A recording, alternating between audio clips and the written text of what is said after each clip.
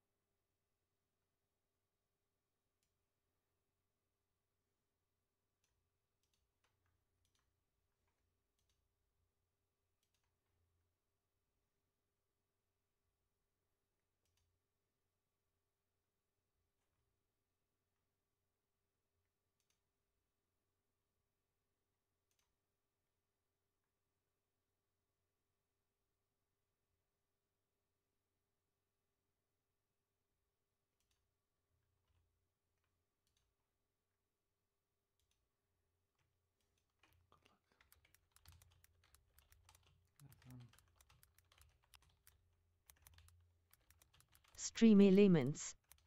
Welcome to my channel. Nightbot. Welcome to my channel.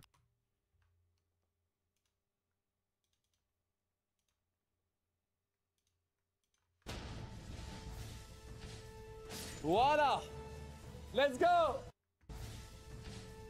Voilà! Let's go! Step 2! Let's go! Step desert! He was able to whip out a 157.23. Of course, his padding and movement was getting cleaner, but the biggest thing was getting his death count from 40 down to 16. It's wild that in just 3 days, a runner was able to get this fast.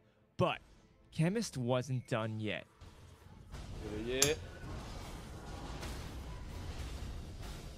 Let's go! Let's go! Step 15! Sheesh. Let's go! Woo! Yeah! Sheesh. His record-breaking streak would continue with a massive improvement, netting himself a 148.15. The craziest part of this route was that his bail took only 60 seconds. It skipped phase 2 entirely.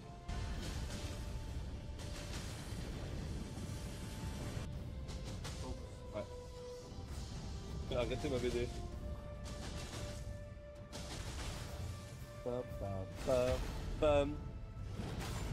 C'est chaud. J'ai gagné en fait. The first 5 days of the bounty went absolutely uncontested. Chemist was the undisputed king. Et voilà! Boom! While the other runners were trying to catch up to the king, a major breakthrough happened on July 25th, the potential discovery of an Abyssal Woods skip. You might remember I mentioned the Abyssal Woods was a snooze fest of a segment. Runners could wrong warp to the ruins of Unts. You couldn't warp to and from anywhere all willy-nilly. Certain map chunks would load you to specific areas. Once you stood in a particular spot, fast travel to Well, fuck me.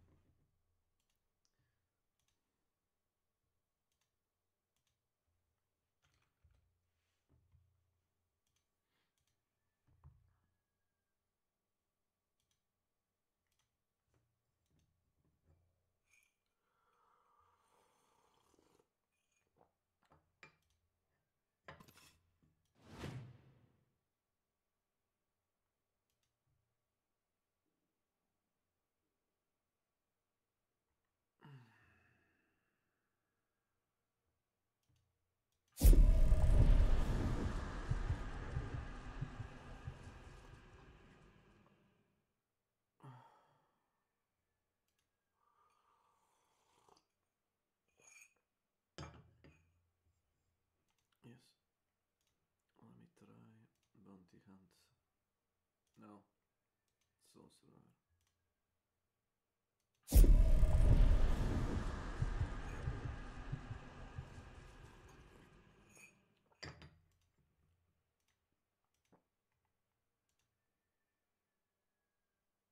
Ah.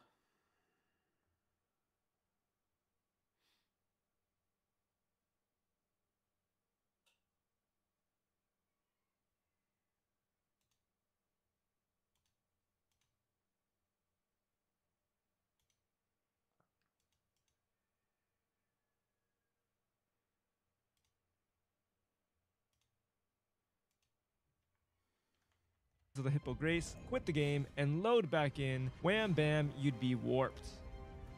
It saved them some time, but it took nearly 4 minutes just to get to the Darklight Catacombs from there. Thickening You'd Cage. think a boss segment would break Welcome up the to my monotony, but even channel. Jory was just a backstab cutscene. Now, once you were in the woods themselves, you still had to run all the way to Midra's Manse and clear it, which took another whopping 10 minutes. A grand total of 14 minutes spent running around just to fight Midra for 70 seconds was insane. So the idea of an Abyssal Wood skip is a speedrunner's wet dream. It would even consume Distortion's very own soul. But I'm getting ahead of myself. Unfortunately, the skip as it wasn't run viable. The entire setup would take way more time than it would save.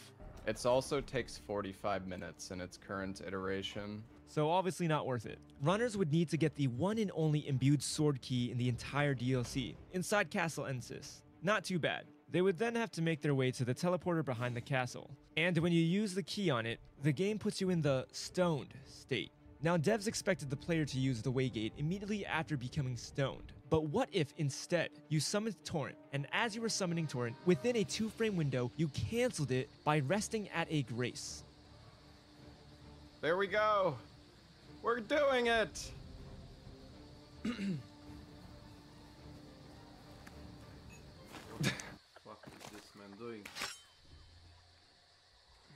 I'm watching Elden Ring speedrun strats. Of course, they never cease to fail.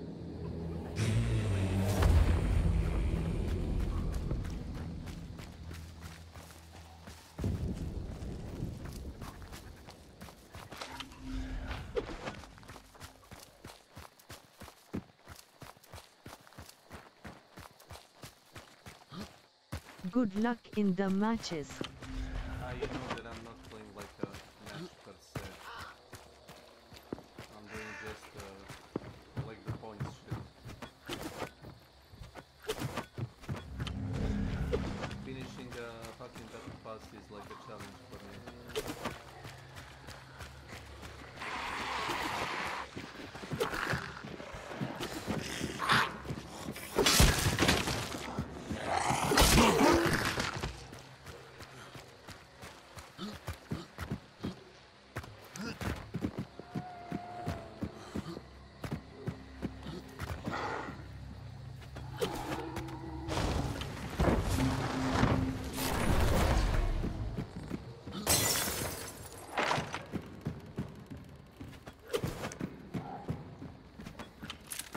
At the same time, I don't want to get fucked. Just because I'm doing the speedrun of a battle pass. Speedrun, you know.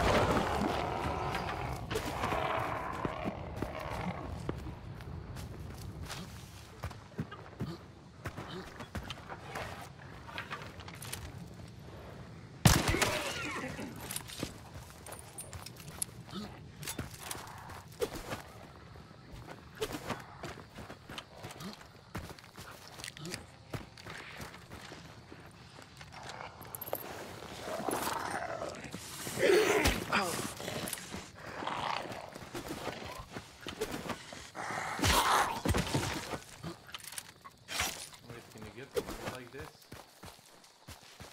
I would say you can, actually. I would say you probably can.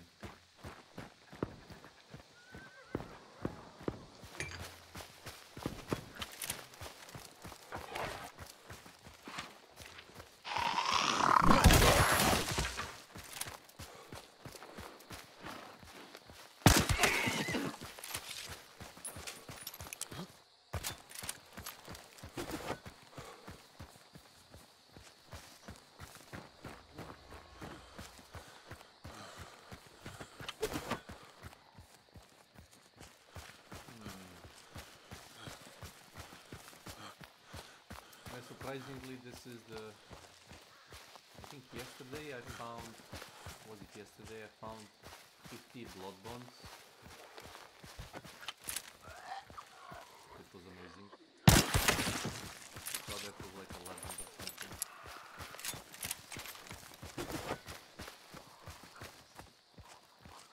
Also found AFK Hunter or AFK player in Bounty Hunt, which was amazing, and I just like walked past him, like I pretended not to see him.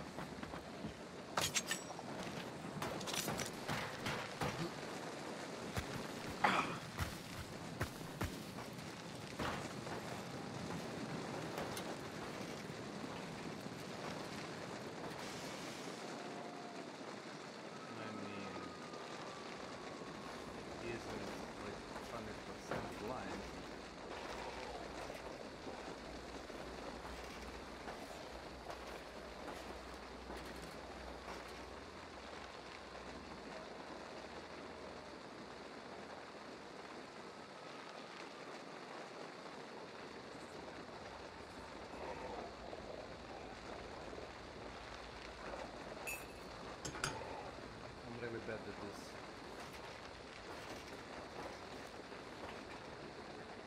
Like holding the angle for like extended amount of time.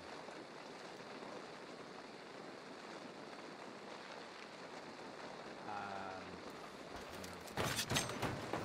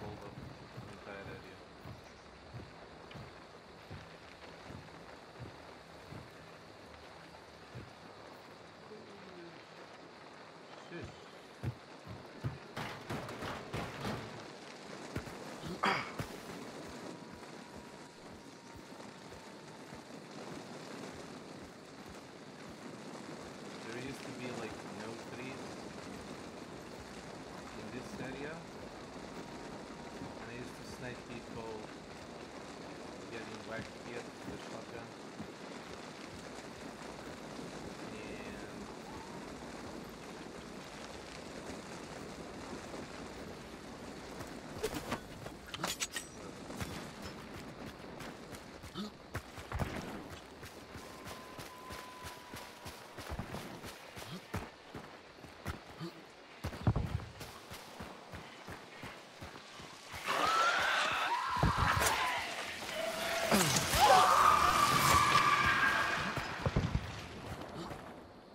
if only there was an easy way to get the knife.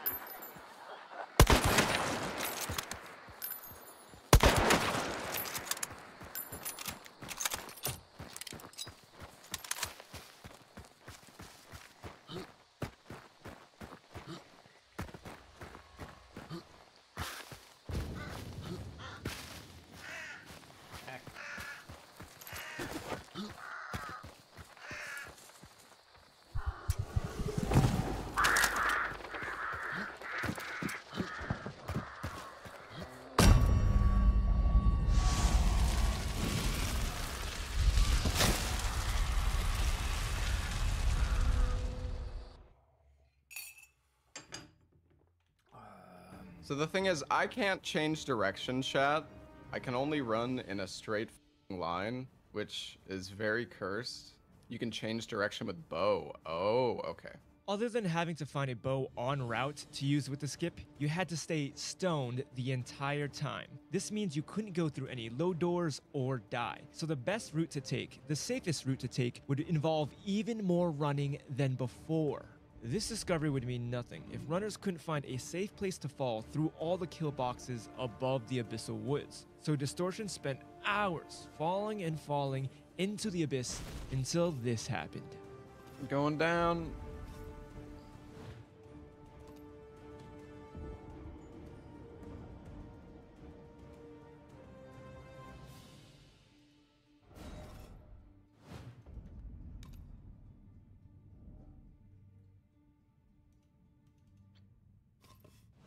Finally, on July 27th, Chemist's reign was brought to an end by the one, the only Spicy. He had a time of 139.50, our first sub 140. Oh my god, that RNG was so bad. I thought I was dead in that fight like 3 times. Spicy only had 10 deaths, and his route, it was wildly different. This route revolved around a weapon relay, and first up was the Great Katana. It only took about 45 seconds to grab from the 3 Paths Grace, and was 100% free. Right off rip, another difference in the route was performing the backwards hippo. Spicy did the Bonnie Village skip. From here, he made his way to the Church District, making sure to touch key graces along the way. Since he was in the heart of the Shadowkeep, it was the perfect time to grab the Flame Spear, just before he unlocked Mesmer's Grace, once again for later.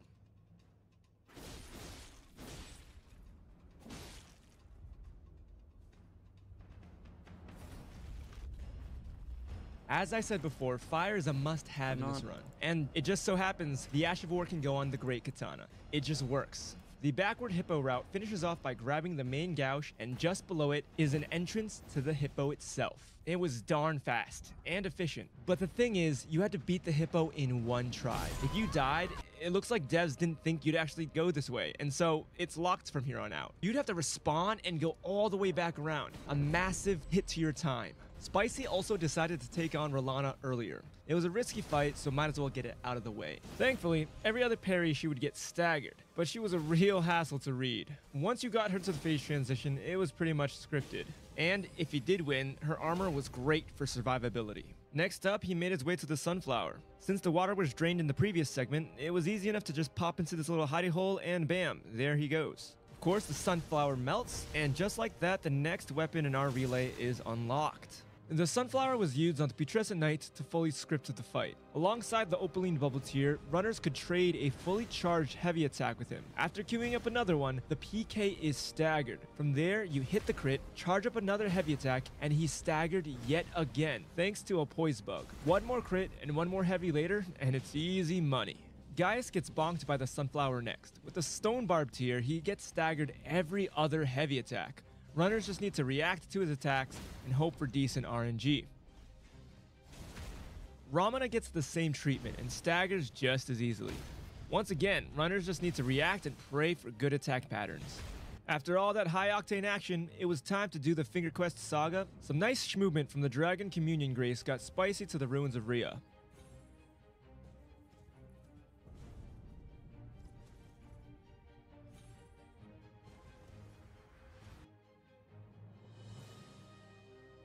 To get to the ruins of Deo, O Mother is needed, but that takes time to grab. So instead, he wrong warped. Coincidentally, the statue right next to Gaius' Grace can warp runners to the other side. Oh, Usually, fucking wrong warp. Get a video.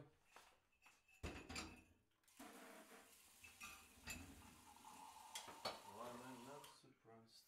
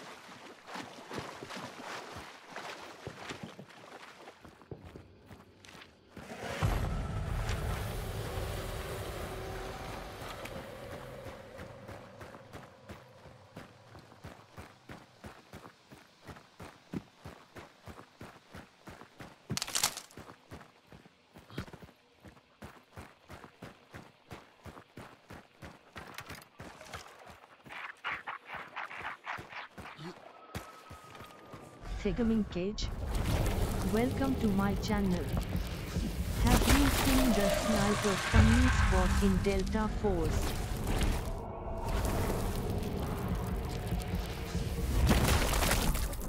What is it?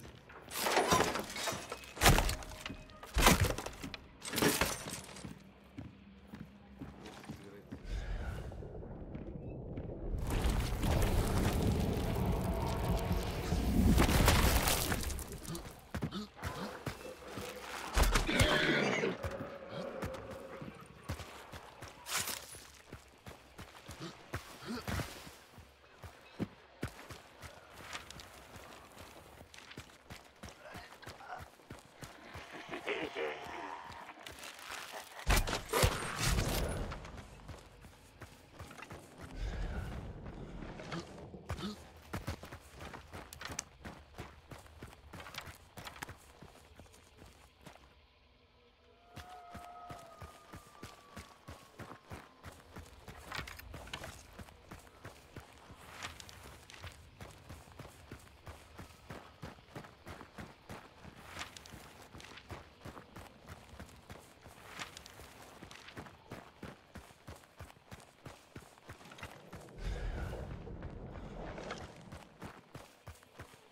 Really?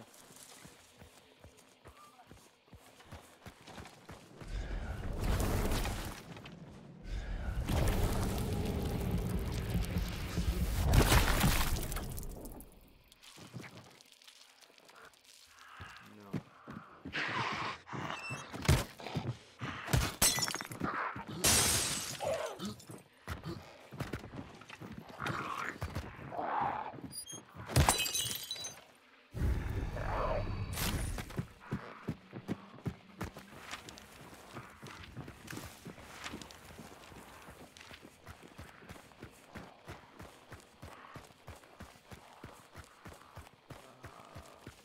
No. From what I saw, it looks so fully familiar to I'll go there now and try troll players lol, wish me luck. well, okay. Have fun. Don't get banned. But versus wall hackers doesn't work, yap.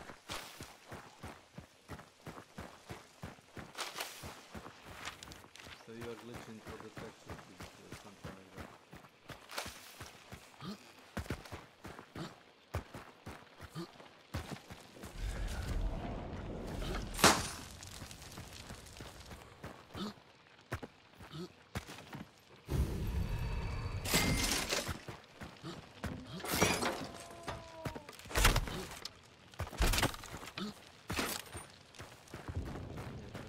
That arrow didn't mean far.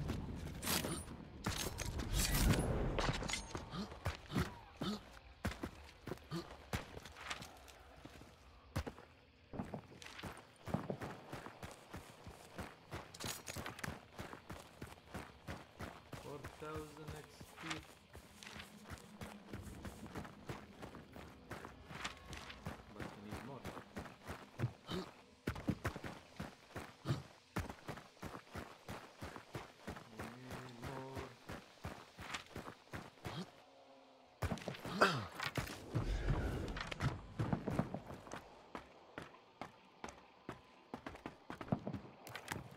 it.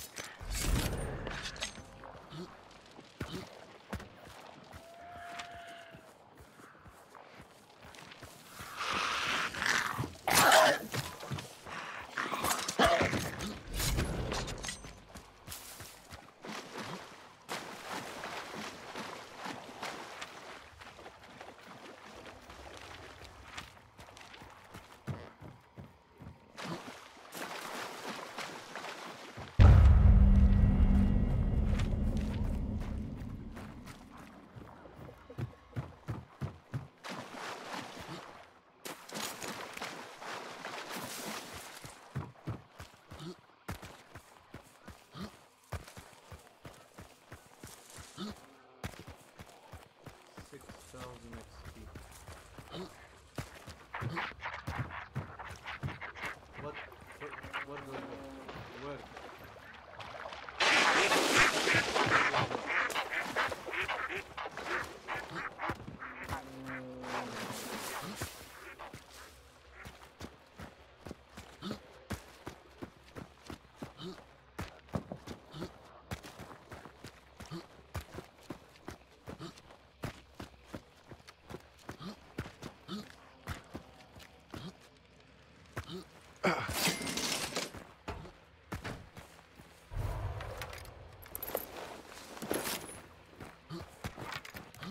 Shotgun galore. Thanks, Crytek.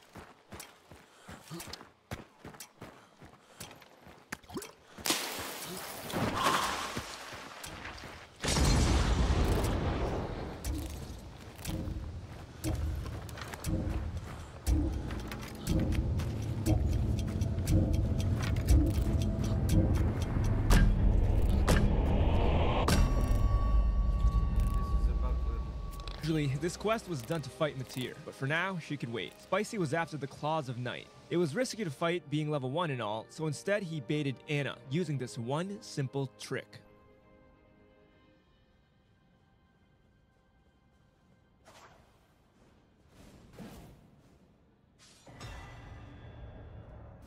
The claws were used to cut down Mesmer. There was no trick here, he just had to get good. Now, here's a clean version of the Belurat skip. Spicy brought back the Great Katana for the Lion. And again, nothing special here, just avoid getting hit. But once he got to phase 2, it was lights out.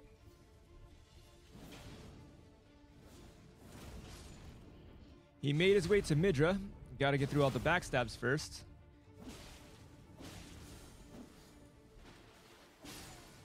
And the claws really did a number on the Lord of Frenzied Flame. 8,000 XP. Really good. But they melted Matir even harder.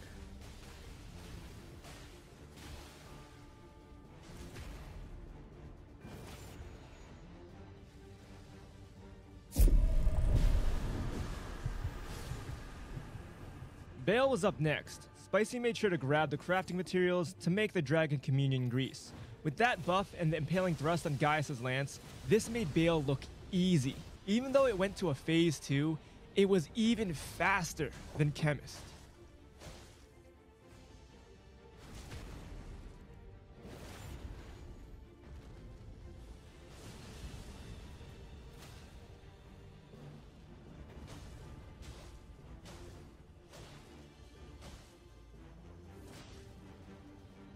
Of course, the promised concert was last, and Spicy used the frost from the line to edge out as much damage as possible. Sadly, this run was sent to the Shadow Realm. There were too many occasions where runners were quitting out to reset enemies, and Distortion thought this was pretty lame. Sure, it saved fractions of a second in game time and made the route easier, but it wasn't worth the years of loading over and over again in the real world. Another spell that was given in the save file was Unseen Form, and Distortion put it in there for a reason. He wanted people to use the good old noggin, and so quitouts were officially banned, which made all runs up to this point invalid. Meanwhile, Distortion was helping take the Abyssal Wood skip to the next level. Instead of getting stoned, runners found that you could use the new Lulling branch instead, which meant you could do the flying glitch from anywhere. This new tech was called Sleepwalking. The first issue was that the sleep effect took ages to proc. Distortion knew right away that the Lion's Helm was the answer. Wait, oh my god. It's 3 ticks? That's actually insanely good.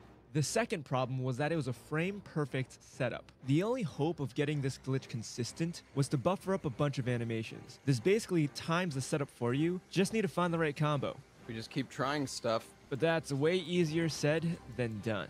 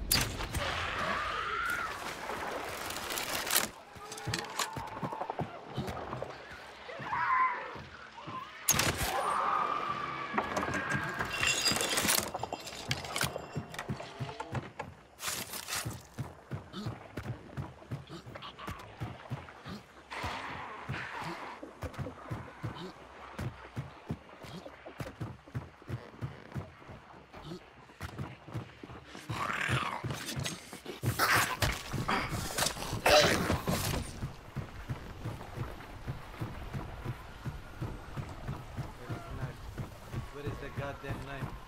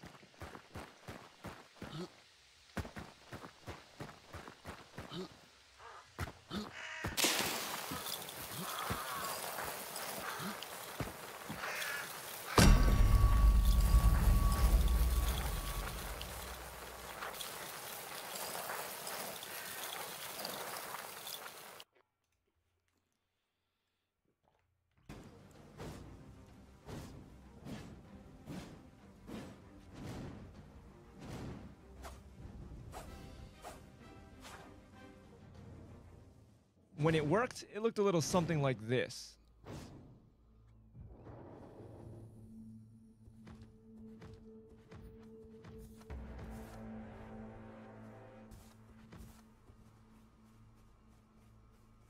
Chat was getting a little stir crazy. So, Distortion decided to show them the part where it's actually useful, but nothing changed there. If you threw yourself off this cliff and land in just the right spot, you could then respawn at a statue of Marco.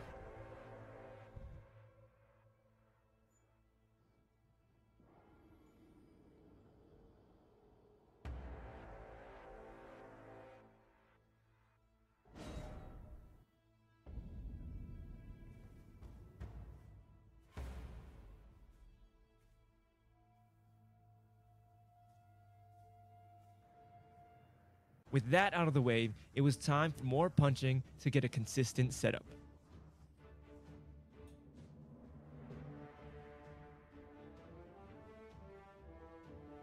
I mean, I feel like it does work way more often though here. That's the thing, right? It's just, dude, I like how we've been sitting here for like hours and we've gone through like multiple day-night cycles. And thanks to a little help from chat, Distortion started to cook.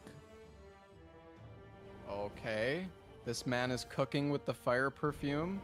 He knows sleepwalking worked when the skill is grayed out.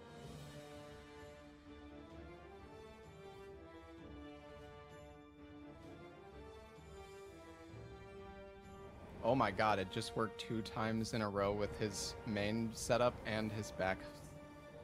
Once again, the entire skip would fall flat unless Distortion found fast ways to get all the items required for this sleepwalking. And so to take a little break, he went on a little collectathon. There were a ton of sleep flowers just after beating the putrescent knight. Easy. Look at all these flying materials, chat. So that's 6 of them right there, and then you need beast horns and dew gems. Runners were already going through the specimen storehouse to get the flame spear and of course unlock Mesmer's Grace. With a little parkour, beast horns weren't far off. You can go from here onto this hand. Oh yeah, they're literally right there. The last item needed for the lulling branch were dew gems, and they were right next to the great katana. Another item en route. Boom. 2 branches. Easy clap. Welcome to my Runners could channel. yoink the carrion thrusting shield So the before funny grabbing the beast fight horns. snake The shield is used to approach. maintain an active animation, or else the How I sleepwalking will trolled just end. those players this to item right here is the not thrusting sure shield, if I it believe. was off. Don't know how you're gonna get this without dying. Maybe you just... Finally, as part of the Skadu collection, the repeating crossbow can be found on the I way to the couldn't Morth save ruins. a Runners teammate, needed but this so that they could Perma actually kills their other turn. one lol deaths. They can revive him.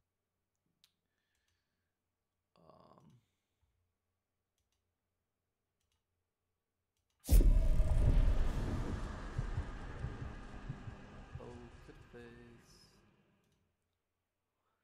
Well, stop streaming, you son of a bitch. Sorry, your mother isn't what I just said. It's Without Viaron S expression. jetpack you have to parkour the longer route though, but I took a in combat shortcut. They thought I was running, but it was tactical reposition. What jetpack are we talking about? Nice TTS. Yes, nice titties. Thank you. My titties are pretty nice, right? It's pretty nice. Dobro jutro, kako ste? Did you know that funny spot for Okay. PvP in Delta Force? Yay. No, I actually didn't know that. 1, 2, 3, 4. 1, 2, 1, 2, 3, 4. 1, 2. Jen 2. Hop. Ja, 2. 2, 2, 2, 3, 3, 3.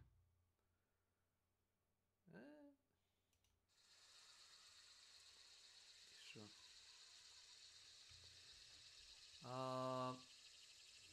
Funny spot.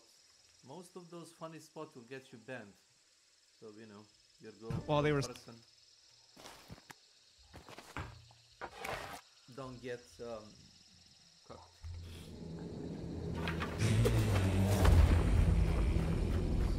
like, No, yes. it is not a glitch lol, it is just snipping through the cracks. I saw it on YouTube first. So it's on YouTube.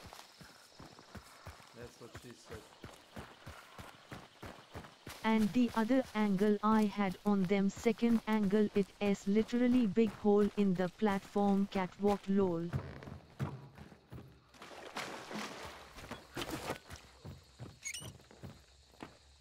Thank you, Kretek. Please put a lantern next to the ladder.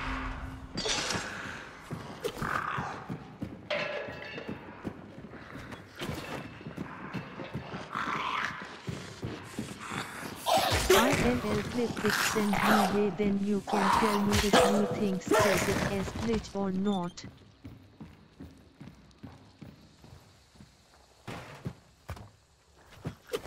When you're saying like that, I would say it's a glitch.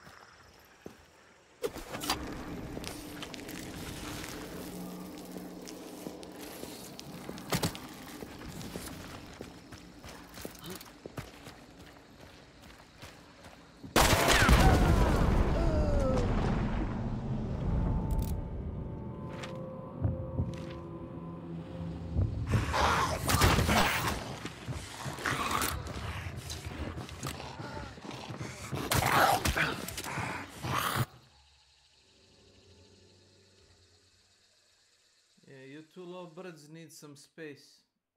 Level 2 blood rank, prestige 0.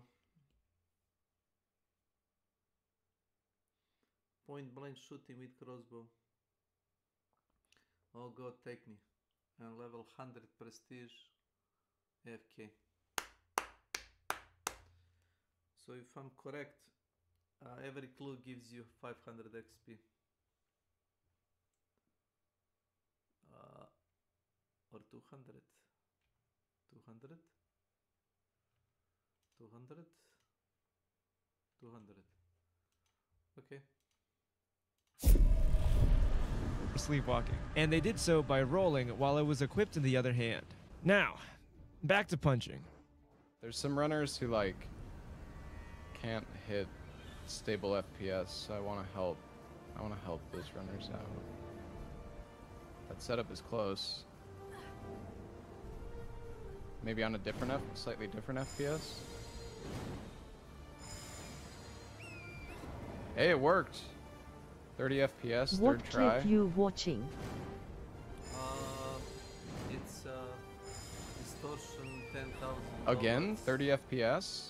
Pause champ. Pause champ. HTTPS Again? YouTube SGSQ4XOIT. We just found a 30 FPS setup in like 5 minutes. I mean, it's Speedrun fine if it doesn't challenge. work guaranteed. As long as it works in like a few tries, that's pretty good. Again, I don't know, it seems pretty good to me on 30. Brother punching By air 3 days in a distortion row. and other I don't wanna fucking speedrunners. hear it. After countless Nice. hours of fight, It's like finding cheese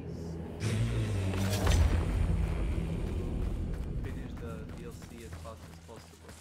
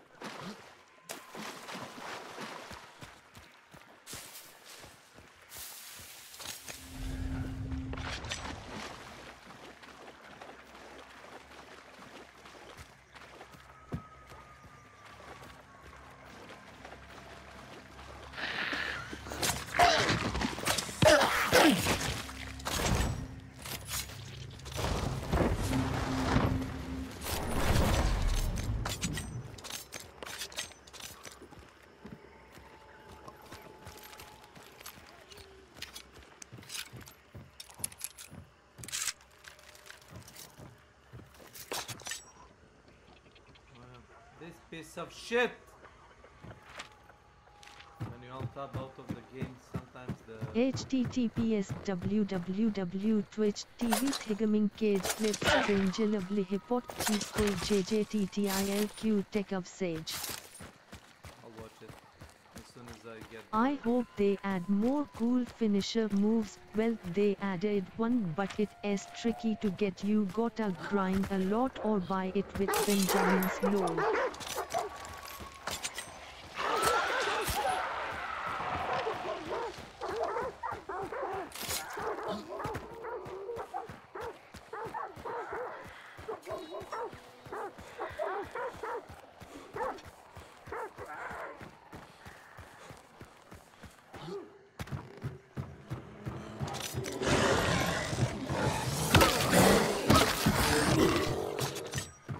Fuck out of here.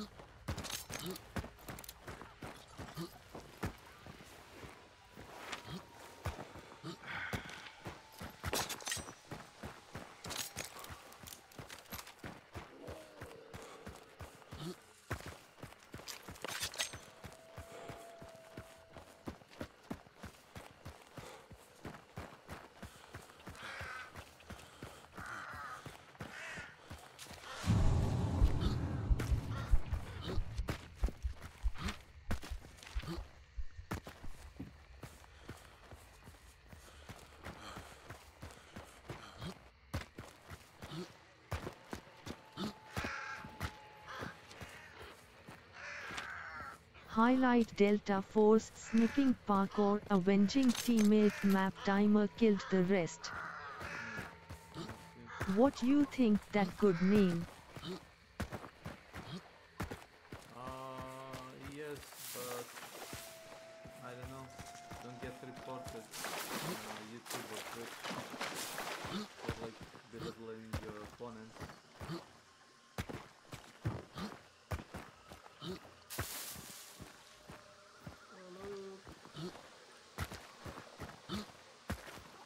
It was like minutes left. The other guy also died most likely unless he ditched his backpack for the other expos. Then he lost a lot of money, but I think he died too.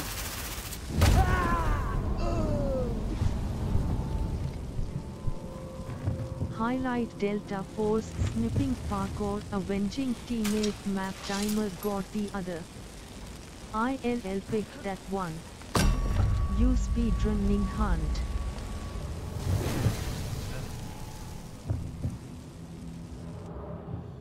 Like,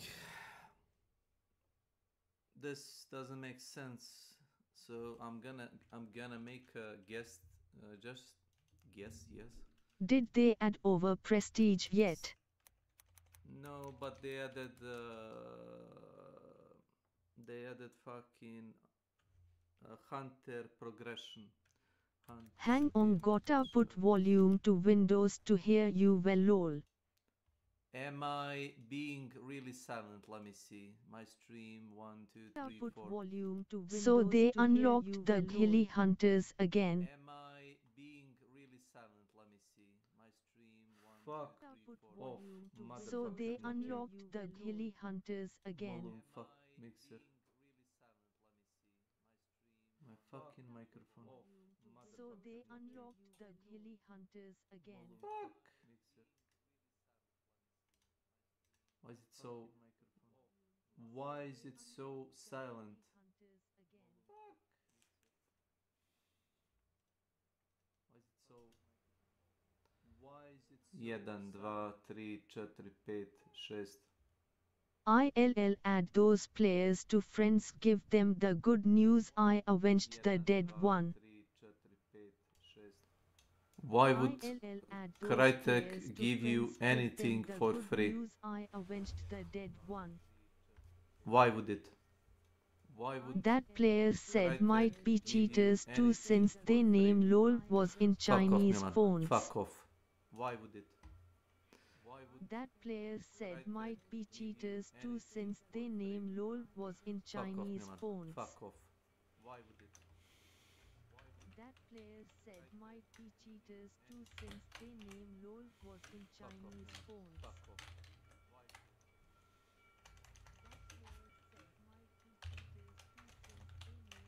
The office parkour or what meme you think good for the thumbnail? BGRYLLS parkour.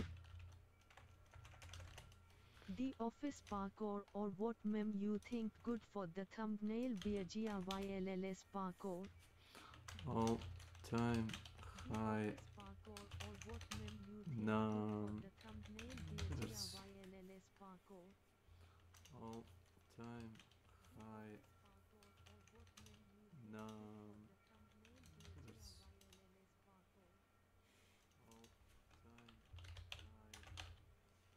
Yeah, that retard Dracula started insulting LOL, then they kicked me out. LOL. No, you write too much and you haven't talked to anyone. That's the problem. Started insulting Like, LOL, then they kicked me out. LOL. they think you are too much and you I told you this. I did told you this. Like, you're not like you're probably not a bad person. It's just like they cannot take you seriously. You just pop into like a voice text channel and you just start typing and they didn't even hear you speaking to anybody. And just like, who's this guy? Like, but if you like try to talk to people, actually, what am I trying to say? And like, as I said, I'm jokingly calling you mob hitman or a KGB agent because other than being like a mute, you know, like having like a birth defect or like getting throat like cut by like an industrial machine, or having like some sort of like a tobacco induced throat wound, so you cannot actually speak to people, or there is like a worst case scenario where you're like an AI and you're actually like don't have like a real voice, or you're just like a male slash female who thinks he's a female slash male, you know, like between genders, which I don't care about, motherfucker. I don't care about that. Yeah, and there's like last solution. You are a woman on internet, which is better for you to be an AI than to be a woman on internet and to speak with people via voice chat. There is also the thing like you're a male with a female voice, not a female like hormonal like problem, and you sound like squeaky, which I don't care about. So fuck off. And you're not Kojima. Kojima fucking has a translator who goes around and translate for him. Motherfucking Kojima understand every fucking sentence in English. He's a fucking Japanese weep for a Western culture. He does know English. He doesn't know to speak it perfectly. Neither do I. And don't tell me motherfucker didn't learn like its easiest language to learn. Try learning Hungarian. Okay. Let me see.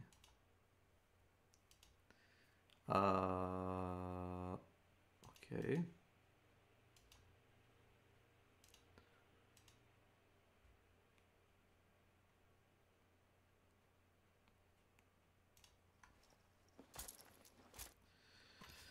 So you got this. Well, this is like level 1.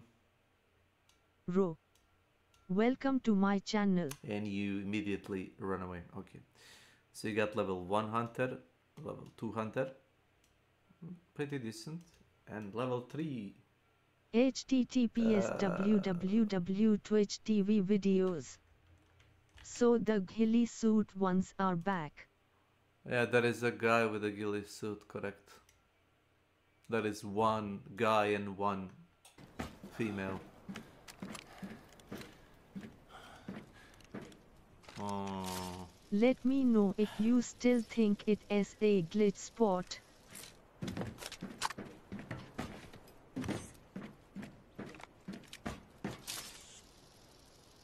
My brother, what are you even doing? Enemy located.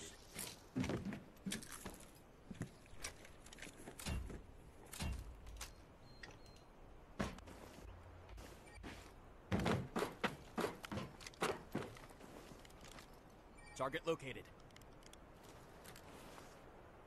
You will see in the Enemy end here. it is funny. They thought I was running, but then he dies again. Poof, magic.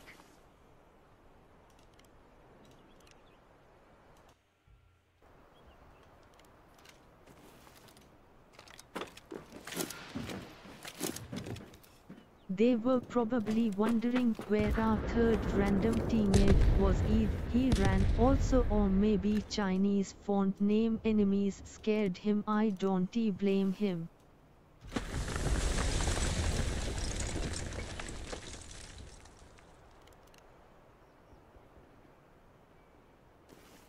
So the thing is, the way this works is because the bullet doesn't really spawns. It is funny, they had angle on me too. I couldn't figure out sometimes Take a look where here. they shot me from. Lol, so Enemy I located. had to tank it with my armored Extract helmet here. repair kits.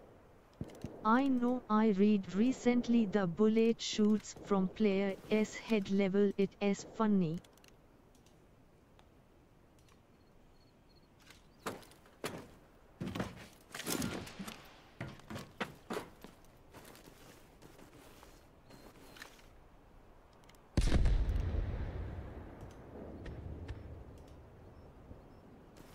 S.W.Frost or forgot who from DMZ made video. I think the Sniper's Guide 1. Yep, with range finding stuff. He said it is best cover in warfare or operations if you peek with just the head and tilt to the sides. Lol.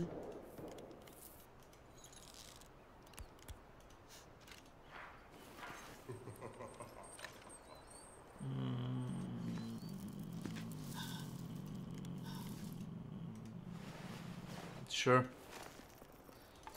Whatever you said. Did you see that part where I killed the guy twice? I haven't seen anything. This is not a clip. This is like you know, whole video. Oh, is this a boy or is this a girl?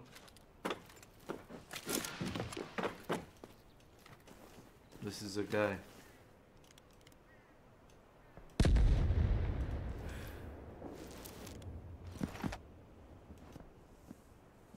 Sec, I forgot to check the minutes. Go to this part. See? A woman with an eye patch. Minutes.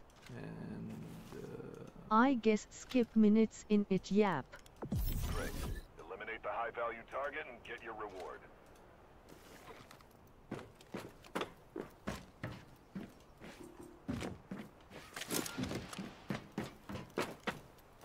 yeah, this guy. Watch this guy. Mr. Jesse. You would like this one, right? Excellent, operator. Now get those prestiges running. Because I think the only way to unlock Mr. Jesse is to get a prestige. I don't know which one though. Target located. But if we reset prestige, the ghillie suit is gone again, right? No. Attention, operator. No, Find why the target, why would it then why would sabotage it be? It's called Hunter Progression. Yep, I think Enemy I am located. close to prestiges left.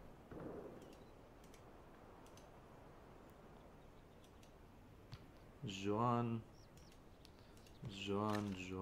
Did you see that part last minutes? I'm watching whole thing. Do you not want me to watch it? Joan Jet Huntress lol. Yes. Oh, this is a female version with Gilly. Oh, brother, he's bald. Oh, no. This used to be a tier 3 skin, by the way. Like, this is a tier 2. How is this a tier 2? Crytek! This is not a tier That 2. Huntress is like Alpha from The Walking Dead. Yap.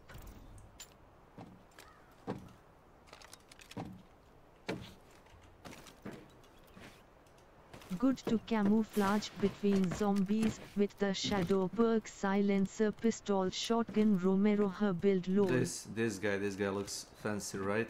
Look. The Whisperers people walking between the zombies with zombie camo. Do you like Yap, good suit. Do you like black or fucking green? Whatever this color is.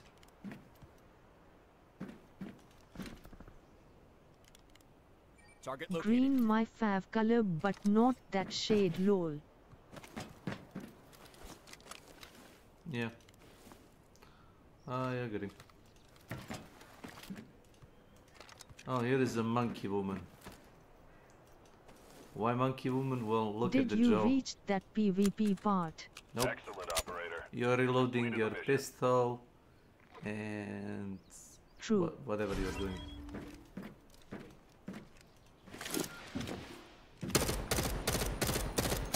You're shooting with a pistol at a guy From minute onwards where you skip. and throwing Dozing. grenades. Welcome to my channel. Yep, I killed him. Istina, da ne mogu da slušam Milana Then he priča gets sam sniped sasvim. again. And here is a monkey woman with a black garb. Monkey woman, brother. https on my way. watch video Kshama.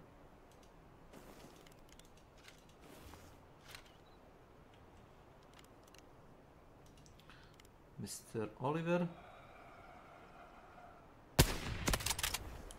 Enemy here.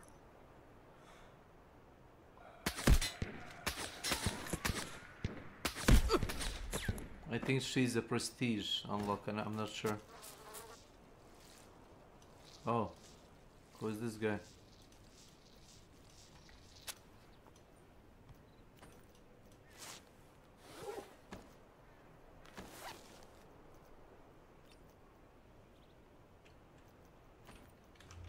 Hide. I Hi. think it was just a duo, not sure if it Enemy was. located.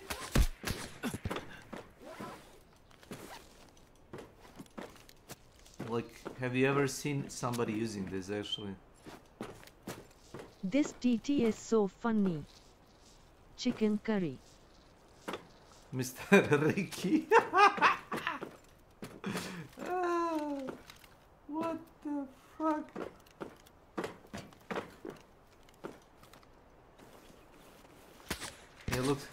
He looks like somebody you would use to throw people. Target located. Your vision is blurry currently. Cancelled.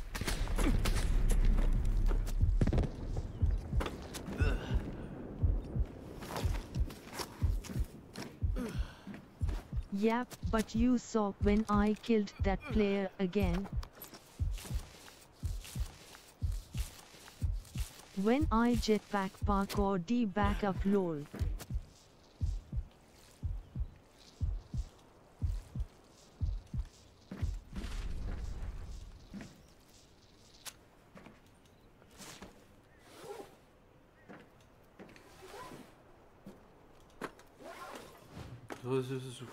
Who's her?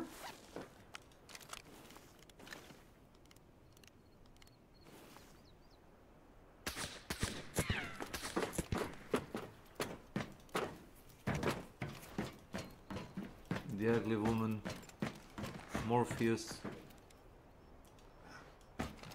the gay dentist, cheater.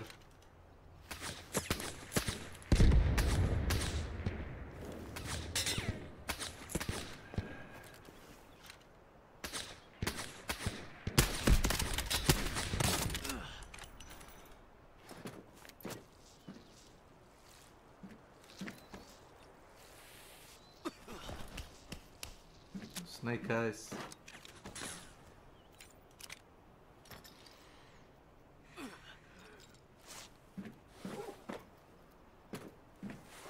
I see your plating. You skipped minutes, yay. I didn't skip anything. I'm just like watching. I'm watching the shit. Skip like. Enemy here. Okay. No, I'm watching the there. whole thing. I will clip a shorter version with just the fight lol yep. That's your fault. Like, make it shorter. I don't wanna like rewind it. I just wanna watch it, so I'm watching it. You want us to watch it shorter? We'll watch it. Sorry for being kicked, but I'm not the No, I admin. recorded this on purpose, but I will make it shorter too. Enemy located.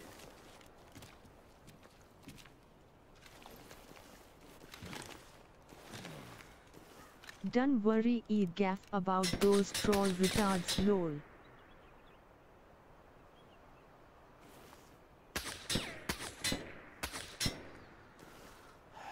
I don't know. It's fine.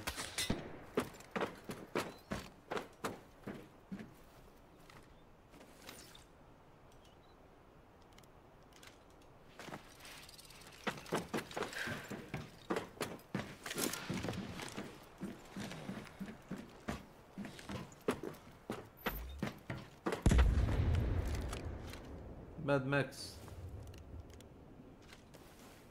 Fucking Mad Max.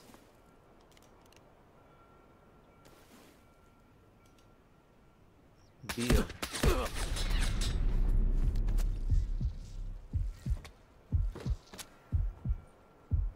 Mad Max skin yap funny.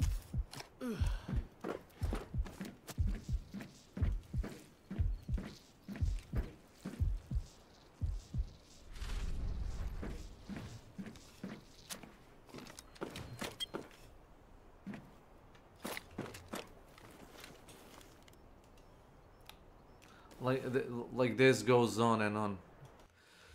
I just stopped the clip. Like I watched it, but I lost the track. Like there is so much stuff going on. It was like easier. Oh, Snake, watch me. I'm like Who killing you guys. have blocked there lol.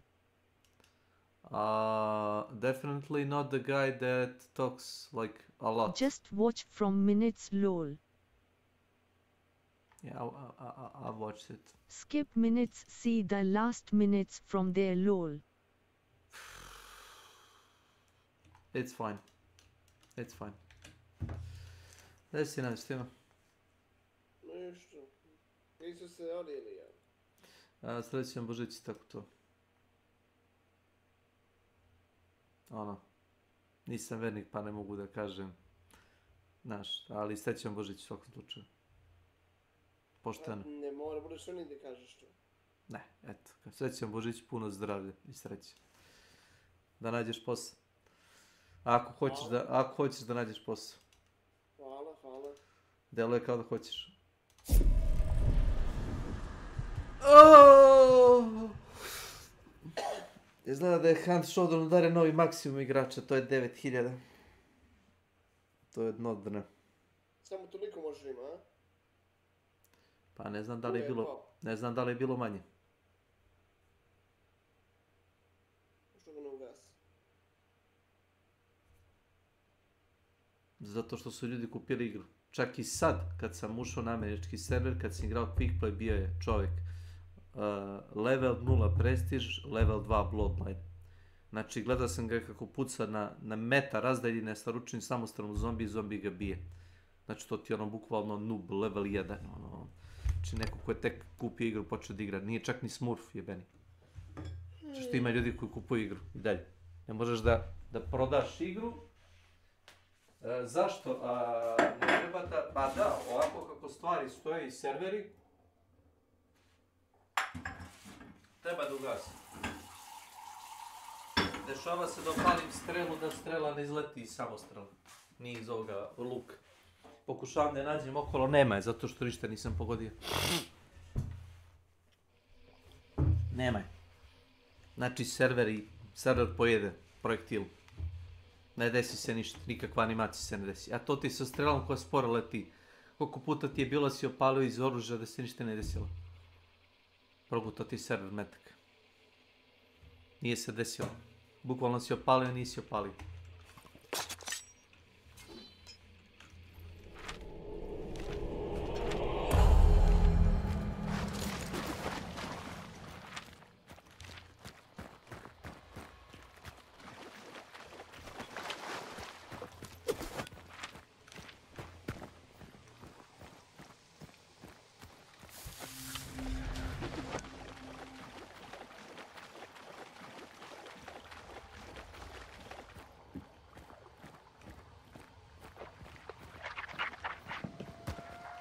What did I expect?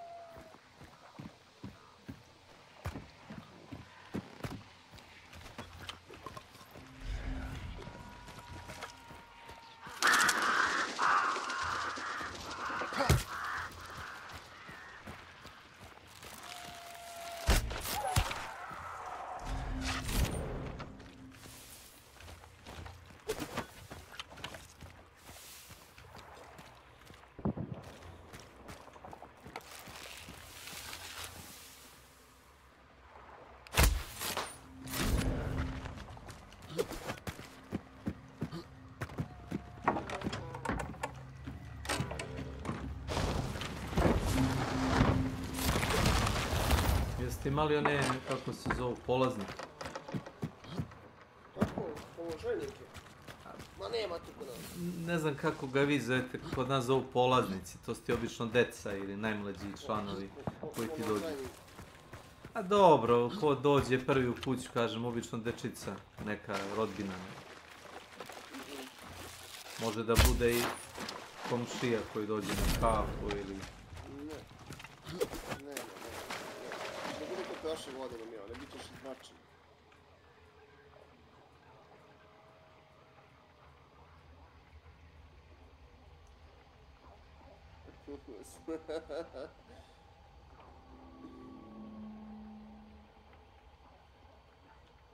Ne mora ga jebeš. Koga ve? Ja ne slušam uopće.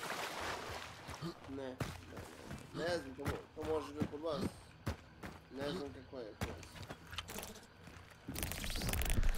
Po nas.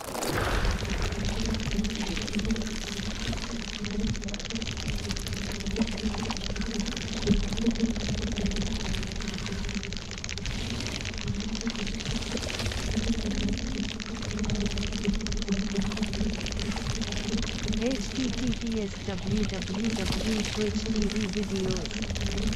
I made the shorter version too. I'll check it out.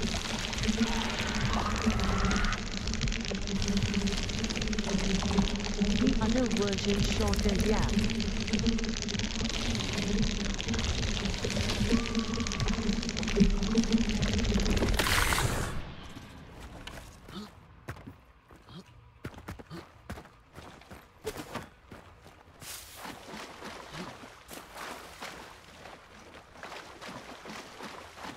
If you wanna try Delta Force, let me know. If you want me to show you the other longer parkour route without Viron S jetpack, you can do it with any operators. Yap lol.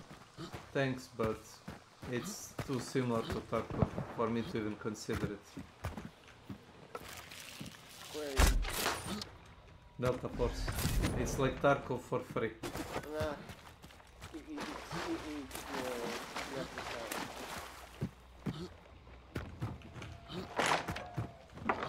Like, why would you play a Tarkov I clone? think it is like the Cycle Frontier sort of map verticality wise, but combined with Tarkov DMZ. Yap.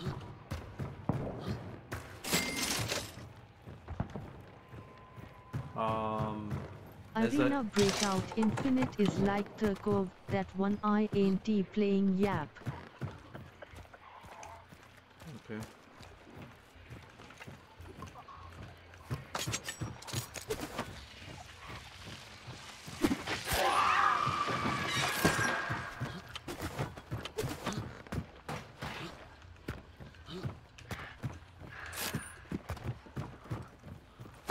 So getting the clues you say is best to speedrun prestigious.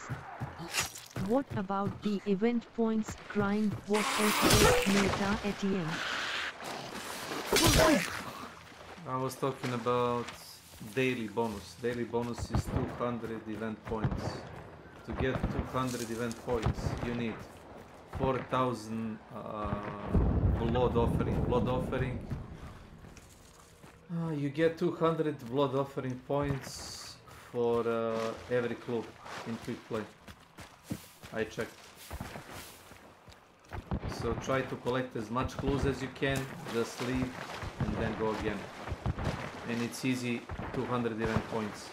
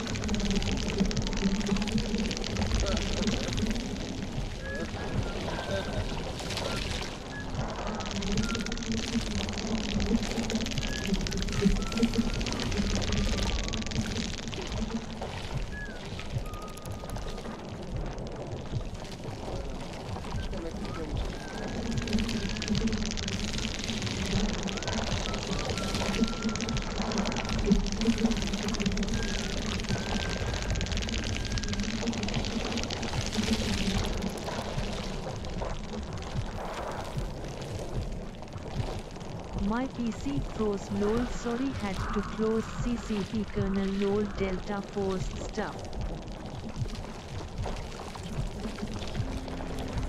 What were you saying? Is it just per day for tier or both tiers of event points?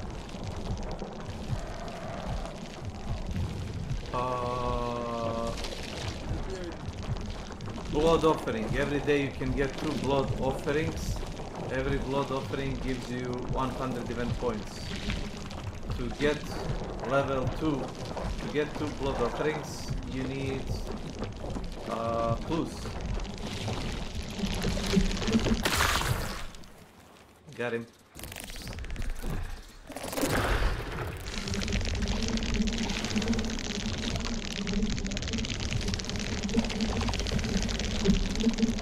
How many clues but getting 100 keys from the kills helps also, right?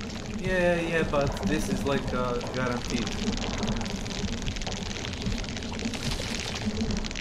Points from the daily game is that much, right? Even if it adds up.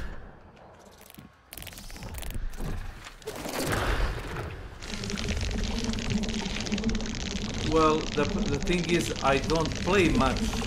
Because I don't play much, this is the easiest way for me to do it.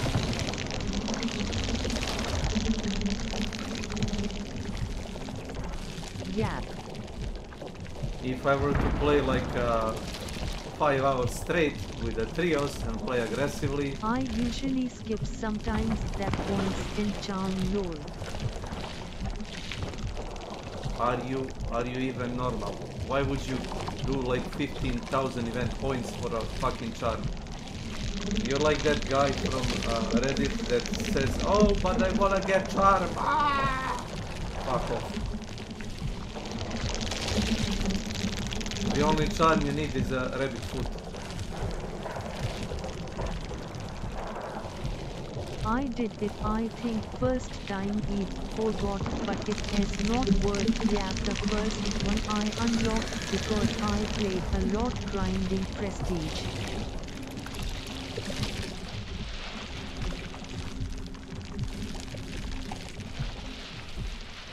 Rabbit foot, yeah, good charm. Yeah.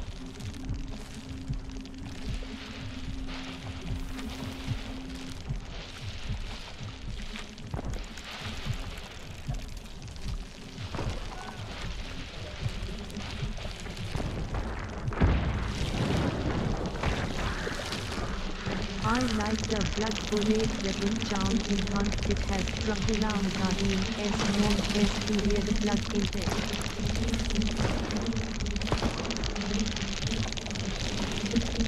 That guy just stole the bounty.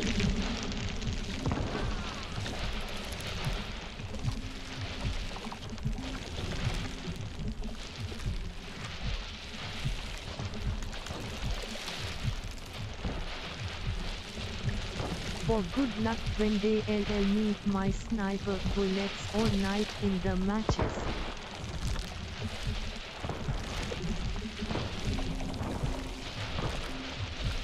Well, there is a bullet drop in Hunt now, so...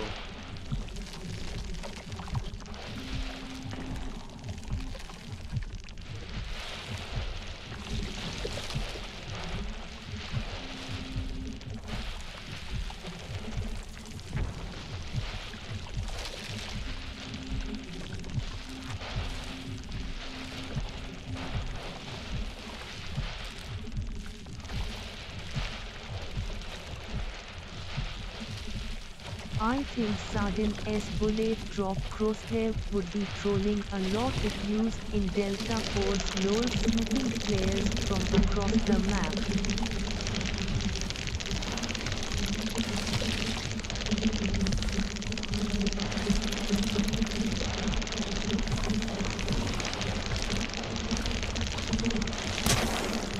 But in Delta Force the bullet drop is pretty much non-existent almost, and for longest map in the mode you can use auto-calculating rangefinder like DMZ has. Also they added it here too.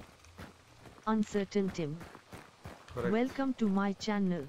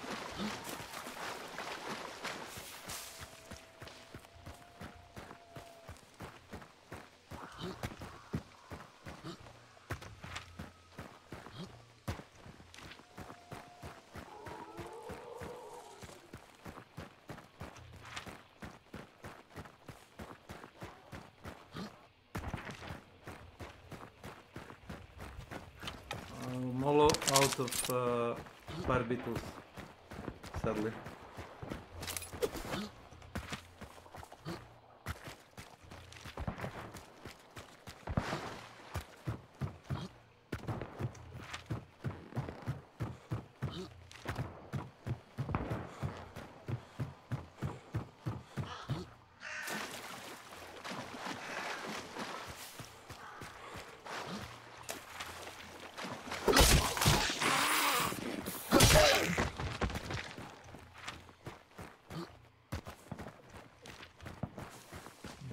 Two teams.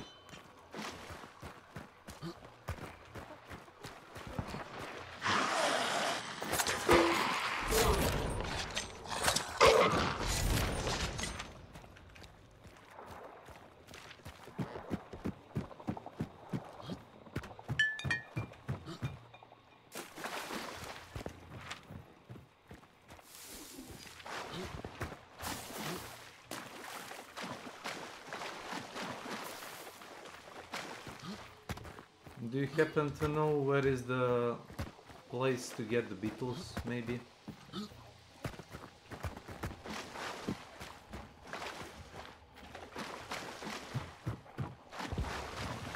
To get what? Beetles. Bugs.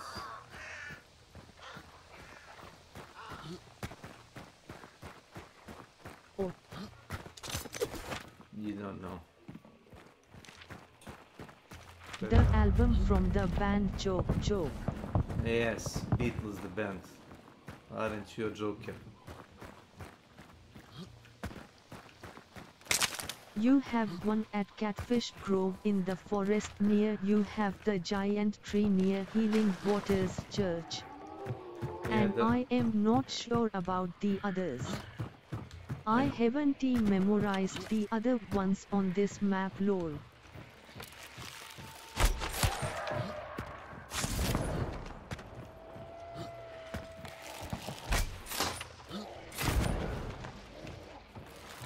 Oh, you have one more at the middle compound. What was it called lol? Yeah, I know the big trees. The big trees usually have them, but there is not a lot of big trees. When you come from pitching to that spot at the water bridge, yay. But here is a deal. I cannot do that fast enough. Open the map a bit. What was that compound called? I need more coffee.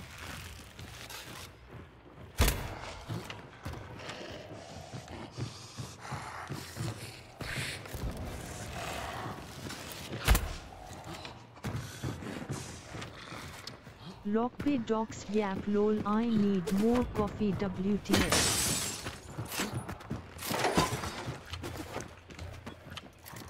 You have the one behind Lockbay Docks at the Tree Big Water side. I know.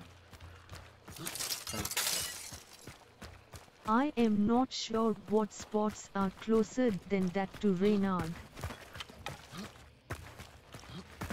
Reynard was my favorite PvP spot. Nice parkour jump knife spots. Assassin's Creed compound.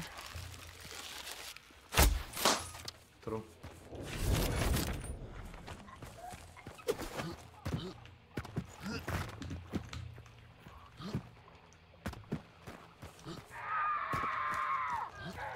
Fuck up.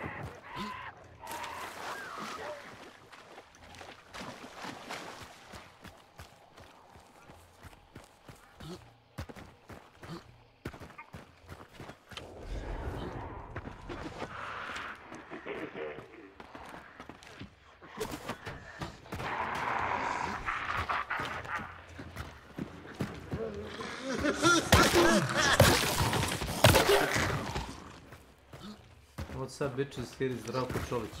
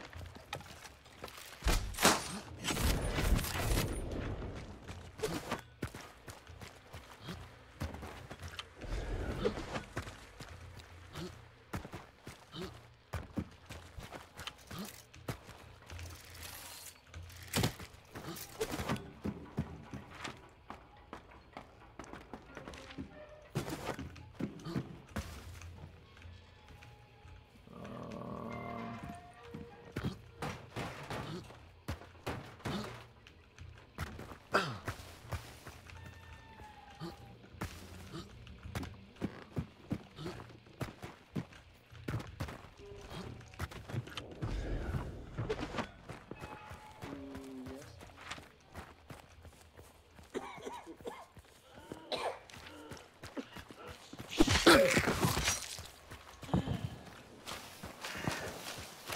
manje, polako će sve to izbaci iz mene. To je godina da se to nije pripravo.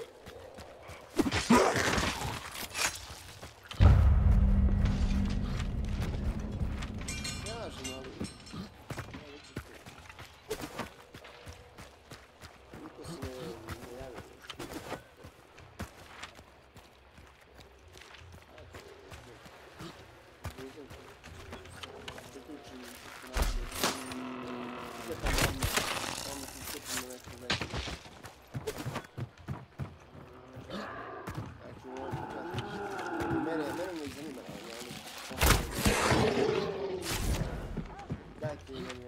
Veće, a ne dobiti. Kontakt ne.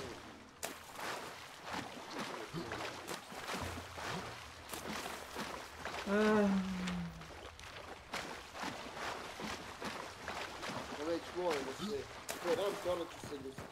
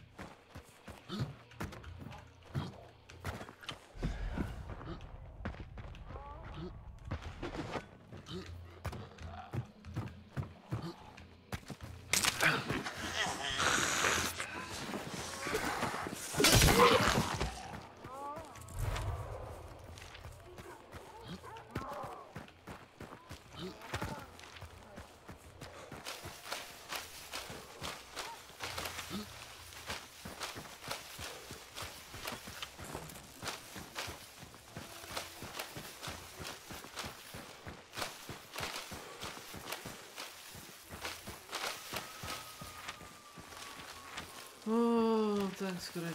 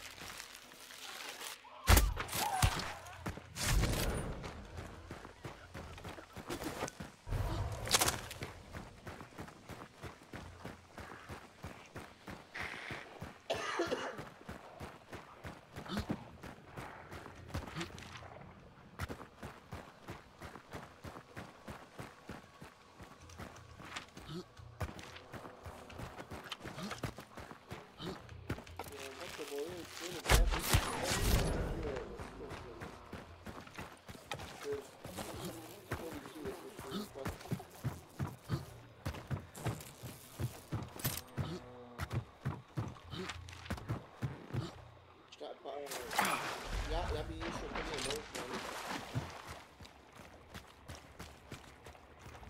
gdje je, cijena mesa uopšte ne pada i meti PG. Je vina. Ajde, ovako mi mozak.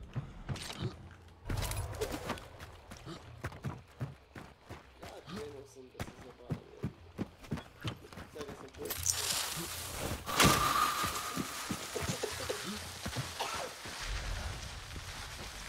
To je ali ne to...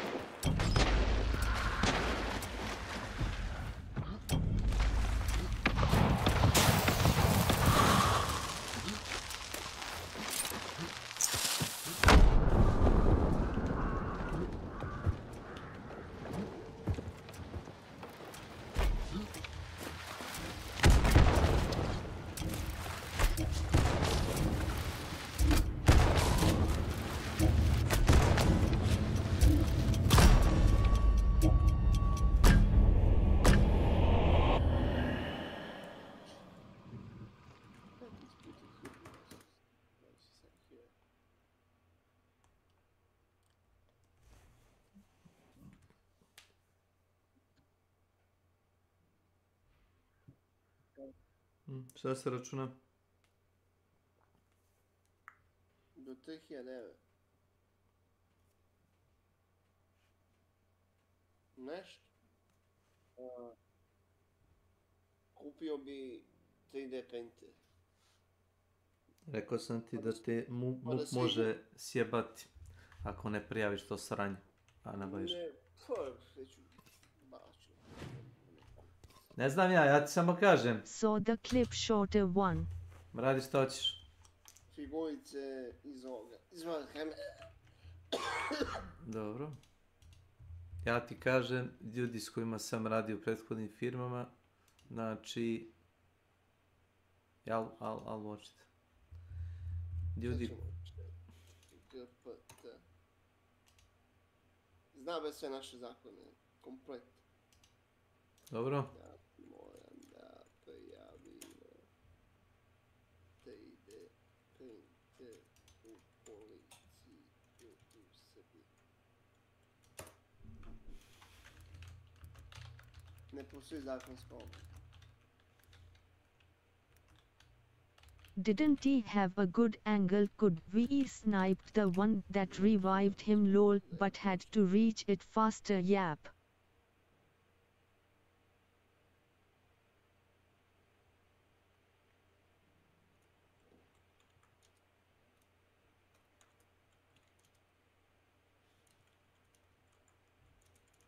Google mi ne daje nikakve upite, ne znam šta si ti, ne znam kakav si odgovor dobio. Chat GPTB. ChatGPT, ne verujem da može da ti da bolji odgovor nego Google. Može. Dobro, ajde, dobro.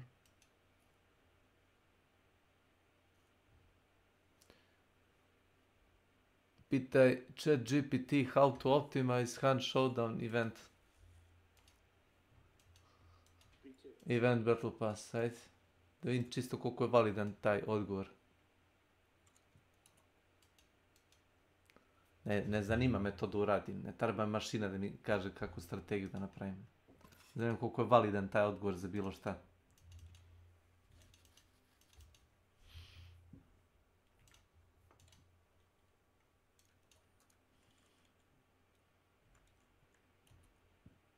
Bi rekao da nije. Šta? Bi rekao da nije. Fuck. Što je spavilo?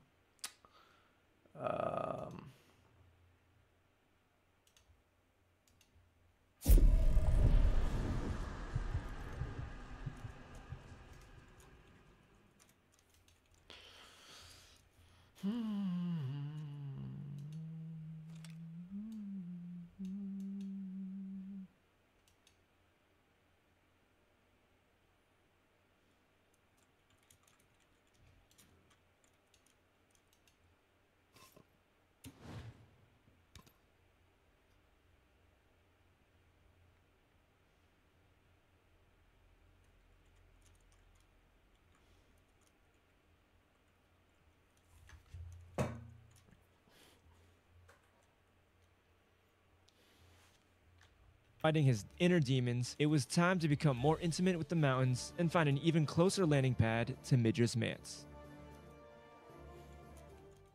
Thanks to Distortion's diligence and his community's efforts, the perfect setup was finally found.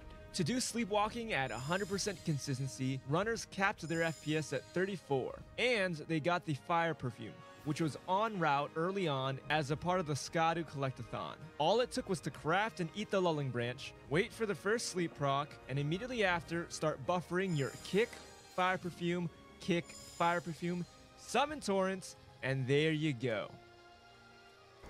We might be cooking on 34. And that's 4 in a row.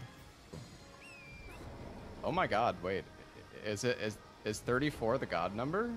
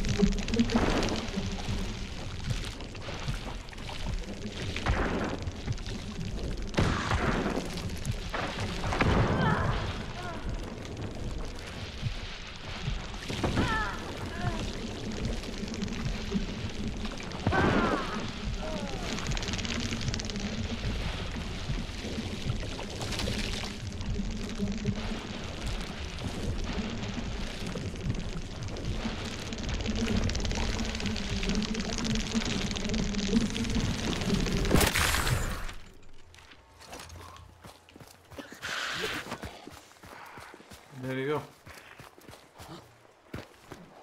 Mission completed.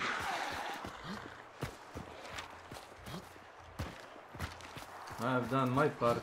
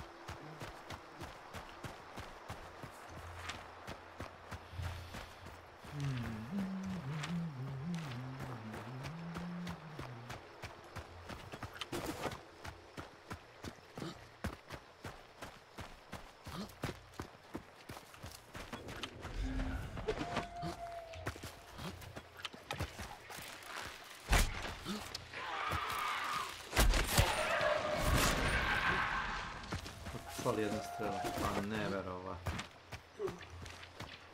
Sad ću... Ajde.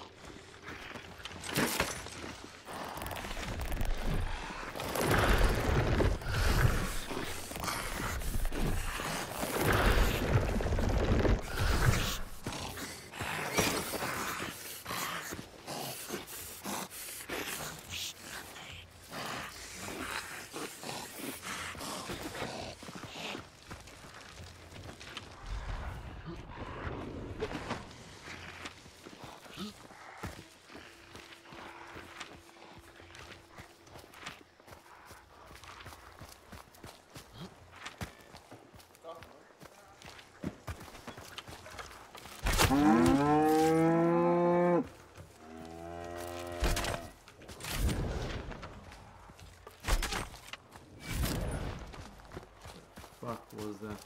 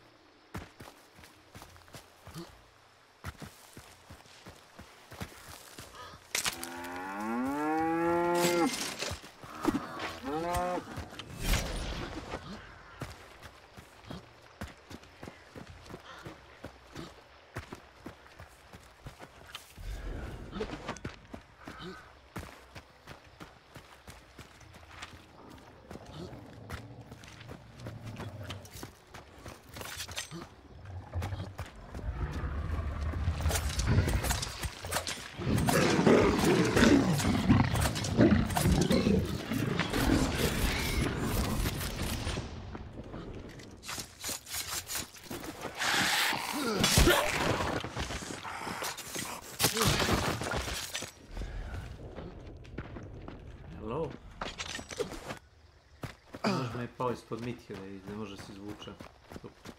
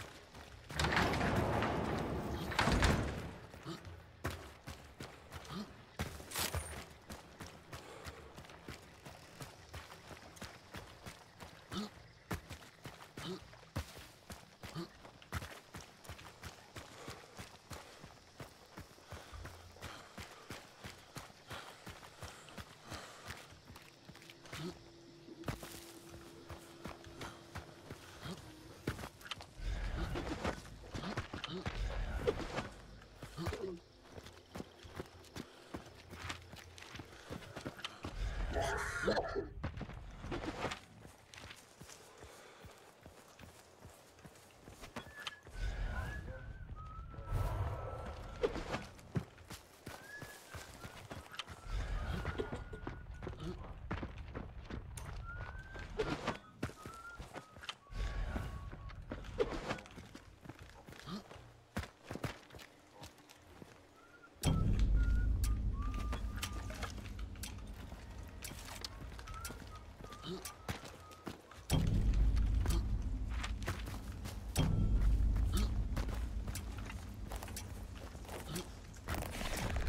do counter.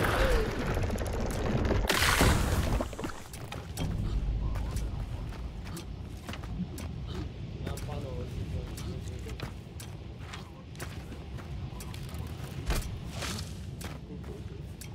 What? A piše da ovo da je to stvarno. Ja vidio. Pa se ga ne...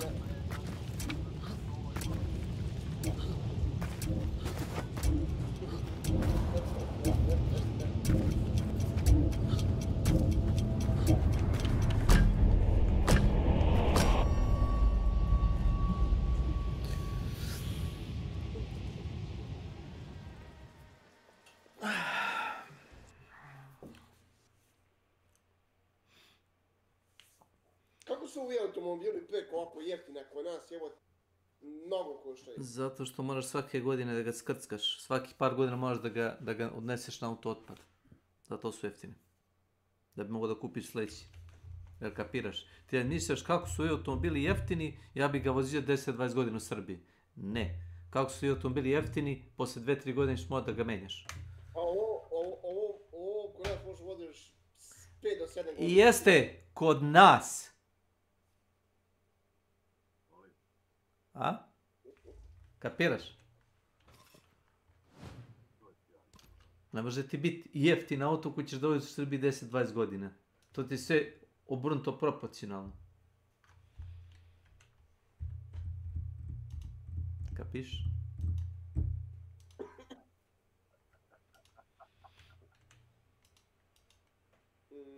Možeš da ću krenuti to radim, da prepredajem automobile.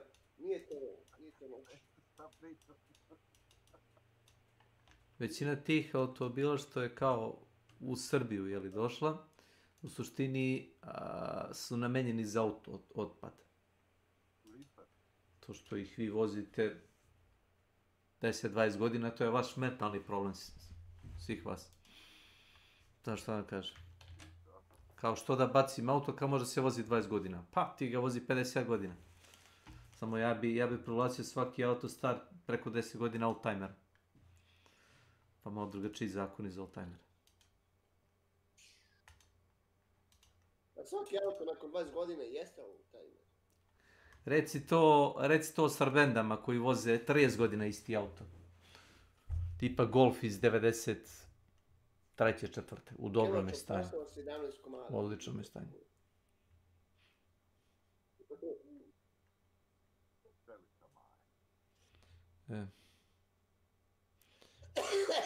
Ja bi trebao nešto da vidim da li ima za klopu. Moji nešto su mislili da juče poste, a ja nešto baš nisam super pobožan. Ali ono, mrzelo me da sam sebi kupujem hranu.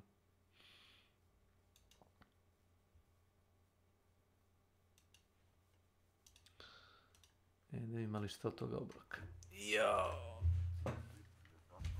Ne treba Borek da mi se donosi. Odmah kažem.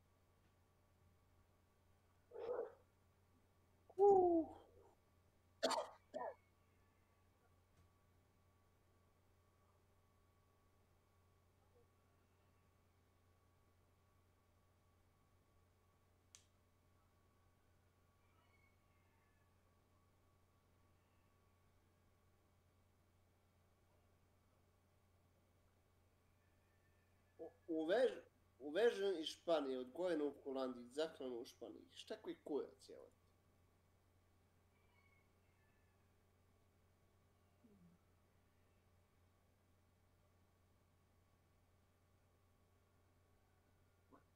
Pa ja nisam. Baš i da ti kažu šta da radim. Oće boli.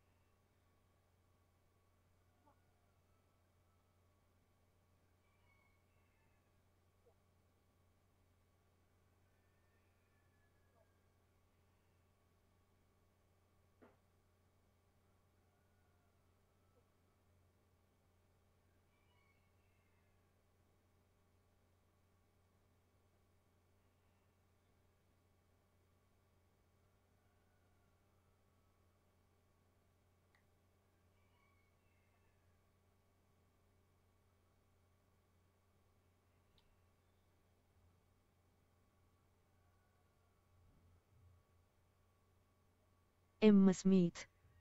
Welcome to my channel. Milane, mi nemamo dovoljno u proizvodnji. To što oni lažu, to je druga stvar.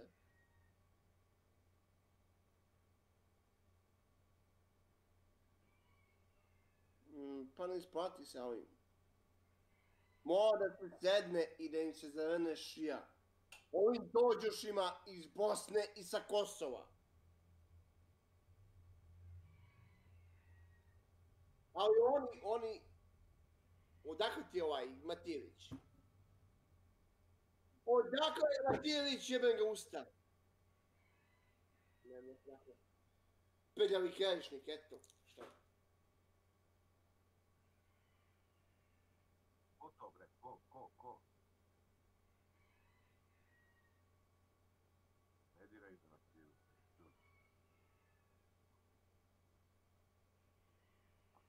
Ko kaže da bi bio loš?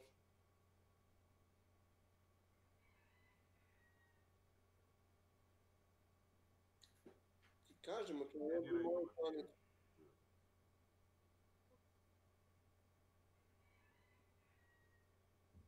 Otvorio bi moju klanicu. Znaš da je Pa. Znaš da je Matijević kupio hotel Slavije? Ma prljavi krajišnik. Znate za to? A samo neke prevare i to. I pola spremačica i tamo onih radnika, nižih radnih mesta, povuku iz hotela koji rade tamo 20 godina i gurno ih u njegove mesare da radi tu kod nas. Ja sam ti pričao što je bilo kad je ova firma da sam radio kupila klanicu. Ja ne znam koliko tu treba da budeš retardiran, znači kupiš klanicu, ljudima smanjiš plate, kod da su neke velike plate imali sa 40 na 50.000, ovi svi odu na bolonje i ti povučeš fizikalce iz tvoje, ajde kažemo, matične firme da idu tamo da kolju.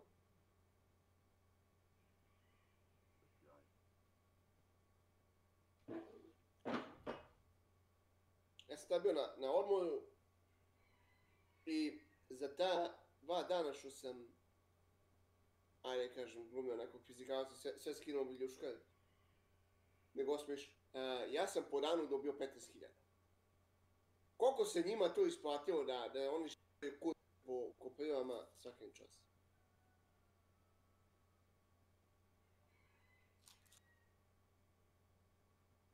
To je 15.000 dinara.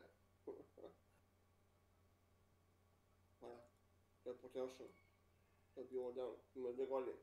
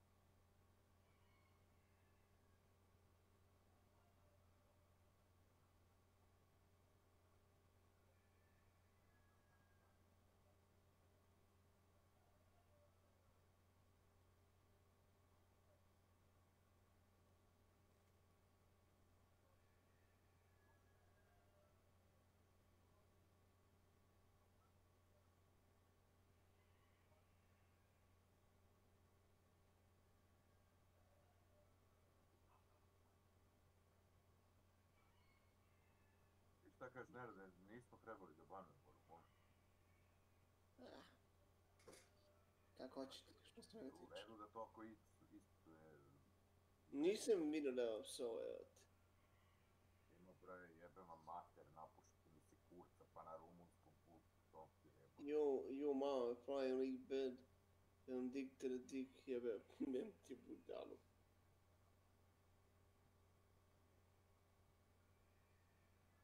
Ja to jebam i kažem opet spamuješ kanal, ali ne treba mi kaže da mu popušim kurac. A da je naspamalo je.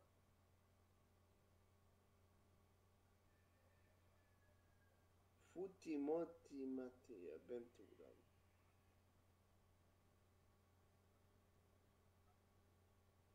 Ma nije ovo žensko, evo te, ovo je neka budala.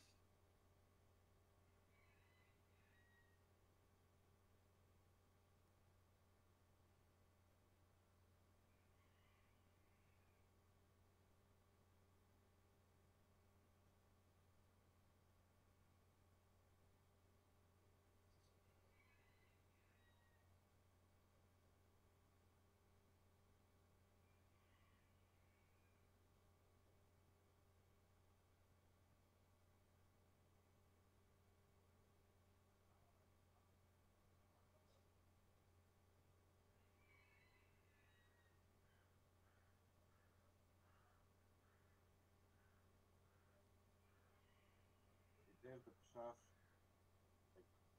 Ajde.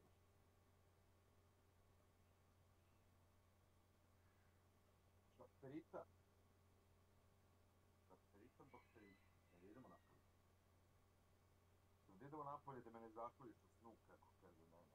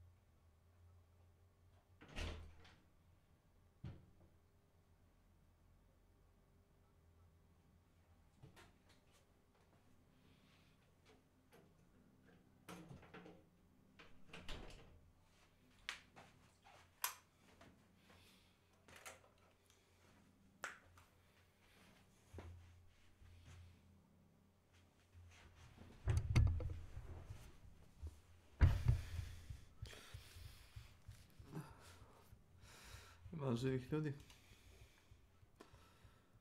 A.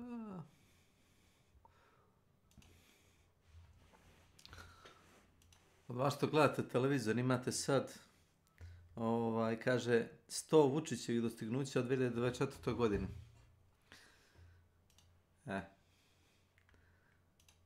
Kažem od vas što gledate TV.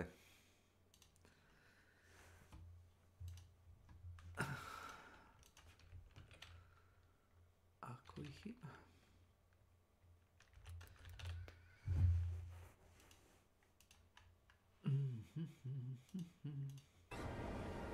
It has worked 7 times in a row.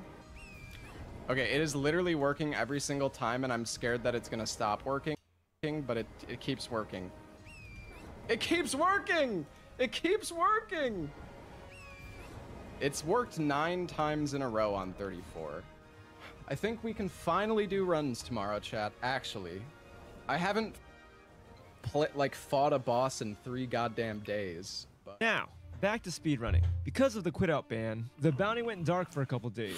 PBs were still being submitted, but it became that much harder to get a sub too. Runners would have to either adjust their routes or find a better way to deal with these annoying sections. They adopted the kukri strat and used it anywhere they needed to squeeze on by. All they had to do was find a kukri drop en route, throw it at the wall when an enemy was nearby, and the goober would just stare at the wall, pulling the classic, must have been the wind. And after 2 days of silence, Spicy came so close to his old world record.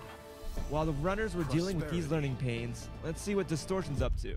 After 5 long days of punching the air and mastering the art of flying, the Abyssal Wood Skip evolved into its final form. Sleepwalking saved runners about 7 minutes of fumbling through the catacombs, Abyssal Woods, and even Midra's Manse. And it was nothing less than beautiful. Runners found this sweet spot on the mountain, which led directly to the manse, and then you could do the impossible.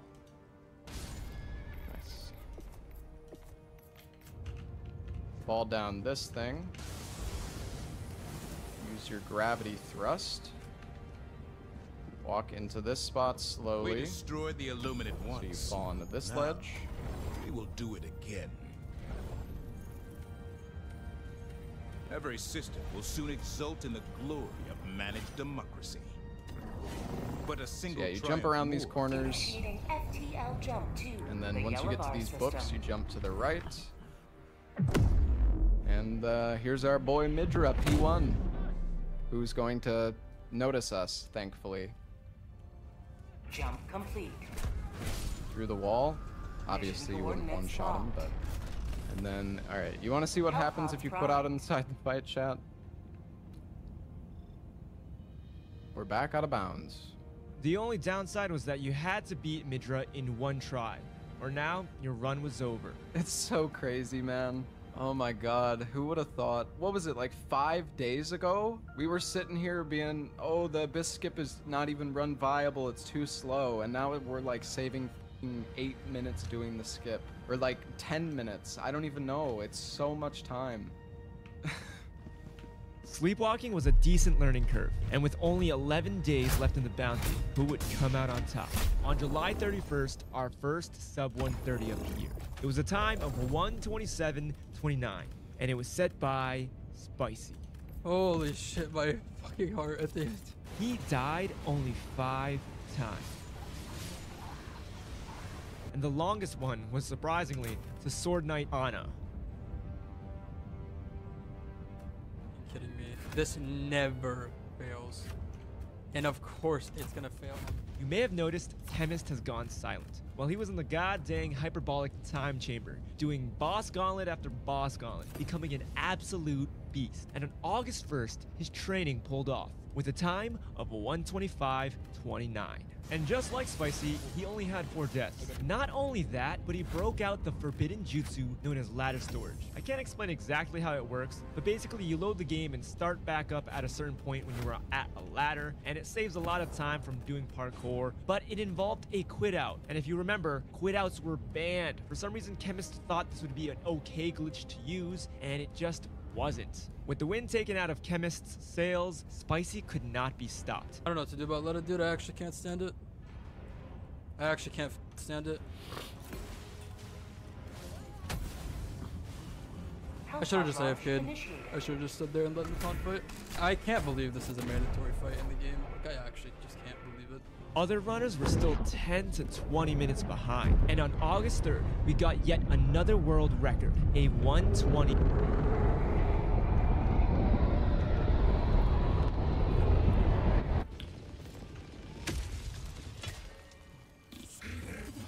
Take back our land. Dismantle its occupiers. Gas strike incoming.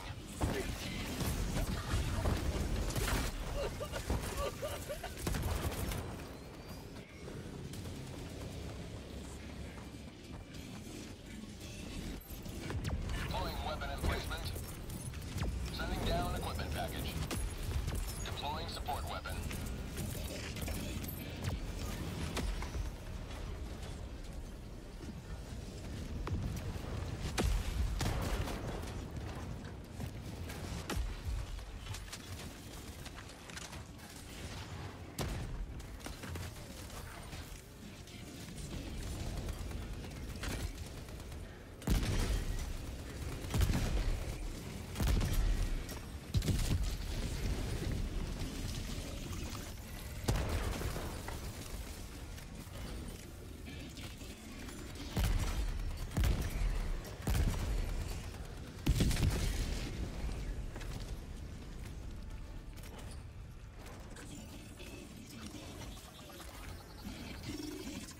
Throwing grenade!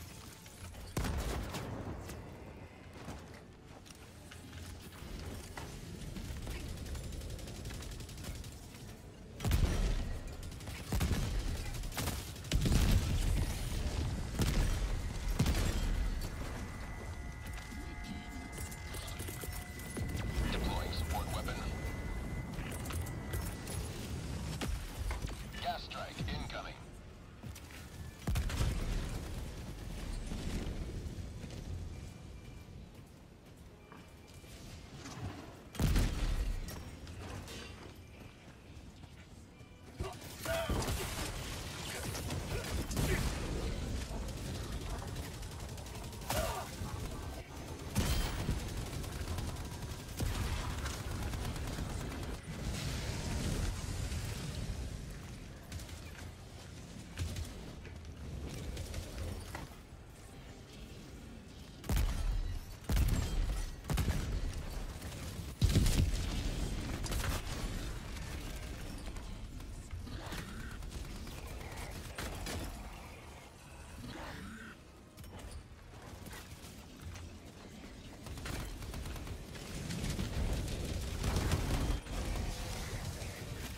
I'm out!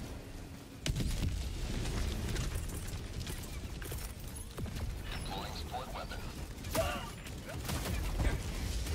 I'm hit! Sweet liberty! The blood!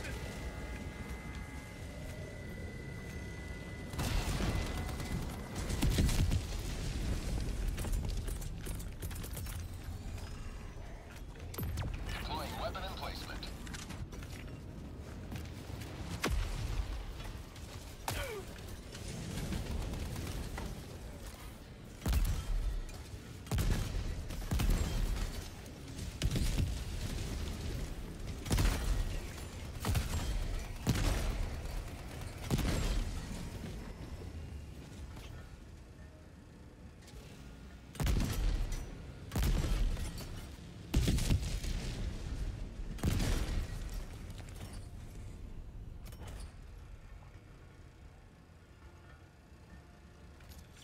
Injury?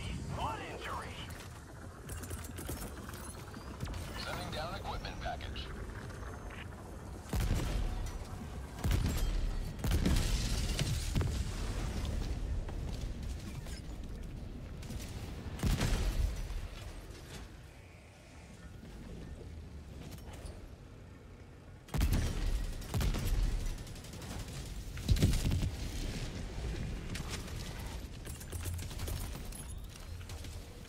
Gas strike incoming. Deploying support weapon.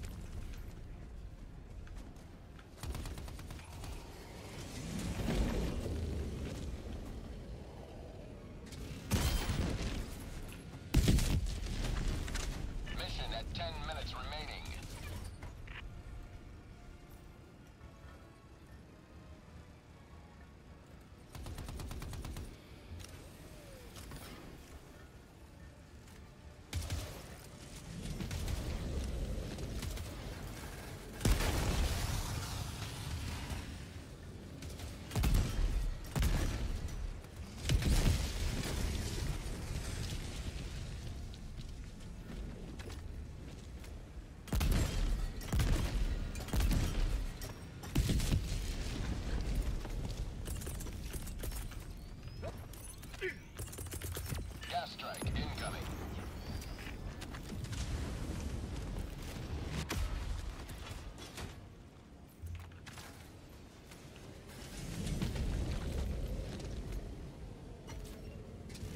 I'm out!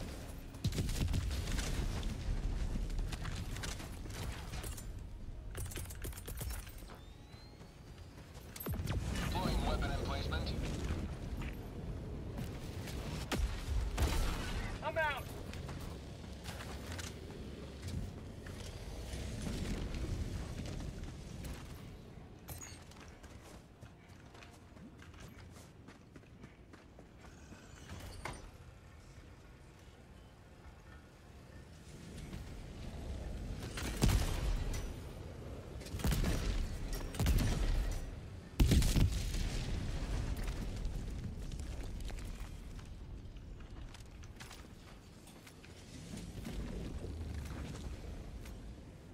I'm out!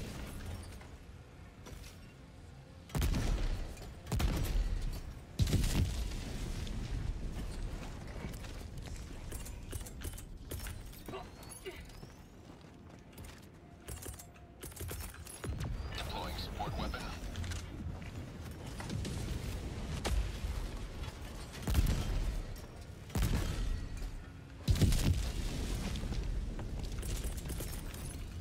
Sending down equipment package.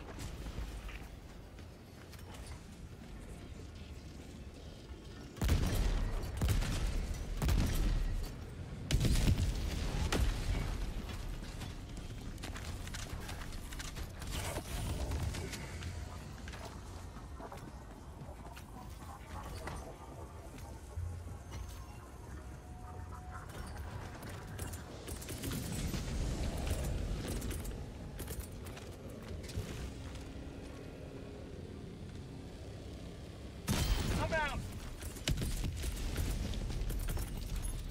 Deploying equipment package.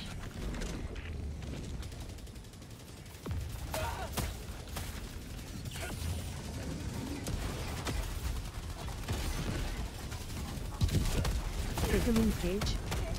Welcome to my channel. Good luck in Helldivers. Thanks.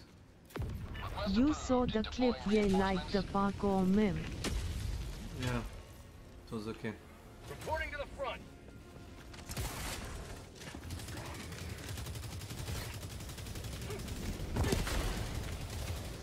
It is not glitch, yeah.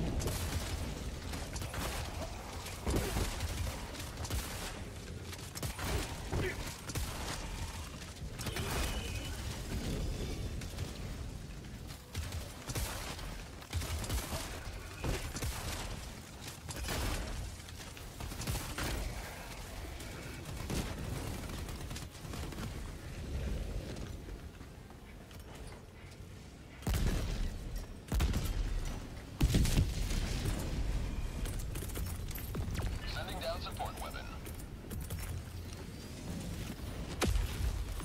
Deploying weapon emplacement. Is the new battle pass they added also permanent, yeah? Every battle pass is permanent. Every. Cool.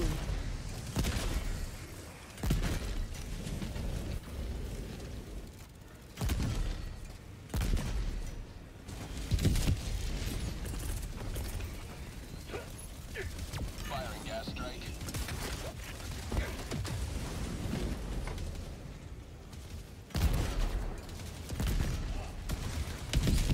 Helldiver, you are moving out.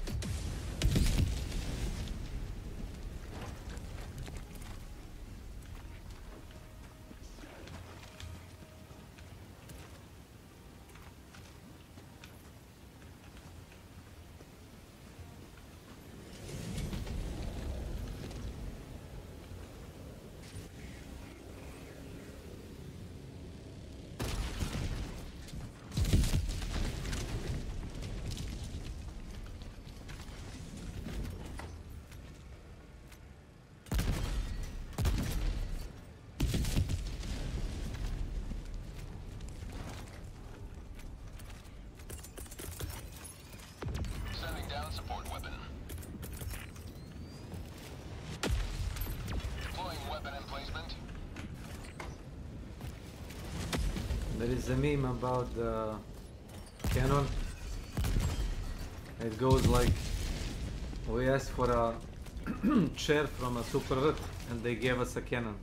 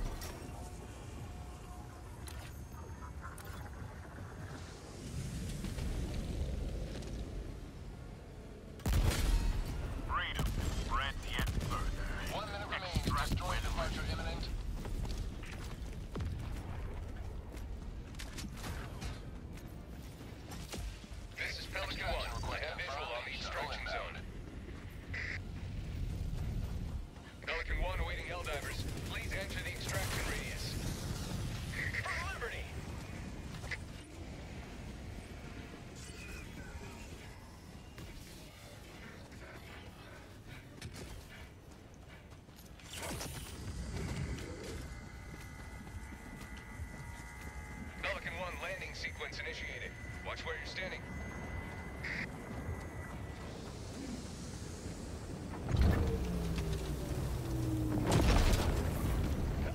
Extraction complete. Pelican 1 beginning ascent. Yep. There we go. Today you've carved another foot in a long climb to liberty. Ramones love the building. What the fuck? 41. So close to the sub 120. And yep, you guessed it. This record belonged to Spicy. Fuck, dude. I think I just mistimed the parry the first death. I actually couldn't feel my hands. I literally, my hands were literally numb from nerves. I could not feel my hands. He died only once to the Promised Consort, and he used the final form of the Abyssal Wood Skip. Any hope of beating Spicy required nothing less than perfection. Distortion was right all along. What he actually created was a no-death bounty. I mean, I'm hoping that by the end, people will be getting like close to deathless. Hopefully.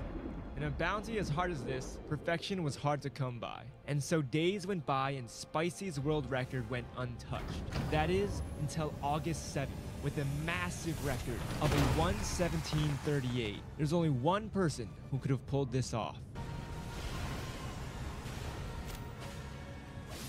Let's fucking go! Holy shit, dude. Oh, my heart, man. I can't see chat. Oh. Oh. This new time looked unbeatable, but runners didn't give up. On August 11th, the final day of the bounty, a new record was put up, a 1:17:05. Spicy was finally dethroned, claiming first. For the first time, all bounty was blanks. Oh my god. Oh my god, let's go. Holy Sorry shit! was CLB a bit grinding Sumter Cove Arena. That is it, baby! Oh, good. Holy! Sheesh! Just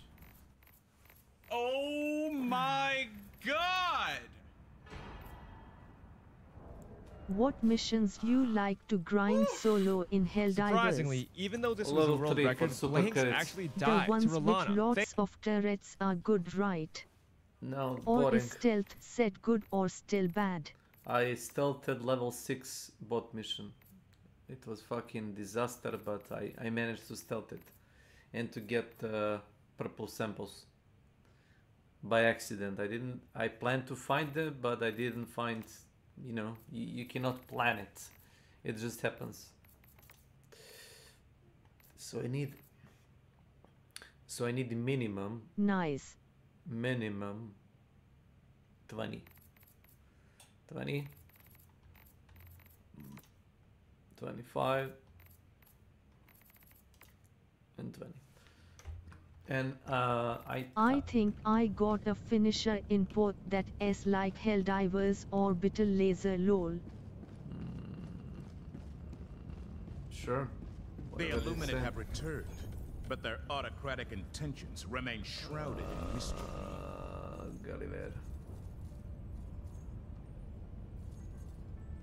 Gulliver can suck my fucking cock.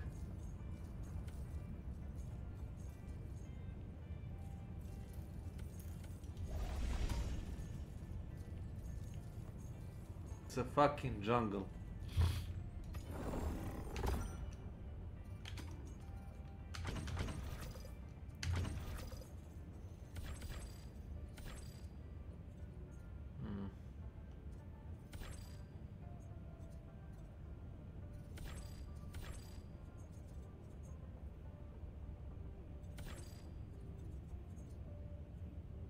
Allied destroyer coordinates received. Okay, let's try this. Gulliver is a fucking jungle with zero visibility and ace drains. Get the Help fuck pods out. primed. Engaging orbital thrusters.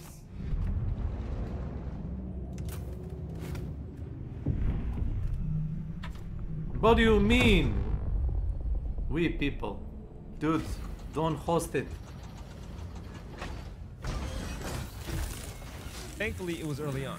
Not only that, his Radon RG was godlike. The fight took about 1 minute and 50 seconds. That made all the difference in the world.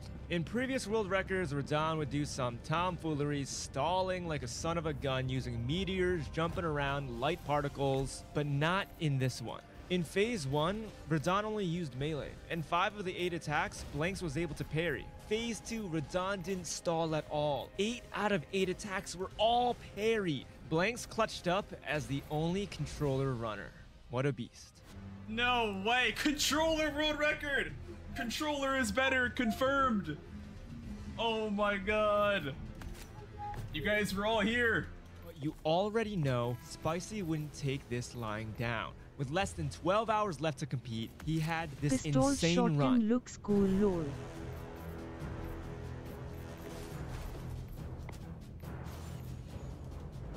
Triple barrel. But this, An electric shock spear lol. yes. One shudders to envisage what I like to repulsive roleplay as a larvae cop. gestates within the gloom as we speak. Because why not? Are these people insane? Allied destroyer coordinates Like they play received. search and destroy missions. Like, I would Mission coordinates locked. get the fuck out. Like Hellbots 12-minute prime. missions and they put up an SOS. Get Engaging the orbital thrusters. fuck out of here.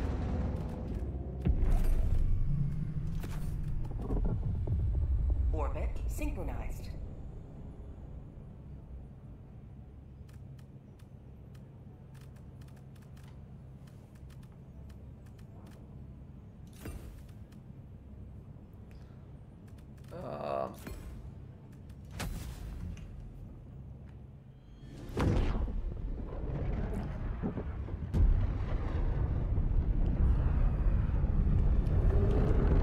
Here's Johnny.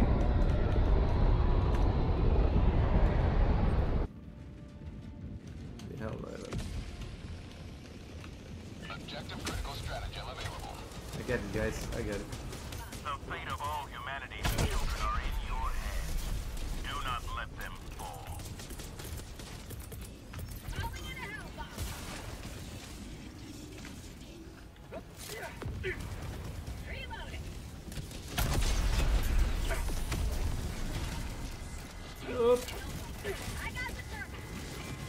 I can wait launch for it, the launch it. Fallout revolver shotty when they add like in the series lol. That short mini nuke ammo lol. Calling down a support weapon!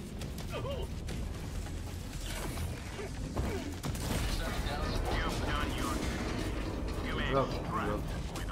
MC Sequin. Throwing supply Welcome to my channel. Best Backpack viewers inbound. on stream Wukong remove the space Kaksha. Calling down. Did you think I was gonna die? Be honest.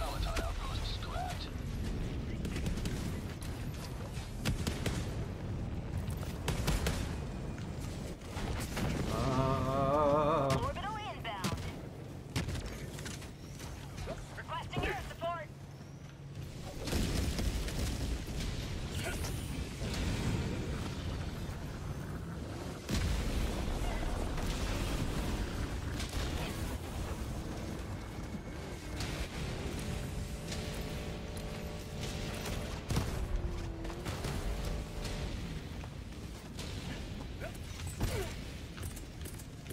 Reinforcing! Drop ship!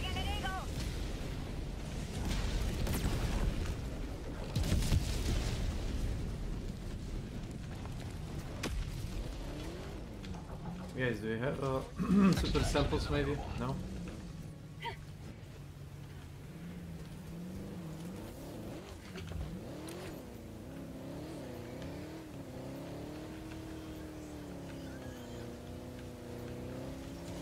Olé, that suckers!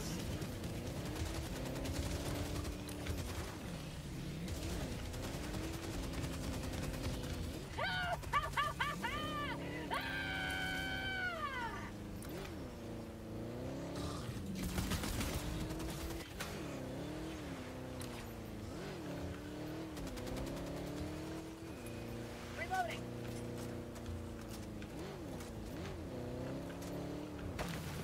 Have the fucking mines. Damning you. Automaton outpost scrapped.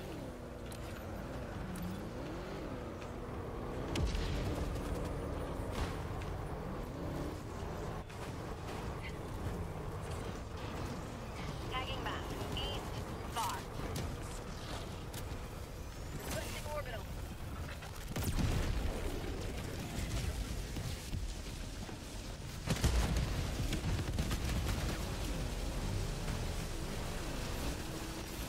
Requesting air support.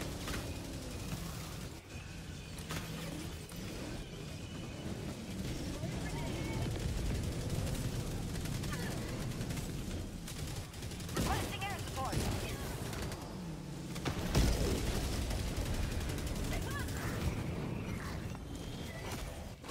Heavy. Northeast. Close. How'd you like the taste of freedom? Is it? Dropship. Reinforcing. Calling in orbital strike. Request approved. Reinforcements on the way.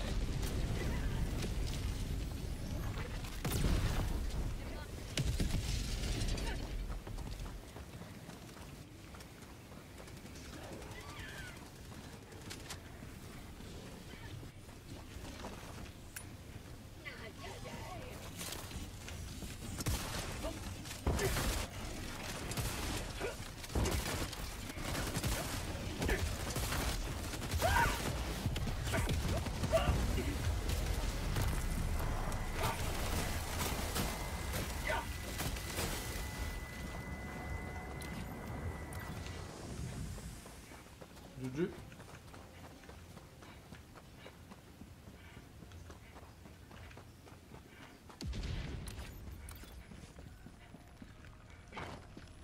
Rare sample acquired. Sample collected. Outstanding.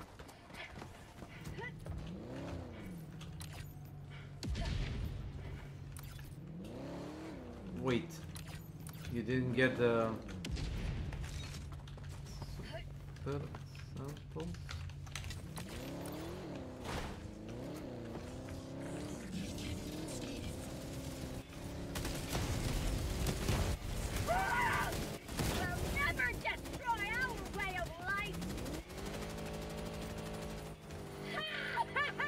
Easy fellas, easy.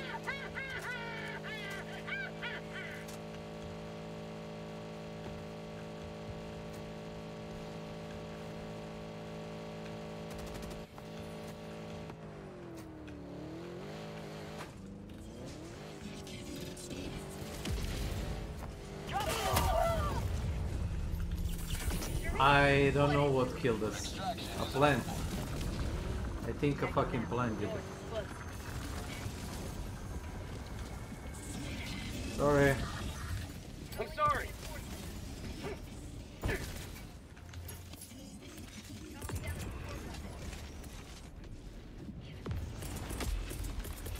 Requesting fortification.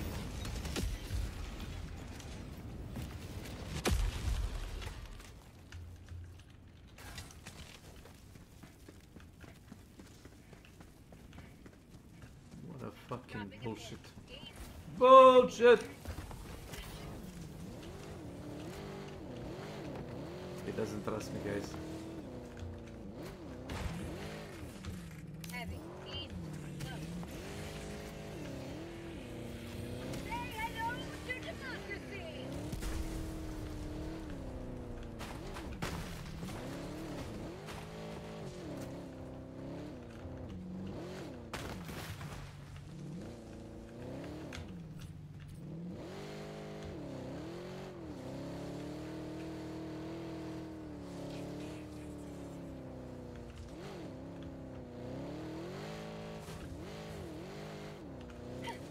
Dropping a pin. North. 50 meters. Requesting tac pack. Calling down supplies. Dropping item. Take my shit, guys. Weapon inbound. Extraction request confirmed. Shuttle inbound.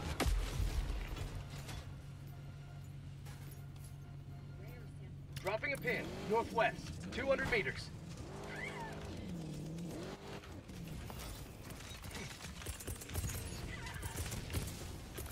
Requesting advanced weaponry. Requesting tac pack.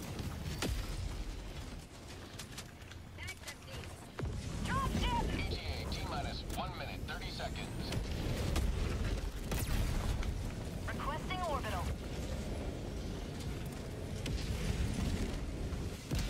Sending in an eagle.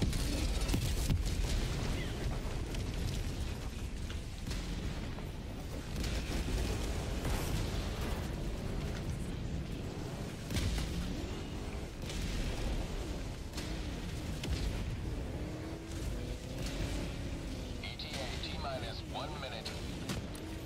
Heavy. On my position. Requesting air support. Tagging map. South. 100 meters. I see a mushroom, guys. Wait, wait, wait, wait!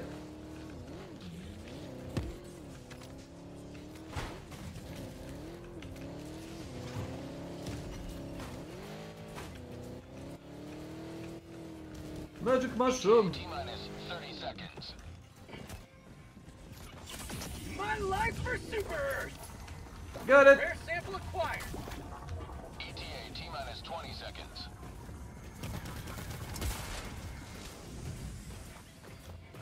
An eagle. ETA T-minus 10 seconds.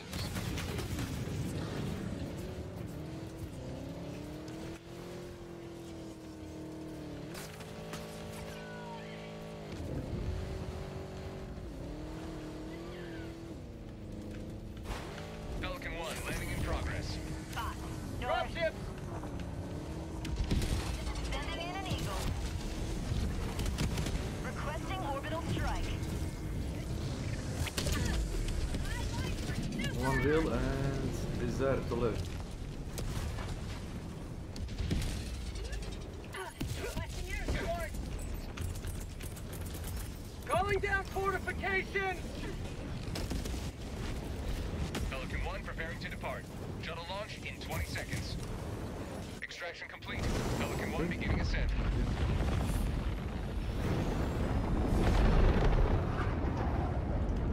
Victory was never in doubt. Easy money.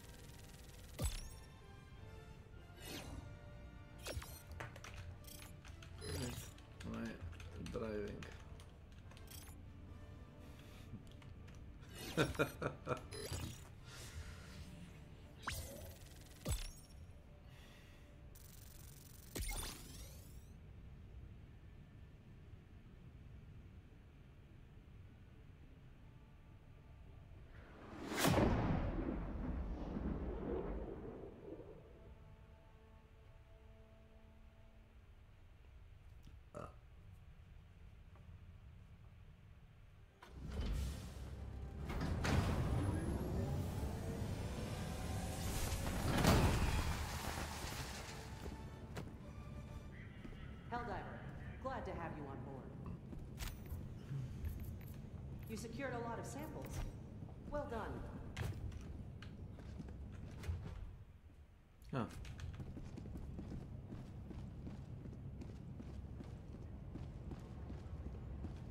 The Illuminate have returned, but their autocratic intentions remain shrouded in mystery.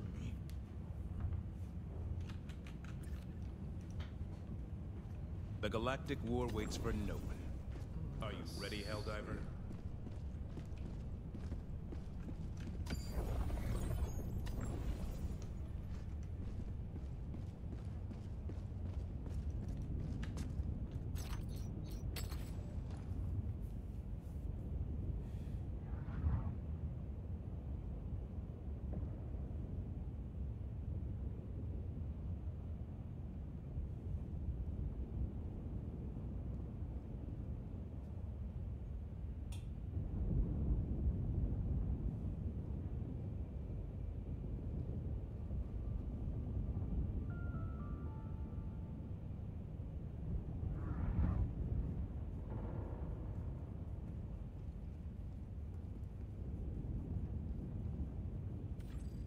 Mission coordinates locked.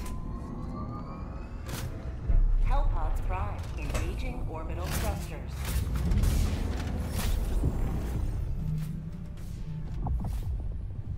Orbit synchronized.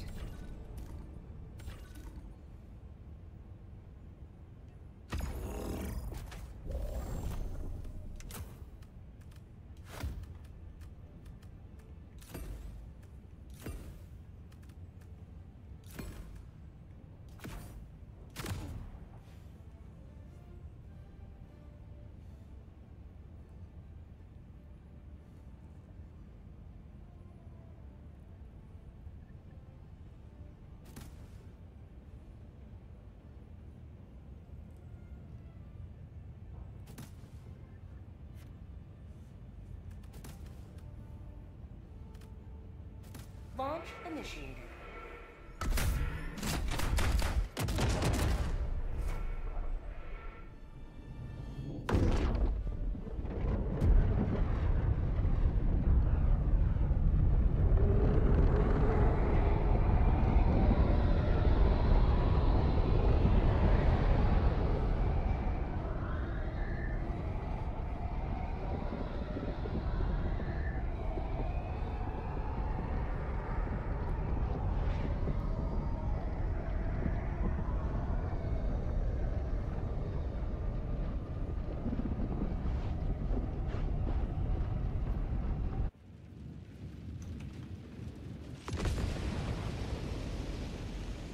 Objective critical stratagem available.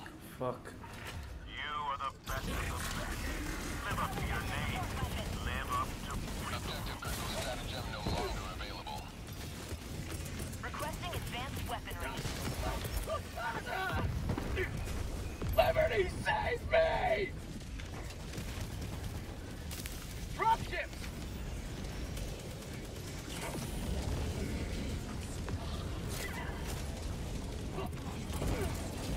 Calling in reinforcements. Reinforcements. Orbital inbound. Calling down a support weapon. Calling down supplies. Tac inbound. Nice. Affirmative. Automaton facility destroyed.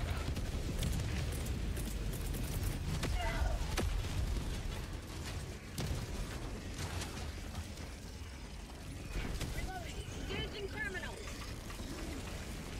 Rare sample acquired.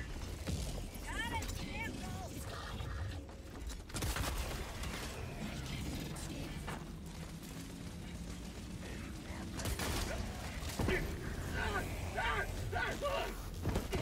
Tagging map.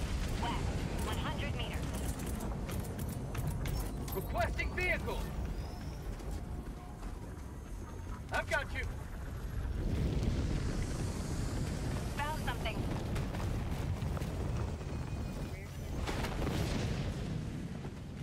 Got a sample.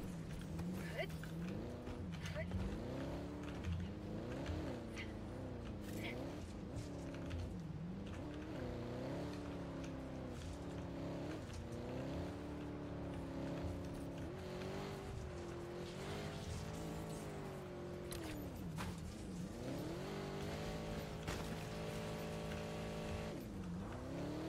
Heavy. West. Orbital inbound. Northwest. Marking location. West. Tagging map. North. On my position. Dropping a pin. North. 50 meters. Rare sample acquired. Affirmative. Objective located. Northwest. Affirmative. Sending in an eagle.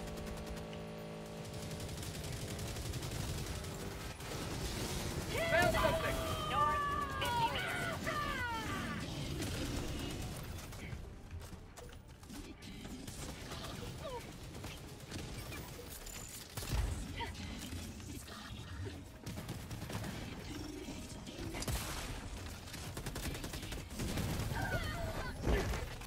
Freedom never sleeps!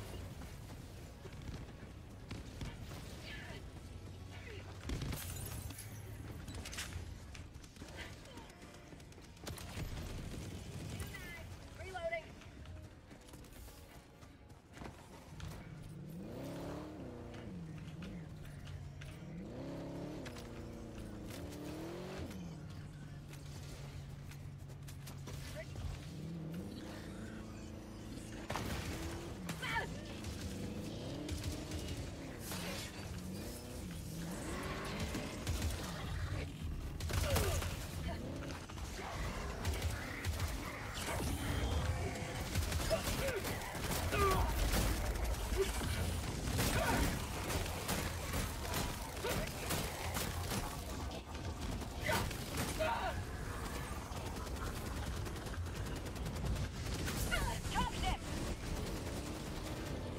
Oh shit. Target eliminated. Justice served.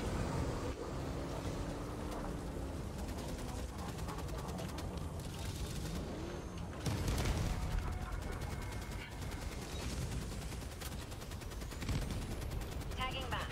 Northwest. 200 meters. Thought outpost spotted.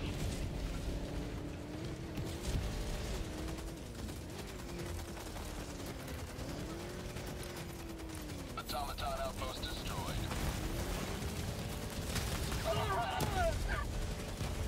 Last reload.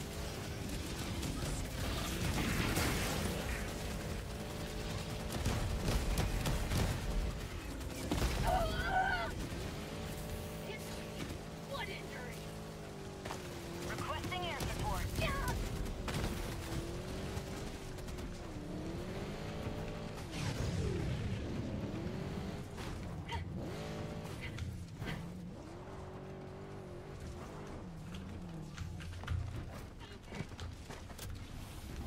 Bot fabricator. Southeast. On my position. Affirmative. Drop him.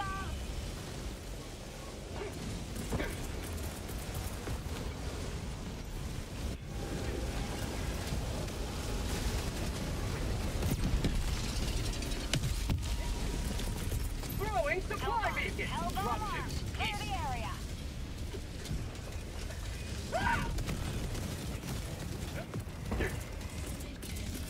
Calling in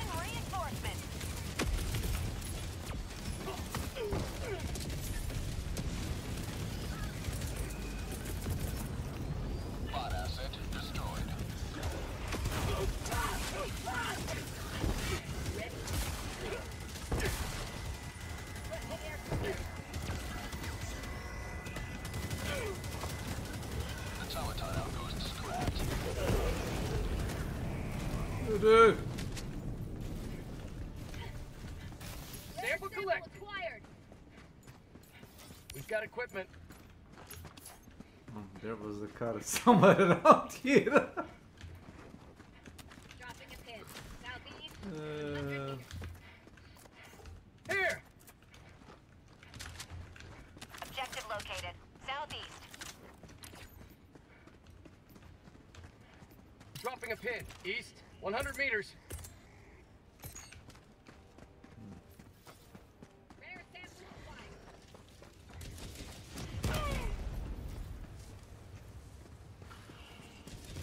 Got it. Sample. Good. Requesting advanced weaponry.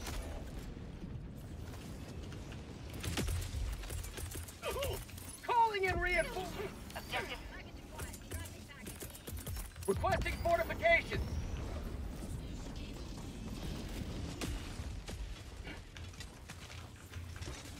Package acquired. Dropping package.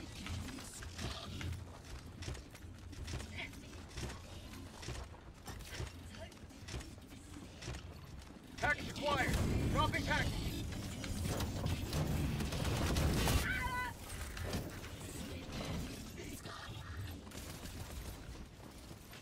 Package up. Dropping package.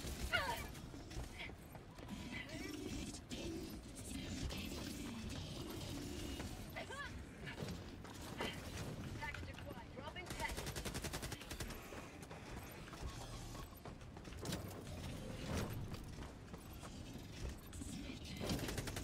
Package acquired. Dropping package.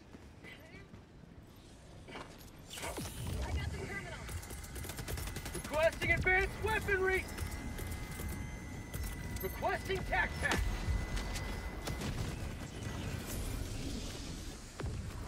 Tagging map. North. 100 meters. Objective complete. I've got How'd this. you like the taste of freedom? Dropping a pin. East. Far.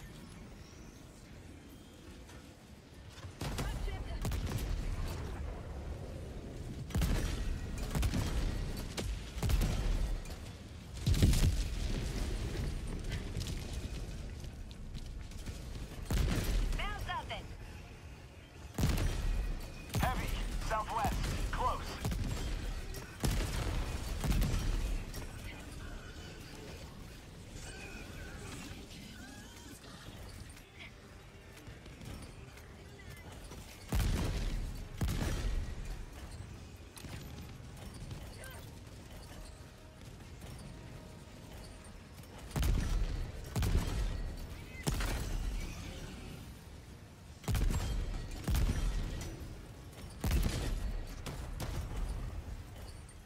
Rare sample acquired.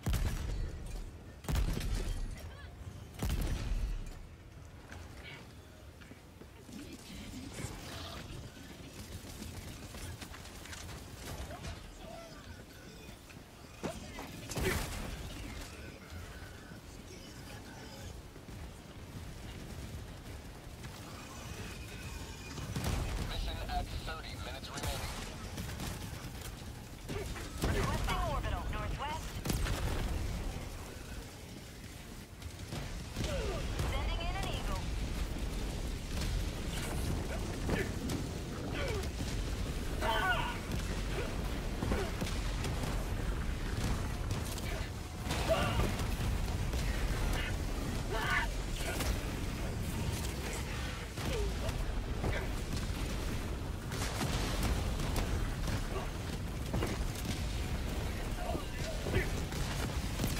Tagging map. Northeast. 100 meters.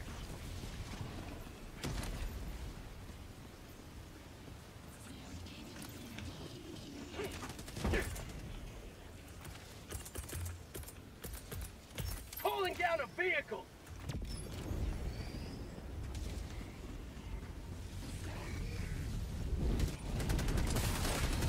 You have been a stalwart line of freedom.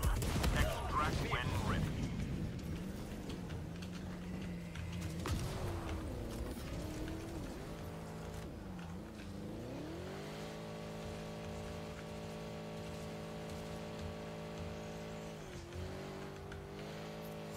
My life for super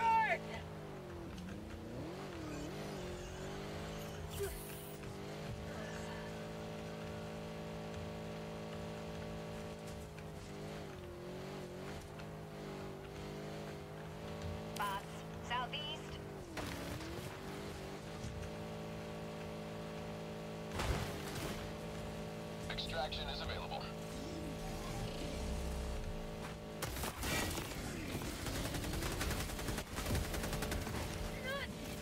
Dropping a pin. South. Far. What?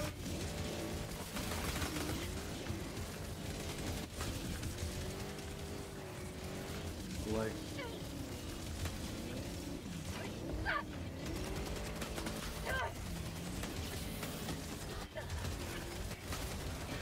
Don't you like the taste of freedom?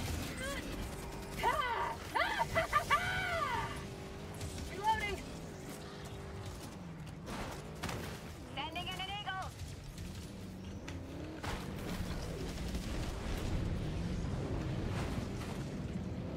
Clearly intentional.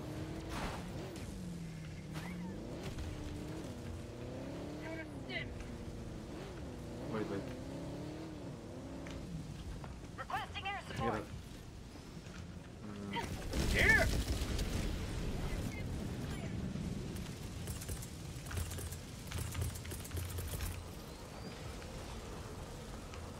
Spot. Southwest.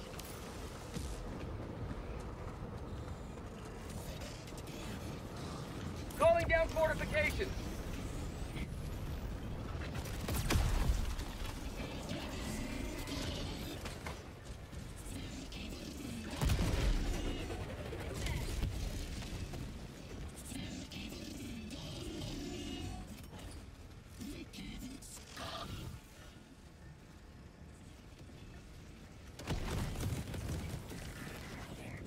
My leg!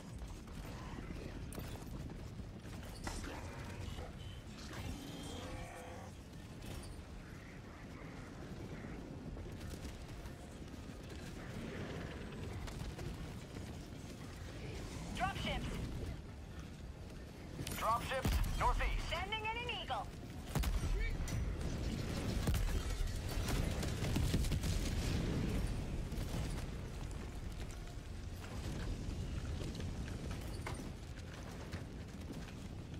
Requesting air support. Reinforcing! Request approved. Reinforcements have been launched.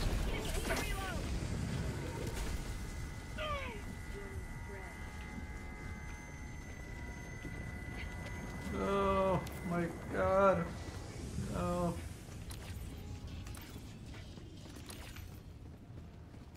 Calling down a support weapon. Calling down a support weapon. Sending in an eagle.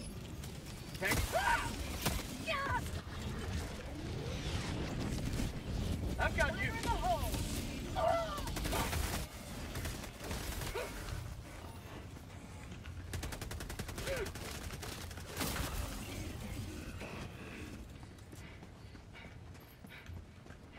Here! We've got equipment.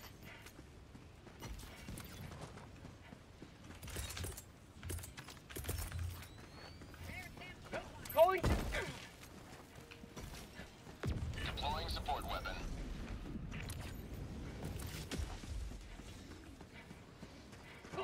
Sending in an eagle. Calling down a support weapon. Tech pack inbound.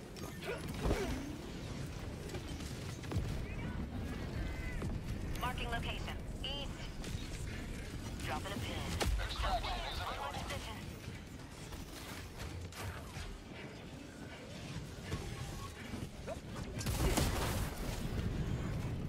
Dropship!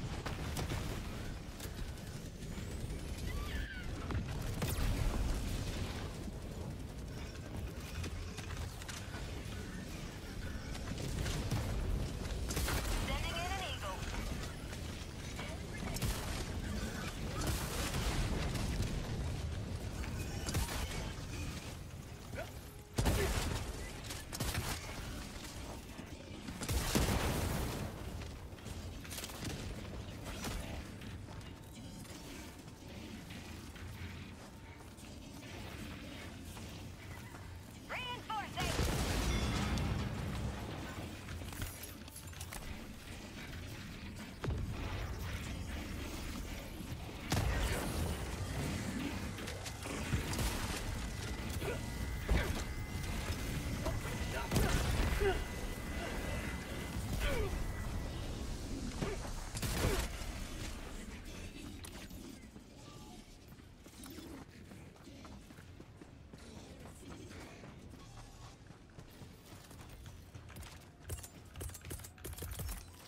Requesting fortifications!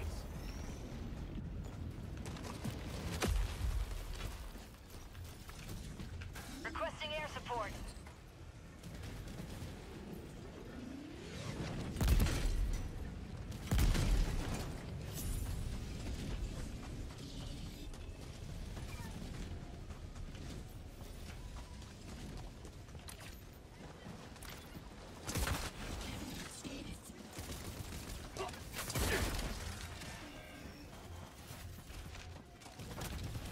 Requesting air support. Proceed to extraction when ready.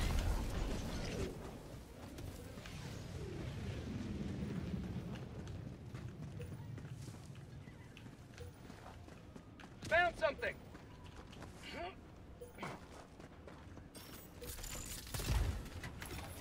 Money!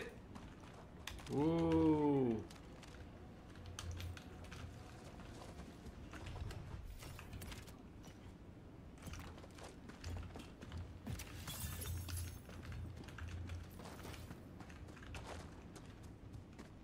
Amazing.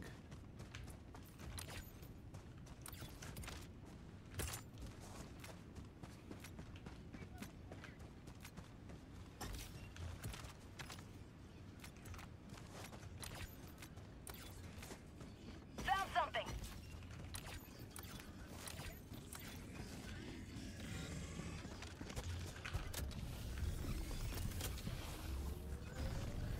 Sending in an eagle.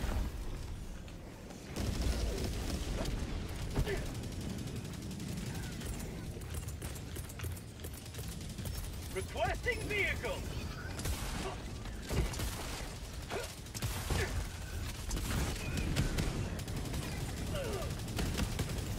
Found something!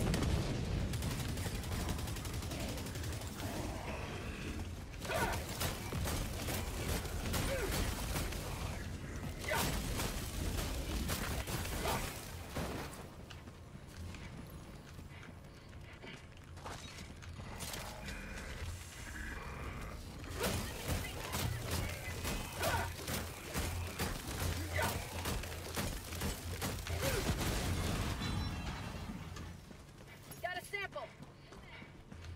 Rare sample acquired! Extraction is available. Heavy. On my position. Tagging location. Northeast. Never mind. Vehicle. Sending in an Go. eagle. Mission at 20 minutes remaining.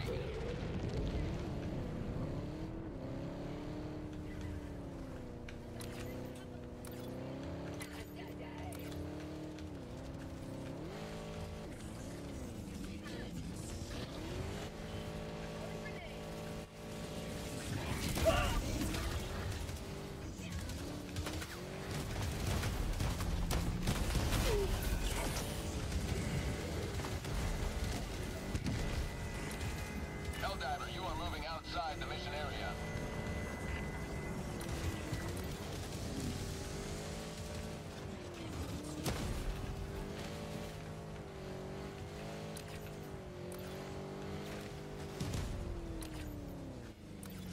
Dropships! Requesting air support. Calling in extraction. Extraction request confirmed. Just Shuttle saw inbound. the tank getting dropped. Watch it. Requesting air support.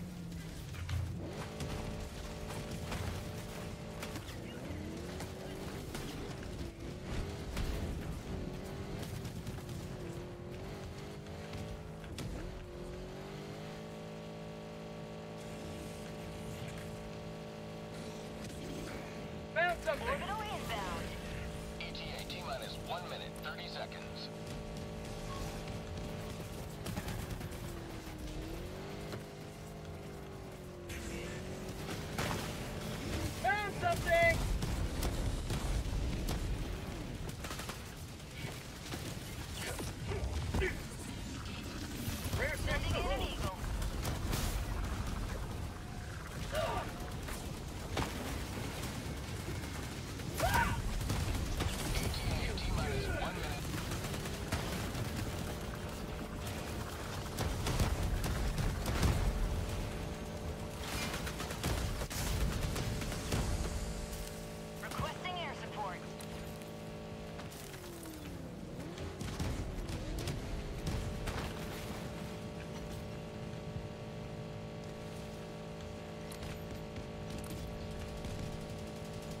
something. ETA T-minus 30 seconds.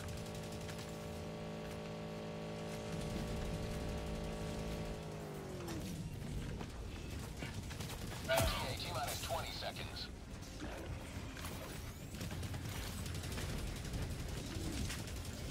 Got a sample. ETA T-minus 10 seconds. Clear landing zone.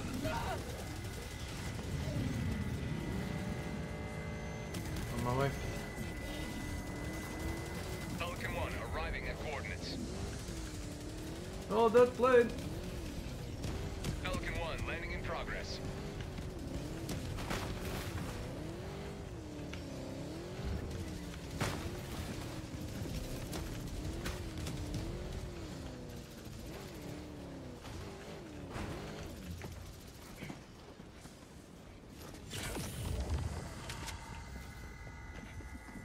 Requesting Going advanced on foot. weaponry.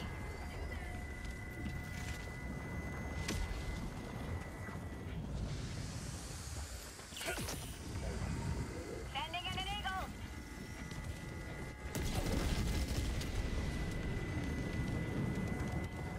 Sending in an eagle. New mag. Rare sample acquired. Requesting air support.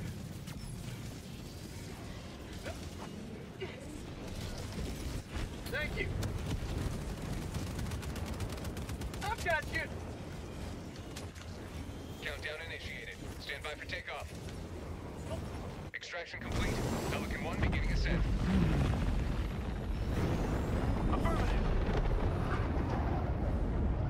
You have maintained our way of life.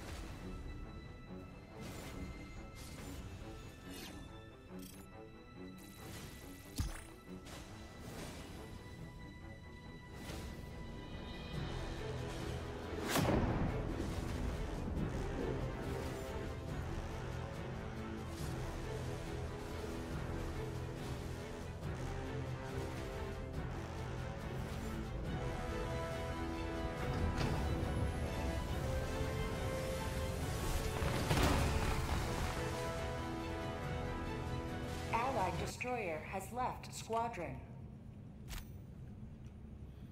That was one for the record books, where all missions are logged for analysis.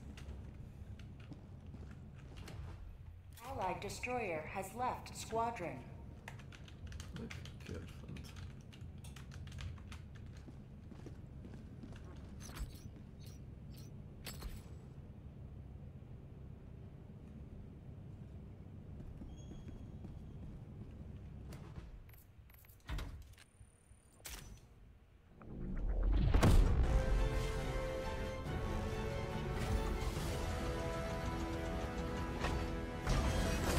And then it happened.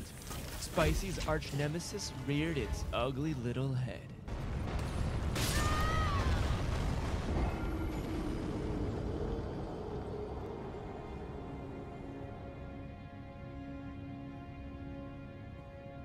Would the boulder incident be his downfall? Of course not. This is Spicy we're talking about. It took another 6 hours, but he toughed it out and got here. This was it. This had to be the run. Spicy was a whole minute and a half faster at this point.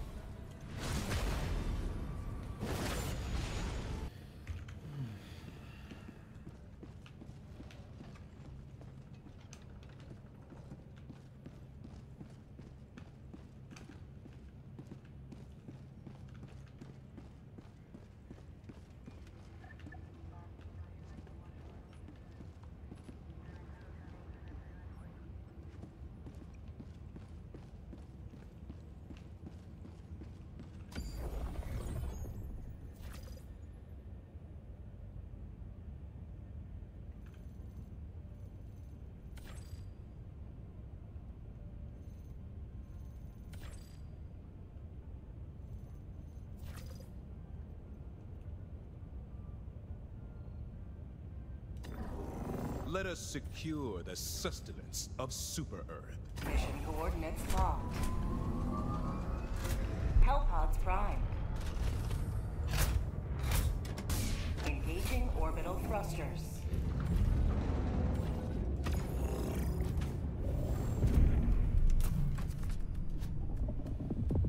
Orbit synchronized.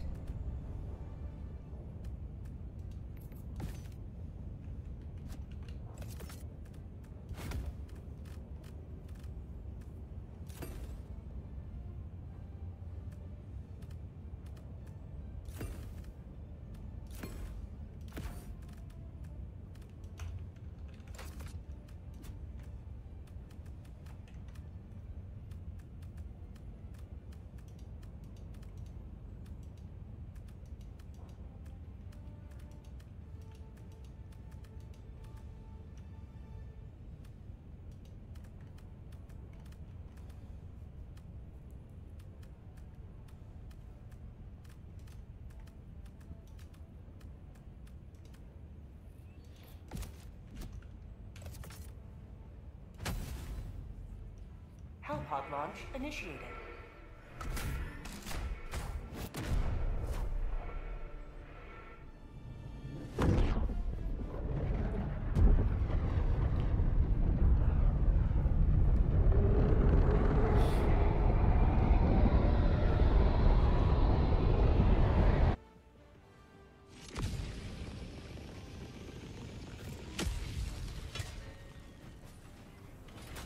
Let our enemies choke upon their territorial ambition.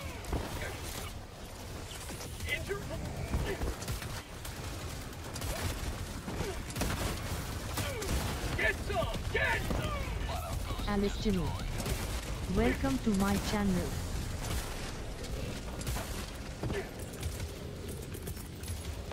Sending down support weapon.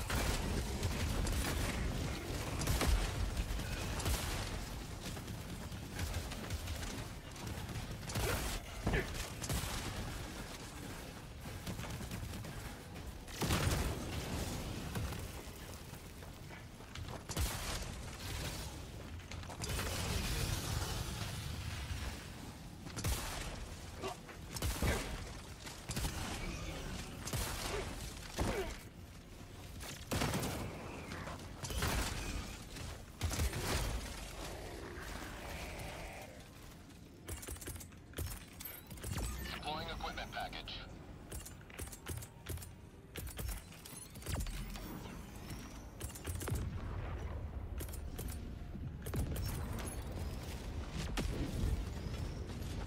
A little out of liberty.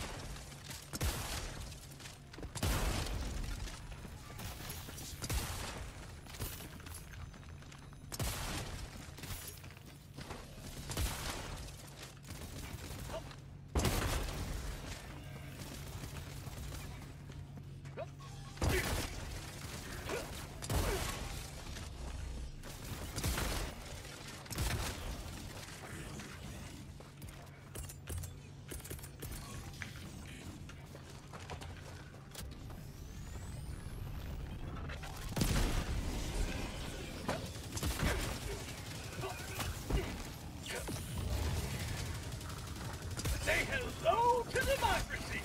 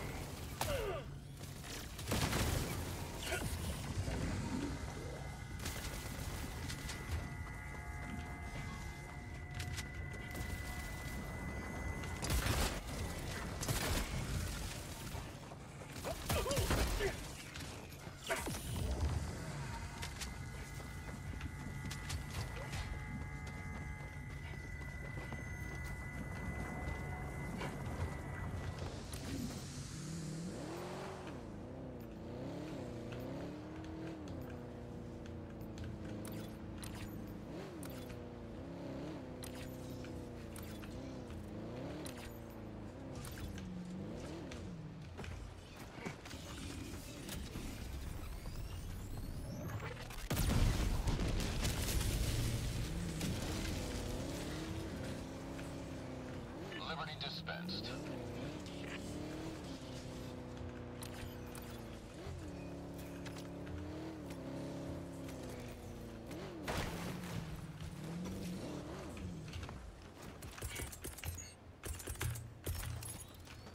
Sending down equipment package.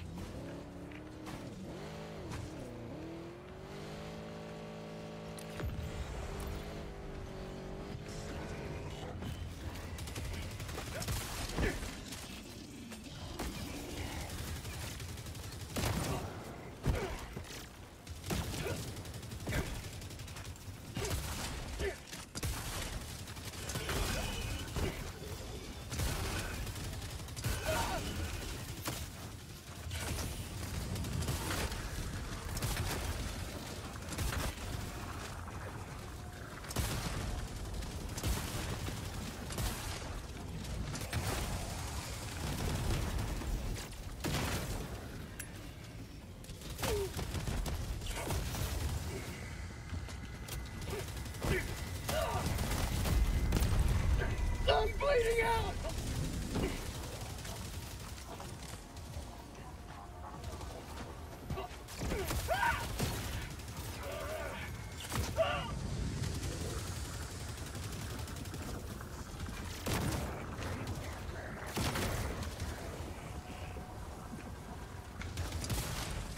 Found something!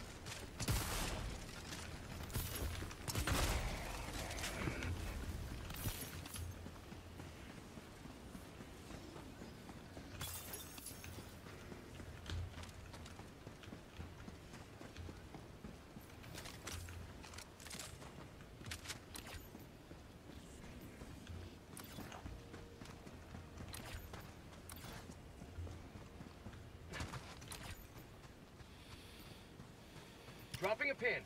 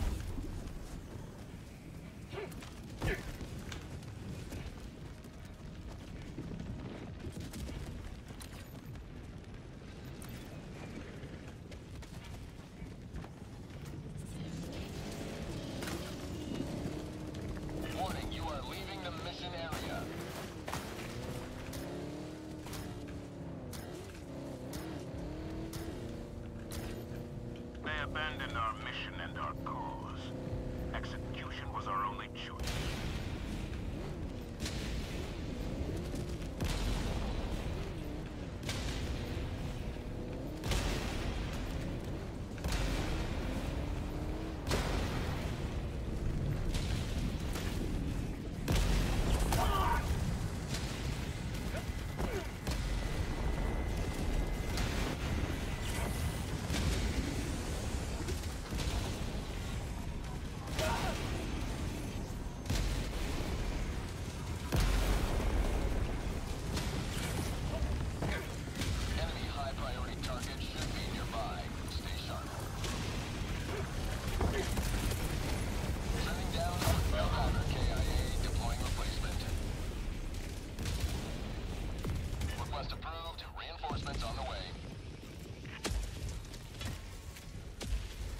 Point me to the enemy.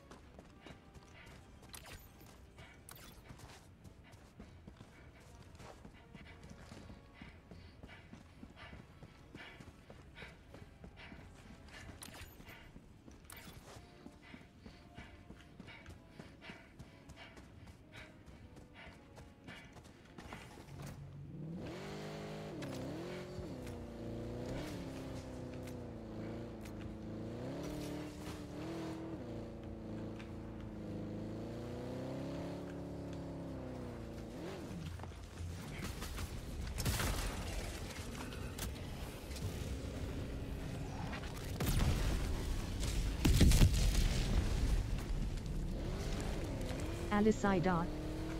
Welcome to my channel. Dropping a Best pin. viewers on stream. Wukong remove the space DGKKZV.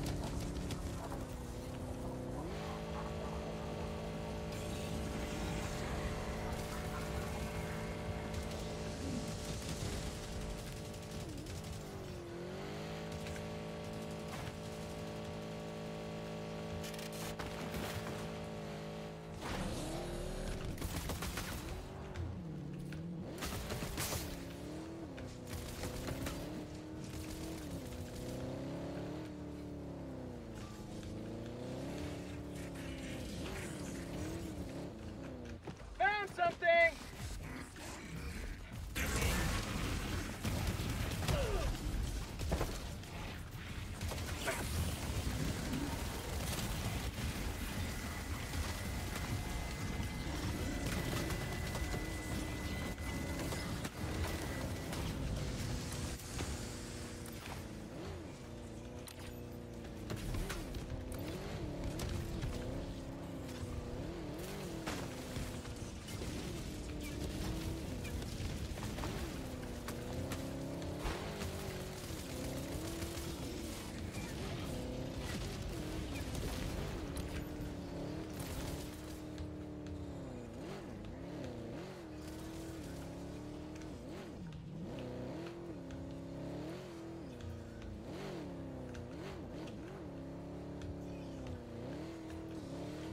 Found something!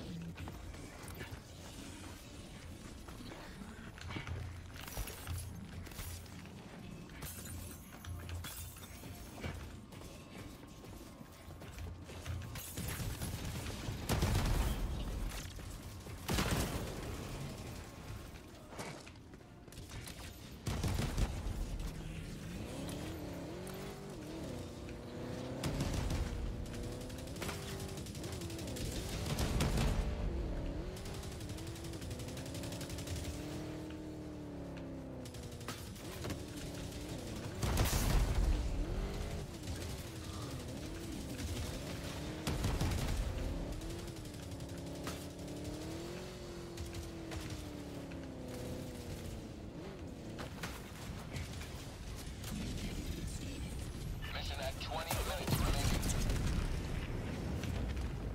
Draculash. Helldivers! Welcome to my channel. Zdravo, momci, zdravo. Ma neću da pričam s tim stalkerom tamo. Apsolutno odbijem.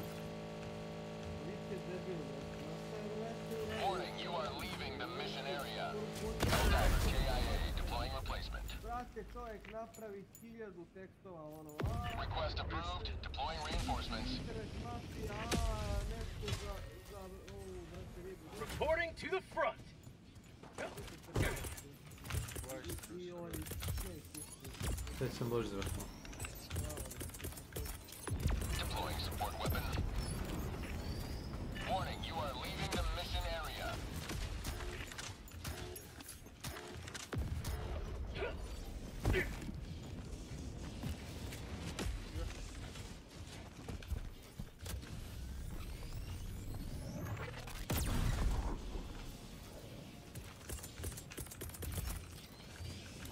Deploying weapon emplacement.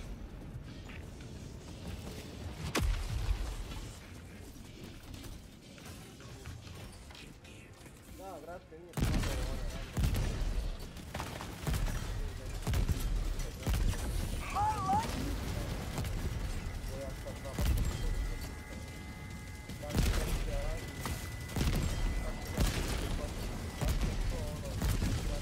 Helldiver KIA deploying replacement. šta radi komšija moj. Request approved. Reinforcements on the way. Point me to the enemy!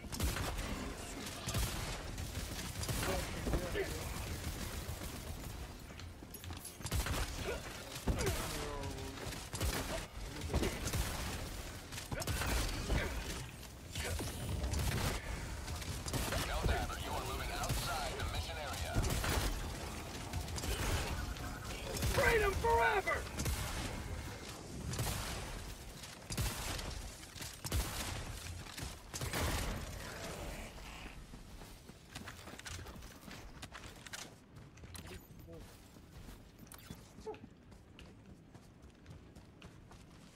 sad, evo se možeš sad si verifikovan, sad ono baš možeš verifikovati koliko.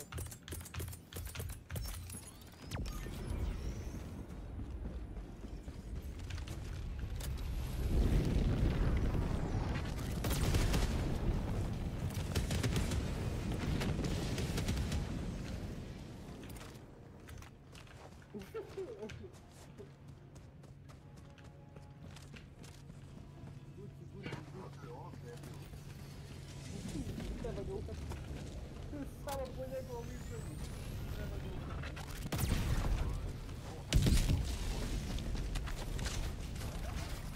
Hvalite igru. Hvali igru. Nismo ovdje u mobilu. Neki pijan. Samo sekunde promenim nalog.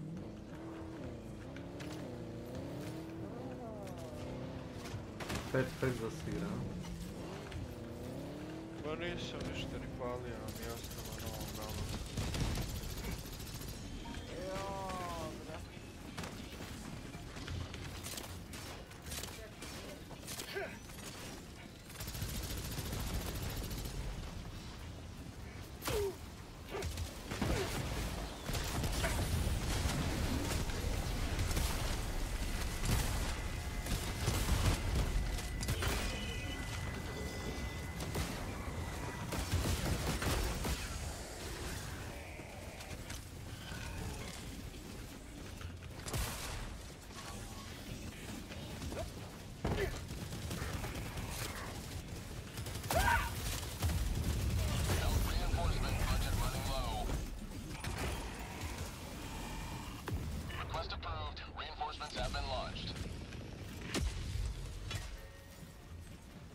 Joining the fray.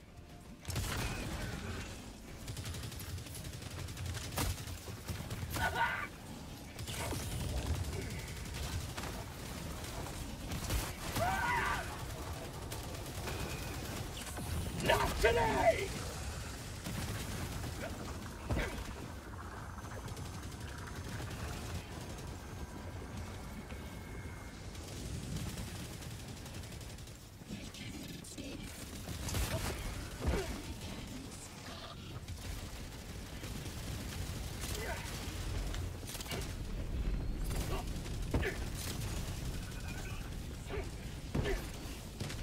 High priority target is in your vicinity. Reinforcement budget depleted. Request approved. Deploying reinforcements. Democracy has landed.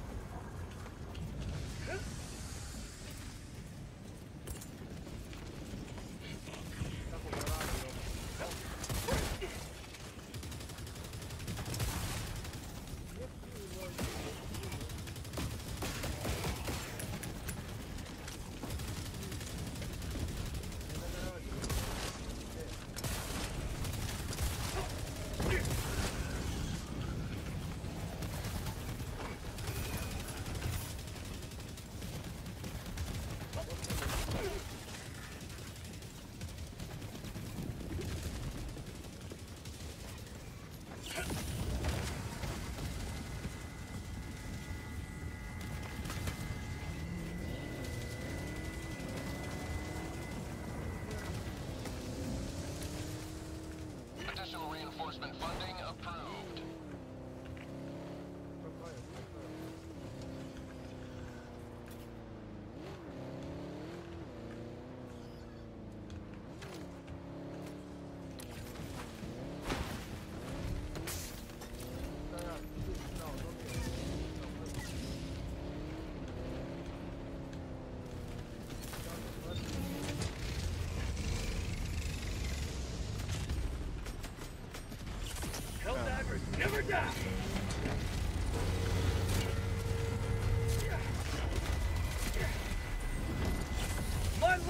Super Earth!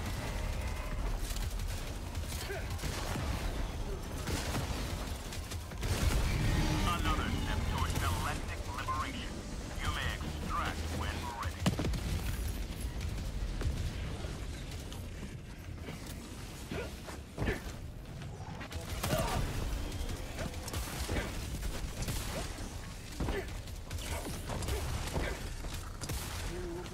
For prosperity!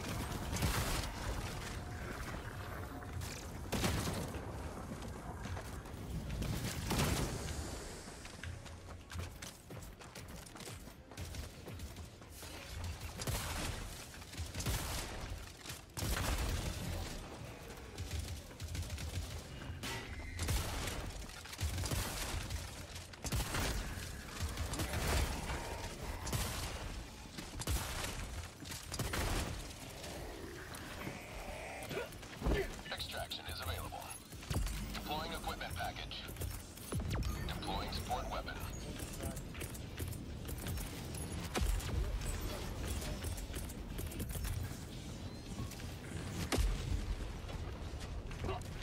Deploying weapon emplacement.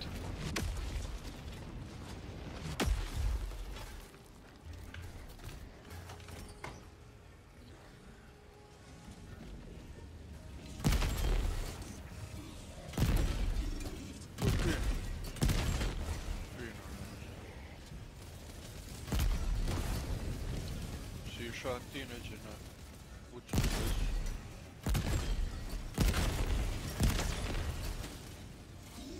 Get some! Get some! Freedom never sleeps! Ja nisu sjane jaj.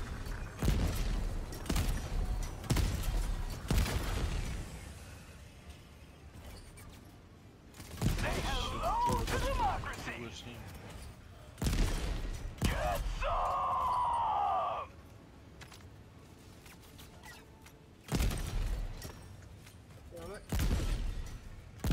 Da.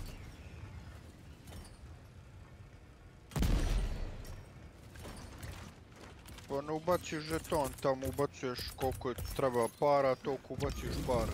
Tamo se... Pa vaskiraš ga... Kad je mokar, nema šta, to... Pa mora biti mokar, kad ga opereš jebi ga mokar. Što se desio? Ma da, ne smete to ništa, ne smete. Hungari? A sjaj... Više ga i zaštiti, da kažemo... Sljedeće pranje... Dosta sporije bi se isprljao nego ovako, ajde da kažemo tako. Ako je recimo, ako si ga proizvoskirao i desi se recimo da pane kiša, pa može biti šanse da se ne isprlja, ono, manje su šanse malo da se isprlja.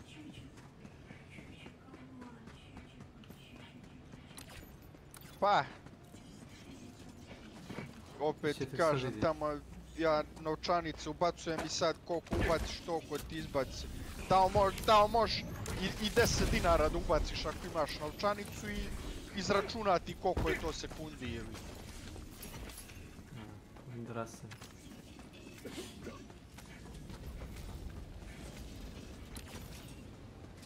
Ne možeš da ustaje, kad krene jebi ga.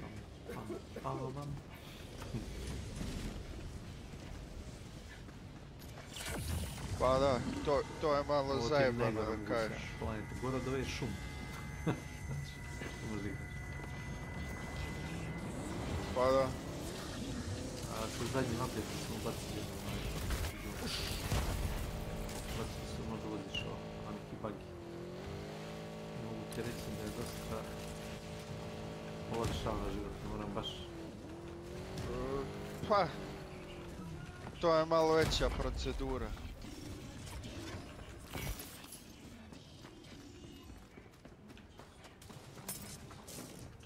To vi ste, to je malo veća procedura.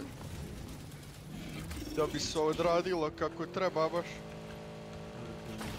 Viđe ovo, jebe! I sad ne mogu da se vratim, gledaj ovo.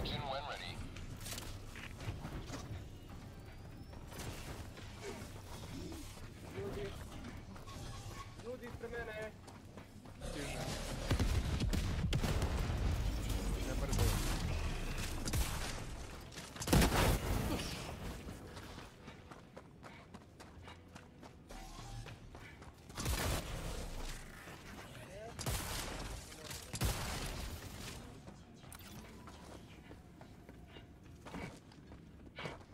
Znaju vas tu, jel?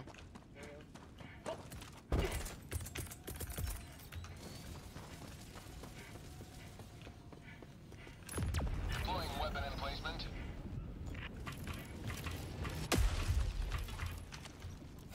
Extraction shuttle inbound. Oh, headshot. Umro jedan.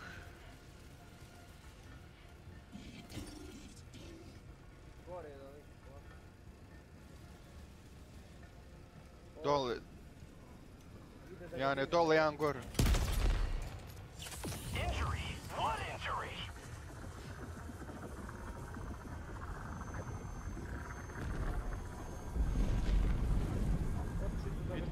T-minus 1 minute, 30 seconds. Nisu još, ali dižu ga. Krasno. Puši bre, kurac. No, ne moram. Šta znam? Pa i pio sam, ono, mogu ti ja ovdje popiti. A ne moja ako ti broj.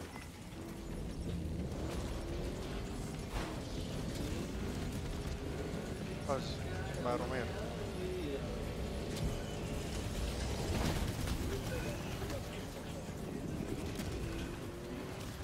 Malih još.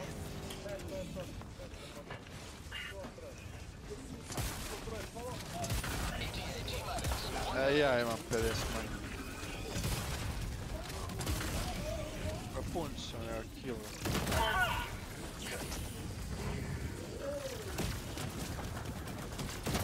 Evo se. Majku vam jebem.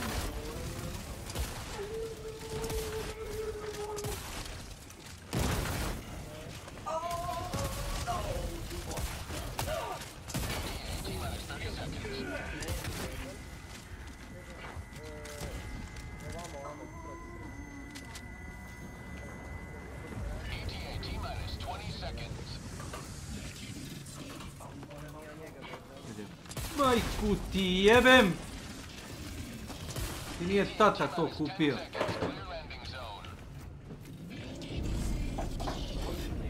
A hoću, nego bre nerviram se. Taman. Imaš tu škaf. Škaf. Pelican 1, landing in progress.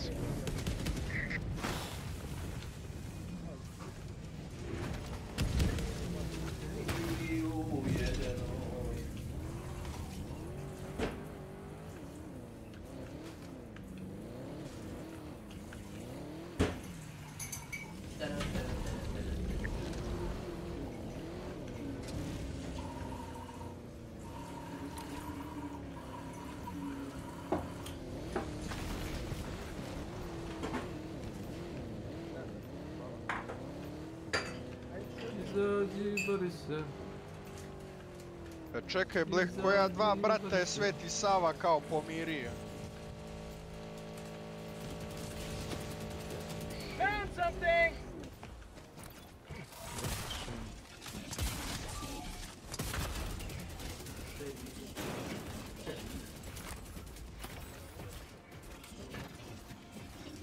To su dva rođena brata, tako?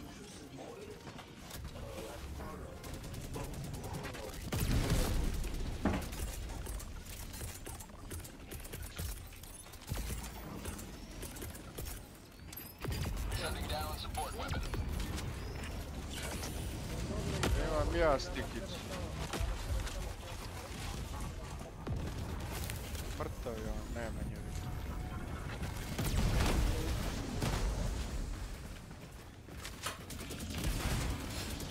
Imaš health ovdje, a ti si pun, da. Oni su ovamo na vesnu.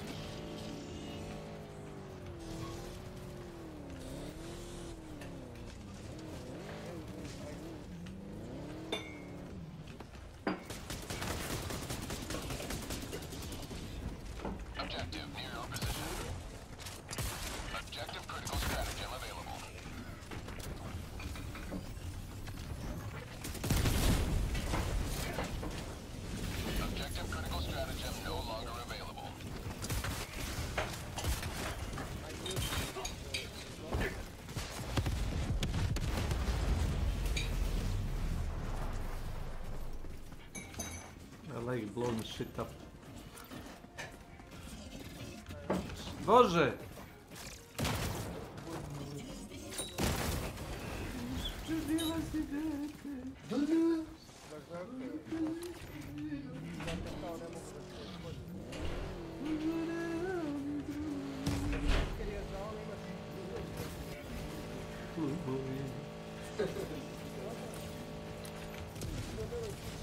Tagging map.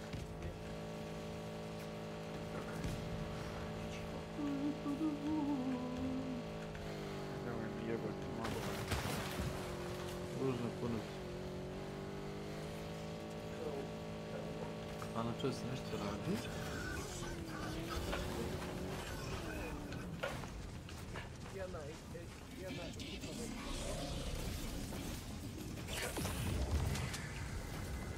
Ja mislim da oni još nisu skroz prostigli. Extraction complete. Pelican 1 beginning ascent.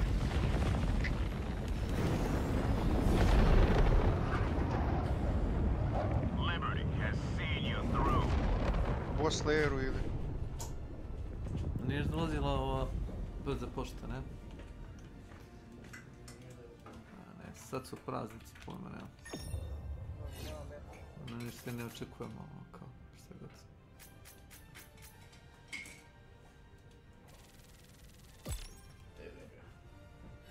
Trepovali su nam ulaz ovo. Koliko? PayPal ni ne radi. Tako da ne mogu ni do svog bi doći.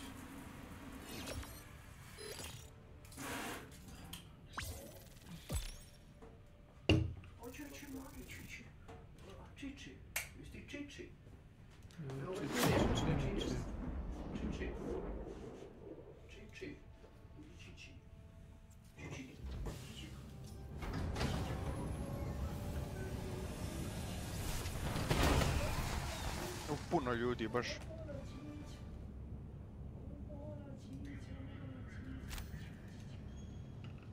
Uzeo bounty. Sad ćete ubit ćete opet, puno ljudi oko tebe ima. Beš, beš! Vidim narudžbenice koje sam napravio na nekom sajtu.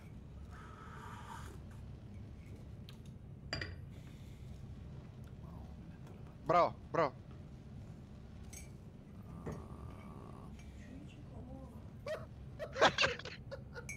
Bravo, doktore. Kako se nas survival, bre? Čisto sve. Znači, ovo nije realno šta smo mi njima ovdje uradili, bre. Znam, ti si ih surprise-o više puta. Ali najjače ubiju te opet, ja dignem tebe, Desiće, ja opet dignem tebe i ti zavrati leđa, bam. Gdje? Oni kao ne vjeruju kako ovo je ustaje, znači, 50 puta. Vidio? Da li moguće ovo? Haj! Ne može biti drugačije. Ima napolje. Ali ne, znaš šta je fascinantno? Znaš šta mi je fascinantno sad? Gađao me sa ovim diskovima i nije me uopšte pogodio, nije me damage-o. I kako je izvuko diskove, tako me ubije. Kako je to uradio, nije mi jesu. Nije briga. Rikošet.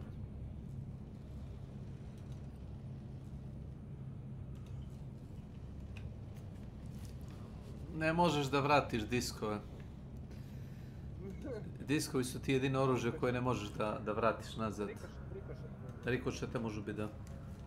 Rikošete je ovdje. Zato što je on tebe, Kesiću, promašio i taj disk je počeo da tamo u vrati zid da ide 200 bre na sat. Rakula, ti si ovako glavat i mnogo voliš da... Ok, ovo je uvreda. Znaš da okineš kabel za to što se šetaš. Možda je za 1500 dinara imaš da uzme bežične slušalice. Da, ali moram to da punim posle. 12 sati autonomije. Naprimjer, ovo što ih ja imam, njima je autonomija nekih 100 sati. Daj mi neke, brate. Evo te link. All these samples will help fund upgrades to the Super Destroyer.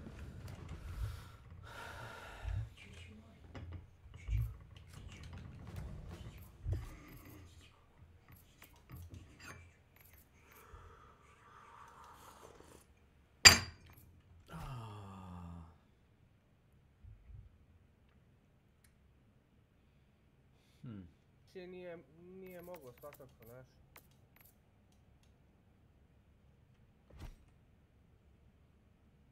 Yes. To mi je način stvar. To kad su sad dobacili, kad mi je Snake rekao, ovo samo on osjeća, zato što, znaš ti ko je ovo prednost za naš tim, kao tim, razumeš? A, ručni samostal za oživljavanje. Da. Yes. Pa da. Trupački smo upali ljudima unutra. Ono, brate, pa ne se ništa. Mislim, dok nekromancer dugo traje i beskoristan si, ovo samo ispališ. Kombinacija nenormalna, znam. Bukvalno je.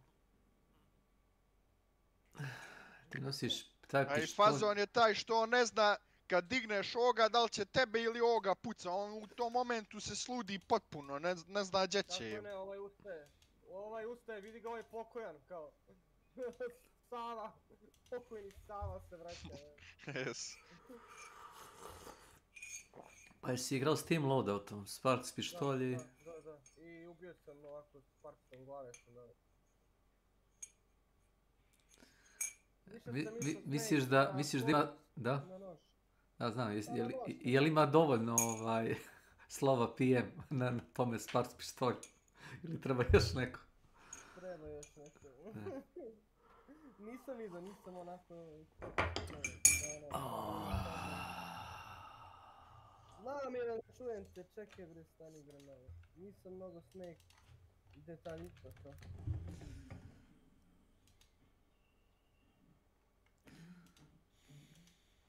Detalji su. Kaže Drakula, detalji su. Detaljica, pa to? To. Detalji su, čekaj kako ide da se desni klik. Show 3D icon. Kaže, nisam mnogo detaljisa. Ovaj skin, vidiš, to se isprdamo. Pogledaj kako izgleda skin. PM, a PM, vidiš što? Da, ima PM kako hoćeš. Pičke materine. Da, vele. Ne samo to, imaš i one šare, isto tako, imaš ugravirane na par mjesta što PM. Na prigušivaču, šta ti ja znam. A što to tako? A Post Malone. Post Malone, joj. I onda je lik uzeo copy-paste i zalepio na sva mesta po oružju, PM kaže. Da, kao, da li je ovo kao dovoljno?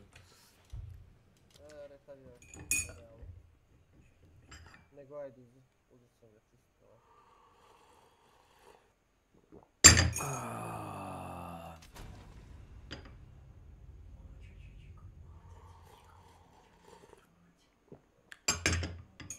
Nema ne, ljutići se na tebe. Dobro Milane, znamo bre, pa već igramo tako, evo te. Ti iznabada. Plan stavljaš. Znate, to neko mjuče u prozor. Cirkus. Milan mjauč. Milan mjauč.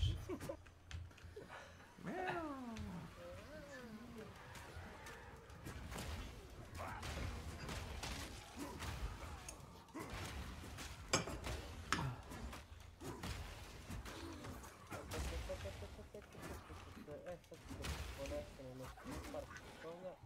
Aftermath. A vidio? To se zove Maj... Jebalo! A to možeš i ti da radiš sa poison strelama, znaš? Evo, High Maker smrdljivi, jebote. Aftermath. O. High Maker. Je. Koroziju. Imaš i ovo. Plague. Sad ću vidjeti.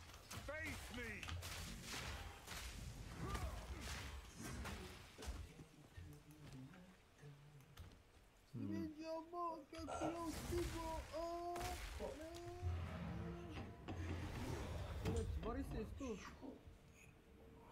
A je, šta je ovo?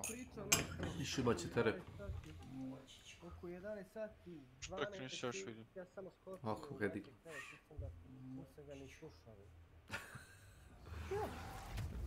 Znači, kako će to grebat? Krenuo da mi priča nešto. Krenuo da priča, ja u krevet, iskočio i ništa. saucer if you didn't move swiftly. I kako se oni pune, jeli? Jeli Snake? A? Kako se? Kako se pune slušalica? Ja imam na USB. Ne pitam te šta li ti imaš, nego ove slušalice. Da, na USB.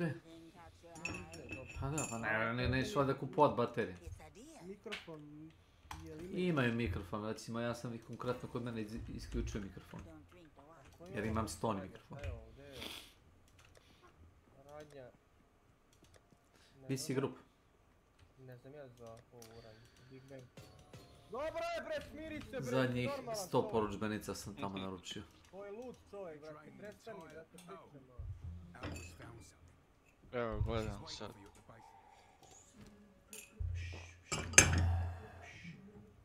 Čibira, pap. Ne znam šta je on uradio.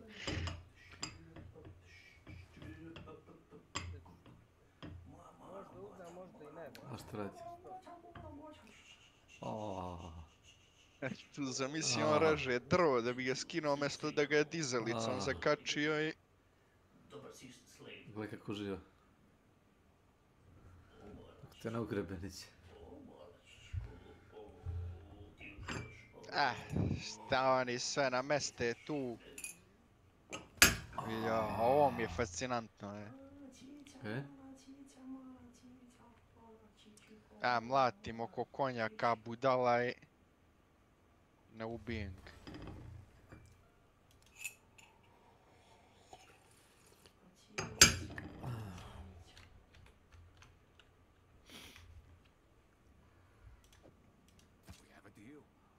Na naša stara dobra mjesta. Ti budi moja vrteška. To je hvarti rep.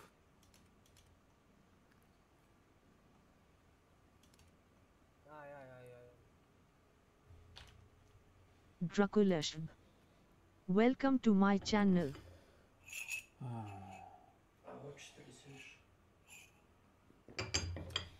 Mačka radi ono što mačka radi.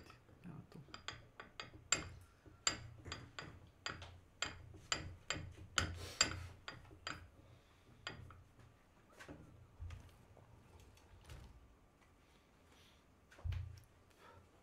Ne moraš, ja sam ovdje traga, ajmo u Lost Station.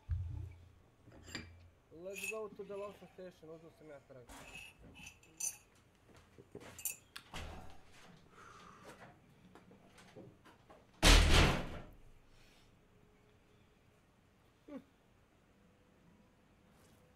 On ide na kekar.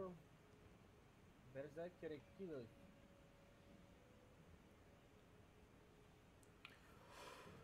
Neki flaperece. Kekar. Radimo od 5. To je ta naša. Šta palita Snake? Ove slušalice su vrh. Digo je neko brane ovamo levo. Ali brate mili, ja imam već 50 slušalica, a tek kad bi kupio, a pogotovo što ja slabije sad igram. Da. 51. bi bile slušalice. A jes. Joj, brate, džebos. Dobro, ali... A i džabe su, evo. A, to viš. No, uzet ću.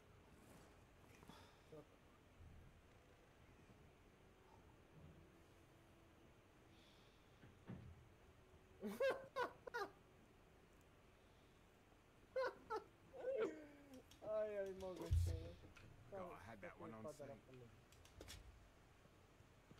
Kaže ti Milan da... Meka, ne prenosi mi.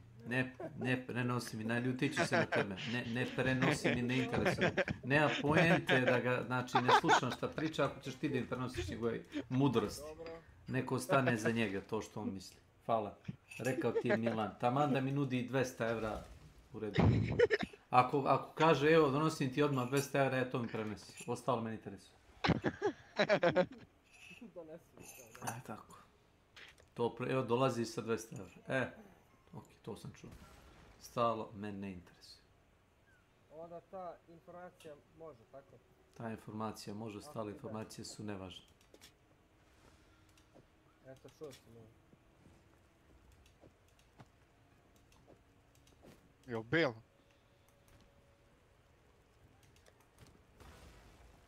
Neće on dugo bit bel.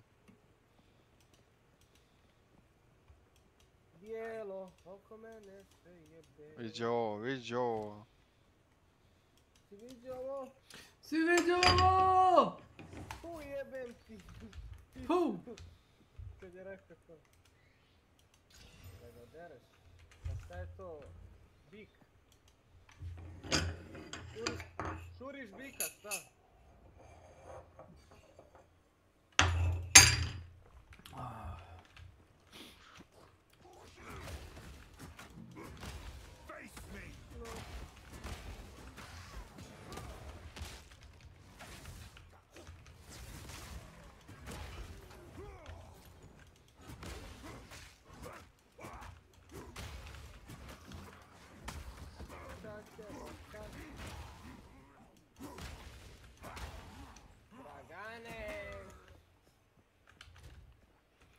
Joj, ne radiš ono što sam ti rekao.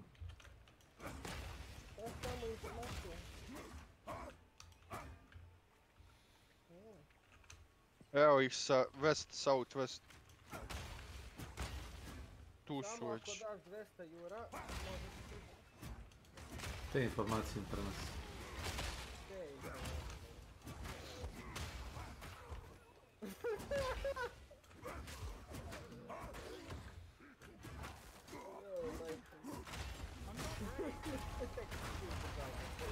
Te ovo nije bio ovaj top ovdje pre. Gdje da vidim? Gdje da vidim? Ovo je ovdje top. U sred boss arene? Da. Oj, ma bateri. Ne, nije bio. Nije bio. Nije bio. To su prvenati za da ja i ti, da sam ulazio tu da je razgledao vidio bi ja. A vidi ovaj stao pored njega i... Makarki. Isti kurac.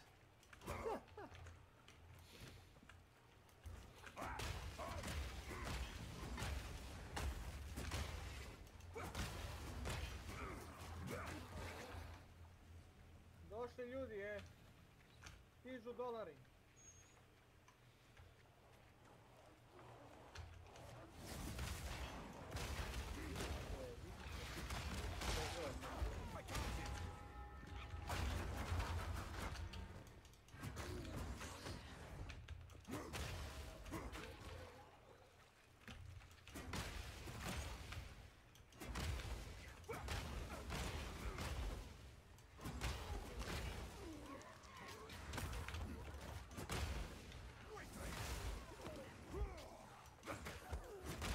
Si vidio ovo? Vidi ovo! Imaš healove. Kako ga pune Milan. A jes! Važi! Njemu saspe headshot pa mene headshotuje. Ma druže, puši ga. Čovjek zna.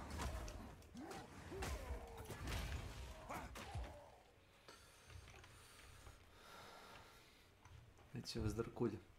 Dve ekipe, pa polako.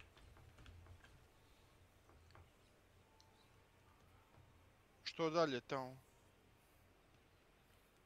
Drakula support. Push mid, Drakula. Push mid. Kukaj ovog. Kukuj. Auto 5 neko je. Te ko Dota da igraš.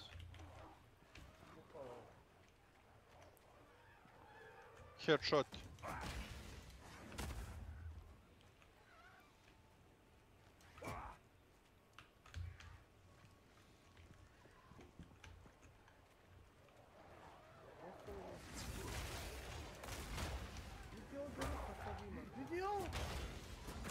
Daj. Otkud ovo ovdje, brate? Nije bilo. Da možda vidiš krov. Skinuo me od neku, ne znam gdje. Da možda vidiš krov. Dobra rupa. Možda vidiš dvorište.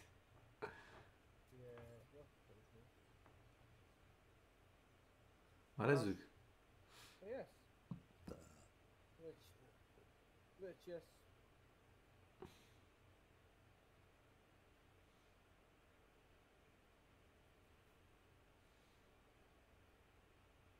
bre, 300.000 bombe, basta.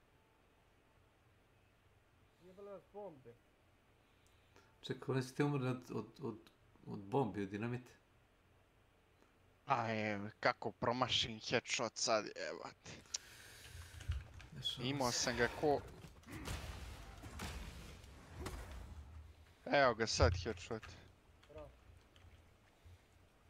Jedan lik ostao na 345.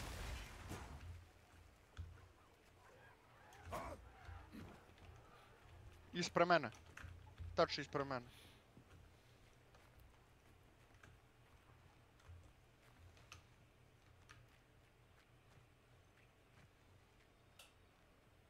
Pistovan. Bravo. Postojan. Bravo bre Milance, bravo!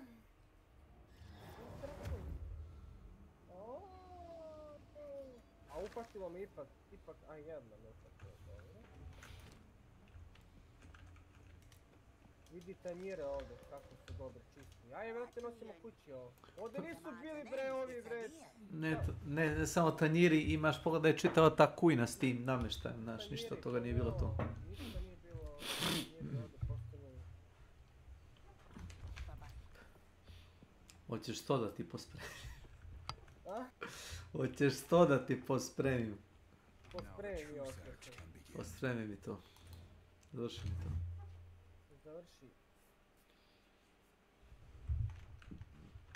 Kašike, imamo kašike.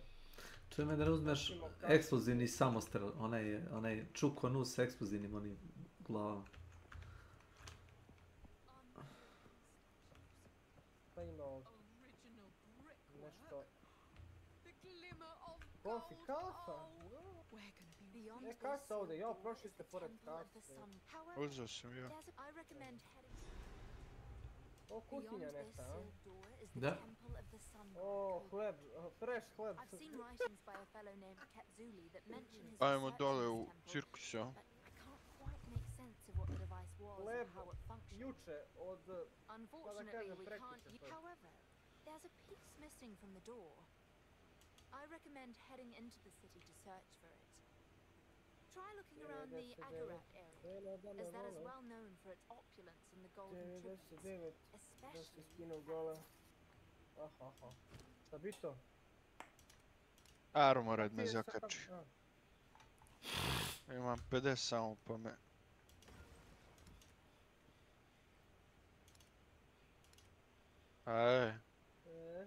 Preračunali su se malo, je vidi.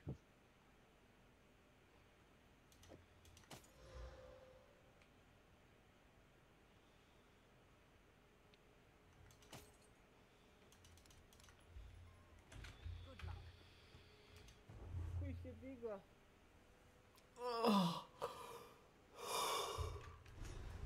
Ursa? Ili voliber?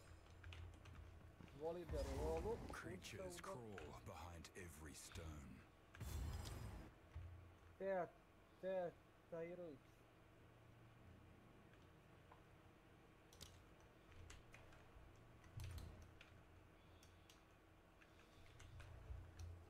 Pazi, imam najveći onaj dinamit, ako ga pogodim. Dynamite bundle. Oni su gubili onda.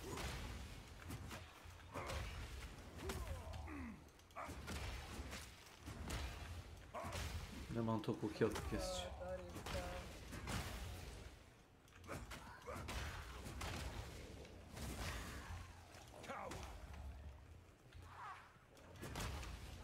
Viđi ovo, jeba. Smo postavili trap, a? Hoćete svi poginut.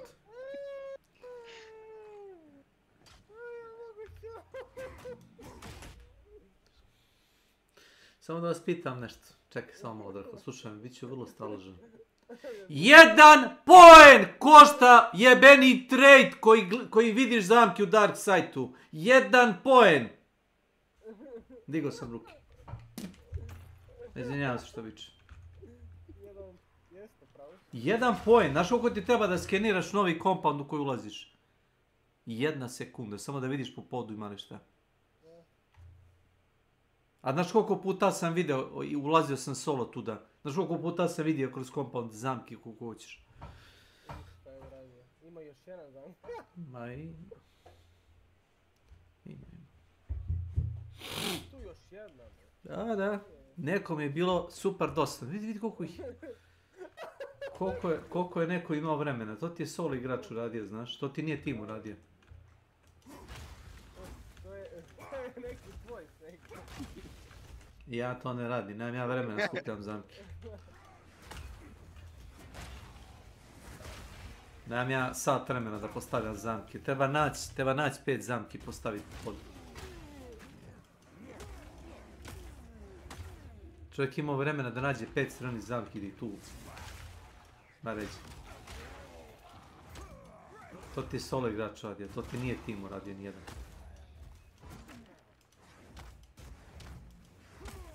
Jeste ubili neđe solo igrač? Solo igrač? Nema pojma. Onda ćete ga naći usput.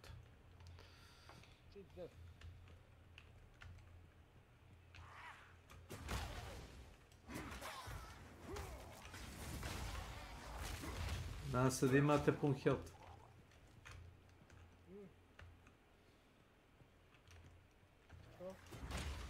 Ništa. Ako je dobio 2 puta hit markere, a solo igrač, taj će se vratiti da vas pobije. Naravno ako ste prvo vratili health, pa tek onda poginuli.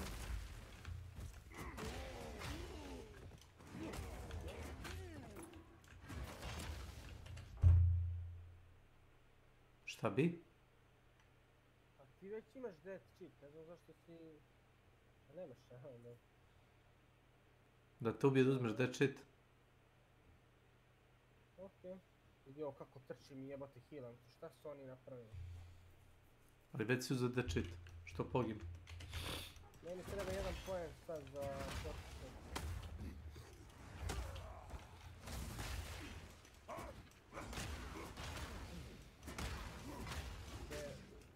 Čela.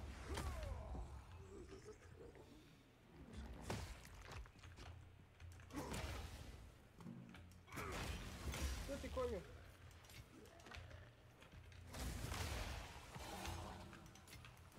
A rarity and all mine.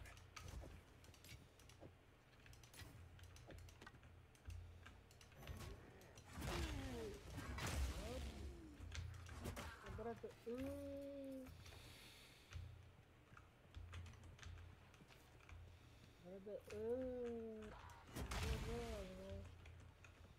A dobro bre, ja ubijem ovdje misli da treba mi to.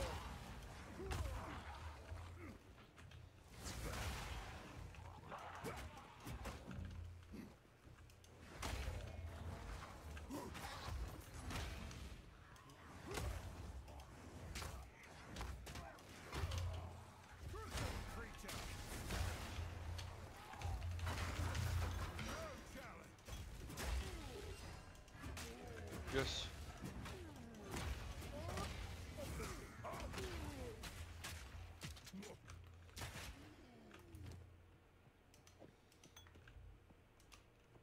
Ima stupid bomb, šta se muče s tom.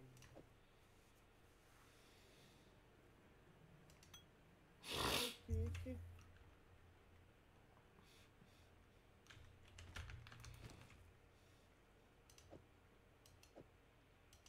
A otišao, nije ga zakačio stiki, pao je. Puci stiki. Ajde, samo da ja uzem skjavce i idemo na to. Što imaš manje health? Milan ga ubio. Milan ga ubio da potroši nekromancer, ako sam dobro shvatio. Milan mi je ubio da bi uzeo dead cheat. Ja kad sam solo, ako imam, ali u zadnje vreme ne nosim učinu nekromancer.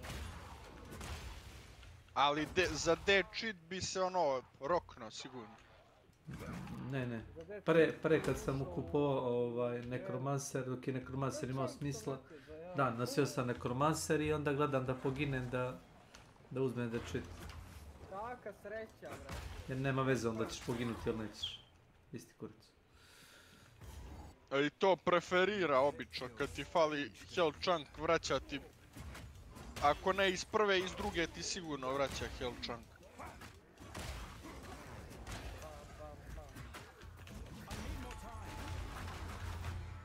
To sam primetio da ta slot mašina to... Ima i toga. Da. A za 2 poena vratiš ceo health, a ovamo... Možeš za poen ako ti iz prve usere. No dobro, ali ovo vrati ako ti ekipi fali, znaš. Chunk. Pa ne vraća ti ovo cijeloj ekipi, nego isto samo tebi zasebno.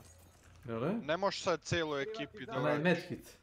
Da, ne vraća, samo tebi vraća health. Da. Balans, Yes. Samo tebi vraća, nema više ono da vratiš svima health. To je moje, sad je samo moje.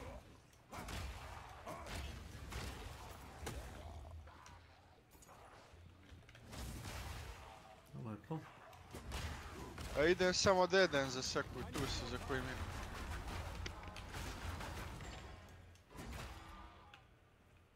Da. Samo da namestimo inventar.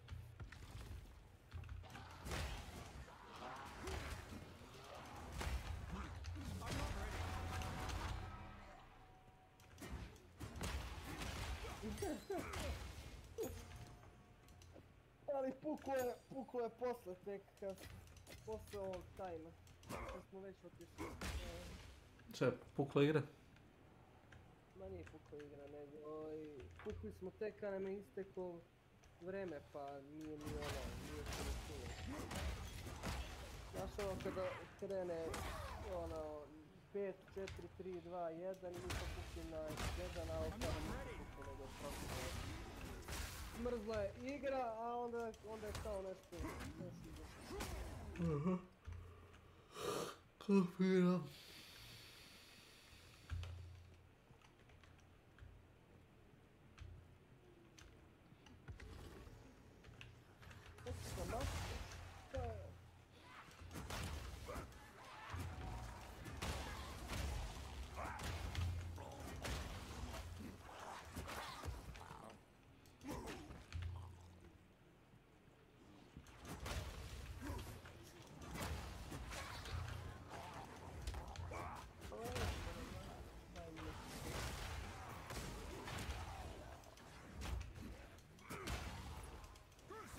Ako pređemo danas ovaj daily, i to dobijemo ovog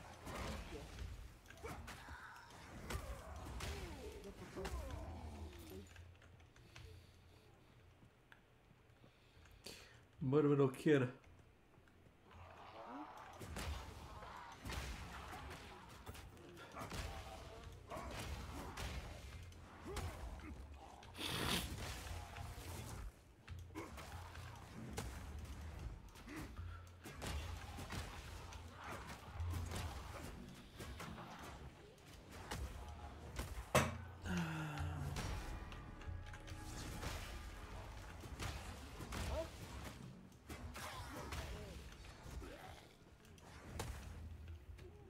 Koji se ovo? 20 level, pa ti si dobar, ne? To je dobro.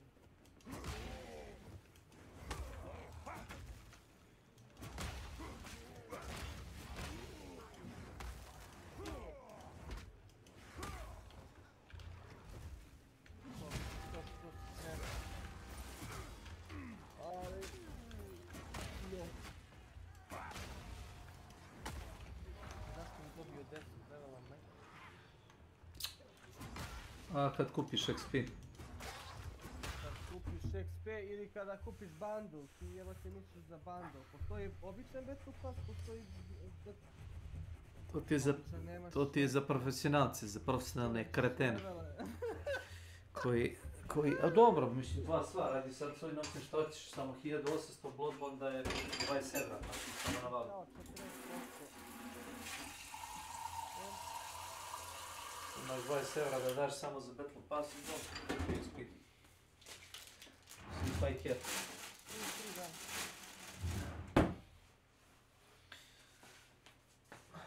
Toliko ne vredi para. Vredi to malo vremena, ono čovjek da ubije, da kao naš otvori nešto, ali... Dakle, još kao 40% popusta stavili. To ti je kao fora za ljude koji kao nemaju vremena da ga završe. Pa ako nemam vremena da ga igram, neću ni da ga kupujem, razumeš? U tome je što sam. Šta radiš ti, bilo? Onaj stari meni kakav je bio. Majke. Klasičan onaj meni. O kurcu ne volja.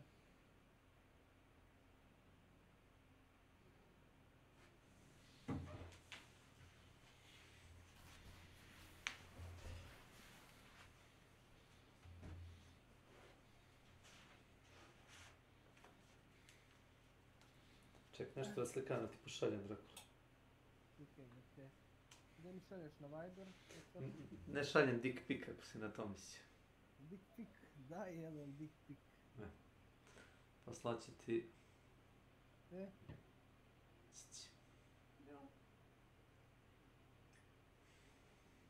Pa ja mislim da. Ne znam, pite Snake. Da li Snake ne, prenosi. Brže on odbijam. boostuje... Odbijam. Mazahant je pitanje. Odbijam.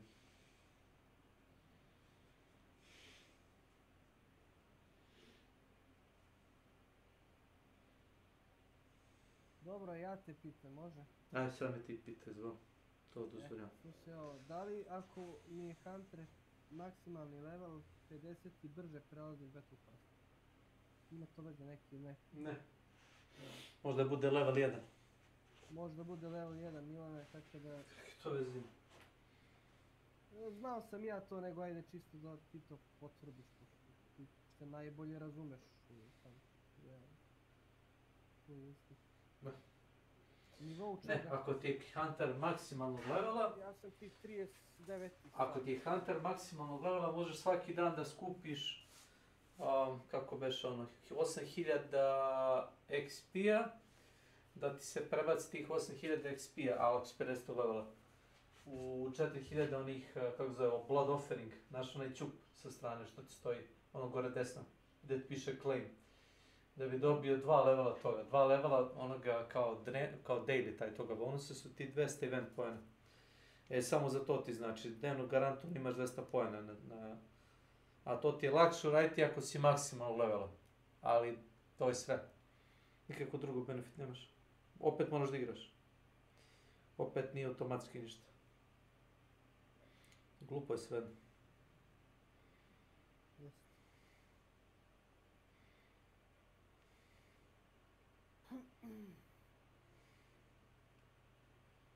A šta se čeka?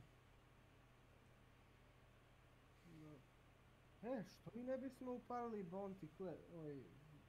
Ja se pitam. Uzmeš Free Huntera i pregaziš ih tamo. Pregaziš se. To je deathmatch pravi. A što da ne bi ono? Nego hoćemo cirkusa. Ali šteta što na taj Bounty Cash nema cirkusa. Ma što ima veze, uzmeš shotgun i onaj... Bila bi fora da se stavi cirkus kao Bounty Cash, samo cirkus i ono svi da se spawnemo oko cirkusa i vrate haos u tom cirkusu. Ali ovo je mali, ja sam mislio da je veliki cirkus. Ovo nije toliko veliko, realno. Pa nisi htjeli da naprave ništa posebno veliko, samo nešto što je kao... To nije ni pola compounda ovih cirkusa. Pa nije. Znaš.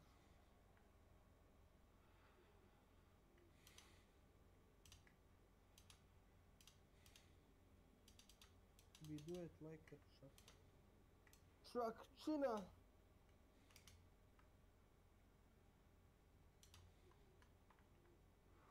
Nemoj da mi skeniraš sliku za virusom, da li si ti normalan?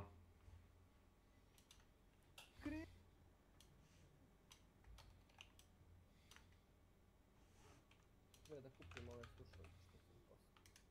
Jeli imaju dosta, imaju sve, a? Da. Moram da napravim account prvo, ne moram.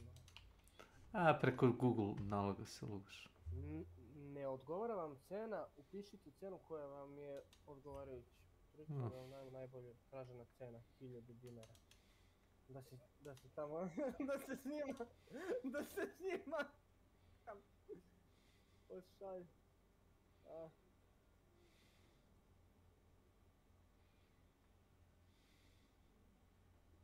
K7 kjela sjelice, yes, I know.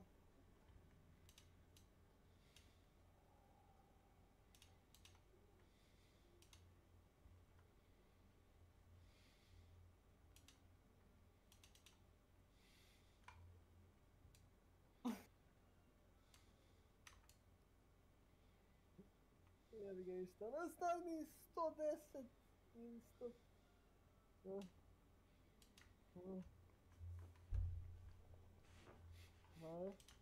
Jo, vidi Snake što je slikao mačku. Jo, kako slatka maca, oči bre na To ti je mačka od godinu dana, znaš. Radi. Ali... Šljaken zibite. To. Čekaj se da nam bolji.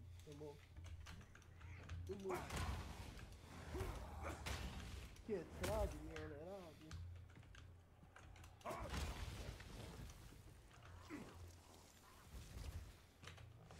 Da li se cenkam? Ili skupim 1800 da uložim. I can't yet.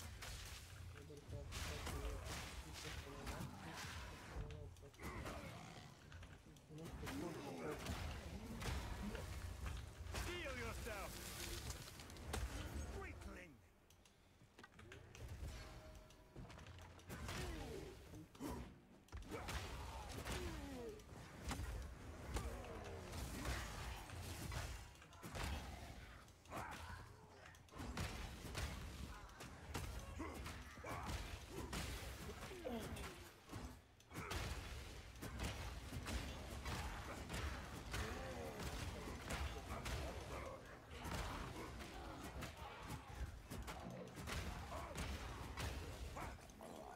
Kako oni ne znaju gdje da postavljaju? Imaš tamo da upuniš podatke. Aha, evo vidite podatke. 1800 da ajde uzeti. Pravo ti bolje da ja šetam po kućica. I see.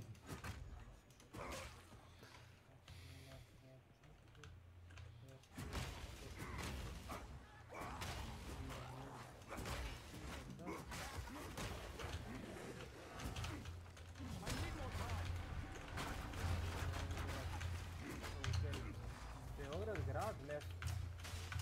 Ima i ispusto, možeš lično da podigneš kod njih, znaš, tako da...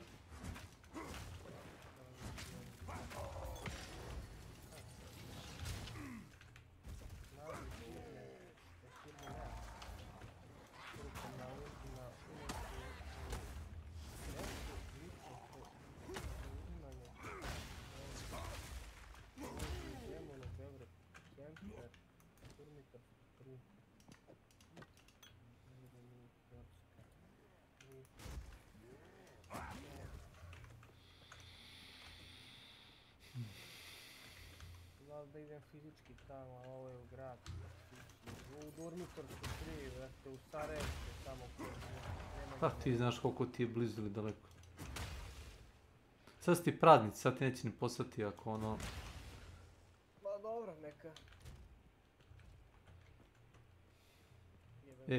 Ja sam išao 50 km zaradi jebenog procesora, ali ono...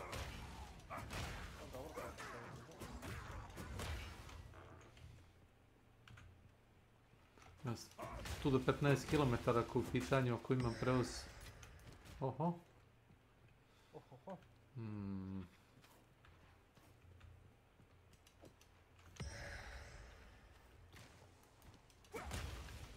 Baš.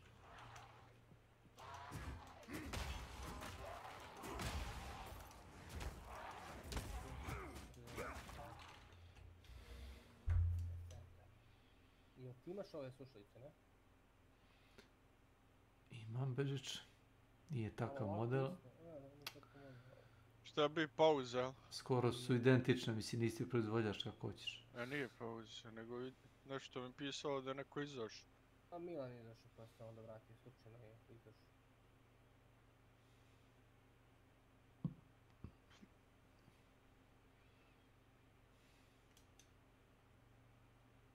Ništa, idemo dalje. Iste pare, onda kare. Evo, sekund.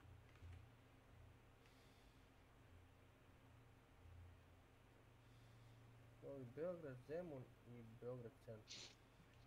Prvo, ja u Nemanjinu ovih dana se ne ide svakako. U Zemun isto. U Novi Beograd isto, znači bolje da mi dođe ovdje. A to još.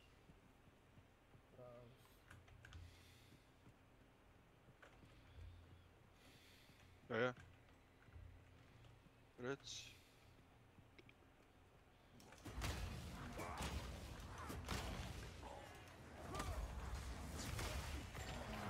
Pa ne koristim ga tu nešto. Steel yourself!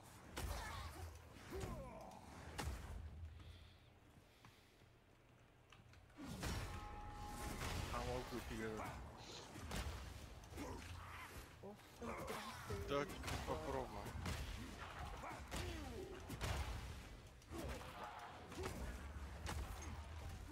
Kako je uspješno, račun vaše platne kartice je zadužen.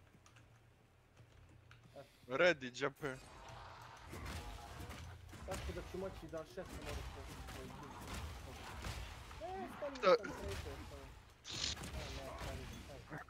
Šta si trgovao? Bežične slušalice. Aha.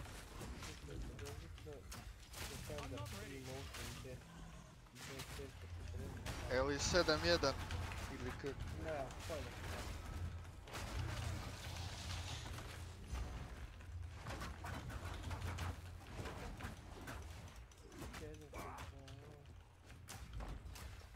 I'm not ready.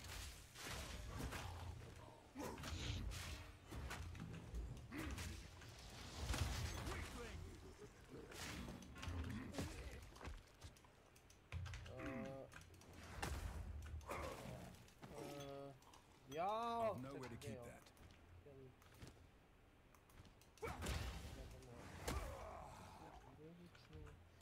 Ovo ti je... Neko se pojegao 7-1 u pičku materiju. Osetio 100... Piši ti na kutiji. Pa kutiju još nije dobio. Piši, imaš tamo sliku na oglasu. 5-3. 5-3. Je to dobro? Pa Snake malo bolje zna to. Snake? Čekaj, vidim. Šta bre, Peter? Koliko je precizan zvuk? Defender, Free Motion, BPS 40.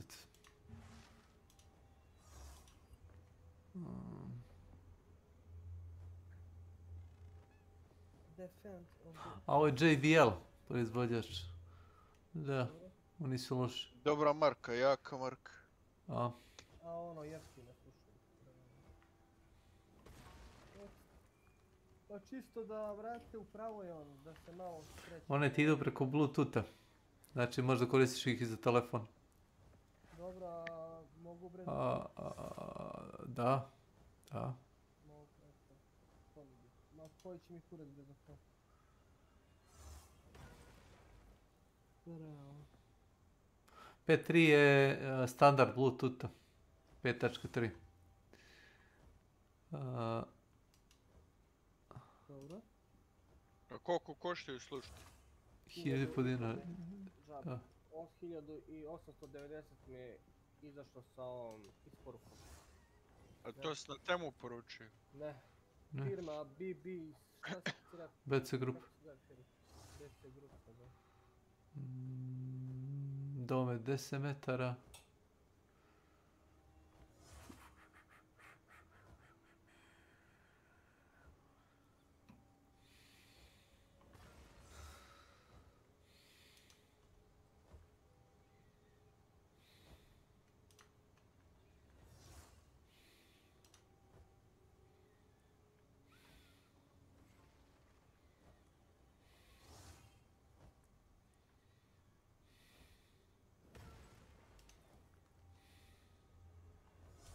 Nije to Kekara, to sam ja.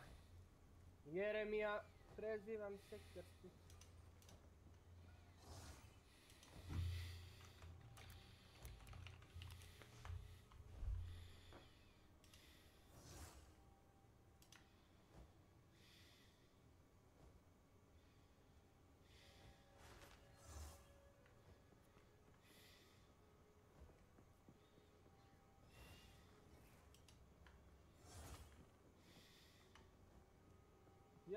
Ja, Jeremija.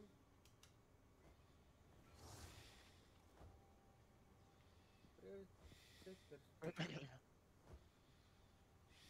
That's ready already.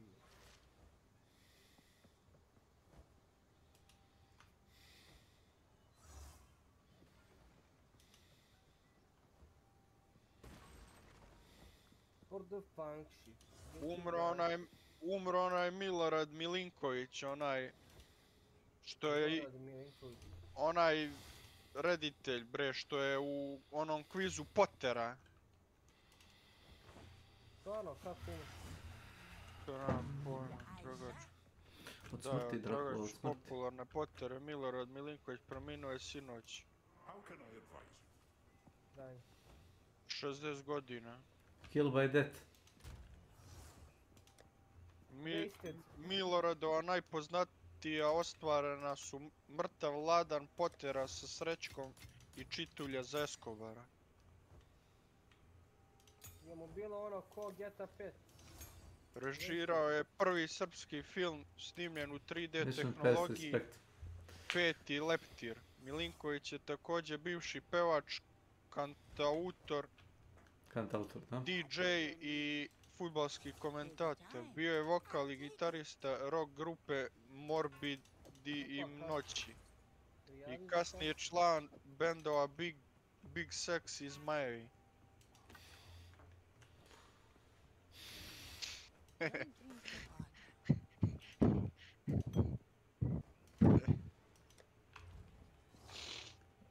Pa jebem li ga, može biti. Napisao je 2 knjige, Fantom tramvaj ili Čudnovati doživljaj mog prijatelja Sime i njegova zaostavština u 5 knjiga, i Mrtav Vladan i Bez noge ili I posle Tita Tito. Nikola, vaistinu se rodi, brate moj, sve najbolje tebi i tvoje porodici. Nisam ti ja majka, Nikola. Puno sreće, zdravlja i da nam ova godina bude još bolja. Sretna ti ova godina nova, Drako. Da ti bude sve potanovno.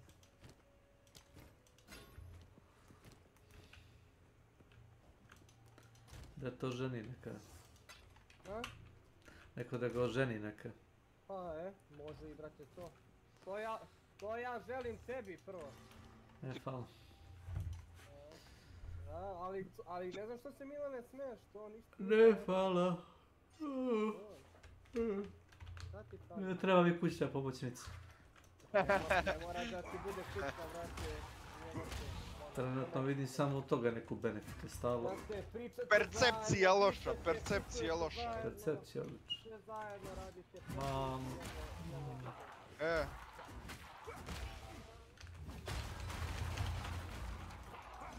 Da. Pa jes.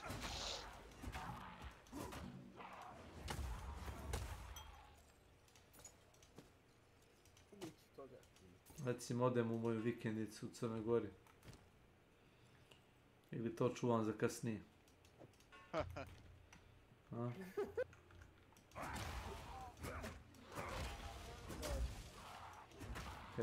Kad pita imam što ja kažem imam repetitor u dvorištu. Vikendicu u Crnu Goru. A što radiš? Imam repetitor u dvorištu. A što radiš? Ne radim ništa. Ja sam, kako kažem, menadžer prodaje nekretnine. Ja sam Milan Belanović. Menadžer prodaje nekretnine. Šta to znači? Ne radim ništa zapravo. Dobro. Tako reci.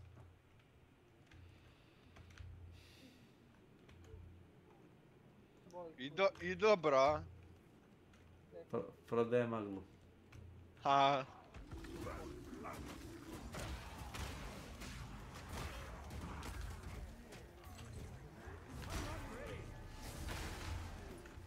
Ekstra to. Vaga boli kurac. Monstrous fiend!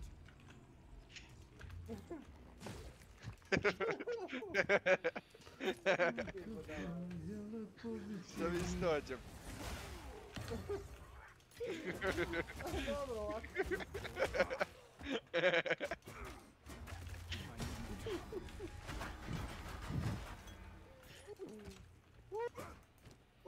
Čuj iznesu. O, kak je baby? Sedi, spavaj, ćuti, lezi, tako je lepo biti. Belada. Što? Iznesu ih zato što igraju 7-8 dana, šta? Polabiraju potpuno. Kolaboracija, da. Kolaboracija maksimalna.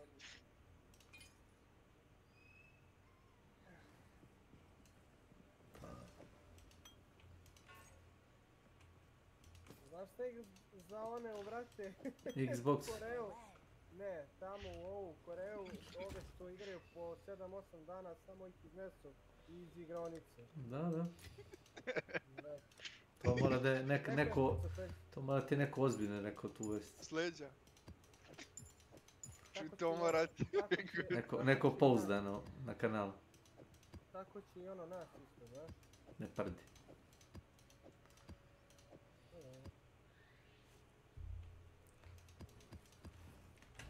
Tako će i nas isto, bre. A u koji ti to igronicu ideš? Znaš što ove merdevine ne mogu da se koriste ovdje?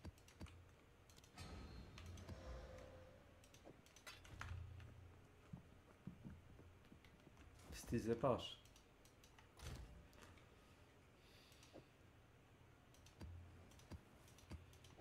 Igram polako.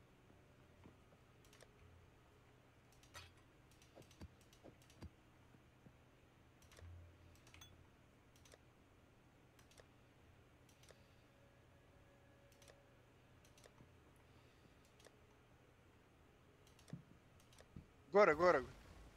Eto. Gotovo, rašaju ga.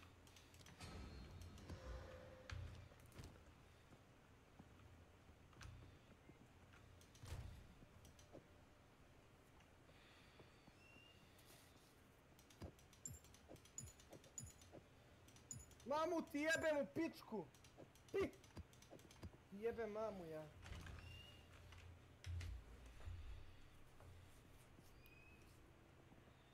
Evo tu bosi ga. Tu levo, eto.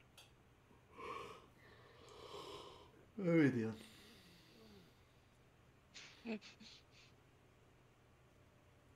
Zabe, kasno. Refleks ne postoji.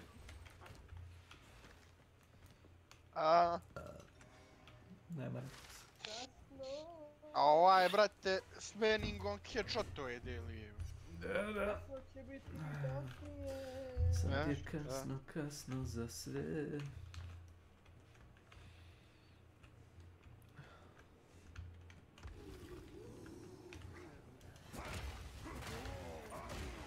Yes. Hoću Vinkija! Vinky the Pooh. Tinky Winky, evo. Vinky the Pooh.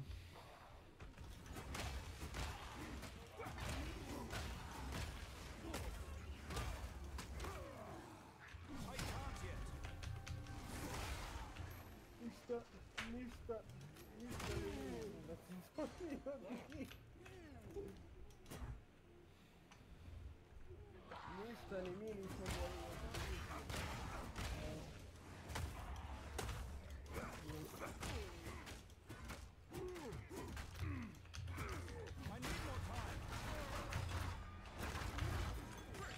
Dobro.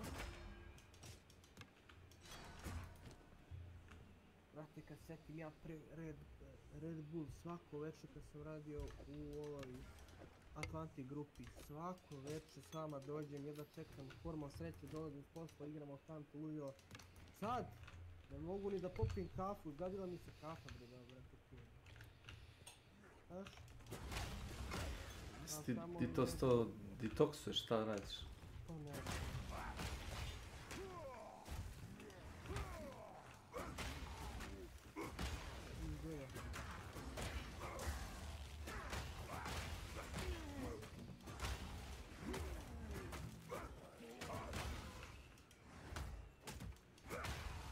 Jer... Ovo se strašno peklo. Za 2-3 dana. Šta ti će da raspodji? Svakako će mi trebati, bit će mi lakše da pričam s vama dok ono legnem bre na krevet i već to. Ne znam, ja kažem ti legnem i gledam film. S kauča. Jastup pod glavu. Namestim tako sušnice jer ih ne izlomim. Naslonim se, pokrenem se ćevetom i gledam. Easy. Pa da. Easy fix. Easy fix. Može Milane tako isto, može. Cheat dead cheat. Tetčina.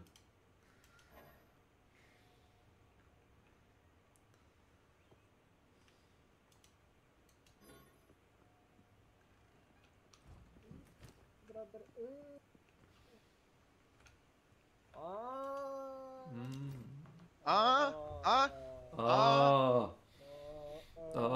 Daj dead cheat. Daj dead cheat. Daj dead cheat.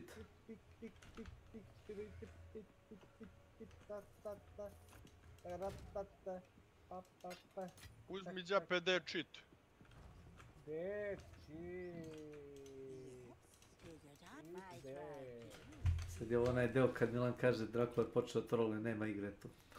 Lehja, od džape uzeo dead cheat. Nisam. Sad ću. Trolu. Šta radi, gađi mlatar na ženu. Sti. Još šta radi, gledaj. Ode. Toko je loše pogodiš. Ne, nego... Dvojka. Kjeci urone za 50 evra. Što za 50 evra kjeci?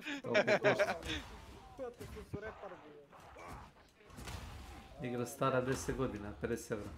Kako to ima ljudi moji? Simo igra Red Dead Redemption. Nije. Ne, jel? Igra onaj Ghost of Tsushima. God of War, onaj Ragnarok. Simo nije za taj kontekst to Red Dead i to GTA.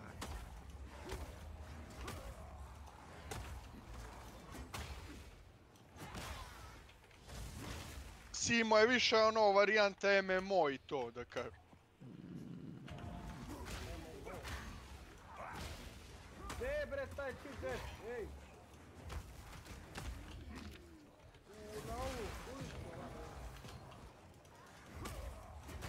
Aha, vidim. Hvala.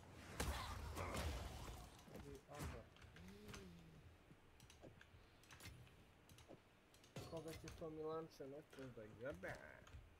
What is your name, honey? Čuj, Honey jebote. Honey money je.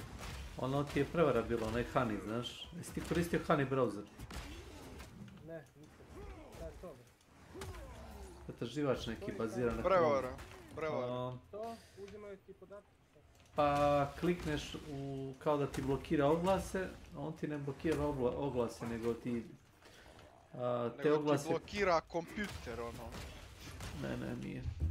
Nego sve oglase koje bi ti gledao, recimo preko Google-a, on šalje toj kompaniji, znaš, koja je napravila taj kao dodatak pretraživač. I onda su oni bukvalno, umjesto da blokiraju reklame, oni su krali para te firme, znaš. Ovaj boss je skroz dolje, znaš. Pa bio ti incident oko toga. Znači fora kao zove onaj youtuber, zna Drako, onaj Mark Player. On je rekao kao, niko neće, kaže, da vam besplatno uradi nešto. Kaže, ovo nema logike. To je rekao bio čak pre 5 godina. I nikomu nije verovao. Ono od sprdnje je rekao, ali je bio pravo. Što nego od sebe. Gdje si ima, šta radi? Bio je malo, pre popili smo kavu. Aha, Čuje tebe. Nisi se čuo s njim još.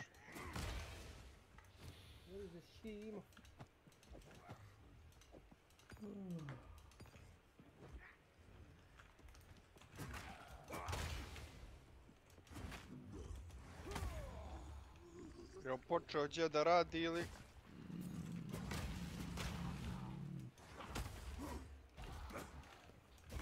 Je počeo gdje da radi? A gdje će da radiš? Pa sad pred praznike čisto sumnjam.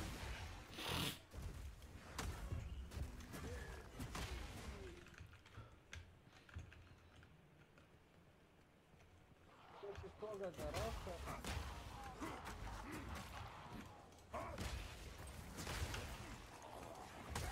No snijeg ljubavi moja svakako sa svojim kućnicama prave si našu vrati jeftine.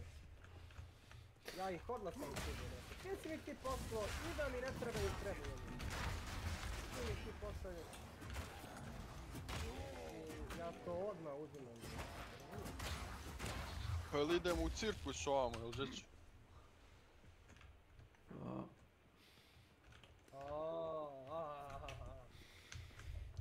Ovakve varijante ja uzmem, ali recimo mom bratu, ono, to što je on malo tvrd na pare, znaš. Onda ga ne pitam hoće li, nego mu uzmem pa nek se snalazi. Ko baš ovako uči? Pa da, samo malo sam ga već više častio skoro. Neka si ga častio.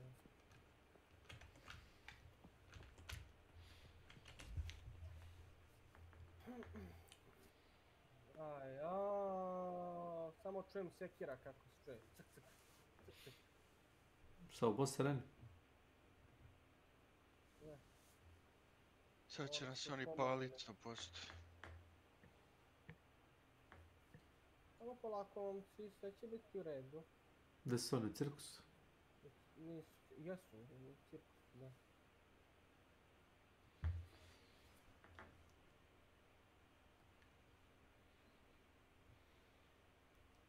Bio ovdje.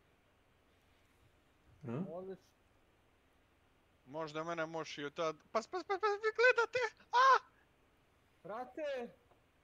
Kako oni znaju da sam ja ovdje? Imaš da uzmeš Dark Side. Znaš? Je Dark Side, da to ne znamo. Ova igra mi je svaki dan Dead by Daylight. Jesi zaboravio? Zaboravio si. Nije pojavno, zaboravio sam, ali sutra dan stoji kada prođe ovaj event, bit će, možda imaju Dark Side, a u stvari toga više nema. Ja skontao sam od prvog trenutka da te gleda lig, znaš? No ti si kasno skopirao. Pa nije, samo su skenirali ono da vide u kom je pravcu. Gdje čipimalo? Mogući.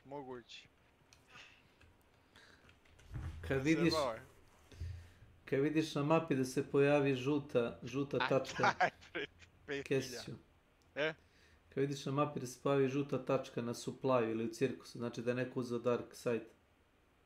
Da. Ono kad ima ona tačka, ono kao gori malo žuto, crno jest. unutra, ono. Je, to ti je Dark Side i neko uzeo. A nema bounty. Mislim, ja znam da to Milan zna, zato sam to i rekao. Čisto da provjerimo. 155 poena do 1000. Oho.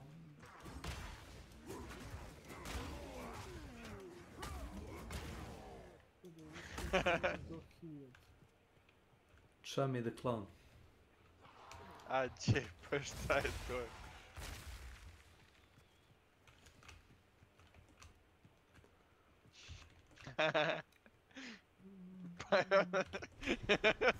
Šta je bilo? That's it. I suppose. Sure, the muscle was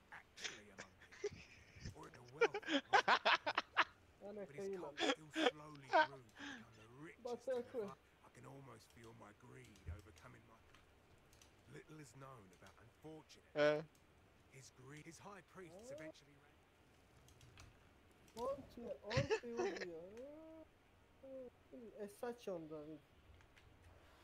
On je mene Njega ubio. se beleži još jednom, ja. Proizvodnja pokušan veša za deki i odrasta. TRB, deki.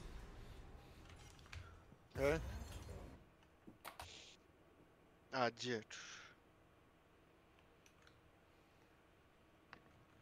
Sad idem keću na onoga istopljenog, onoga džina, znaš. Jel? A, ovoga dolje u kanalu. Oduzem još jedan level. Ovoga pasiva. Onda ću imati 80% više štete kad mu polupam armor. A ima fora da skidaš armor sa otrovnim strelama, znaš. Jel? Ne, moraš da ispaliješ stalno otrovne strela, možda ispališ par komada dok mu ne sjebeš armor. I onda opet nastaviš sa recimo lightning. Lightning, no. To sam gleda Simo da radi. Simo isto koristi lightning strela, gleda se da ima ekipovane one otrovne strelice. Imaš da uzmeš kao korozija, se zove pasiv. Svaka strela koja otruje Dobro. radi kao armor break ili ti skida im armor.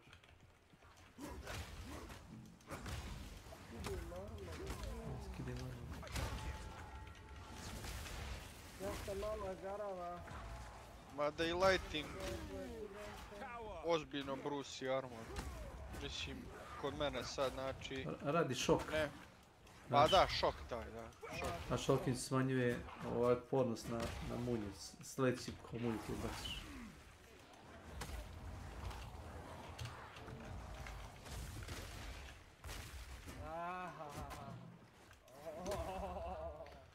O.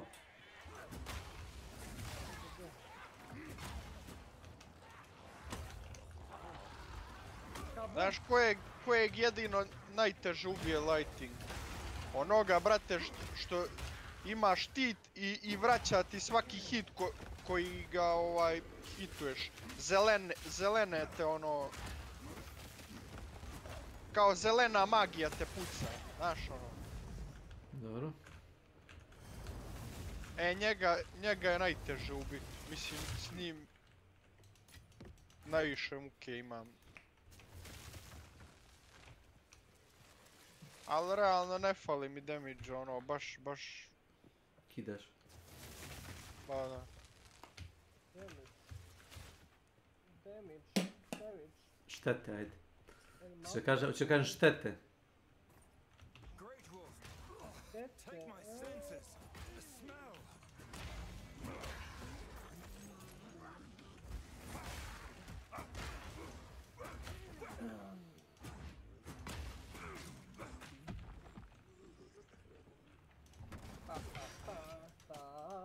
Cirkus nam je ovamo.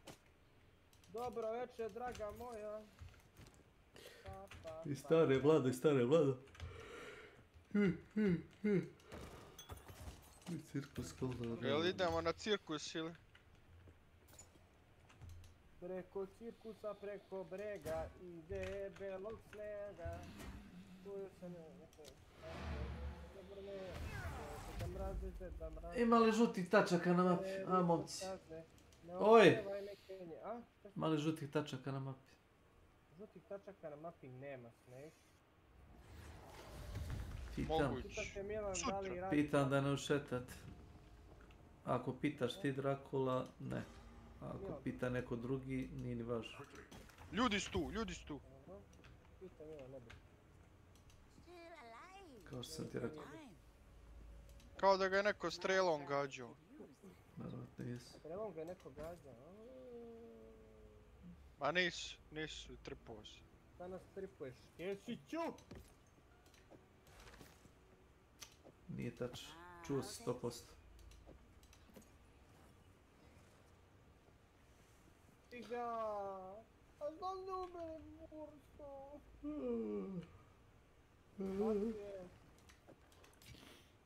Tamo je radio Post Malone, mučio ga je. Karog. Karenzi, bite.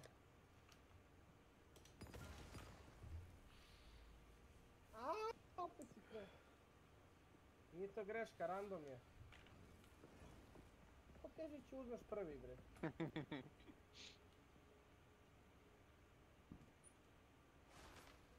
Regeneration boom. Teller machine.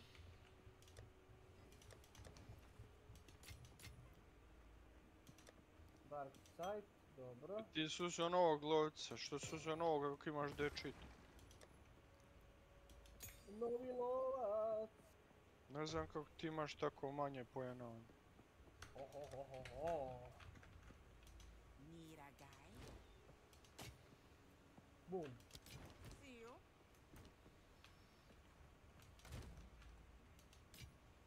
Izlazi Last of Us, nova sezona. O ne, sad će ona gej ova epizode, znaš? Ja. Znaš kad ona ima devojku, a njena devojka je trudna sa nekim tipom, pa onda imaš onu drugu, onu nabildovanu žensku koja kao ubije Joela, ili ti Pedra Pascala, pa onda Eli kao si sveti.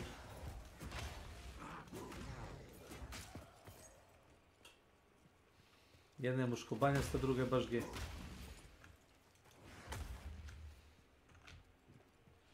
Znači, tranđa. Znaš ovdje ovo.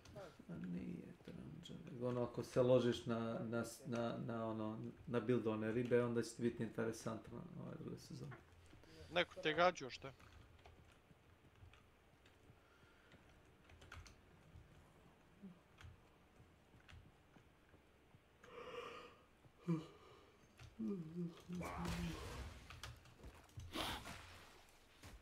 Treba priđi tamo. Preko je vode.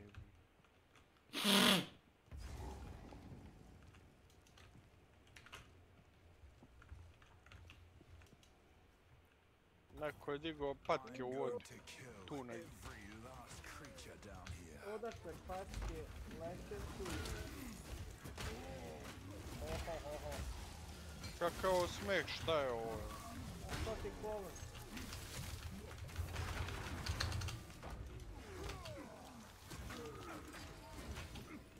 I Post Malone je.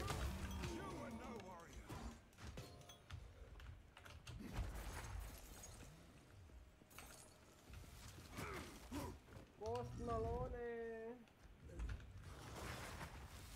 Ne. Kad sam vidio Snake, da mi ti nisi rekao, ja ne bi ni vidio ono je onaj detalj.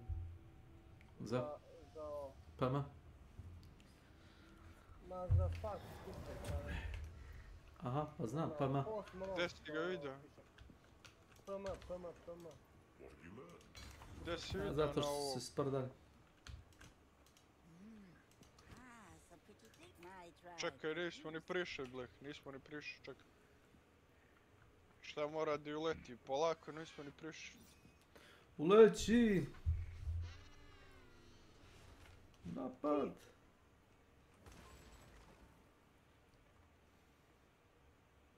Neko koristi ovu...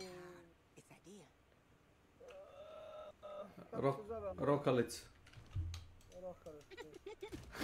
Ne znam, nije ja. Ma ja sam to koristio. Šta da rekao? Jebate, zaboravio sam kako se zove. Dark Side. A, Dark Side, ali može da onako otvara one stvari. A zna, telekinez. Evo ga tu, Bleh. Telepatiju. Što ga kesi gdje?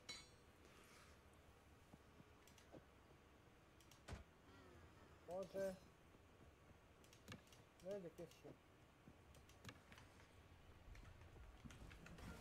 Pa gdje me pogodi, odakle? Polja.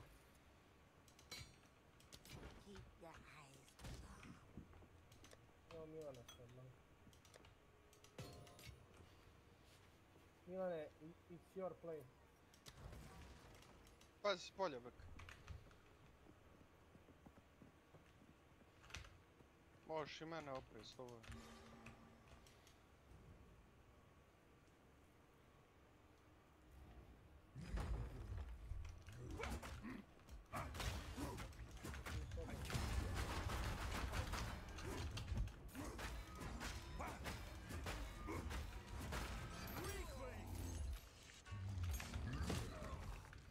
Ne znam, bukvalno ne znam odakle me lik pogađa.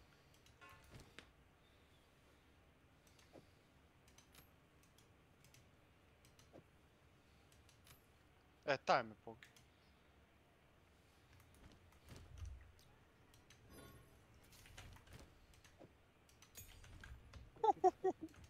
Vidi gaj! Post Malone te ubije, znaš. Post Malone uštekam na čošku, jeboti pas mater, pun kurac ljudi. Šta je čovjek bio gore, a? A kad se kaže Post Malone, zna li Snake o kome se radi? Ma neki reper, country pevač, šta je već. Congratulations. Taj Post Malone. Ne znam.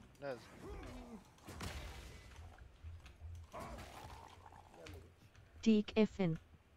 Welcome to my channel. Best viewers on stream.com remove the space KDFE.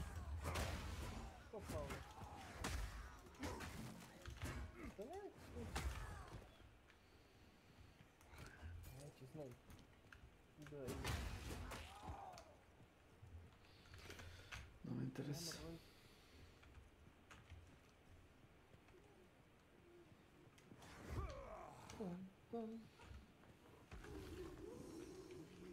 Post Malone.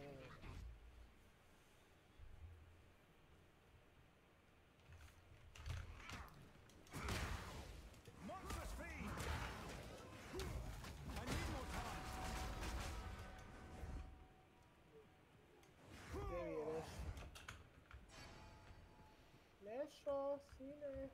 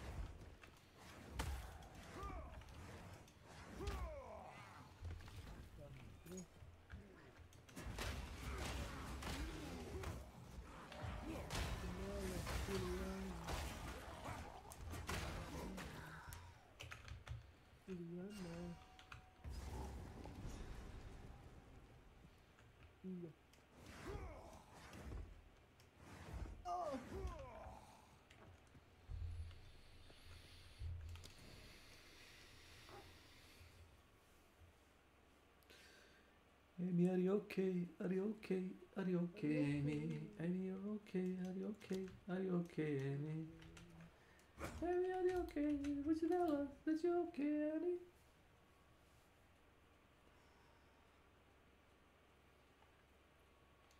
You've been hit by, you've been struck by, smooth criminal.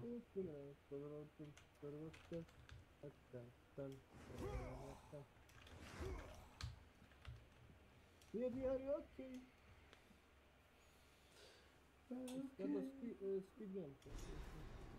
Koja?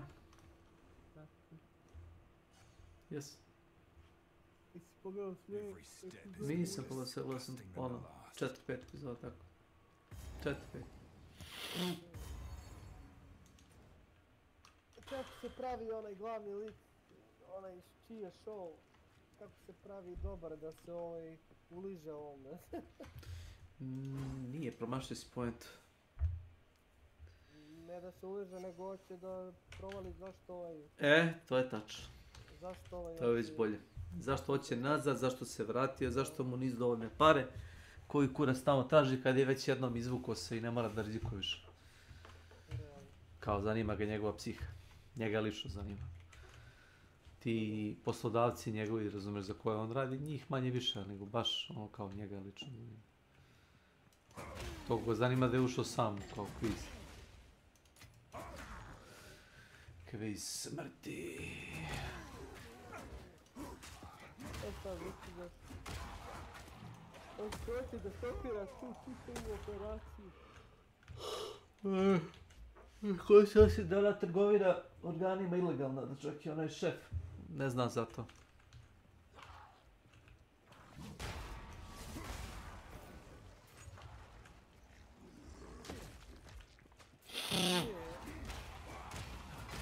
A?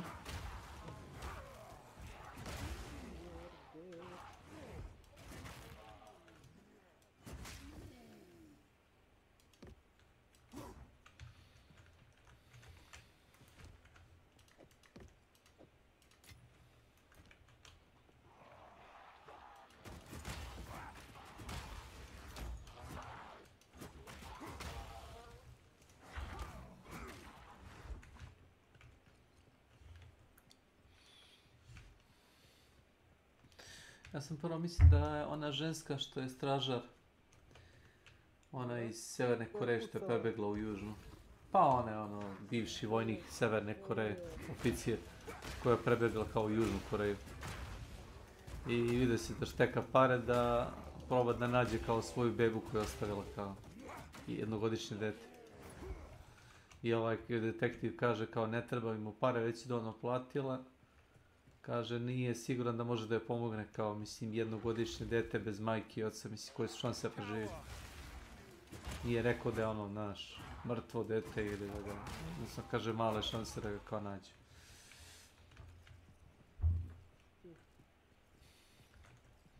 I onda gledaš i ja sad kontam kao otići u kviz.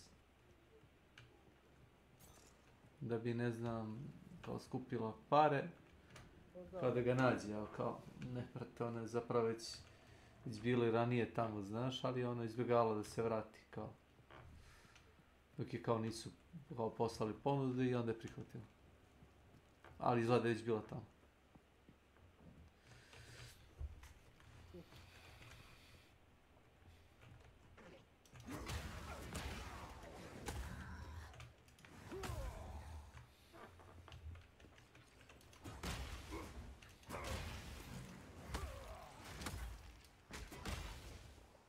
Ono što je, onaj lik što je došao sa majkom na akciju.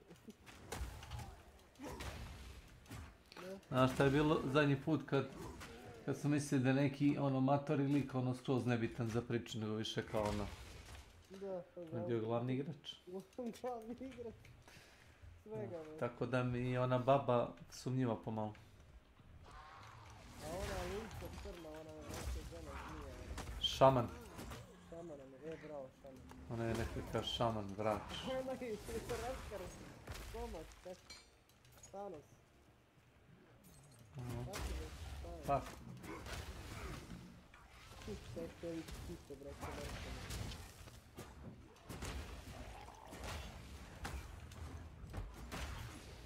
Yeah.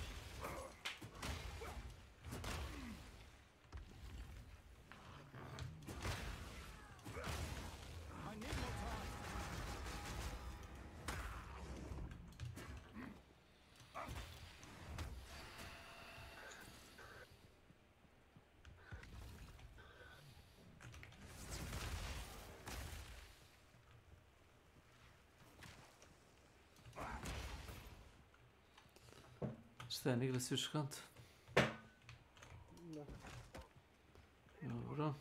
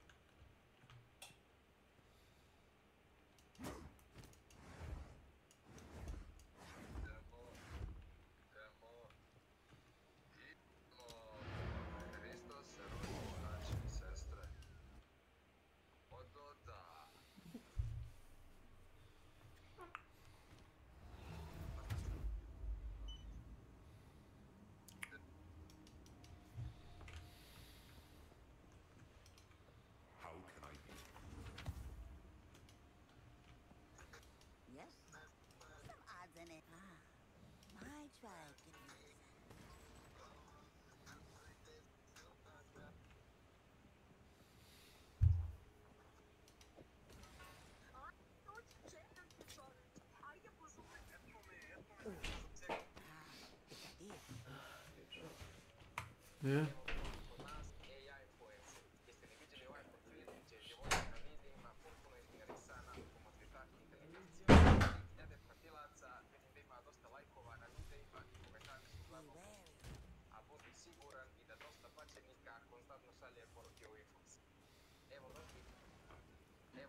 Došao AI influencer.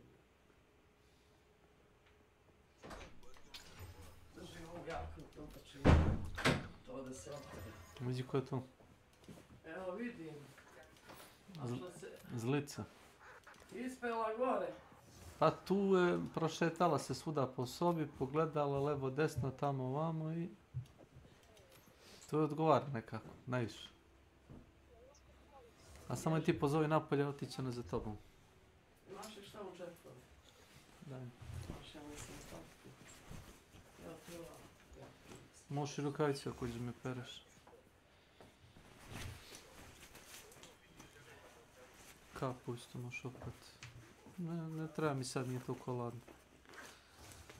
Mačku će si. Evo ti ovo uzmi za mlijeko. Ma platio sam s kartici. Uzmi to za mlijeko slobodno. Ne znam kad Marić nosi, ali... I... Nemam pojma, mislim da nemam ništa, nikakve elektronike.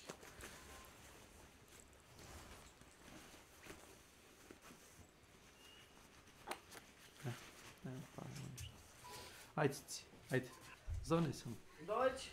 Ajde. Cicka. Ajde. Ajde. Ček. Ajde, Cici. Pala.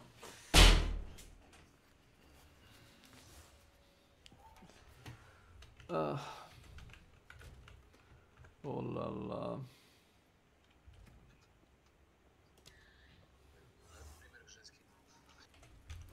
Oho.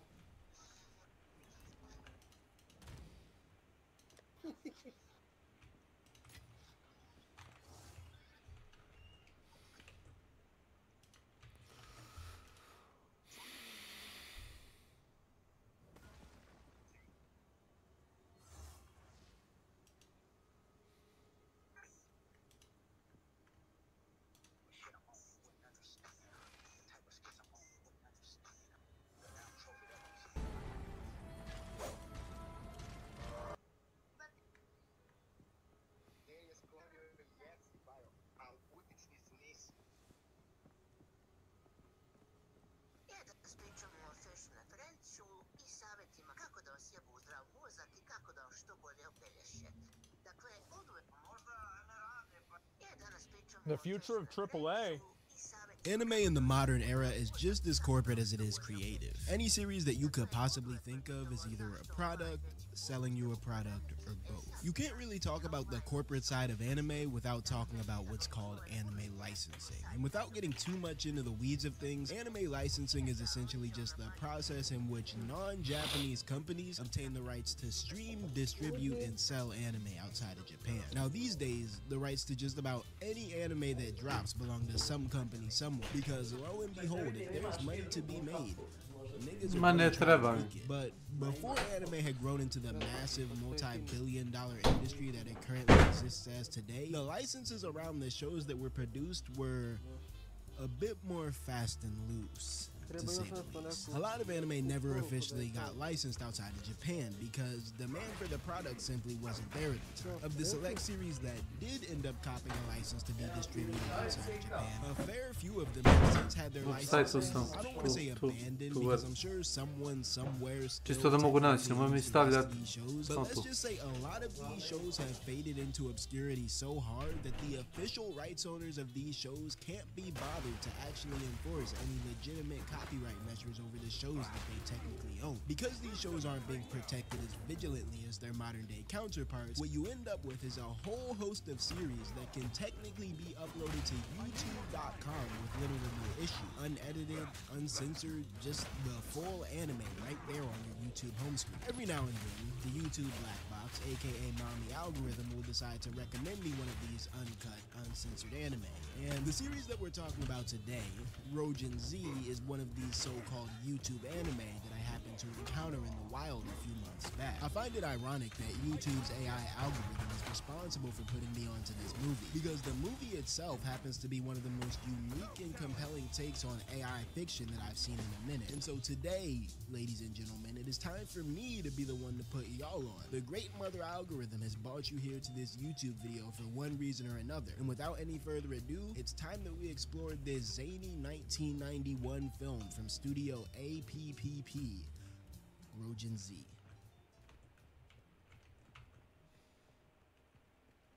So this particular topic, the topic that Rojin Z explores, the tech stuff, the AI stuff, I've always found that type of stuff really interesting. A lot of y'all probably don't know this because, to be fair, I only really bring up like school stuff on this channel when I need an excuse not to upload, but regardless, I actually spent the past 4 years of my life from August 2020 to May 2024 completing my computer science degree. Now in hindsight, the ironic thing about this computer science degree is that basically a cool 70% of it was self-taught. Like, yeah, professors gave assignments and lectures and stuff, but I don't know, in the world of coding, you learn a lot more from like practice and just figuring stuff out than you could ever learn from, you know, just having someone tell you what to do. Now, all this is fine and good, right? Practice makes perfect, as they say, but the caveat there, at least when it comes to coding, is like, unless you're just a very specific type of person, just like a Mandark from Dexter's Lab type of person,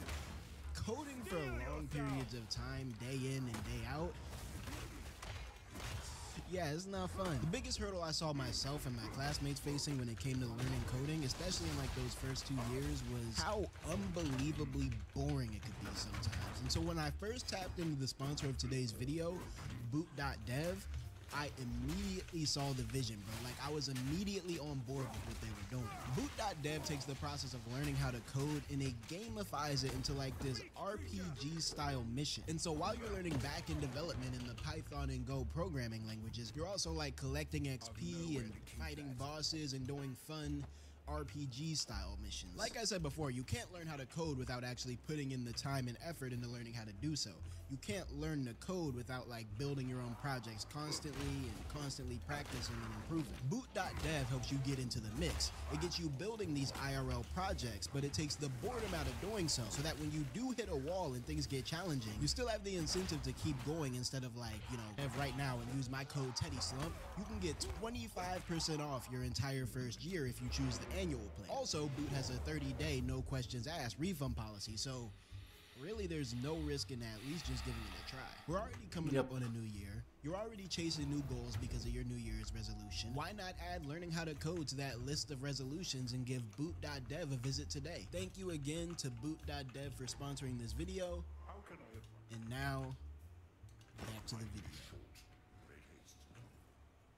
Alright, so in the world of Rojin Z, technology has advanced a fair bit quicker than it did in the real world. But instead of being like a full-on cyberpunk futuristic type world, it's more like the IRL 80s if certain aspects of society were just slightly more advanced than they were in the real world. So take healthcare for instance. In Rojin Z, particularly in Japan because anime, but in the world of Rojin Z, healthcare has advanced to the point where at-risk patients have access to what's called the Medical Crisis Network. The Medical Crisis Network is essentially like this countrywide network that handles all of the healthcare within the jurisdiction of Japan. Now, like any system of this scale, having the Medical Crisis Network implemented into everyday life comes with its own sets of benefits and drawbacks. Like, sure, it's great that old niggas can have access to nurses whenever the need may arise, but like at the same time, greater access requires greater resources. And so when the movie kicks off, nurses are in such high demand that they literally have young folks getting called off of their day job so that they can handle some of the patient surplus that's plaguing the Medical Crisis Network. One of these sort of half nurses, so to speak, is a young woman named Haruko who works as as a nursing student, a volunteer nurse, and a waitress all at once. Haruko is working mid-shift at her restaurant job when she suddenly gets a nursing-related house call on the emergency line. Now come to find out, the house call that Haruko had received was literally just because of some old head that shot himself in bed, which, like, yeah,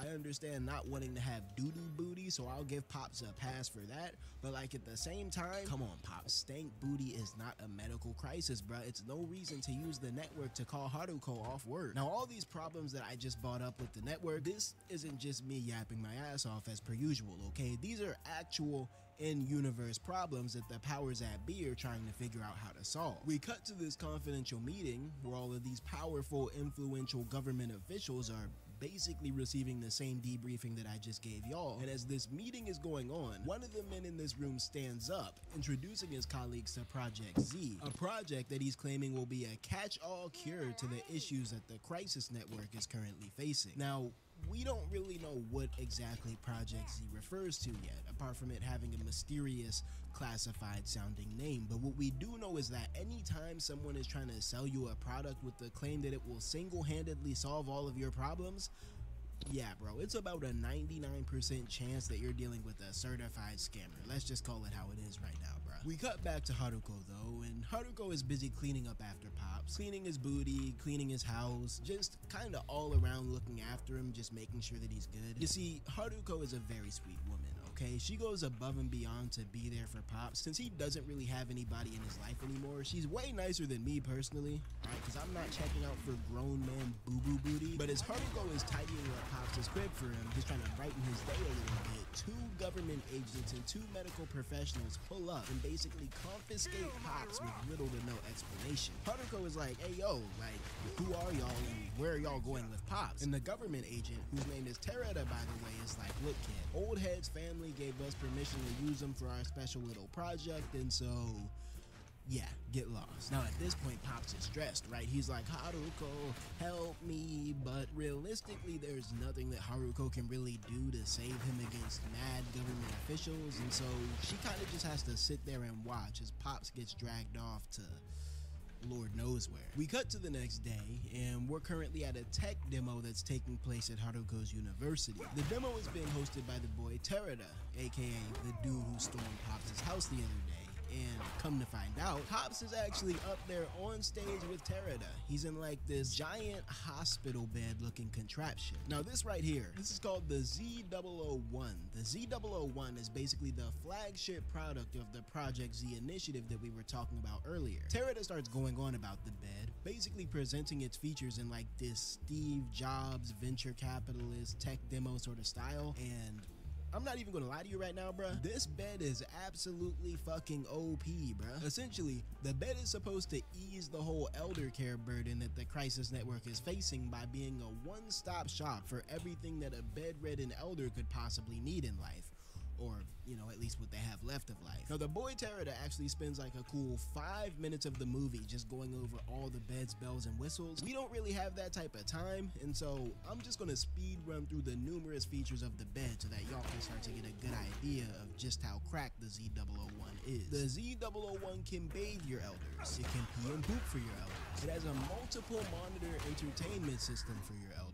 It has a phone for your elders that can connect to other elders that are also within the Z001 network. It can dress your elders. It can feed your elders, chewing and swallowing for them. It can exercise your elders. It can monitor your elders' vitals. It can diagnose and prescribe medicine for your elders. It can send out emergency calls to the hospital for your elders. The Z001 can do all of this and more thanks to the power of what's called a 6th generation computer. Basically, in the Rojan Z universe, the 6th gen computers are these groundbreaking new computer hardware that can quote-unquote learn as they're used more and more. They're basically just anime sci-fi bullshit computers that can do way more than whatever device you're watching this video on right now, despite being built in the 80s. That's right. In the Rojan Z-verse, we have super AI CPUs that can think for themselves, but we don't have HD TV. Now everyone at the demonstration who's watching in the crowd is over here gassing up the Z001, right? Asking questions about it, just trying to figure out more about this bed, when suddenly Haruko bursts in and she's like, yo, I'm not gonna lie, y'all, this bed head seems kind of fucked up. Haruko is like, look, y'all, I respect the technology. I think this is all very cool, very innovative. But, like, look at Pop. We get a look at Pops and, like, yeah, he's not looking good at all. Terada is like, yo, shut the fuck up.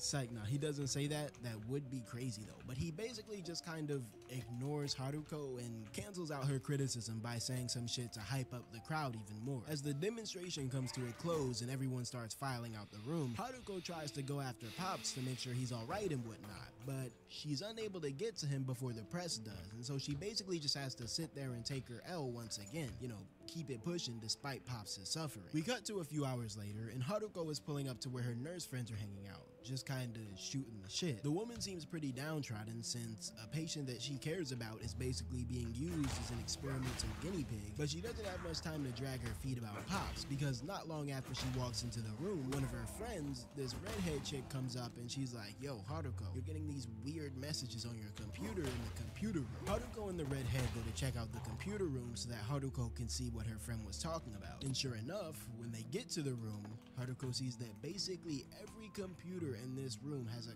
console on the screen that just keeps printing out Haruko's name over and over again. Now confused and slightly creeped out by the computer's randomly printed her name, Haruko tries to click on the screen to see what's going on, right? To see if she can get to the bottom of this odd occurrence. But immediately upon doing so, all of the computers in the room spark to life and start...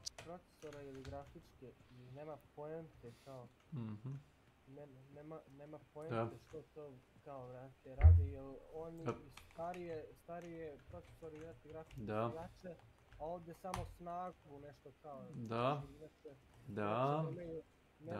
Nemaju poente ni za nove igre kad su nove igre smeća. Da, ti znaš da su automobili pre 80 godina išli oko 200 na sat. Stvarno? Ne. Pa jesu. Sad je 2025. godina. Pre 75-80 godina automobili su ti pojedini modeli, pojedini proizvođača su ti išli oko 200 na sat su mogli da izvedu. Sad nisu bili bezbedni, razumiješ. Naravno, ali išli su svakako. Išli su. A znaš da je Tesla bio napravio električni automobil? A hoću ti kažem da to sve budžet, ti ni sad nemaš ceste gde možeš da voziš, ne znam, 500 na sat ili ne znam nije. Može voziš 300 na autobanu. Jeste, na jednom pravcu, pravolinijski. I? A Japanci su napravili onu super brzu željeznicu gde ideš 500 na sat. Da. Ide od aerodroma do, čini mi se, nekog industrijskog centra pravom linijom. Gledao sam pre neki dan reakcije ljudi, razumeš, bukvalno kako ide voz, ljudi krenu da gledaju i kamera prati donekle, razumeš, viš kako samo izleti iz kadra, razumeš, ili ko ovako se izeva ko riba. Nevjerovatno prizor. Najbrži voz na svetu. Ali to kao, kažem ti, ima donekle, razumeš, smisla, onda posle već nema smisla.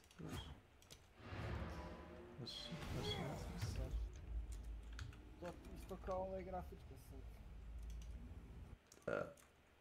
Da, si zio.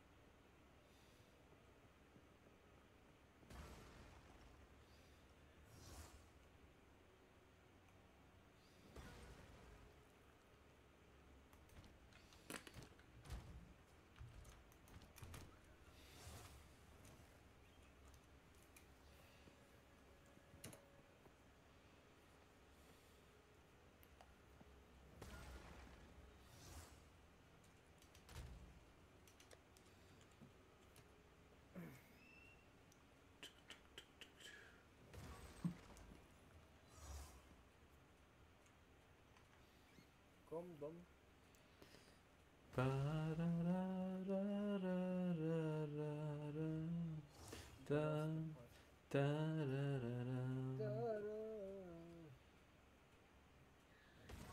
Jesi gledao Westworld, zapadni svet? Ne. Gledao bi, ako hoću da gledam, ali ne mogu sad. Stara serija. Pa ne, serija, ne moraš. Da, zapadni svet. Na što sam ja gledao? Na taj sličan fazon.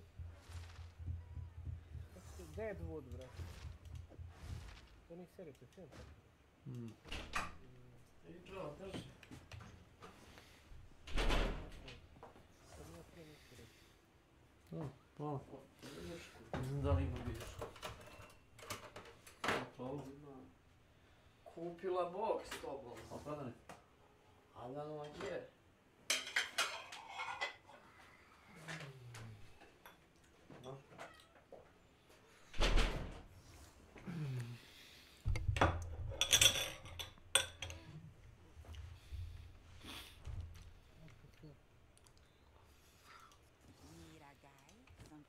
I'll take it. Don't drink the water.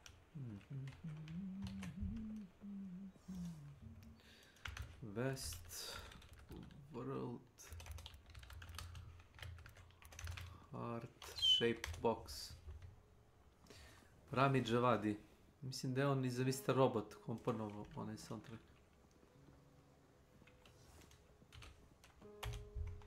Odslušao. Od instrumental samo.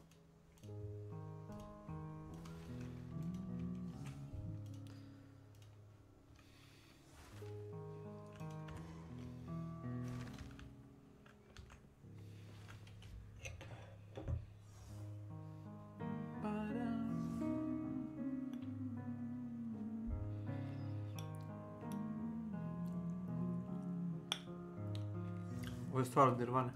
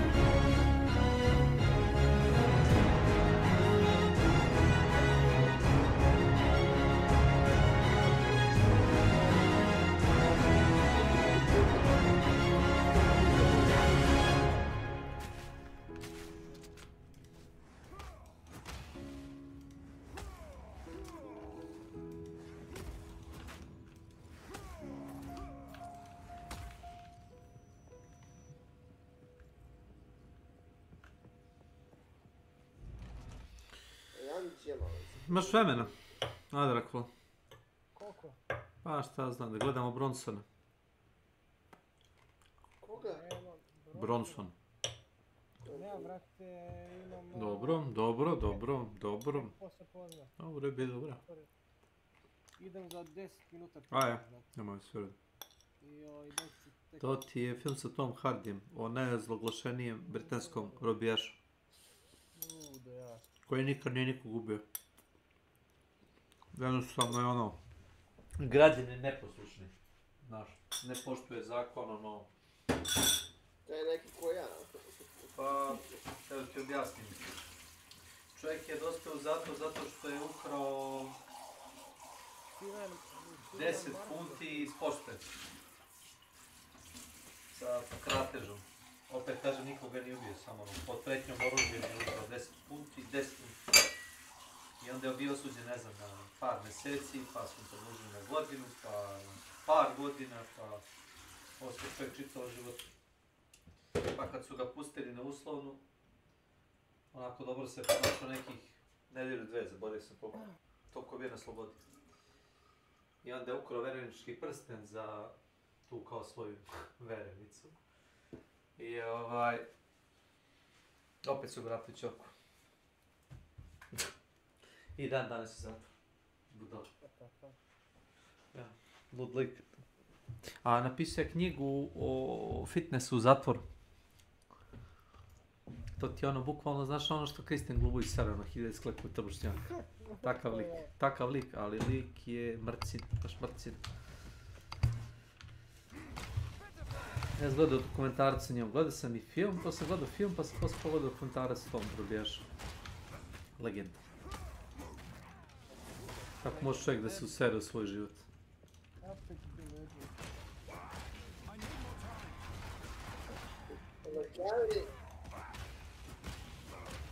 Lekari upozoravaju.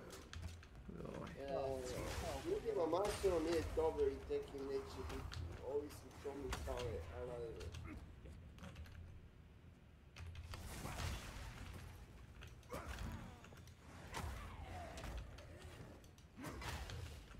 Šta zbog ovih naglih promjena? Je li to? Ruska ekonomija je danas izgubila nekoliko milijardi zato što više ne ide gas po strukturi.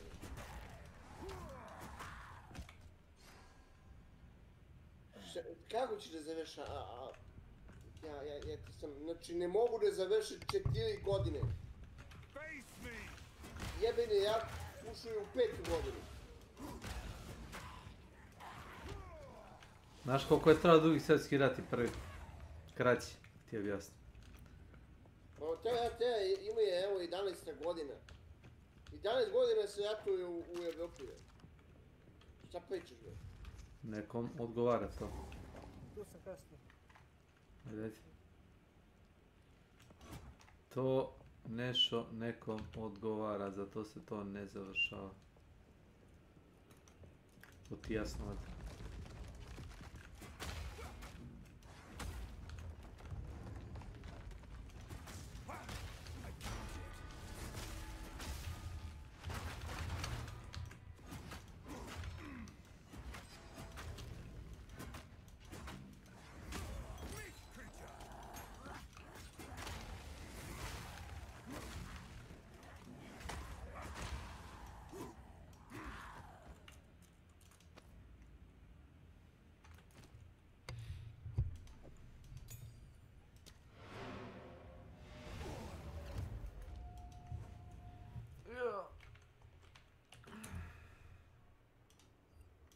Tweaking out, and now instead of just printing her name, the computers are printing a message. Help me, Haruko. Now at this point, Haruko already knows what's up, bruh. She immediately gets the sense that this has something to do with the Z001 that they got Pops hooked up in. And so with the help of her other nurse buddies, Haruko devises a plan to sneak into the building where they're hiding the Z001 in an attempt to free Pops. Unfortunately for the gang, this shit ain't no Scooby-Doo, bruh. A government-funded initiative is not about to let a bunch of college kids do them dusty. And so as Haruko is giving her inspirational anime MC speech about how it's their responsibility as nursing volunteers to save Pops, Terada and the other government official dude whose name is Hasegawa pulls up and they're like, yeah, Y'all are going to prison, you know that, right? Haruko decides to tell Terada about the message that she had received from Pops on the PCs back at the hospital. And Hasegawa, after checking the bed system logs, is actually able to confirm that what Haruko is saying was true. All of a sudden, upon hearing this, Terada changes his tone, right? He starts thanking Haruko for the info and escorting the gang out the building. But just as they're about to leave, this modulated voice comes from out the bed. It's Pops, begging for Haruko to help him. Upon hearing this voice, Haruko runs up to save Pops, trying to rip the Z001's hardware out of his body. And Terada, upon seeing Haruko do so, proceeds to smack the dog shit out of her, and he's like, yo, what are y'all doing? Are y'all trying to kill this man? Haruko is like, am I trying to kill him? Bitch, y'all are trying to kill him. And she proceeds to jump Terada with her two girlfriends. The dude actually stays out of the way, which I find funny. He said, shit, I'm about to let the ladies handle this one. But as Terada, big grown ass, is busy squabbling with a bunch of young women, Pops' bed suddenly starts to move on its own. Pops' robot voice is like, Haruko, let's go home. And he proceeds to ram through Terada like Marshawn Lynch before leading the way out of the building. And remember the dude friend who didn't want to get his hands dirty during the squabble? Yeah, they end up leaving his ass behind on accident, to be fair, but like he arguably deserves it. Maybe. Now look, I don't know what type of shit they put in this Z001 bed, but both the hardware and the software in this machine have to be absolutely crazy, bro, because Pops is somehow able to remote control the bed, and as he's doing so, he is zooming down the highway at breakneck speeds, bro. Like, he is damn near going automobile speed, if not faster. Haruko and the girls, once again executing a plan that wasn't really thought through all too well, proceed to go back to Pops' home so that they can get him a picture of his wife. But of course, this is dumb as shit, because where do you think the first place the cops are going to try to look for Pops once he's reported missing? His house. 12 proceeds to pull up on Haruko, Pops, and them while they're still trying to fit Pops back into his apartment, and destroying the apartment in the process. But before long, the cops are barging into the room and taking Pops back to the very lab that he just escaped from. Now, the Ministry of Public Welfare actually ends up letting the kids who stole Pops off the hook, since they don't want any negative press around their product, which hasn't even released to the public yet. But behind closed doors, Terada and Hasegawa are getting chewed out by their investors, who are now, rightfully so, starting to wonder if this technology is even safe. And while Terada, on one hand, seems genuinely concerned about the safety of the Z001 at this point, Hasegawa, on the other hand, is just sitting there with like this suspiciously calm smile on his face, despite everything that just went down. So yeah, keep an eye on Hasegawa, bro. Something fishy is definitely up with him. We cut back to Pops, who is currently right back where he started, cooped up in this lab with nothing to his name but the Z001 that's encapsulating his body. He's currently asleep right now, and we get a look at the dreams that Pops is having, and this dream appears to be a flashback to simpler times. We see Pops, who's about middle-aged, with a woman and a girl who are presumably his wife and daughter. Pops' wife has been deceased for a while now. We know that from the memorial that we saw in Pops' house at the beginning of the film. And his daughter, his daughter is presumably the woman who sold him out to the government. So like, yeah, that's kind of not cool. But as the dream starts fading away, we get a look back at Pops in the present day. And as we're looking at Pops, we hear the man utter one singular word. The name Haru. Cut back to Haruko, and she's currently being demoted from a house nurse to a ward nurse thanks to her shenanigans from the night prior. I mean, at least she still gets to keep her job and not go to jail, but you know, at this point, said job consists primarily of picking up garbage and sweeping floors, and so, yeah, not the best of jobs. She's in the middle of cleaning up one of the ward bathrooms, probably smelling mad old head piss fumes, when she suddenly gets interrupted by a bunch of cheering echoing from inside the ward. Upon going to investigate these cheers, Haruko discovers a bunch of elders gathered around the PC, and when she asks the elders what they're doing, one of the elders, who we're gonna call Unk, is like, oh, we're over here hacking into American companies and finding evidence of tax fraud.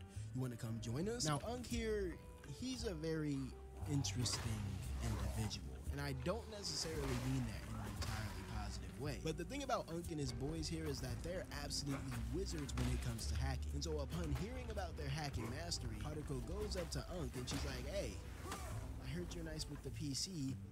I might need you to do me a favor. We cut to that night, and Haruko and Unk are up late trying to find a way to remotely hack into the Z001 from the ward. But unlike hacking into the American companies, which can apparently be done in a single afternoon, you ever notice how Japan is always throwing mad jabs at the US in these anime? But unlike hacking into the American companies, hacking into the almighty Z001 is proving to be quite the challenge. With the help of a few of his hacker buddies, Unk is able to finally gain access to the Z001, at least after a few hours of grinding. But once they have access to Pops in the Z001, careful not to confuse Unk and Pops by the way, but once they have access to Pops, Unk runs into an issue where they're unable to get a response from Pops no matter how many messages they try to send to him. While thinking of a way in which to get Pops to respond, Haruko goes into her locker to retrieve the picture of Pop's wife that they had picked up from his house, and somehow, through the power of fictional anime techno bullshit, Unk and his geriatric hacker friends are basically able to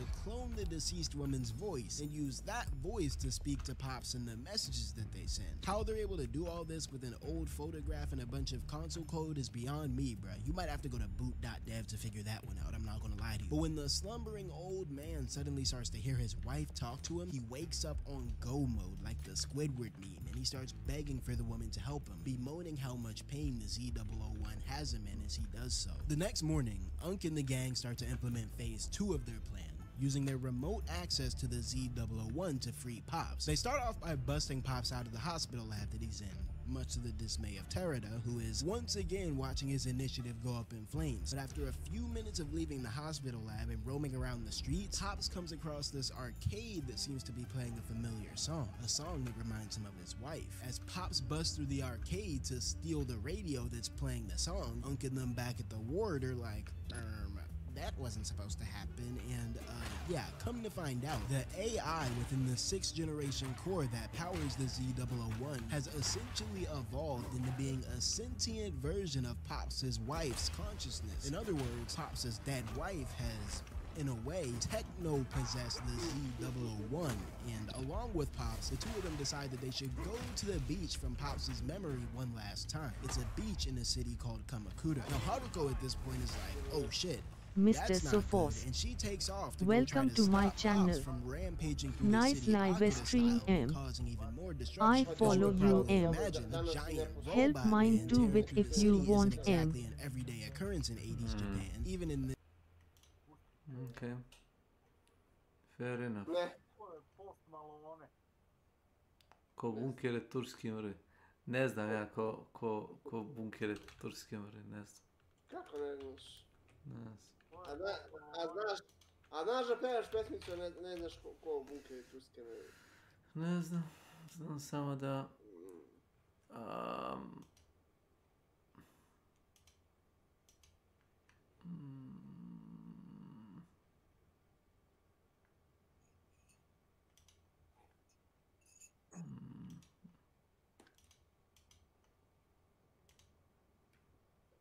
Samo da vas smanjim, sad se čujete nenormalno jako, znači uninormalno.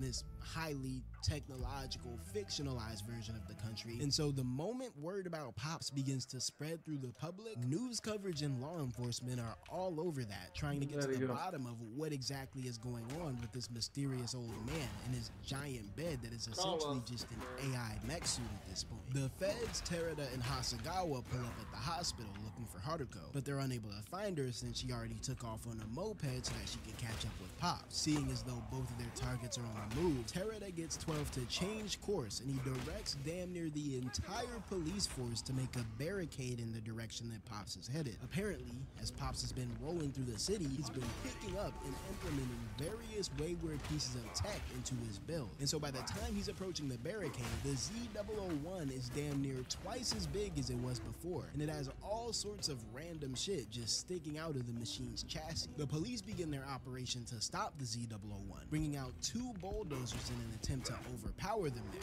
Upon seeing the bulldozers come out, Haruko, who had just recently pulled up on her moped, once again tries to come to Pops' defense. But this time around, Terada is not about to let the girl slide, and so he orders the cops to seize her, which they proceed to do so rather violently.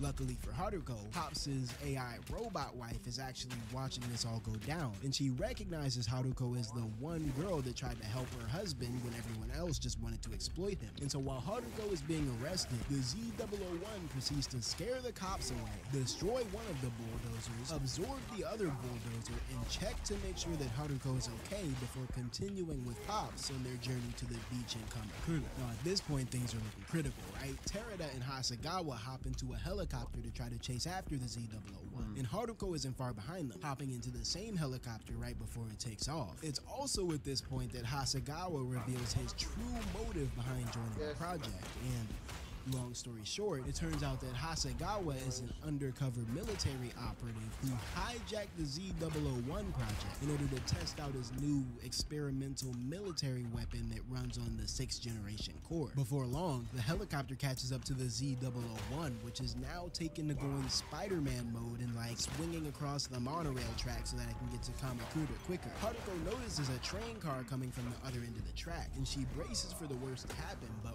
right before the train crashes into the body of the Z-001, the machine goes monkey mode and it like climbs on the train itself so that the lives of the train's passengers are spared. As the Z-001 continues to ride along the rail, Haruko, with her impulsive self, tries to jump out of the helicopter to stop the machine. And when Terada tries to stop her from, you know, doing this dumb shit, the two of them end up tangled up with each other, and Terada ends up being the one that falls out of the helicopter in pursuit of the Z-001. Now Terada, he's for sure about to die right here, right? Like he's about to turn into a warm splatter of human guts and bone fragments on the ground. But luckily for Terada, the Z-001 decides to save him and take him along for the ride to Kamakura, while simultaneously lecturing him about how unethical this entire Z-001 project was in the first place. As Terada and the Z-001 are nearing the beach, the two end up striking a deal where in return for letting them see the beach, the AI will peacefully return back to the city. And so, as the Z-001 approaches a military barricade that Hasegawa set up to block the path to the beach, Terada gets off the machine and he's like, hey y'all, move this barricade out the way, we're letting this couple pass to see the beach. Now at this point, Hasegawa has already gone mask off, right? He's no longer worried about pretending to care for the elderly. And so instead of removing the barricade, he proceeds to deploy a combat model of the Z-001 that the military has been working on so that he can test this machine's might against the AI experiment that's gone rogue. Now at first the combat model is whooping the OG model's ass, right? Like it's just sleeker, stronger, and faster than the clusterfuck that's Pops' bed. But since Pops' Z-001 model is multiple times bigger, it's able to temporarily overpower the combat model and drive it into a cliff on the side of the road before continuing past the barricade and resuming its journey to the beach. Of course, having learned nothing about chasing around giant AI mech suits, Haruko chases after the Z-001 once again, and as Haruko goes off to endanger her life once more, Terada drops the boy Hasegawa with a totally deserved right hook to the jaw. And that's one thing I can respect about Terada, by the way. Sure, he spent the first half of this film being on the wrong side of history, so to speak. Like, sure, he was torturing old people and beating on young women and shit, and actually no, that shit sounds crazy now that I'm saying it out loud. Just forget I ever started praising Terada. Actually, like, yeah, no, let's just keep it pushing. To get to the beach, Pops and the Z-001 simply have to cross through this tunnel that leads from the city to the beach. But as they're attempting to cross the tunnel, the combat unit that Pops' mech had overpowered earlier lowers itself to the other end of the tunnel with a propeller before proceeding to smash into the OG Z-001 for round 2. Now as all this is going down, Haruko's friends are back at the hospital watching it all happen on the news and on the PCs that Unk and them had used to jailbreak the Z-001 in the first place. The redhead friend ends up calling the dude friend and tells him about Haruko's situation. These two are implied to be fornicating, by the way, just a little side note, but as the dude friend gets into an ambulance to save Haruko, the OG Z001 finally lets Pops out of her chassis so that she can focus on beating this combat model. When Haruko's friend arrives, she, Terada, and Pops get into the ambulance and continue heading towards the beach, but when they reach the other end of the tunnel, they're cut off by Pops' Z001, which has now absorbed the combat model and is currently blockading the road as this giant mass of tech and pipes and wires. Like, the shit looks absolutely crazy, bro. I'm not gonna lie to you right now. Pops' AI wife has now evolved into like this massive technological leviathan that's absorbing any loose piece of technology that comes within range of his tendrils, including the ambulance, by the way. And when Haruko sees that things are starting to get out of hand to this extent, she knows she has no choice but to destroy the machine's core and free the consciousness of Pops' wife once and for all. As Haruko is climbing up the mountain of hardware, Hasegawa is not far behind her,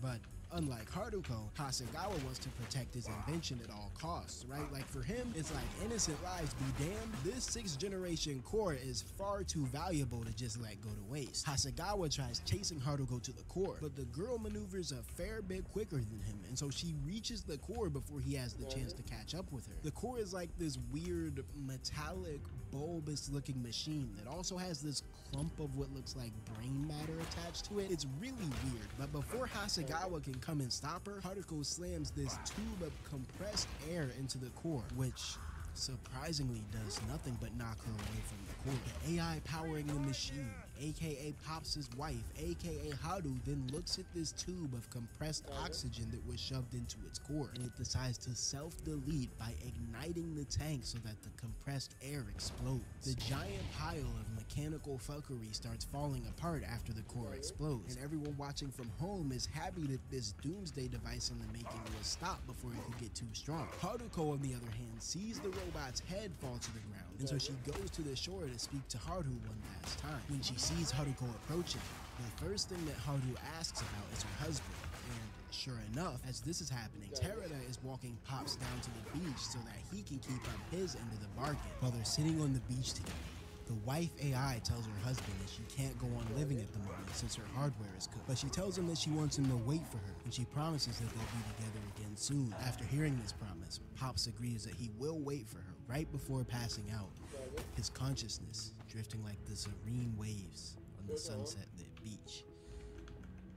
In the aftermath of everything that just went down, Hasegawa is arrested thanks to evidence leaked by Unk and them, and Terada dedicates himself to building a version of the Project Z bed that is, you know, less dystopian than the one that became sentient and damn near took over the city. Haruko and the gang go to visit Pops, who is currently being treated in the hospital, and as they go to visit him, Pops is muttering sentiments about going to the beach and wanting to go see his wife again. Now, Haruko is thinking that Pops is low-key talking about dying, right? Since that's the only practical way that Pops would be able to see his late wife again. And as she's trying to raise his spirits and convince him not to talk about such sad things, a giant explosion comes from the other side of the building, and come to find out, it's Haru, who had rebuilt herself as this giant 50-foot massive Buddha mech. When she said that she was coming back to bring Pops to the beach, she meant that she was literally coming back to bring Pops to the beach. And yeah, Pops is happy to see his wife again, and everyone else is terrified to the point where they start praying to what might potentially be their new robot overlord. Yeah, that's it. Origin Z. Čujte koji ne mogu da pošaljem više u testu.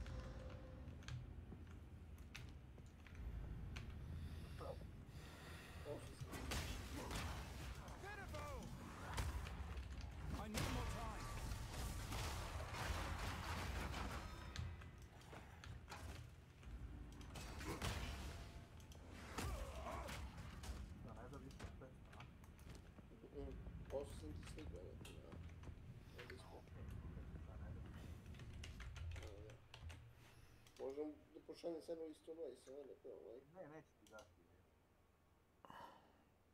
Koliko ti je ostalo? 126.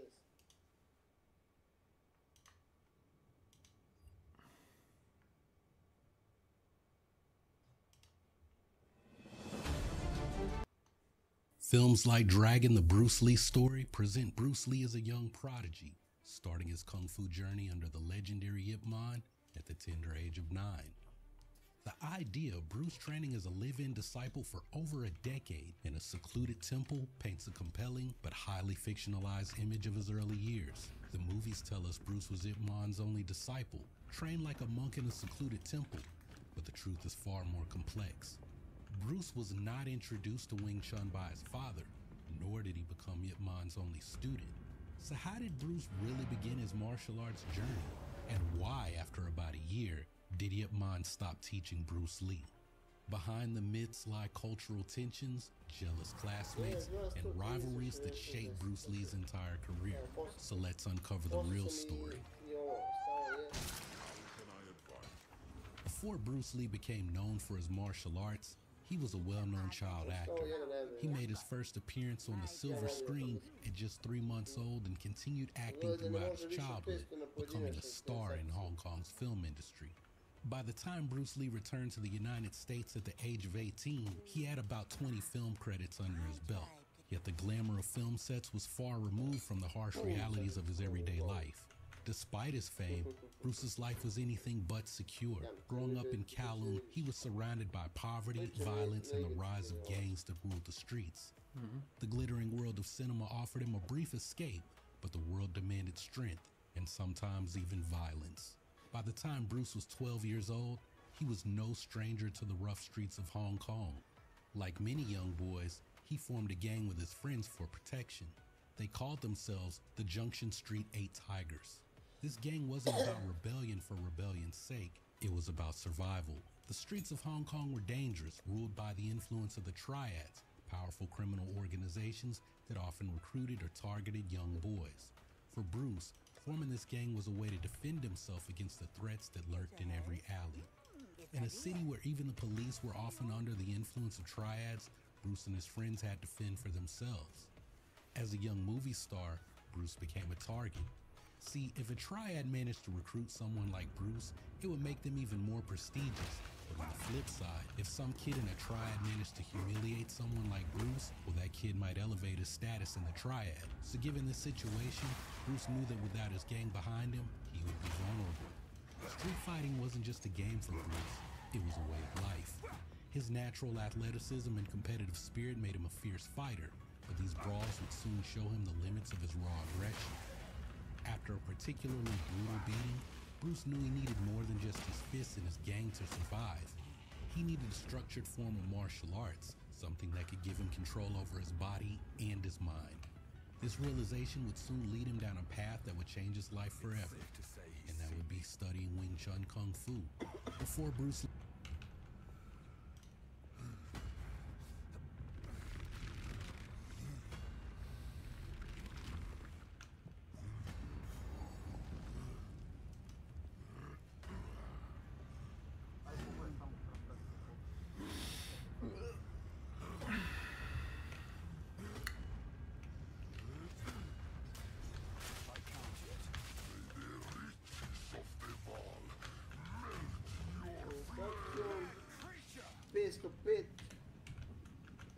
124.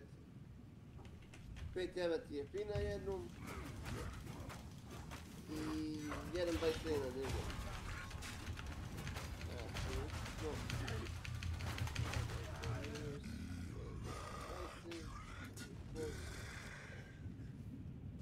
Znači, 621 evra i 77 centi.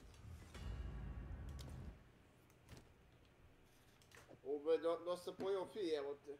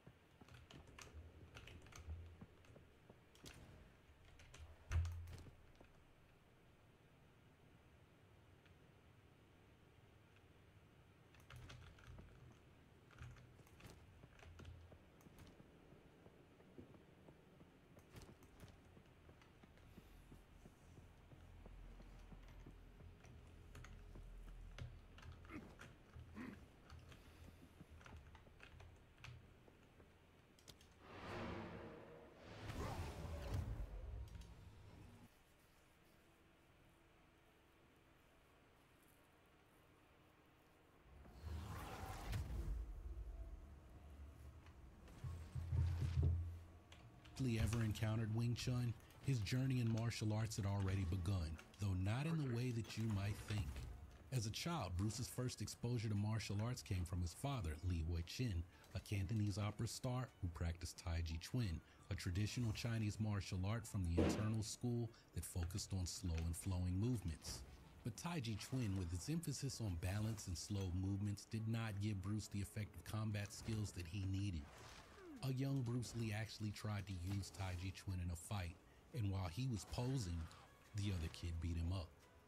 His early foray into Tai Chi Chuan felt more like a practice in spending time with his dad's old friends and not a tool for real-world combat. Bruce wasn't just interested in form, he wanted to win fights. His exposure to Hung Gar, a traditional southern Chinese martial art known for its powerful stances and strikes, that came later, mostly through his time on film sets with his father's friends who were making wuxia movies about Wong Fei Hung. Although Hung Gar was visually impressive and powerful, Bruce would later find it didn't work for him when he needed it the most. Though Bruce dabbled in these styles, they just didn't work for him. The streets of Hong Kong demanded something different, something faster, something more efficient. And Bruce would soon find out just how inadequate his training was when a schoolyard fight led him to that harsh realization. The story that he said, the way Bruce Lee started training under Yip Man was because he beat up someone at school, this rich guy. At LaSalle College, Bruce found himself in a fight that would push him to the edge, not against a regular classmate, but against the son of a powerful triad member. What started as a simple confrontation escalated quickly into something far more dangerous. One day, he really knocked out the son of one of the triad chiefs, and they were after him. Bruce's natural aggression and street fighting instincts kicked in, and the son of the triad chief was injured, and what followed was even more dangerous. Rumors spread the triad members were waiting for Bruce after school to settle the score. They waited for him around outside the school. Bruce was forced to hide in the teacher's lounge to escape. And they were standing around the table, just waiting to say grace. And in dashed Bruce, around the table twice, and fit straight into the telephone room and locked himself in. It's possible that this was the situation that eventually led to Bruce being expelled from LaSalle College in 1956. Bruce already moved from De La Salle College to St. Francis Xavier, which is 2 blocks away from the Yip Man Kung Fu School. And all this time, Bruce had a lot of trouble because he was targeted by the triads. But this wasn't the end of his troubles. Word of the fight spread, and soon Bruce would face a more formidable challenge. Soon after Bruce injured that triad chief's son, Bruce was actually confronted by William Chung, a classmate who would later become a renowned Wing Chun master. Bruce beat the rich guy up, and this guy went to William Chung, and he told him, he said, this guy's beating me up, come and help me out. So William Chung went there, and apparently they had a fight, and William Chung beat Bruce. Chung had heard about Bruce's brawls, and he wasn't at all impressed. Chung was a skilled Wing Chun practitioner, and he was about to prove that he was the better fighter. See, William Chung's father was a policeman, and remember what I mentioned earlier about how the police were often under the influence of the triads? Well, allegedly, William Chung was sent to settle the score with Bruce Lee as a result of the fight where Bruce Lee injured the triad chief's son. And despite his experience in Tai Chi Chuan and Hung Gar, Bruce found himself completely outmatched. Chung's controlled Wing Chun techniques made Bruce's walk and aggression seem amateurish. He was only in defeat, and it left Bruce with more than just bruises. It left him searching for answers. For the first time, Bruce realized that his raw aggression and unrefined techniques were not enough to win against a disciplined opponent.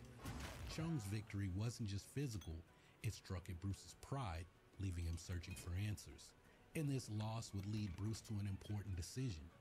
Bruce wasn't looking for tradition, he was looking for a way to win fights. His defeat at the hands of William Chung had sparked a fire in him. You see, something to remember about Bruce is that he always wanted to be the big brother in every situation. In his gang, he was big brother. Bruce always liked to play in films that would try to protect the being beaten on per se, you know? Because he somehow, you know, I can see the hero in him. You know, he always liked to be the hero, which is okay. I mean, I guess all of us sometime or another want to be a hero of some sort. Well, with William Chung handing him that L that made William Chung Big Brother, that just wasn't going to sit well with Bruce. After being humbled by William Chung in a street fight, Bruce Lee's curiosity about Wing Chun grew. Bruce was intrigued by Chung's seemingly undefeated record, so Bruce asked him the secret behind why he seems to never lose a street fight. One day, Chung decided to reveal the answer. Hey Bruce, if you want to know how I never lose a fight, then follow me. Bruce followed Chung to Ip Man's Wing Chun school, expecting to uncover the secret behind his friend's unbeatable fighting style. But instead of meeting the legendary Ip Man, Bruce was greeted by one of the school's senior students and assistant instructors, Chu Sheng Tin. Chu Sheng Tin, known as the King of the Sinam Tao, was Ip Man's senior student and assistant instructor. When Bruce arrived, Chu was in charge of introducing newcomers to the fundamentals of Wing Chun. And as the two stood across from each other, Bruce couldn't hide his skepticism. His background in street fighting and Hung Gar had taught him to analyze fighting techniques, and he wasn't easily impressed. So when Chu demonstrated the basic Wing Chun stance, well, Bruce really was unimpressed. To him, the stance seemed too rigid and too stationary for real combat. He pointed out that the parallel positioning left an opening for a kick, a perceived weakness in the style. In Bruce's analytical mind, this didn't seem practical for the kinds of fast-paced street fights that he was used to. But rather than argue, Chu simply listened to Bruce's critique, and he remained calm. Without a hint of defensiveness, Chu invited Bruce to test his theory. If you think the stance is weak, Chu said to Bruce, then go ahead and kick me. Bruce hesitated, humorously suggesting that Chu might get angry if the kick landed. But Chu wasn't fazed at all. With calm assurance, he repeated the challenge, inviting Bruce to kick him. While still skeptical but intrigued, Bruce took the challenge and aimed to kick at Chu's stance. And before Bruce could even register what had happened, Chu blocked the kick with a swift movement of his forearm and struck Bruce's leg, sending him crashing to the ground. And in that instant, Bruce realized just how effective the Wing Chun stance could be and how much he still had to learn. That moment, lying on the floor, Bruce realized that he had underestimated the power of Wing Chun. What had seemed like a static, ineffective stance was actually the key to a fighting style built on precision, control, and efficiency. And then there's another story about how Bruce was introduced to Wong Shun Lung, the school's top fighter at the time, and that first meeting didn't go well either. Bruce carried himself with the same confidence that he brought to the streets. He leaned against the wall with one hand in his back pocket, swaying his body as if he was unimpressed by what he saw in the school. To Wong, Bruce's behavior seemed frivolous, as though he thought he was smarter than everyone in the room. And to Wong, Bruce's behavior was disrespectful. He later described Bruce as an Elvis-like youngster, swaying and acting as if he were too cool to take anything seriously. Wong was so put off by Bruce's attitude that he told William Chung directly, "I don't welcome him at the school." And despite some initial tension, Bruce would be eventually accepted at the school. Yip Man saw something special in Bruce. Yip was a fan of Bruce's films, and he also knew that Bruce's father was from Fat Sun. Although Chu and Wong Shun Lung would play prominent roles in Bruce's training, Yip Man, the Grandmaster himself, was still actively involved in Bruce's early development. Sources confirm that Bruce, around 15 years old at the time, initially received direct instruction from Yip Man when he began his training. Yip Man was known for rarely providing private lessons, but he was impressed by Bruce's talent. He even observed Bruce practicing Wing Chun techniques outside of formal lessons.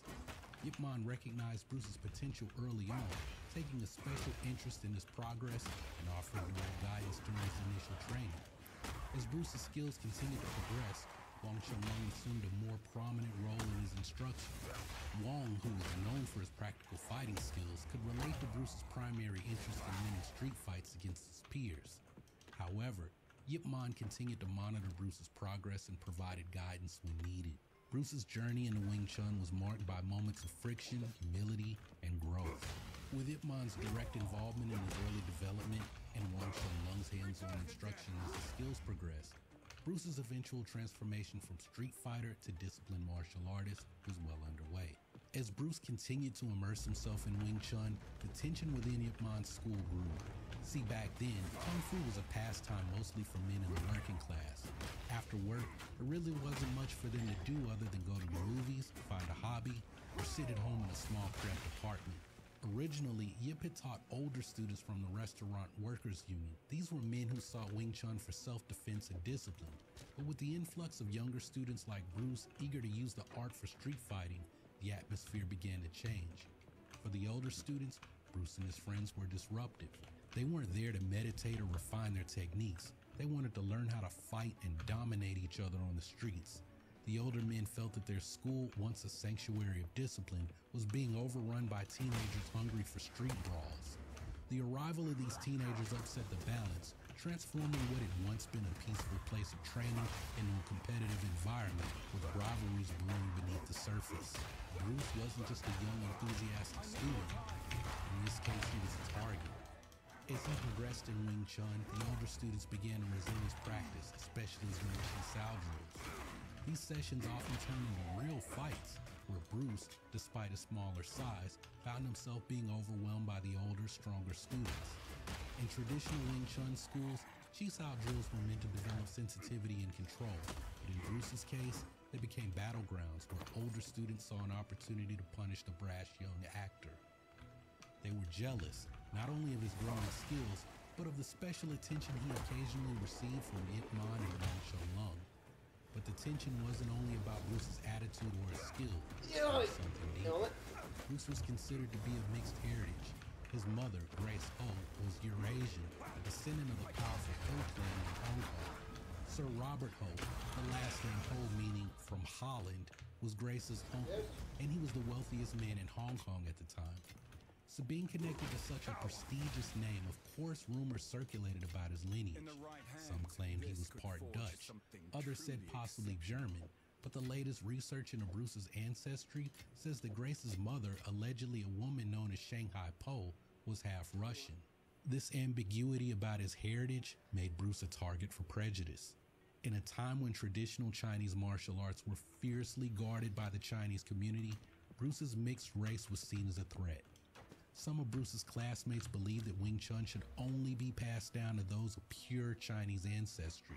This prejudice created a hostile environment for Bruce, and it wasn't long before whispers turned into demands for his expulsion from the school. The older students didn't just whisper, they acted.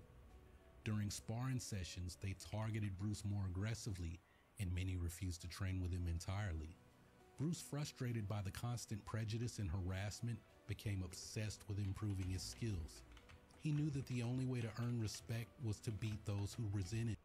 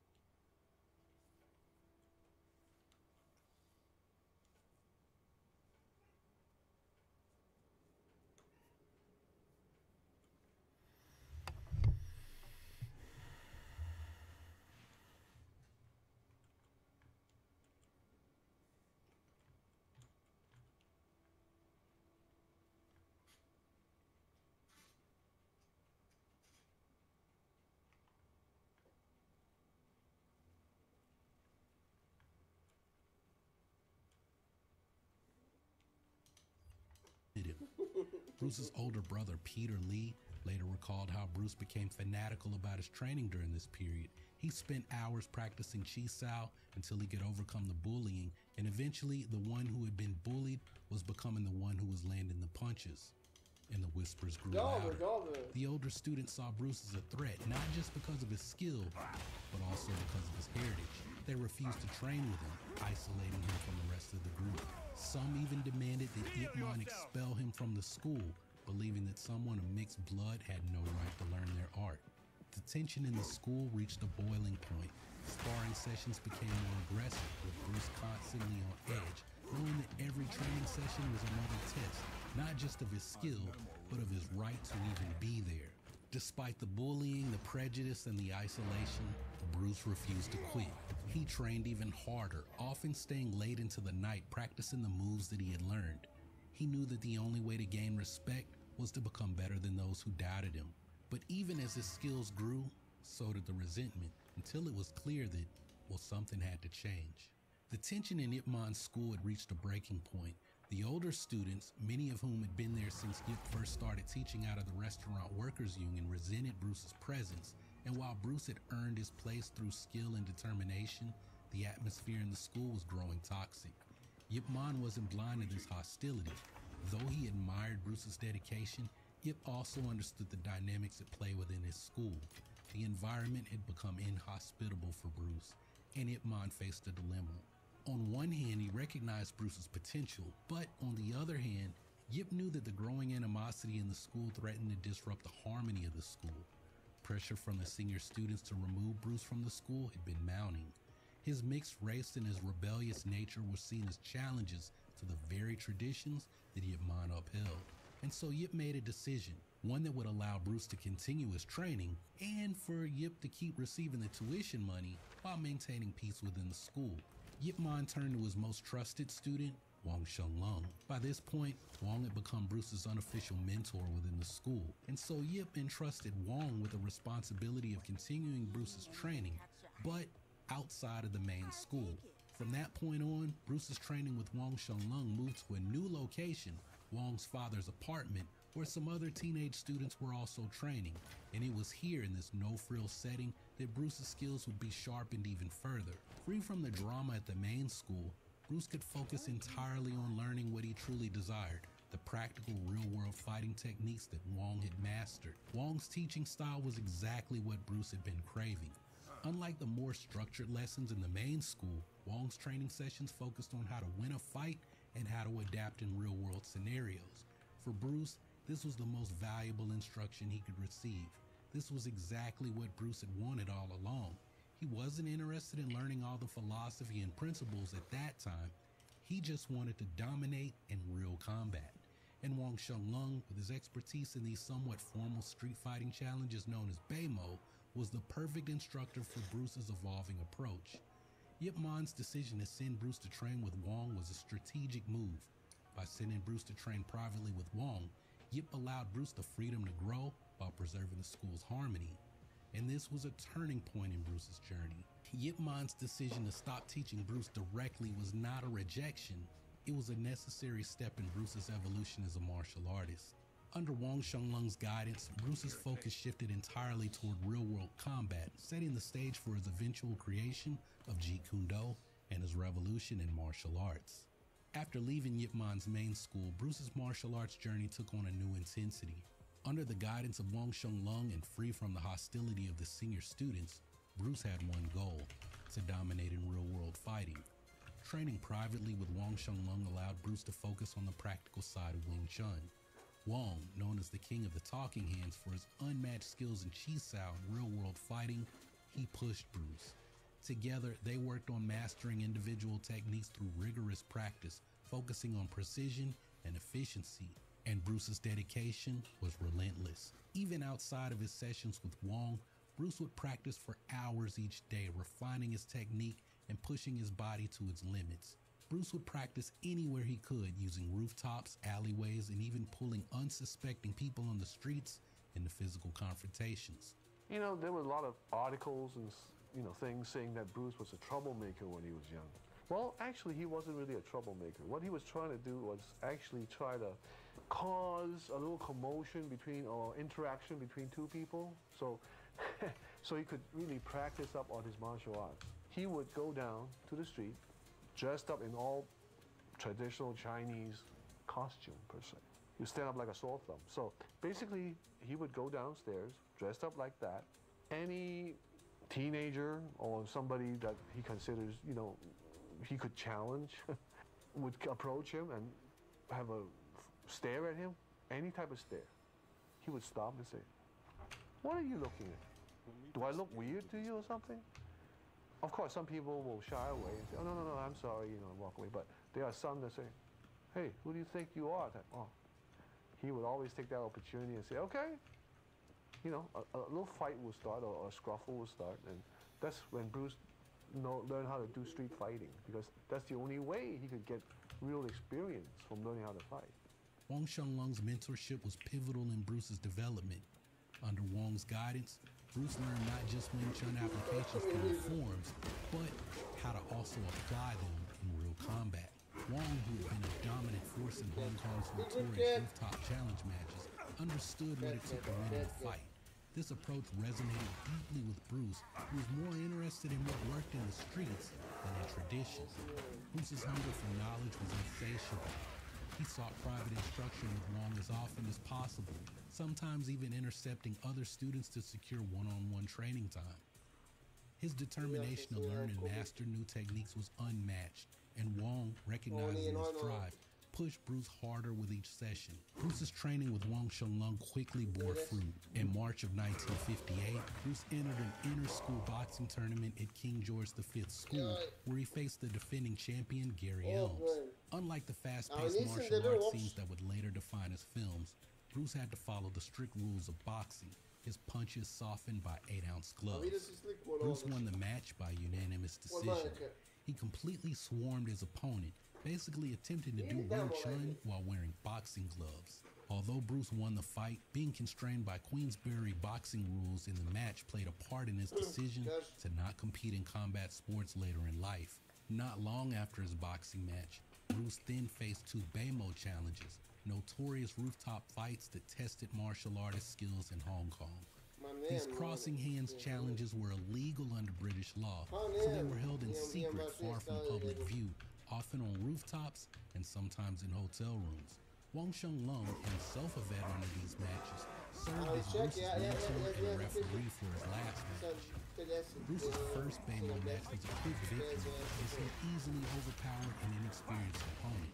But it was his second match that truly tested his resolve. In his second Beimo match, Bruce faced Chung, an experienced fighter from the School. This fight would push Bruce to his limits. In the first round, Bruce hesitated and Chung landed several hard strikes. Bruce was shaken, concerned about the black eye and bloody nose he had received. He thought about quitting. But Wang Xianglong urged Bruce to continue, basically telling him to, "Hey Bruce, let those hands loose." And in the second round, Bruce did just that. Bruce managed to knock Chung down with a flurry of chain punches, and Bruce overwhelmed Chung, knocking him out and winning the match. This victory was a testament not only to Bruce's skills, but to his determination to overcome adversity in the face of a world challenge. Bruce's victories in both the boxing ring and the Beimo matches were just the beginning. These experiences, combined with his intense training under Wang Xianglong, laid the foundation for his future greatness. But for Bruce, this was never just about winning. It was about constantly evolving, pushing beyond the limits of tradition, and finding the true essence of martial arts. Though Bruce Lee's martial arts journey took him far beyond the confines of Wing Chun, the influence of Yip Man was foundational. Yip Man's teachings provided Bruce with the principles that would guide his evolution, principles of simplicity, directness, and practicality. Yip Man instilled in Bruce the importance of efficiency. Wing Chun's economy of motion focused on centerline theory, and the concept of simultaneous attack and defense became the bedrock of Bruce's own martial arts philosophy, which he later expanded in Jeet Kune Do, a system that sought to eliminate unnecessary movements and focused on what worked in real combat. Bruce carried these lessons forward, adapting them into his own personal style. For Wing Chun's sticking hands drill, Bruce learned to feel an opponent's energy, anticipate their movements, and respond with speed and precision, skills that became core elements of Jeet Kune Do. While Yip Man introduced Bruce to Taoist principles like yin and yang, Bruce's philosophical journey extended far beyond traditional martial arts teachings. Influenced by the works of Jiddu Krishnamurti, Alan Watts, and other Western philosophers, Bruce developed a philosophy of adaptability and self-expression. Empty your mind. Be formless, shapeless, like water. His famous saying, "Be like water," was rooted in Taoism, but also reflected his broader exploration of how to adapt to any challenge. For Bruce, martial arts were not just about physical combat. They were a path to personal growth, self-knowledge, and the expression of one's true self. He combined Eastern and Western philosophies, creating a holistic approach that emphasized constant learning and adaptability. Yip Man's focus on practicality was central to Bruce's development, but Bruce wasn't satisfied with the limitations of any one system. While Wing Chun gave him the foundation, Bruce sought to incorporate ideas and techniques from Western boxing, fencing, and even grappling, always focused on what would be most effective in a real fight. Bruce's straight lead punch, a core technique in Jeet Kune Do, was derived from Wing Chun's centerline theory, but it was enhanced with the footwork of fencing. This adaptation, like so many others, showed Bruce's relentless drive to perfect his craft by fusing the best elements of every martial art that he studied. Yip Man's influence didn't just end with Bruce's personal philosophy, it extended into his films as well. Bruce revolutionized martial arts cinema by bringing a new level of realism to fight choreography. He abandoned those flowery movements of traditional martial arts films, opting instead for practical, efficient techniques that reflected the essence of Wing Chun. In films like Fist of Fury and Enter the Dragon, Bruce demonstrated his belief that martial arts should be about the effectiveness, not about tradition or style. This approach, deeply rooted in the lessons that he learned from Yip Man, set a new standard for martial arts films and inspired generations of fighters and filmmakers. Even as Bruce developed his own martial arts philosophy, he never forgot his roots. When he returned to Hong Kong in 1963 and again in 1965, he sought out Yip Man to continue learning from him, even filming Yip's techniques to share with his students in the US. This visit was a testament to the deep respect Bruce had for his teacher. Though Bruce would go on to revolutionize martial arts with Jeet Kune Do, he continued to acknowledge Yip Man's influence throughout his life, sending movie tickets to his old school and speaking with reverence about his master. Yip Man's influence on Bruce Lee cannot be overstated. The principles of simplicity, directness, and adaptability that Yip instilled in Bruce laid the foundation for the creation of Jeet Kune Do.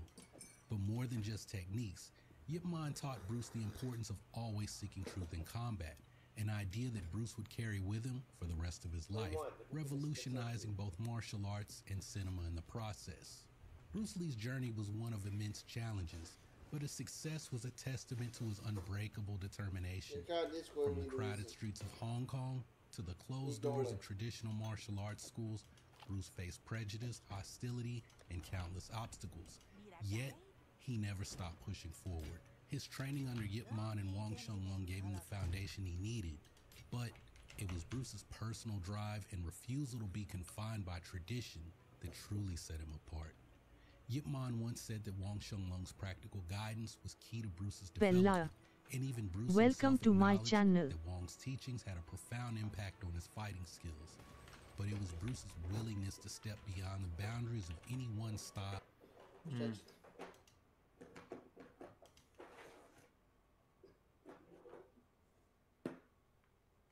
Bella, thanks for following. No.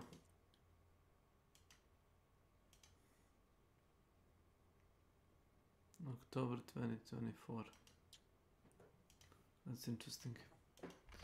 And his drive to create something entirely his own that made him a legend. Thank you. And it was through his victories, his struggles, and his moments of deep introspection that Bruce carved out a new path. His creation of Jeet Kune Do was more than a new style. It was a philosophy of personal expression, freedom, and adaptability, which continues to inspire martial artists around the world. I'm curious.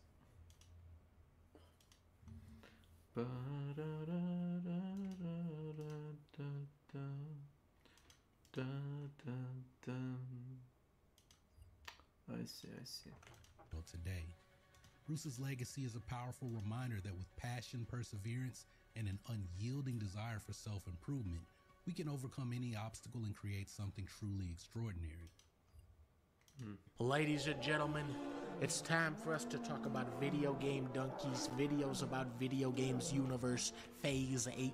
Ooh. Today I'm breaking down my entire plan for next year's videos. I want to be completely transparent with you guys next year. No surprises. I want no twists, no curveballs, no saying this is Black Myth Wukong and I'm playing the far superior Black Ops 6. Little Donkey Bro Army, I have seen the future of AAA gaming, and it is mostly games where you hit people with a sword. And Nintendo. Yes! That's what I was hoping for. Switch 2. I got huge leaks and huge news on Nintendo Switch 2. Trust me, bros. And it is supposed to release in late 2022, early 2023. Ask and you shall receive. Nobody asked me to play Soul Edge for PS1, but that is what you will receive anyway. It's the first video in January. Because I like Soul Calibur. And then we're going to be wrapping things up for the big January reveal of the Switch 2. Nintendo has already started. What do you guys think? Odds that the Switch 2 will come out and it will be worse than the Steam Deck.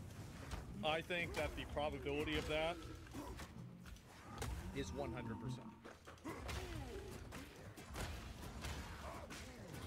Preparing the mass production for the next-gen Switch, which will be launched in 2021. So, yeah, just a few months, essentially. All of this stuff that went around in December was just wrong. I've heard from very trusted sources that Switch 2 is going to be revealed in January from big time, like the guy on Reddit said it. There is actually a verified Reddit mod, which... So the Nintendo Switch... I love how one idiot on the internet, like, there's gotta be people around there who like start these huge rumors and they research a few things and piece them together so they can sound credible and then they just make up bullshit. Like they've gotta be laughing their fucking ass off when some YouTuber takes it and makes a whole video about it, right?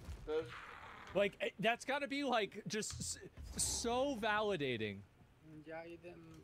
Shoe leaks have gotten pretty insane, and they actually have the Y and X buttons reversed from how Nintendo has them. Nintendo Switch 2 is going to be a PlayStation 2 level event in gaming. The second this thing gets announced, I am throwing my PS5 Pro directly out the window. Is this Nintendo Switch 2? Yes. Over on Twitter, there was a tweet that proves everything. The launch lineup for this thing is going to be pure. They're gonna have Elden Ring. Elden Ring. That's a day one launch title. Witcher 4. That's a day one launch title. For sure. 4 times as many bugs as Cyberpunk. There's a ton of third-party support in the pipeline. Get ready to play modern AAA offerings on your Nintendo Switch system. Does anybody ever take like? There needs to be like a video game or like a news auditing website that every single time that a person makes a prediction, there's like an overall rating that this person has is like, is this guy full of shit or not?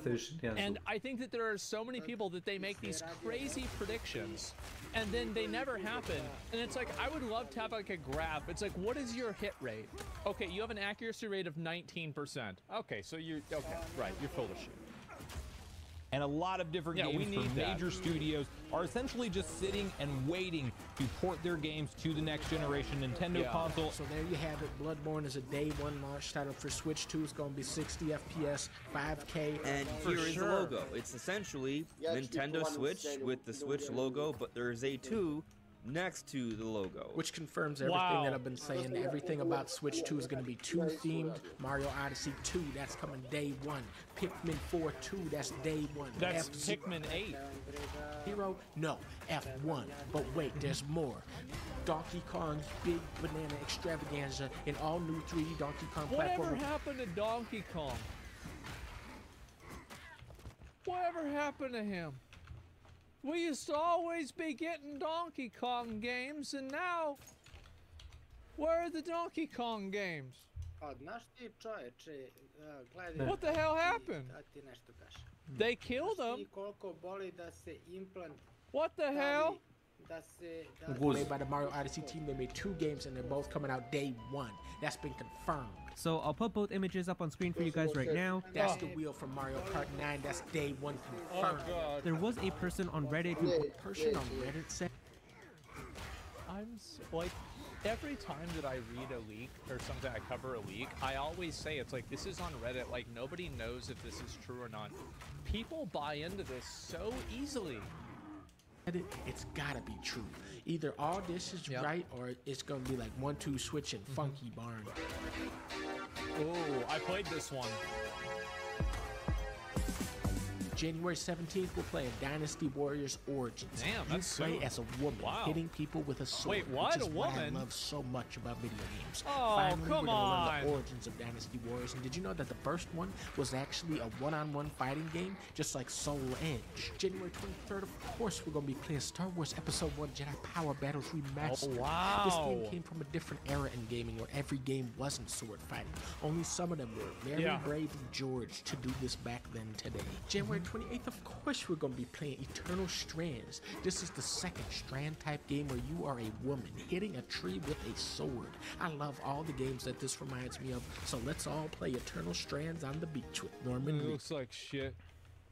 February 4th, of course, we're gonna be playing Kingdom Come Deliverance 2. I love games like Skyrim where you're This hitting is gonna everybody be a with a big sword one. and This is gonna dragons be a are flying huge everywhere. one. Dragon Age didn't have any dragons in the part we played, so February 14th, of course, we gotta be playing The dragons were the worst fights in the game. Assassin's Creed Shadows, where you are a woman hitting people with a ninja sword. Yep. I'm really going to be focusing on the quality of the shadows in this game and, you know, how they stack up to the shadows from Shadow Generation.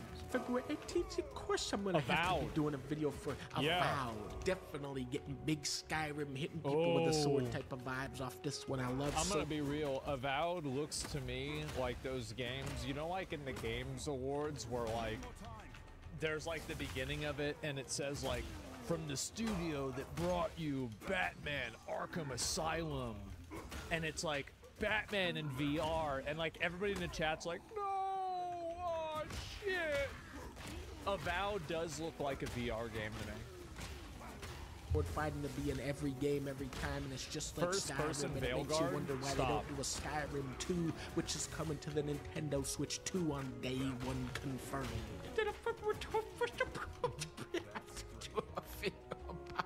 Pirate Yakuza in Hawaii.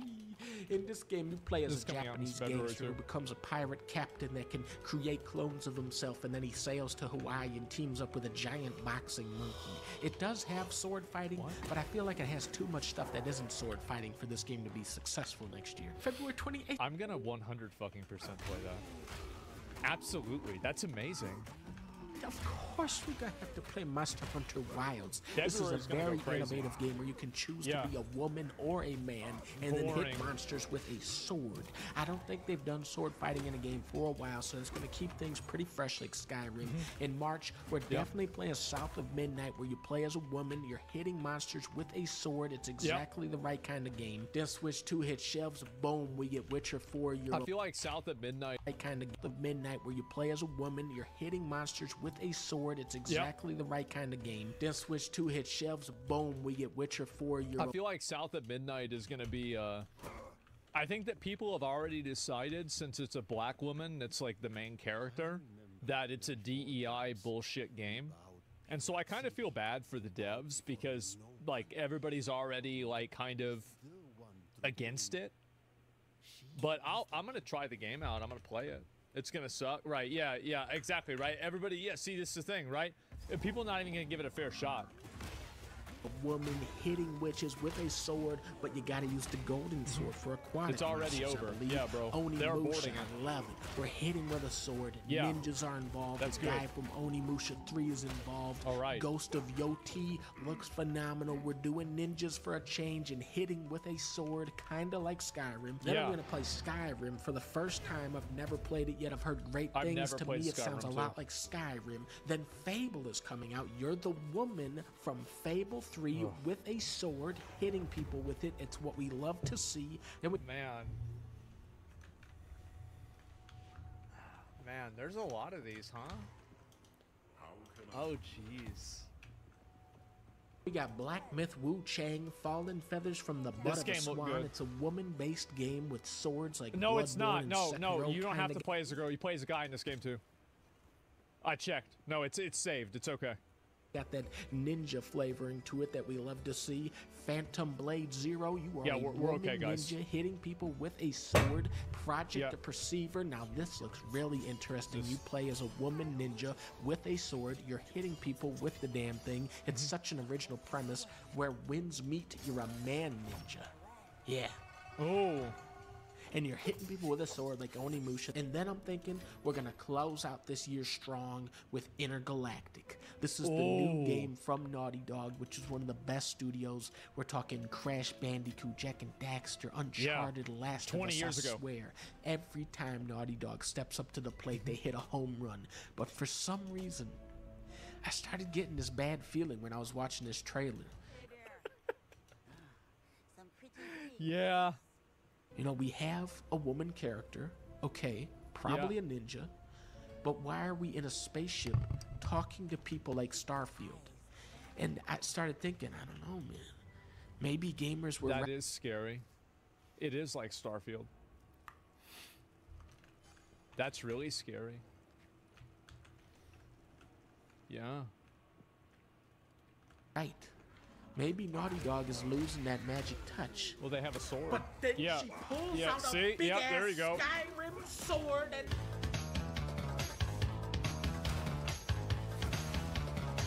No swords equals bad. Well, to be fair, that one does have a sword, so it's okay. You're safe.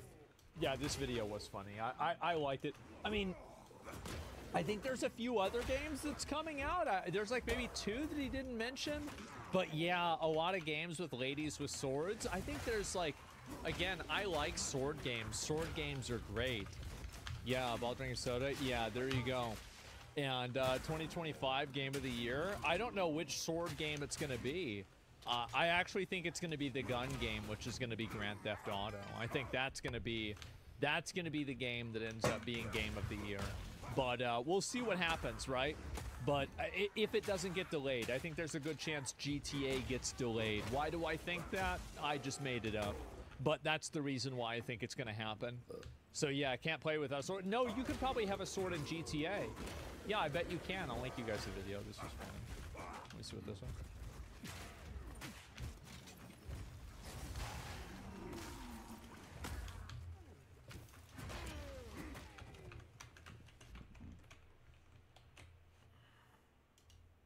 If you're still paying expensive monthly...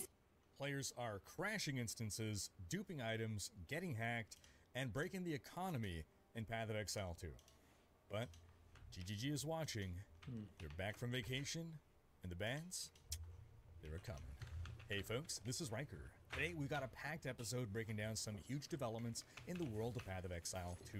From the skyrocketing inflation caused by players stacking item rarity, to whispers of a hidden soft cap that might make this entire meta a trap. Could the community be chasing diminishing returns without even realizing it? We'll also dive into the trial of Secamus, a piece of content that I have a complicated relationship with. And then there's the unsettling wave of account burglary hitting the community. Why are older accounts and trade-heavy players being targeted? On top of all that, we'll also jump into Diablo updates, including the Darkening of Tristram event, a spicy Diablo 1 Game Pass rumor, and some major wins for Helldivers 2 and Balatro in the Game of the Year scene. Oh, and did someone say a Half-Life 3 teaser?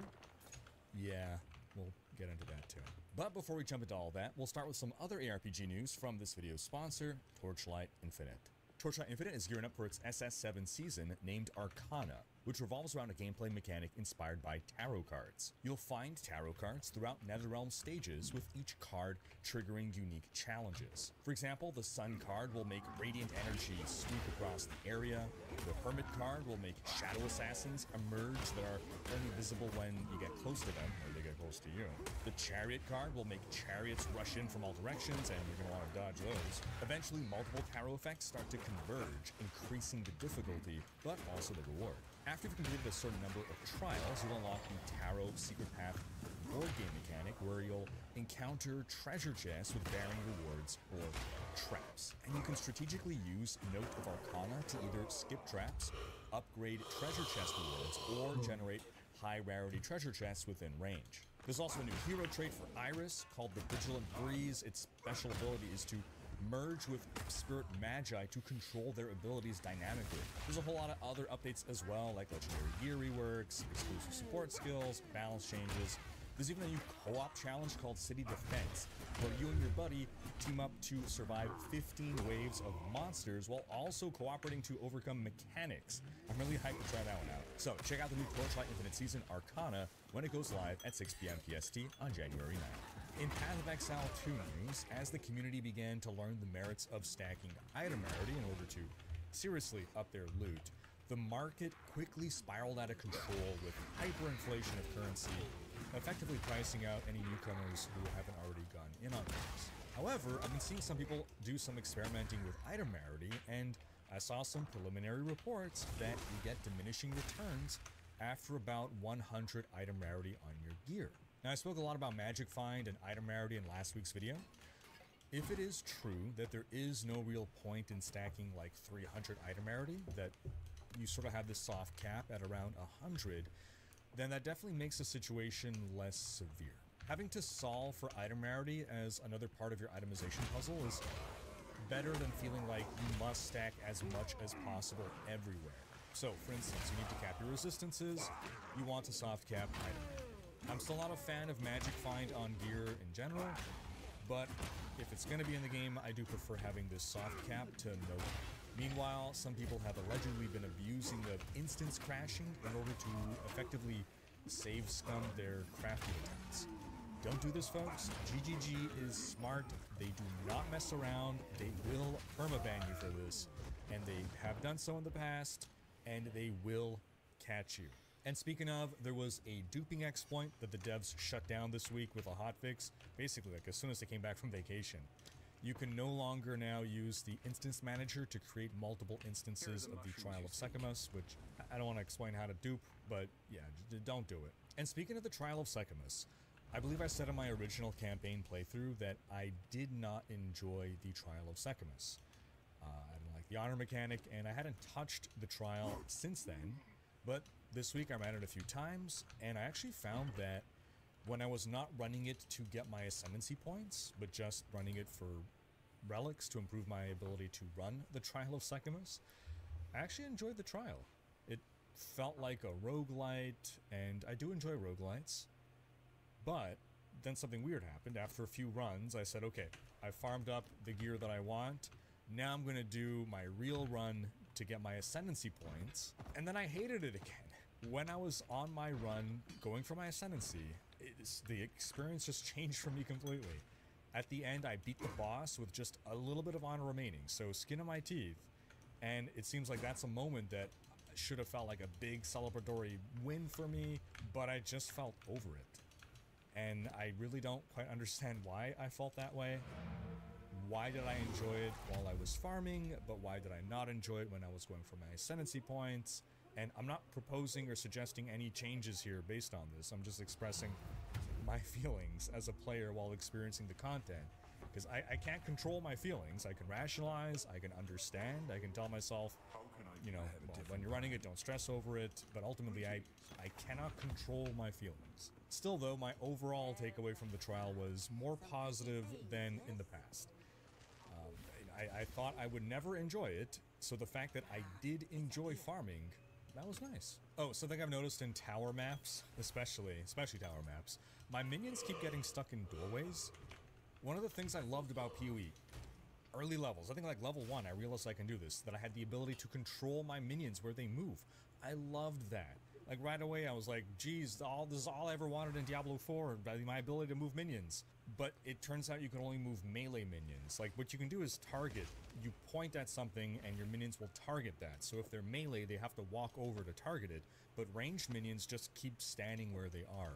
If we can have some ability to move our ranged minions, that would be fantastic. Also not a big fan of them just dying and hitting the respawn timer if I move too far away from them.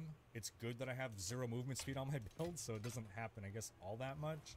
But I could imagine if I did have 20% move speed, it would be happening even more. But back to the news, we've also been hearing multiple reports of players logging in and seeing their most valuable currency and items just cleaned out from their stash.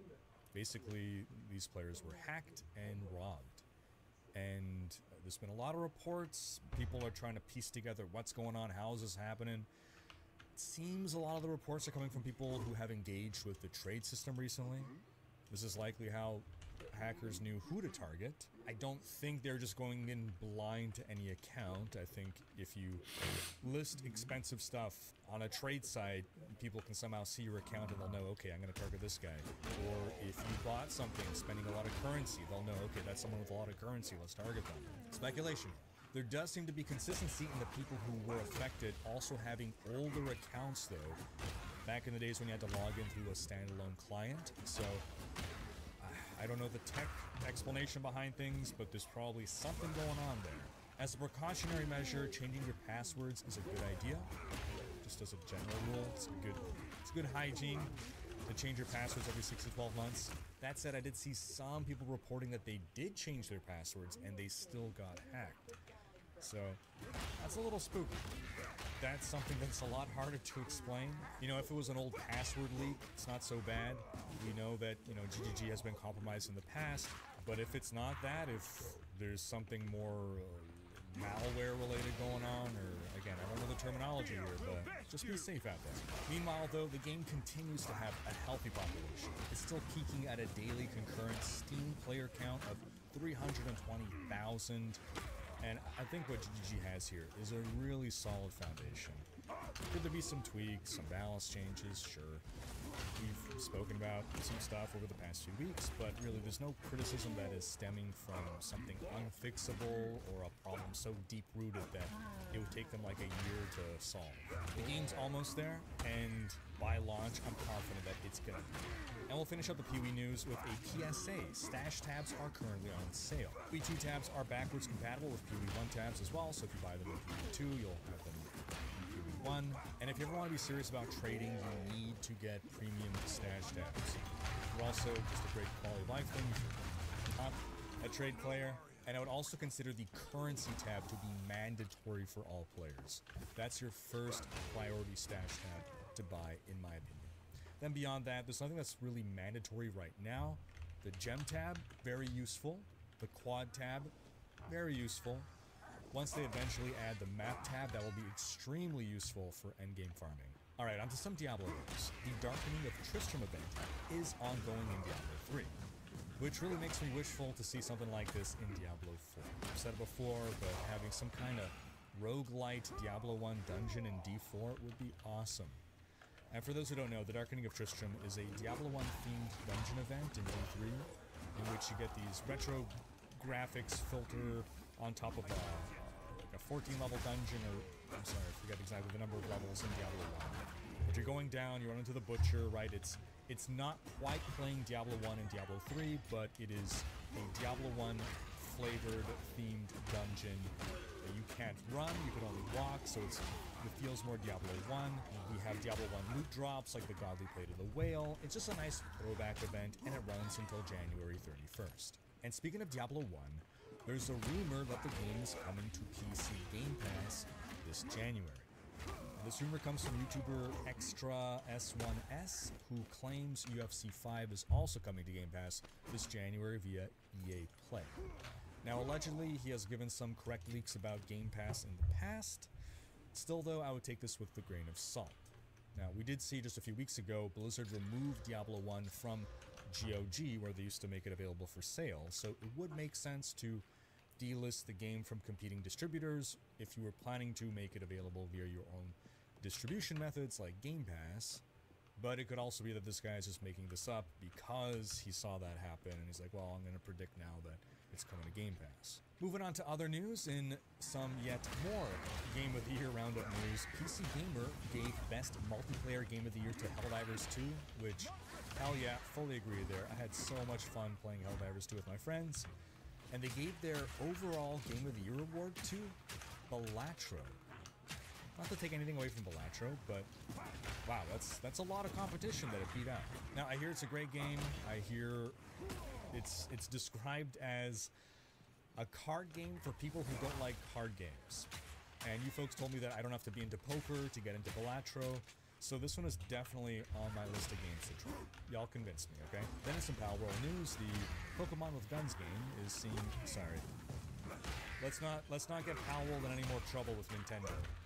The totally not Pokemon with guns game, there, is seeing a resurgence in players after its latest update, Faybreak.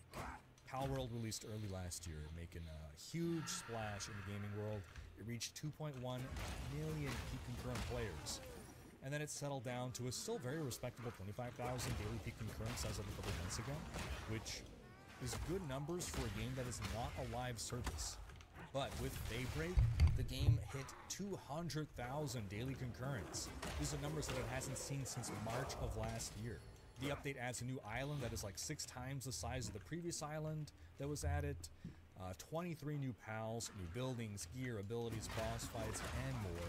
You can also now share resources between your bases, huge quality of life, and pals also will no longer just wait around on cooldown, they'll constantly attack between their cooldowns. I think Palworld dropped off so steeply not because people lost interest in the game, but I imagine a lot of people are just waiting for either a significant update like Faybreak or just for the full release out of early access. Then last week we spoke about the success of Indiana Jones and the Great Circle. Well, as a follow-up, it's been so successful that, according to Windows Central journalist Jez Corden, Disney picked up the phone and wants more Indiana Jones. He said this on an episode of the Xbox 2 podcast. Do check that out. Then in some Half-Life news, the voice actor behind G-Man, Michael Shapiro, tweeted out a 28-second audio clip with a somewhat cryptic Happy New Year message in the persona of G-Man, along with the hashtags Valve, Half-Life, G-Man, and 2025. Now, is he really teasing Half-Life 3, or is he so cruel as to get all our hopes up for nothing? Now, there are allegedly rumors of friends and family playtests for Half-Life 3 currently ongoing, but again, grain of salt there. It is worth noting that Shapiro seemingly hasn't posted on Twitter since December 2020, in which he promoted Half-Life Alyx, so it's not like he's just tweeting all the time, guys. Then lastly, remember Tango Gameworks, the Japanese studio that made Hi-Fi Rush? They were founded in 2010, acquired by ZeniMax in the same year. Then ZeniMax was acquired by Microsoft in March 2021, making Tango Microsoft's first Japanese studio. Tango developed The Evil Within 1 and 2, Ghostwire Tokyo, and then in 2023, the rhythm game Hi-Fi Rush that was critically acclaimed but only reached 3 million players. And then in 2024, Microsoft shut down the studio. Now, talks began with South Korean publisher Krafton a couple months later, and now Tango has been reborn under Krafton's umbrella. Good for them. It was a real shame to see them being shut down after releasing a good and successful game. And that's going to wrap up this video, but do be sure to check out last week's video in which we discussed the full Magic Find dilemma in ARPGs. Thanks for watching. Special thanks to my Patreon supporters for making these videos possible. If you enjoyed this video, give it a thumbs up and subscribe to join Riker's Raiders for more gaming content.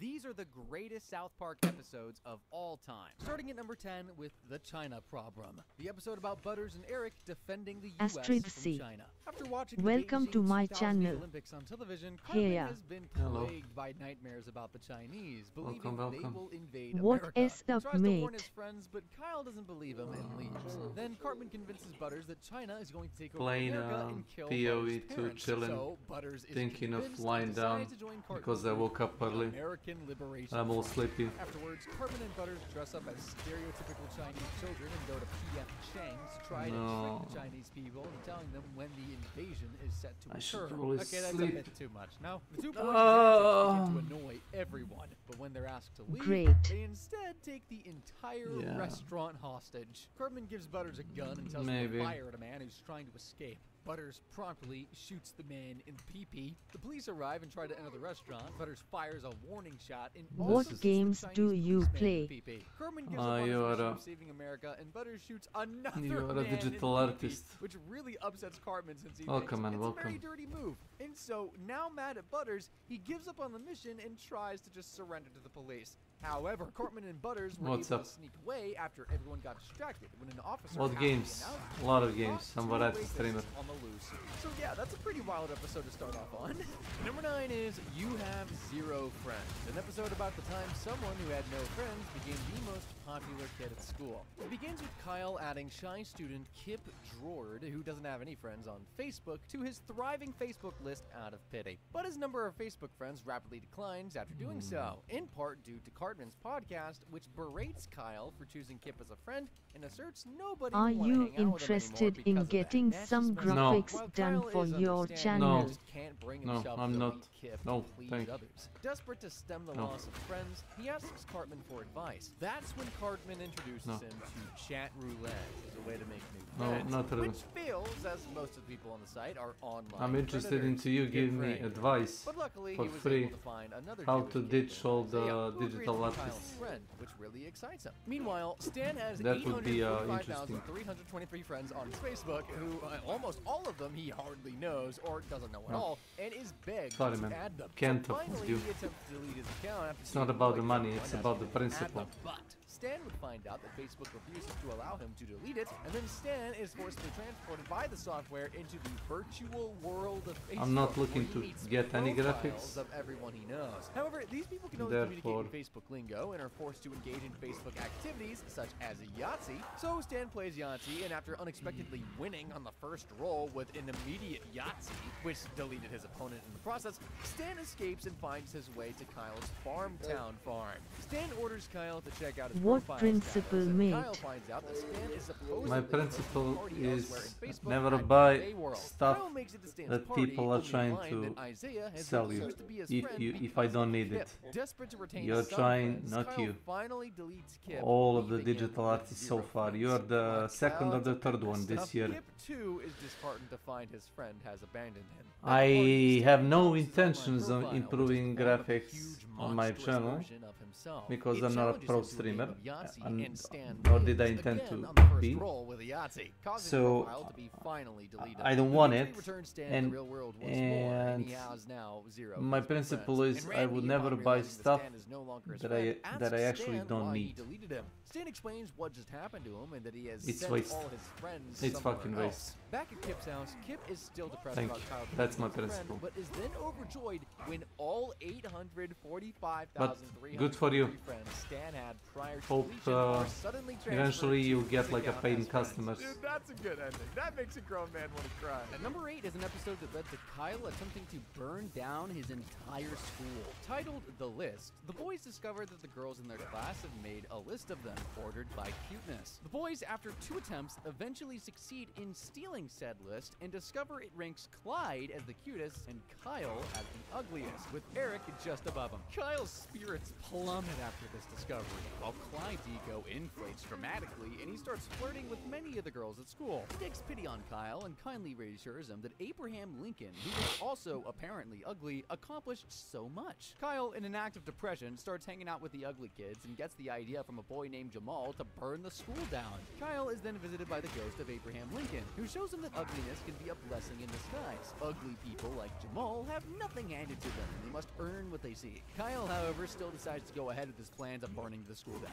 So Stan then begins to watch Kyle's behavior attentively. Eventually, he asks his ex-girlfriend Wendy why Kyle was voted ugliest. Wendy begins investigating and discovers that the ballots were rigged in Clyde's favor. Since Clyde's father owns a shoe store, some of the girls wanted to make Clyde popular to justify dating him and getting free shoes. They hid the real list and forged a new one, meaning that the girls let the boys steal the list. Wendy steals the real list from them, and she and Stan run off to find Kyle, who is just about to set the school on fire. Stan and Wendy explain the truth to Kyle, and that's when Bebe shows up and holds them at gunpoint for exposing the girls' real list. But it turns out that Wendy has called the police, who arrive almost at once. That's unheard of. Bebe is shocked, to say the least, which Wendy takes advantage of to wrestle the gun from them. A shot goes off. However, neither Wendy nor Bebe are hurt.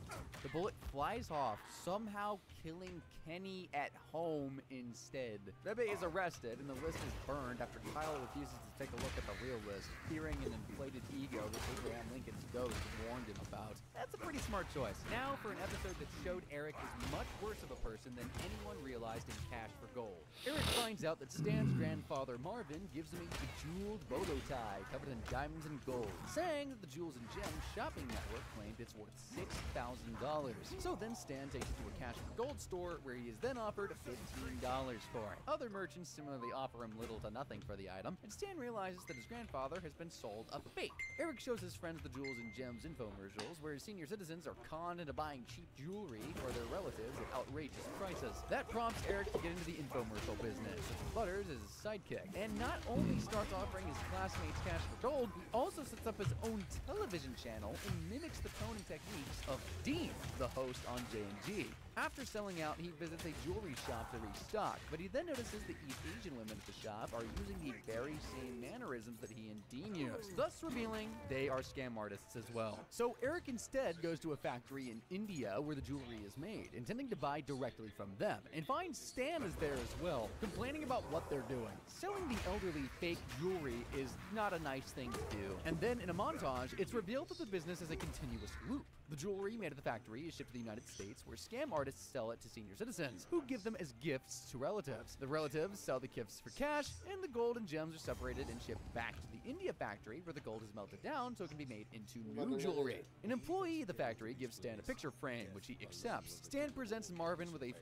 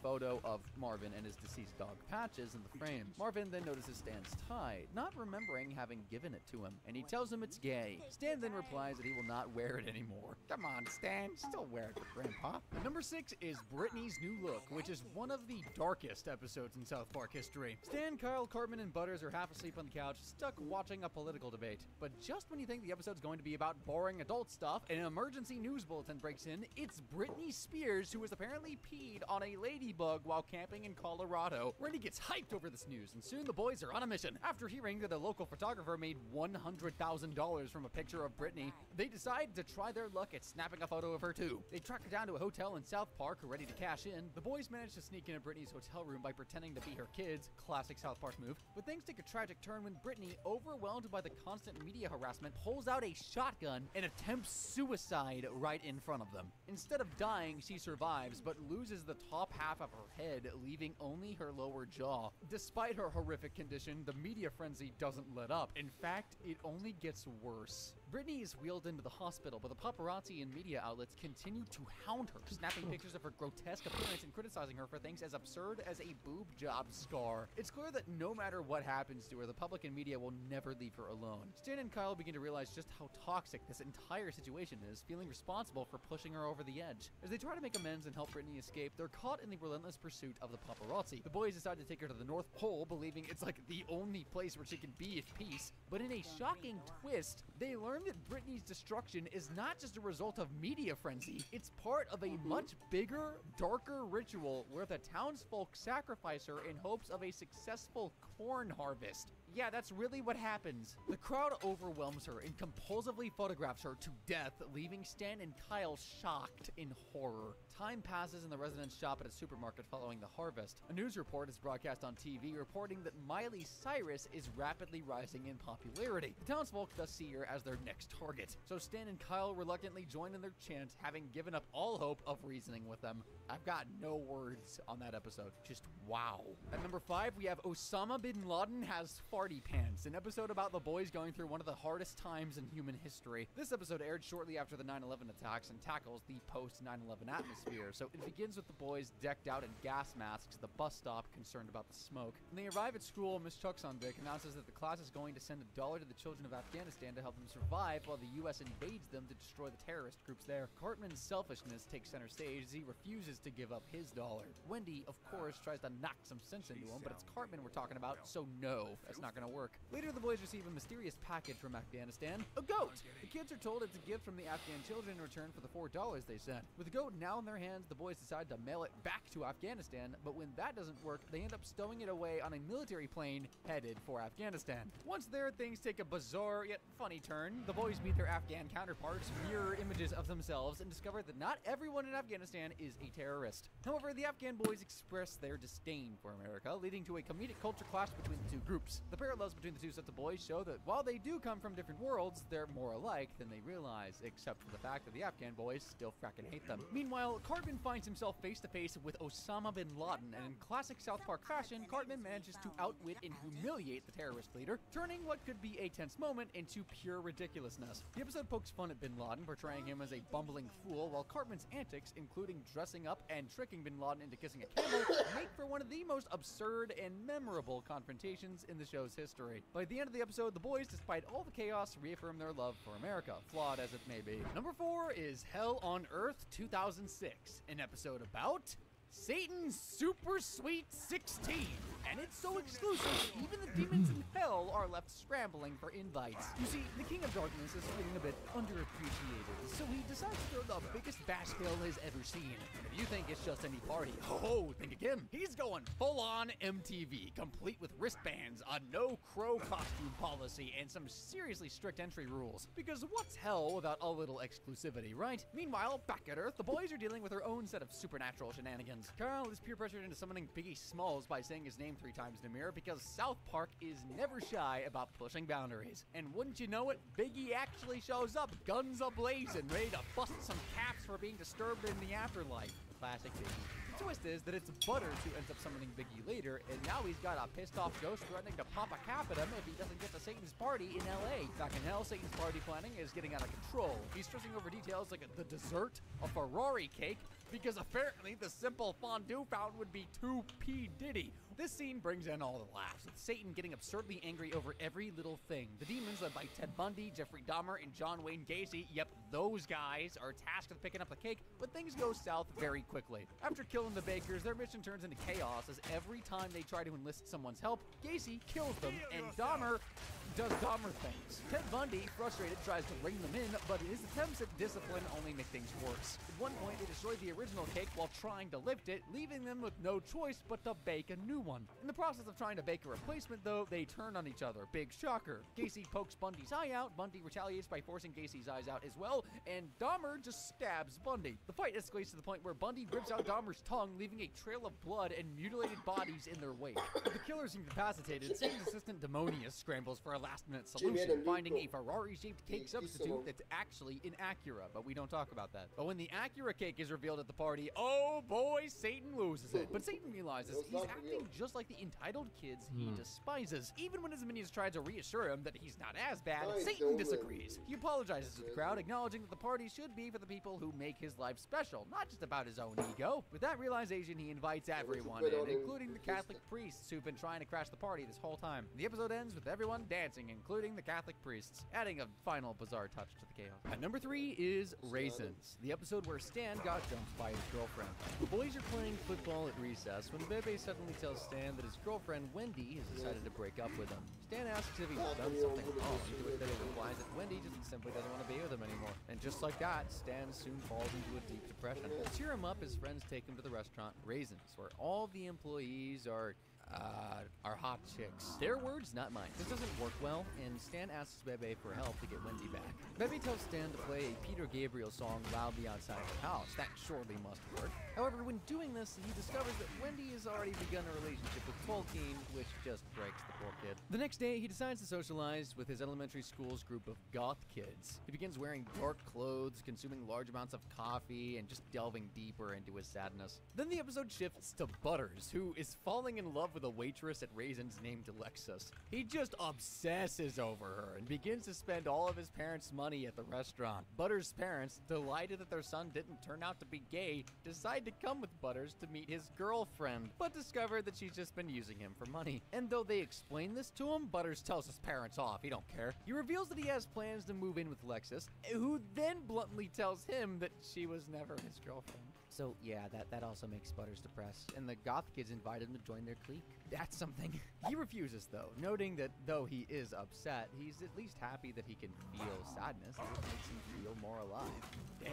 Stan adopts Butters' point of view and emerges from his own depression. The next day, he rejoins his friends for football and tells Kyle that he'll handle his future problems in the right way, by insulting his ex and her boyfriend. And you know, I don't know why I didn't expect that answer. And number 2 is the time when Eric violated Butters when he was asleep in the episode of Eric Sucks. It starts with Eric having developed a hobby of taking pictures of Butters in often demeaning positions while he sleeps over, which he excitedly shares with Stan, Kenny, and Kyle at the bus stop. One photograph in particular depicts Eric smiling and performing a thumbs up with Butters' penis in his mouth, which he claims makes Butters gay. However, Kyle thinks Eric is the one gay for giving Butters oral instead. Man, what the hell am I reading?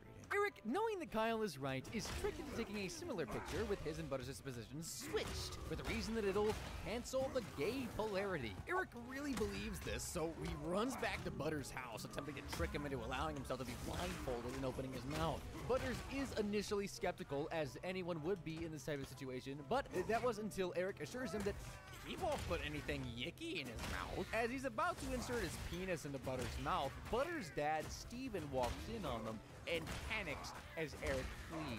Steven declares that Butters is officially bi-curious, which really confused Butters. He had no idea what was going on. Steven explains that it means that his son is simply confused, and you know what? Butters agrees. He is indeed confused about the events which he has been unable to observe. Steven takes him to Camp New Grace, a Christian conversion therapy camp, which organizers repeatedly reinforce the idea that the boys there are just confused. The camp is filled with miserable young boys, and the counselors are uncaring. Butters befriends his roommate, who is a nervous and insecure boy called Bradley. But soon, Bradley would develop a crush on Butters. He concludes that he is beyond hope and decides to end himself. Whoa! Butters and the camp staff find Bradley on the outer ledge of a bridge and try to persuade him to come down. Bradley ultimately, thankfully, decides not to commit suicide and comes down after being inspired by Butters' confidence once he voices his belief that the staff's thoughts of confusion are simply a projection of their own confusion. Seeing that Butters is happy being bi-curious, Steven admits that he is also bi-curious and that he enjoys his curiosity. The statement prompts a shared laugh between the two, but Butters winds up legitimately confused.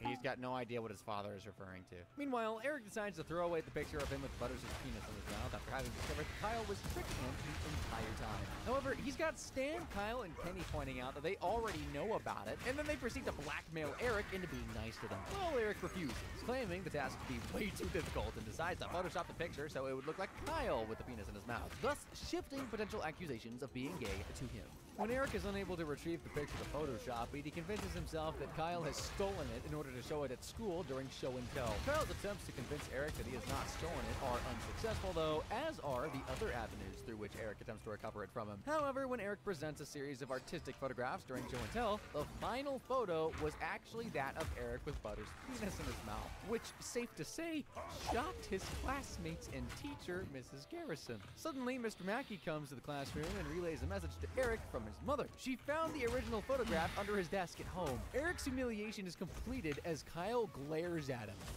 Hey! GG.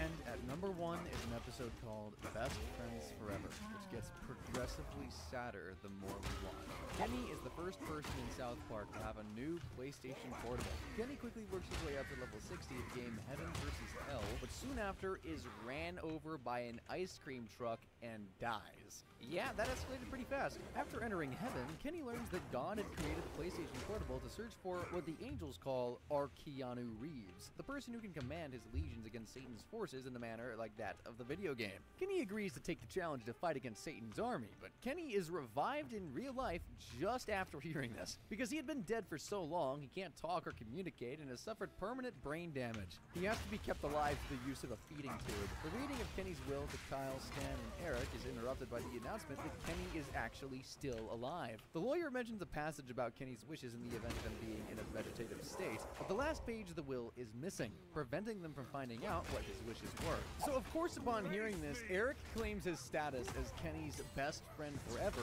to the Colorado courts to get an order to take out the feeding tube so Eric can get the PSP upon Kenny's death. Stan and Kyle, along with Kenny's parents and other protesters, wage a media war to put the feeding tube back in and keep Kenny alive, while Eric enlists his supporters to get Kenny's feeding tube removed. Kyle then realizes they should not have made this issue into such a media circus and concludes that Kenny should be taken off his feeding tube, commenting that Eric was right for the wrong reasons.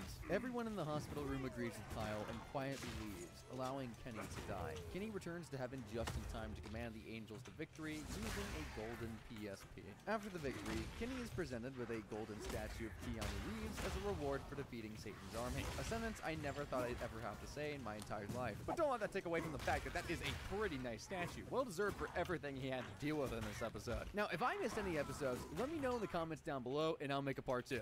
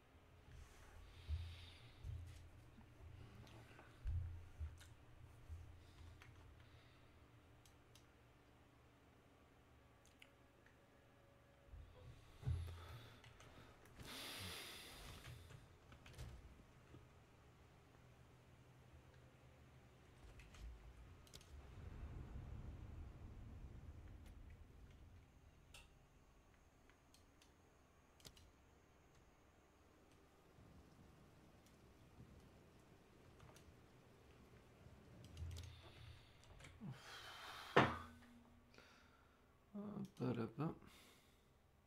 kolaps.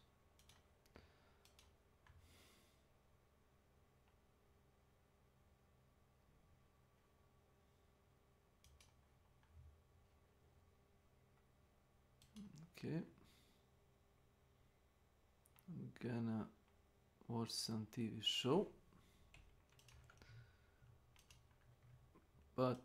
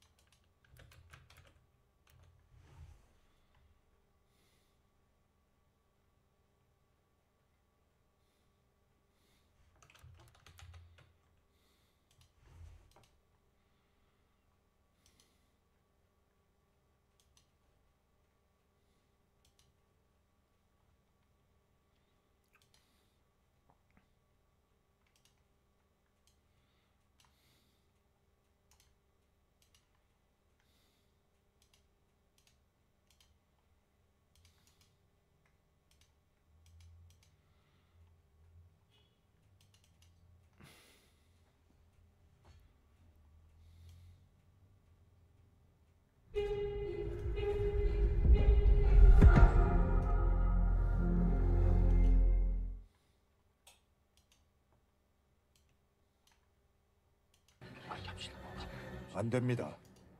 제가 지금 이 얘기를 하는 건 모두를 살리기 위해서입니다.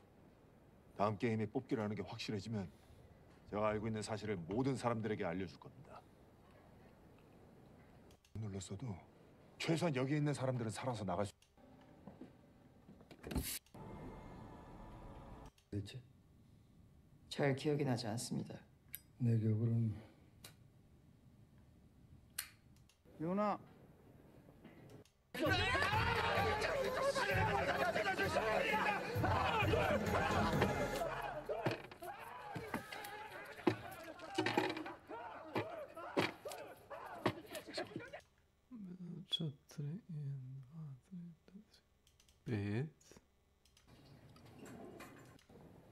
용씨가 신경 잔뜩 쓰고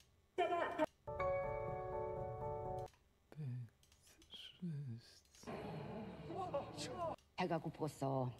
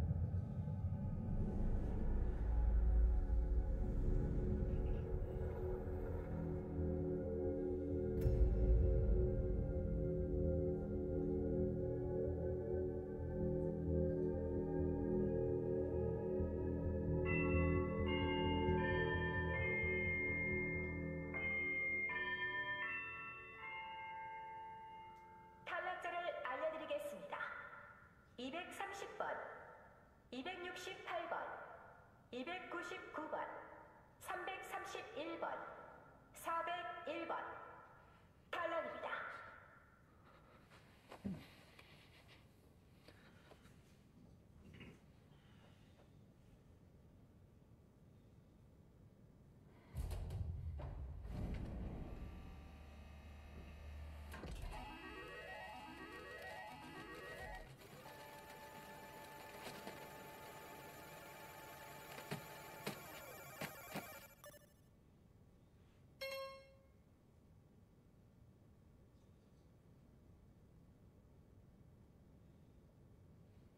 뭐지?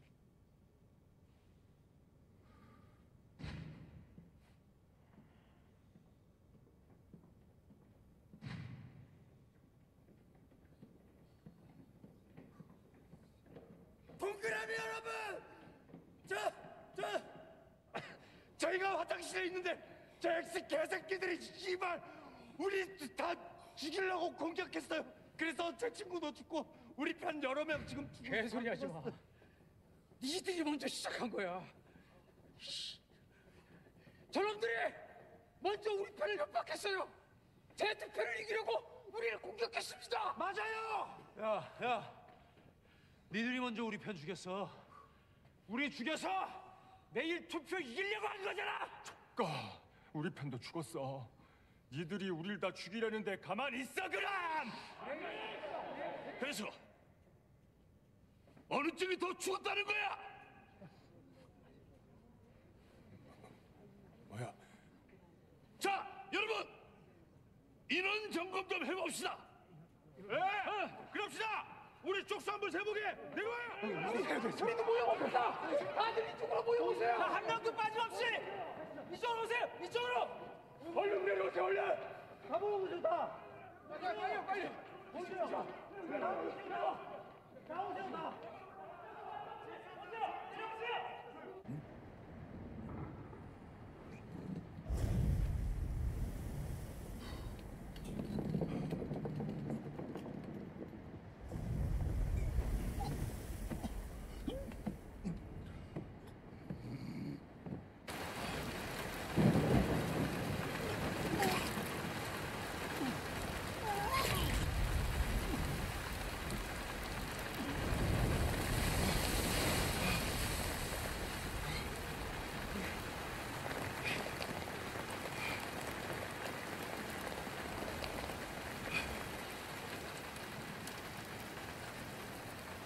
선장님? 거기서 지금 뭐 하시는 거예요? 제트론 아니에요? 그거 아니 내가 잠이 안 와가지고 뭐 좀 찾다가 우연히 봤네. 지금 이거 건드린 거예요? 아니야, 그냥 보기만 했어. 이게 막 하늘을 막 나는 게 너무너무 신기하잖아. 자, 이제 내가 봤어. 나도 신기하네. 아이고, 술 냄새. 빨리 들어가서 좀 자. 잠깐만!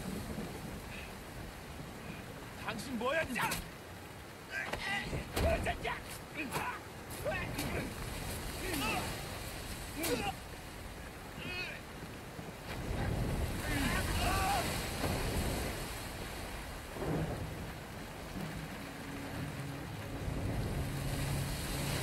거기 누구야? 최 이사. 나야, 박 선장. 선장님! 잠도 안 자고 밖에서 뭐 하세요? 비가 이렇게 쏟아지는데. 잠이 안 와가지고 뒤척뒤척 하는데 밖에서 무슨 소리가 들리는 것 같았어. 저도 들었는데 누가 막 소리 지르는 것 같고 그러다 우당탕거리고. 그래서 나도 나와서 살펴봤는데 아무래도 이 파도가 갑판을 때리는 소리였나 봐. 이거 봐, 엉망이잖아. 그러네. 비바람 칠 때 밖에 나오면 위험하니까 빨리 들어가서 자. 근데 영 잠이 안 오네요. 이거 하도 흔들거려놔서. 그래도 좀 자야지. 새벽부터 일 시작하잖아. 안 그럼 내일 고생해.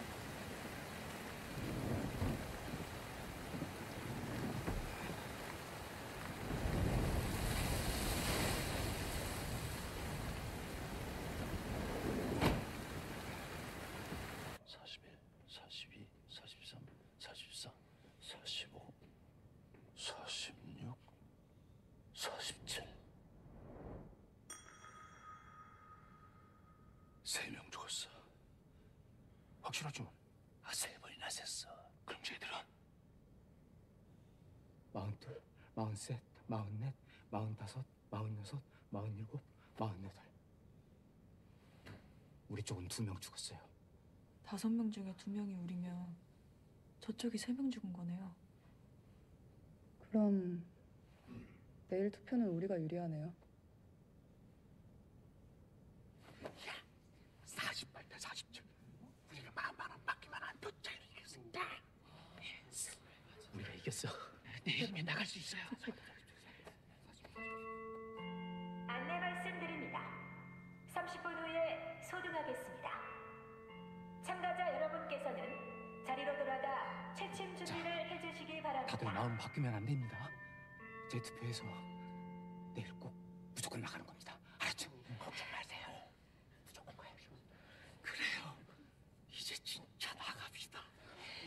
갑시다. 자, 이제 그만 자볼까?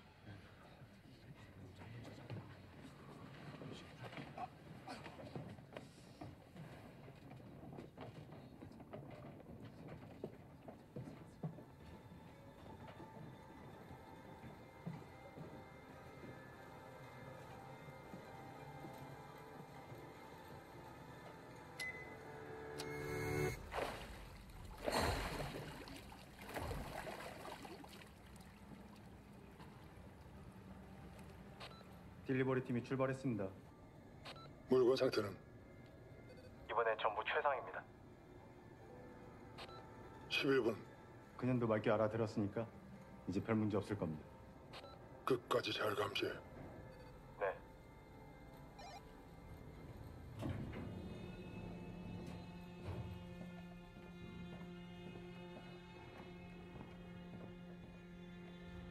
준비해.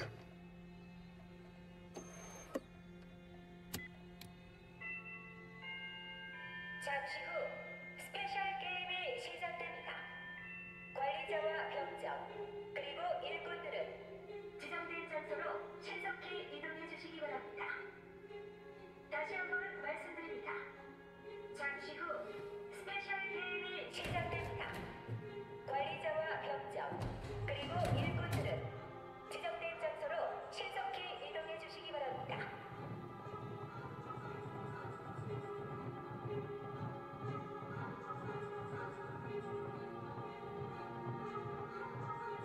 소등 20분 전입니다. 참가자 여러분은 취침 준비를 해주시기 바랍니다.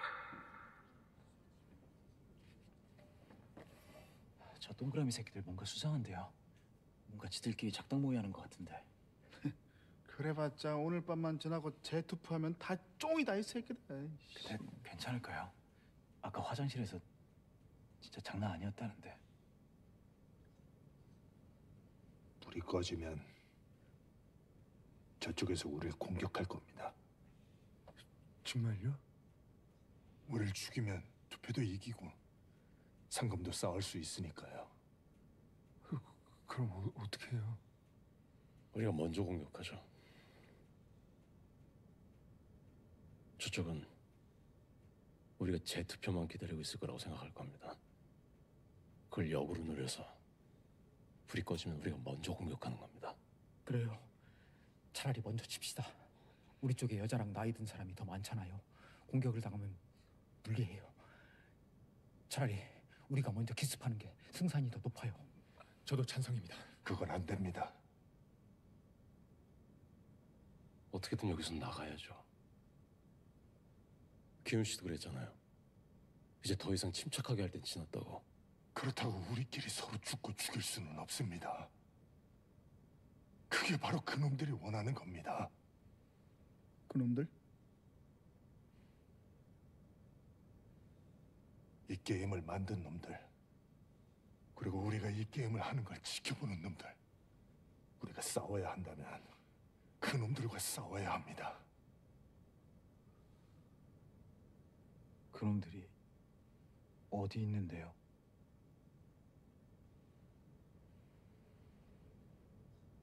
저 위.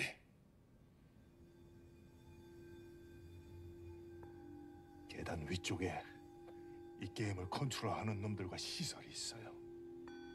검은 가면을 쓰고 있는 자가 대장입니다. 그놈을 잡으면 우리가 이길 수 있어요. 어떻게 싸울 건데요? 그놈들은 총이 있어요.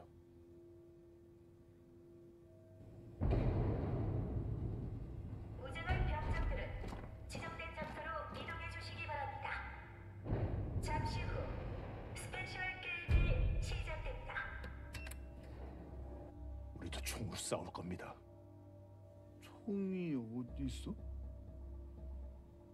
뺏으면 돼.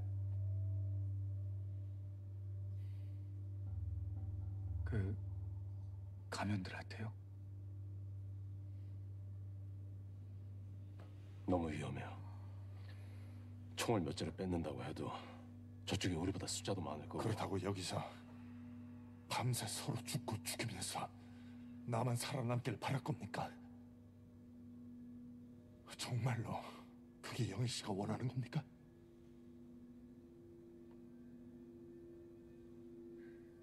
승산이 있을까요? 기습하면 승산이 있습니다. 저놈들이야말로 우리가 먼저 공격할 거라고는 예상하지 못하고 있을 테니까요. 이번이 우리가 이 게임을 완전히 끝낼 수 있는 마지막 기회입니다. 총은 어떻게 뺏을 건데요? 오늘 밤 싸움이 일어나면 기회가 올 겁니다.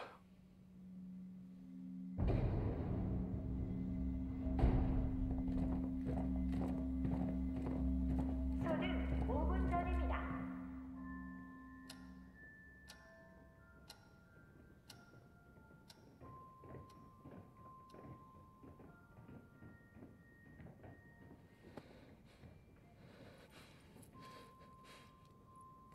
타노스 개 병신 같은 새끼. 사람을 존나 무시하고 있어. 씨발.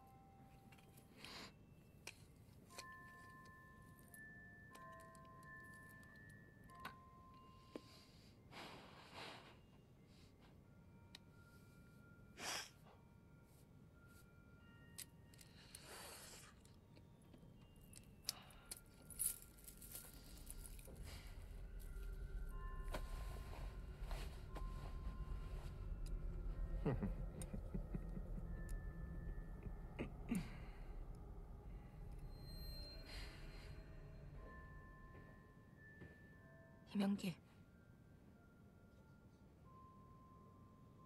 이따 불 꺼지면 바로 숨어.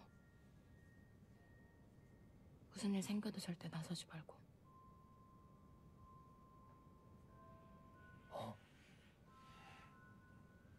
그리고 너 피 좀 닦아.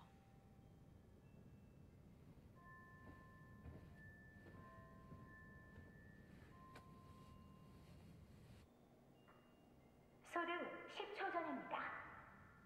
10, 9, 8, 7, 6, 5, 4, 3, 2, 1.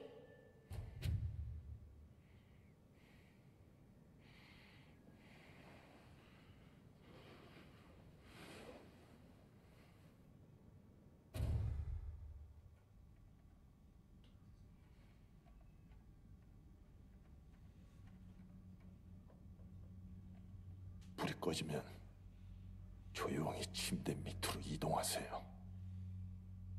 우리를 공격하려는 놈들에게 먼저 발각되면 안 됩니다.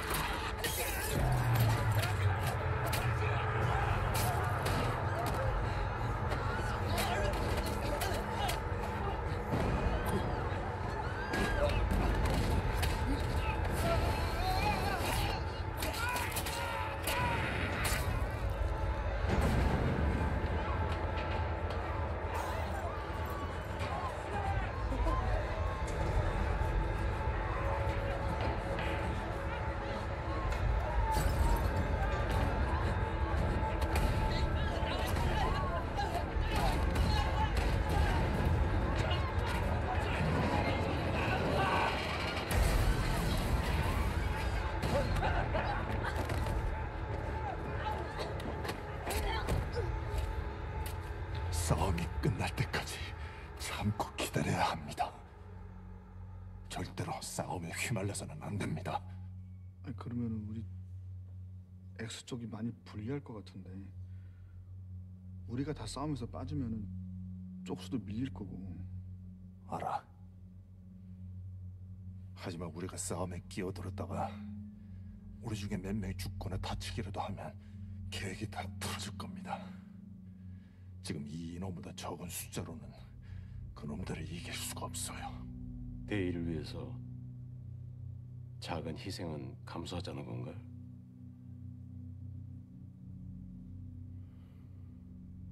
이번 기회를 놓치면 더 큰 희생을 치르게 될 겁니다. 지금 희생을 치르더라도 이번에 반드시 이 게임을 끝내야 합니다.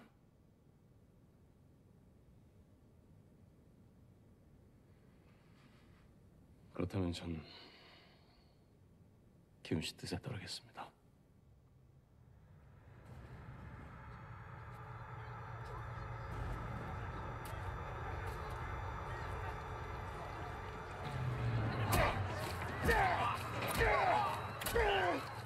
싸움은 길지 않을 겁니다.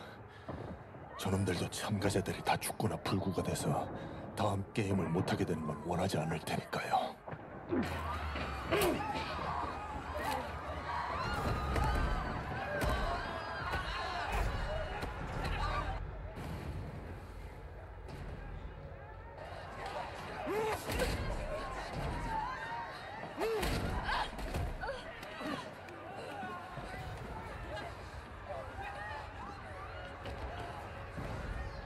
세민아, 이봐 이놈아.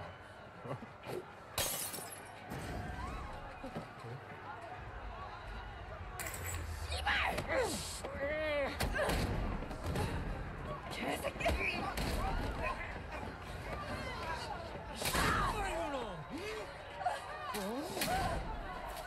야, 내가 조수라 보이냐?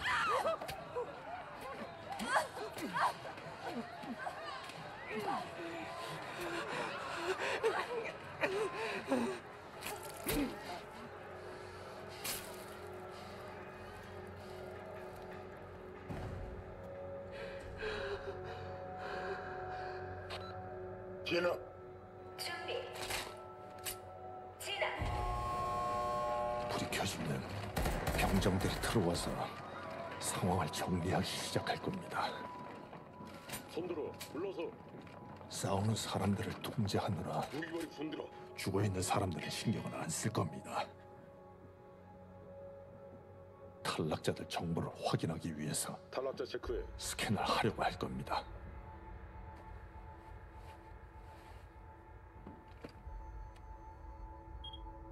그때를 노려야 합니다. 대우야!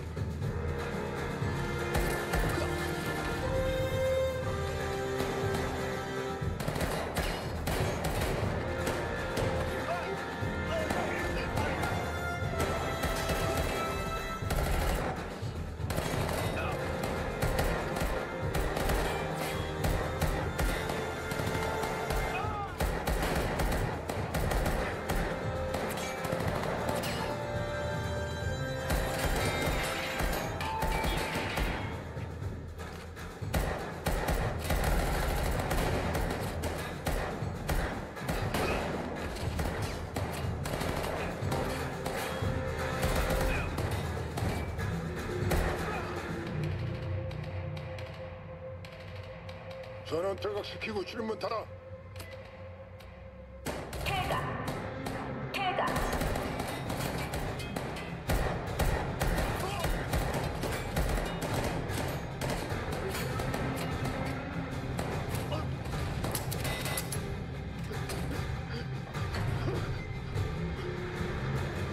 중재! 사격 중재! 모두 멈춰요! 손머리 올려!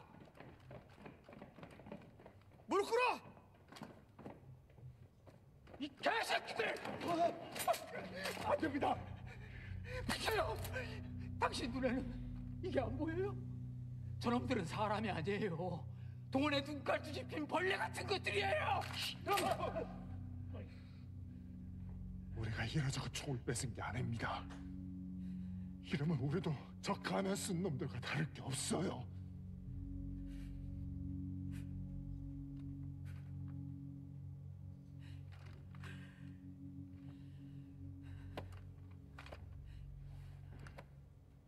여러분! 겁먹지 마시고 모두 아래로 모여주세요. 괜찮습니다. 나오세요. 우린 여러분을 해치려는 게 아닙니다. 죽은 가면들 모두 나와주세요. 총과 탄창을 수거해 주세요. 드릴 말씀이 있습니다.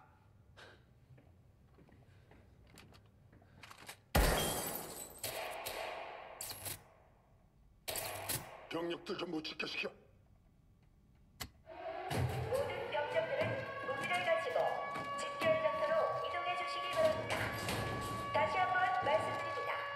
모든 병력들은 무기를 가지고 집결 장소로 이동해 주시기 바랍니다.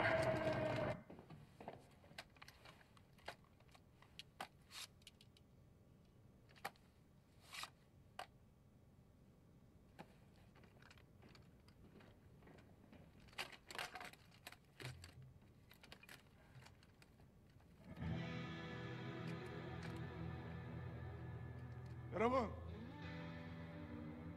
이제 우린 저 계단 위에 있는 가면 쓴 놈들의 본부로 가려고 합니다. 우리 이곳을 가둔 놈들을 잡아서 이 게임을 끝내고 그 죄값을 치르게 할 겁니다. 총기를 다룰 줄 아는 분들 중에서 저희와 함께 가실 분들은 앞으로 나와주세요.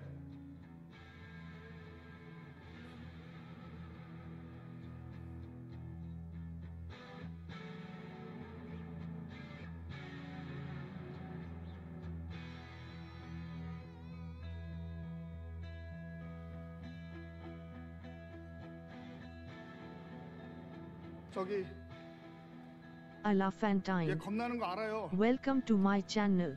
Hello, Mr. 저도 많이 겁나거든요. Oh my god. 근데 지금이 아니면은 I'm showing my 다 같이 desktop. 살아서 여길 나갈 수 있는 기회는 다시 없을지도 몰라요. 같이 싸워서 같이 집에 갑시다. I was watching the 같이요. TV show and I still am. 같이 싸우겠습니다. 나오세요. 저도 같이 가겠습니다. 나오세요.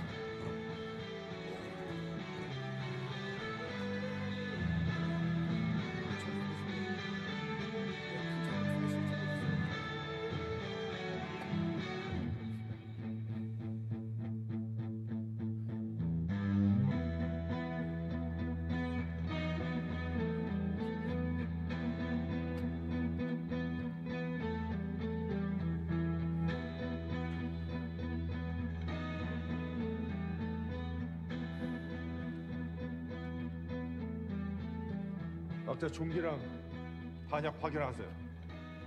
각자 무전기 하나씩 소지하겠습니다. 주파수는 행운의 7번으로 하겠습니다.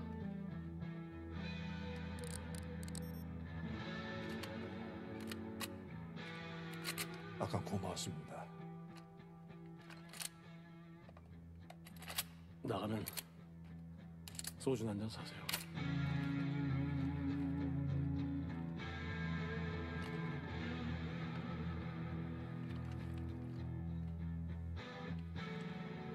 자, 주목! 이건 MP5 기관 난척입니다. 먼저 이 가운데 레버를 누르고 꼽으면 이렇게 탄창이 분리가 됩니다. 그 다음에 이 조정관을 아래로 내리면 연발, 위로 놓으면 단발입니다. 지금 우리가 가진 여분의 탄창이 별로 없으니까 꼭 단발로 놓고 사격하세요. 마지막으로 이 탄창을 결합하고 위쪽 손잡이를 당겼다가 놓으면 장전이 됩니다. 아시겠습니까? 네. 아니 어떻게 이렇게 총에 대해 잘 알아요? 저 특전사 중사였어요.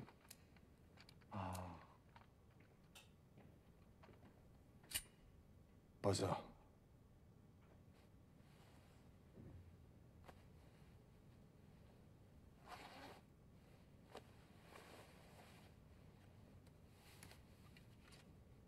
그것도 벗어.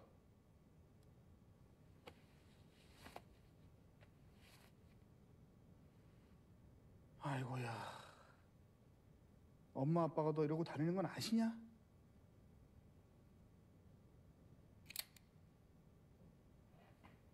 니네 대장이 있는 곳으로 우리를 안내해.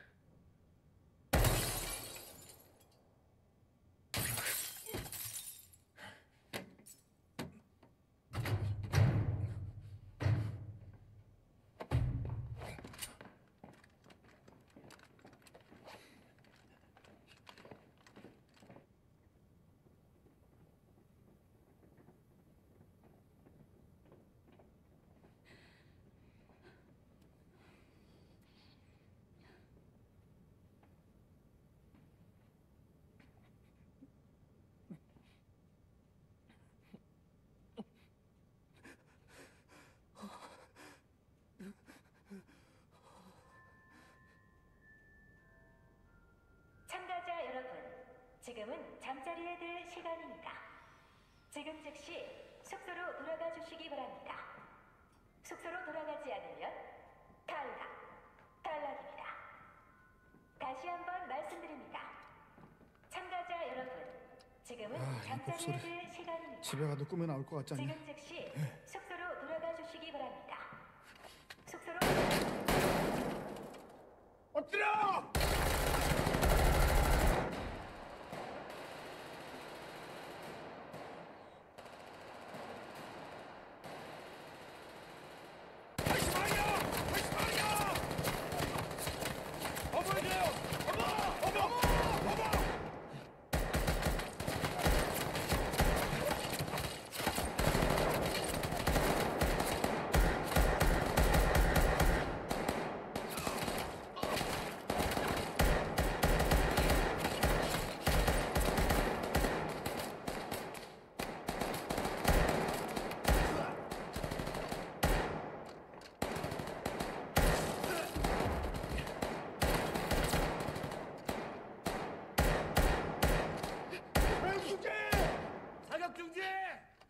사육수제!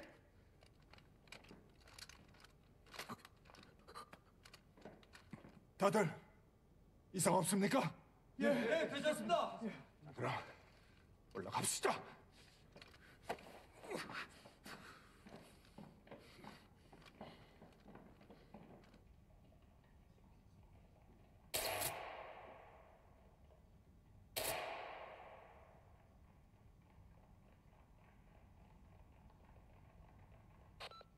관리자 구역엔 절대로 접근하지 못하게.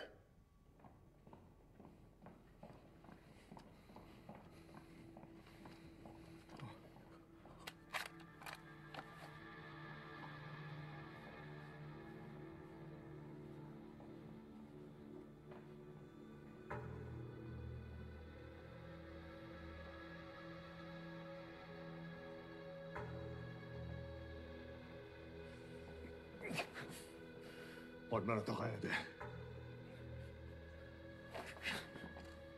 제대로 가고 있는 거 맞아? 저 끝을 돌면 관리자 구역에 입구가 있어. 그 위가 컨트롤룸이야. 빨리 가. 잠깐. 뭐 하는 거야? 통과하려면 마스크가 있어야 돼.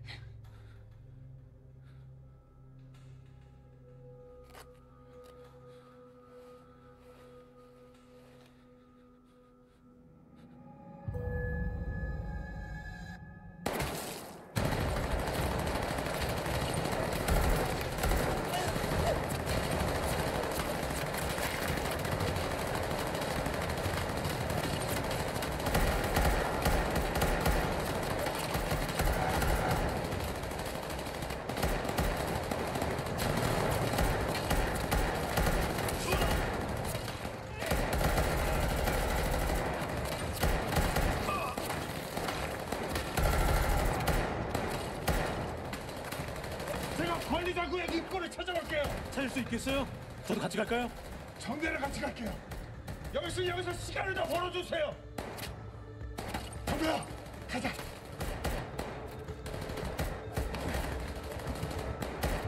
같이 가.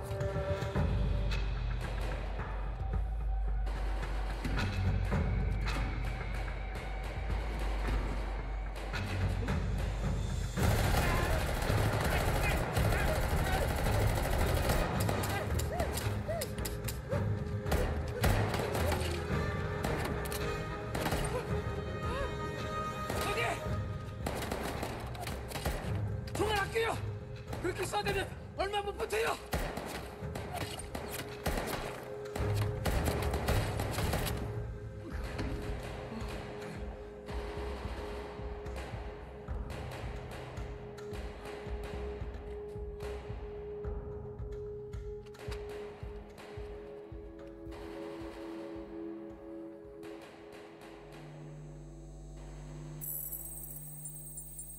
확인되었습니다.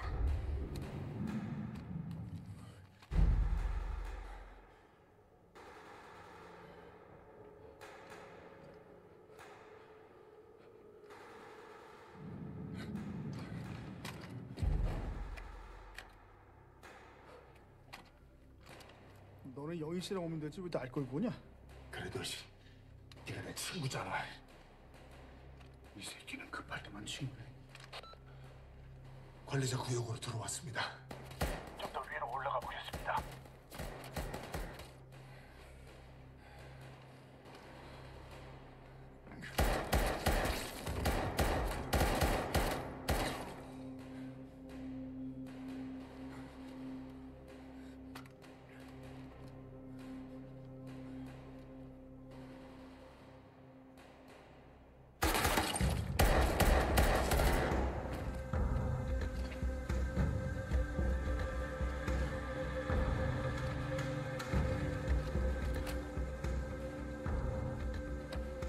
바지 주머니에도 탄창이 있어.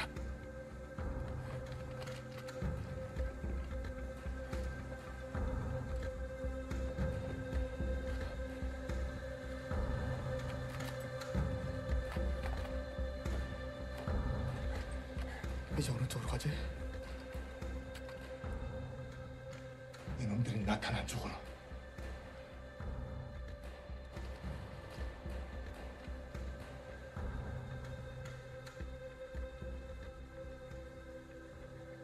컨트롤룸 계단 막아!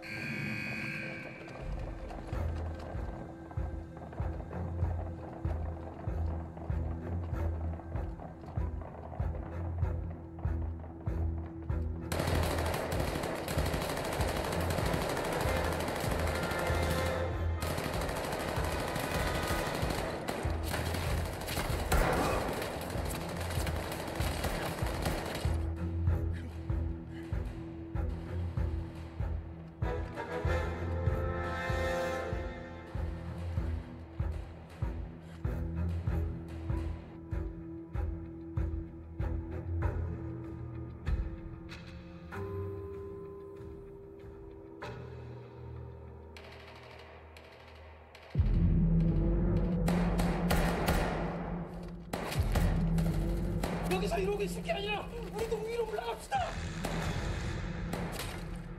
계획도 없이 다 같이 올라갔다가 뽕이 될 수 있어요. 컨트롤룸 찾았다 무대가 올 때까지 좀만 더 기다려봅시다.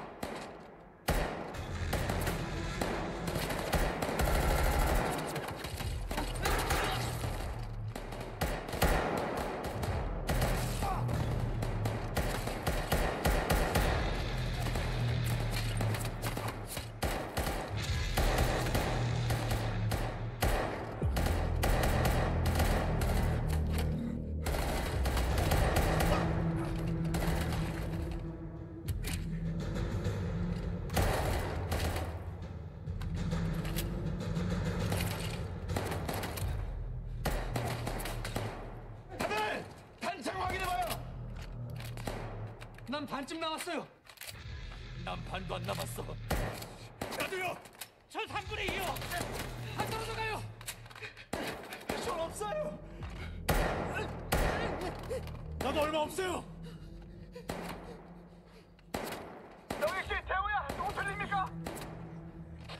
그만하세요. 여기만 뚫으면 컨트롤룸 같은데. 아우 우리 둘이 잘 안 돼요. 지원 좀 보내줘요. 탄약도 같이. 여기도 탄약이 부족해요. 숙소에 있는 병정들 시체 주머니에 여분의 탄창이 있을 겁니다. 그걸 가져오면 돼요. 알겠습니다. 다들 들었죠? 위쪽에 지원이 필요해요. 3명이 먼저 가고 나머지는 여길 지키다. 탄창을 가져오면 합류하는 걸로 하겠습니다. 저랑 먼저 하실 분? 제가 할게요. 저도 하겠습니다. 갑시다.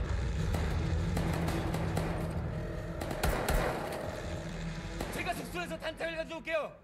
최대한 빨리 돌아올 테니까 그때까지만 버텨주세요.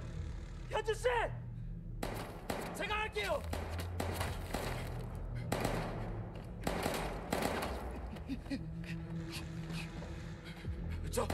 저 총알이 없어요. 가는 길을 알아요? 예. 오면서 카메라들을 부숴놨으니까 그냥 그대로 따라가면 돼요. 예.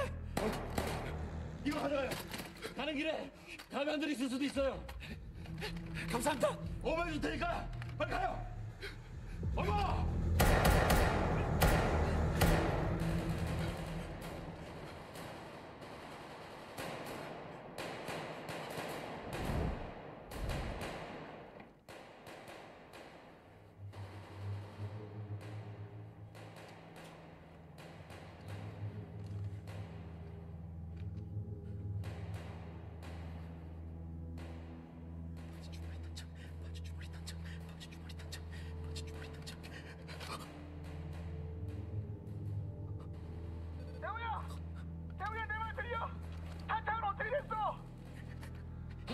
예, 형님. 제가 가고 있는 중입니다. 대우야, 너 믿는다. 예, 형님. 저만 믿으십시오. 가겠습니다.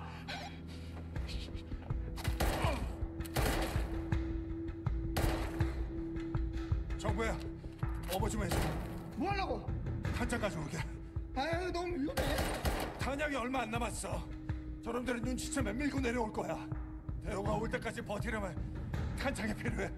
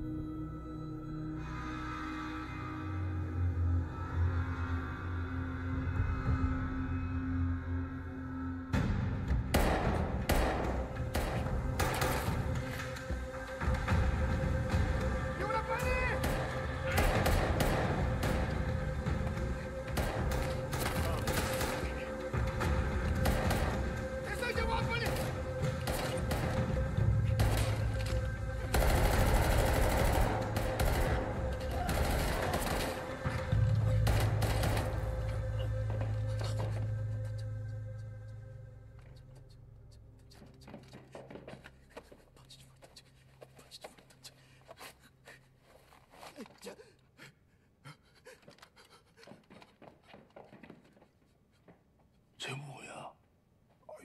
모르겠습니다.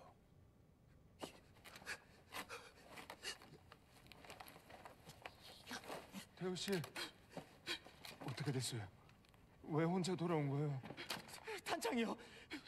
이 새끼들 바지에서 탄창 좀 찾아주세요. 빨리요. 예. 괜찮아? 괜찮아. 조금 스쳤어. 나보다 먼저 죽으면은 나한테 죽을 줄 알아 너. 걱정 마. 너보다 오래 살 거니까. 기우 씨, 컨트롤룸은 찾았어요? 바로 위에 있는 것 같은데 여기로는 못 올라가요. 여러분이 다른 루트를 찾아봐 주세요. 올라오면서 여기 구조를 훑어봤는데 분명히 뒤로 돌아가는 길이 있을 겁니다. 여기서 두 분이 저놈들 시선을 꽉 좀 붙잡아 주세요. 내가 길을 찾아서 뒤를 칠게요. 잠깐만요. 자, 이거 가져가세요. 필요할 겁니다. 진짜 괜찮겠어요? 대호가 탄창 가져올 겁니다.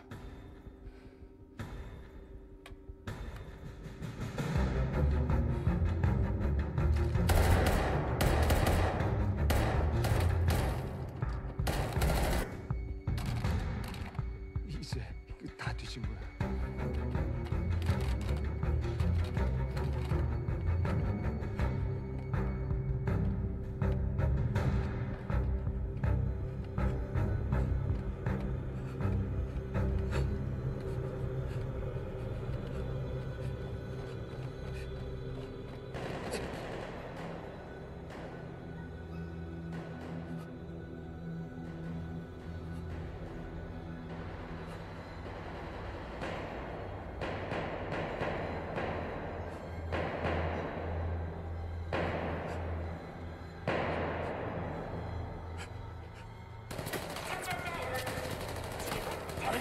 왜 안 오는 거야? 길을 잃은 거 아닐까요? 여수 너무 들려요? 여수 여기요. 여수 들려요? 탄창은 어떻게 됐어요? 가져오고 있어요? 배우 씨, 대답하세요. 배우 씨, 배우 씨, 어디 있어요? 배우 씨, 제발 대답해요. 배우 씨, 대답해요. 이제 얼마 못 버텨요. 지금 탄창 가져와야 돼요. 아무래도 무슨 일이 생긴 것 같아요. 제가 내려가 볼게요. 부탁합니다. 어머해 주세요.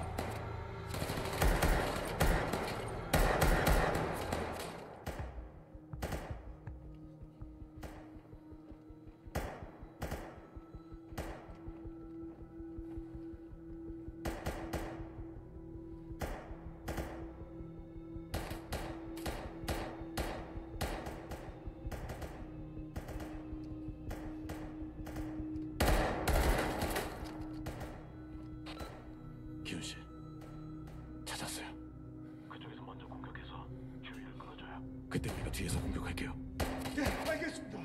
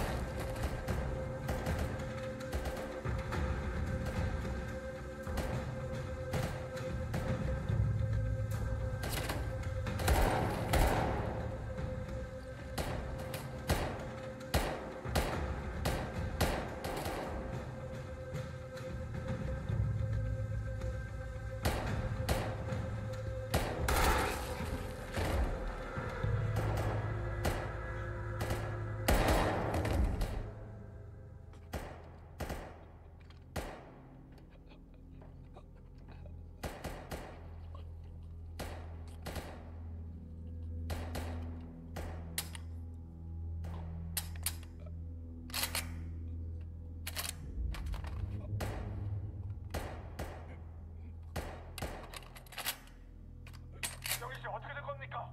공격하고 있습니까?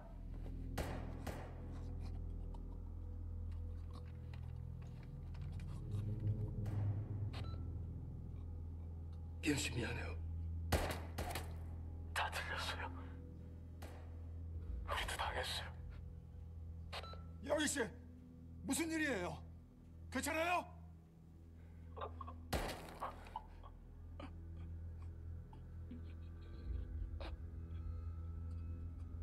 영희 씨, 영희 씨, 대답해요. 영희 씨.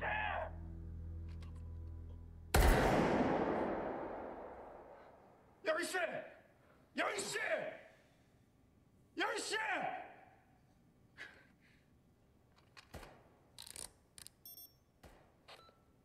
정리 시작해요.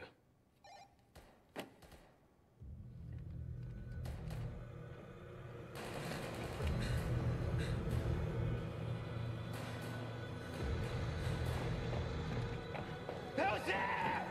배우 씨! 배우 씨 어디 있어? 배우 씨!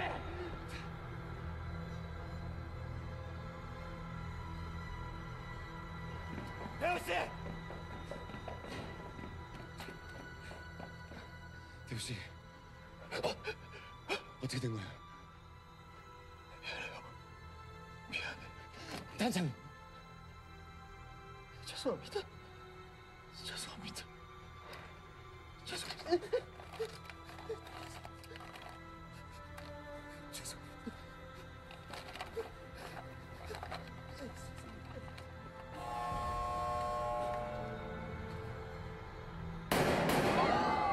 엎드려!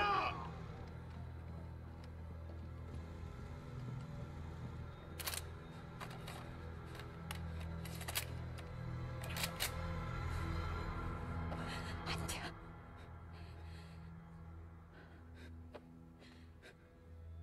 이렇게 죽으면 안 돼요.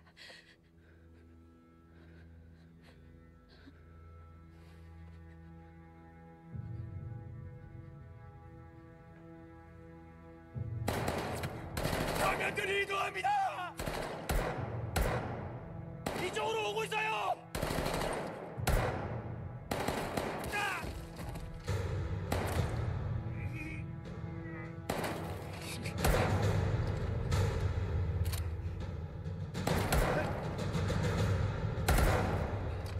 아래로 후퇴합시다.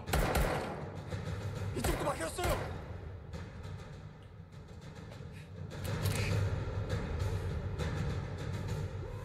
참가자 여러분, 지금은 잠자리에 들 시간입니다.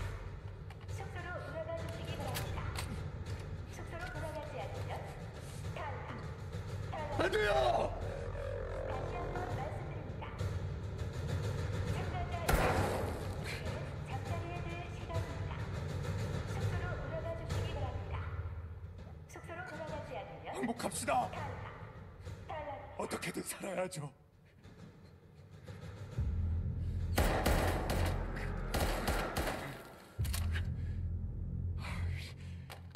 선발대 들립니까? 탄약이 떨어졌습니다. 항복하겠습니다.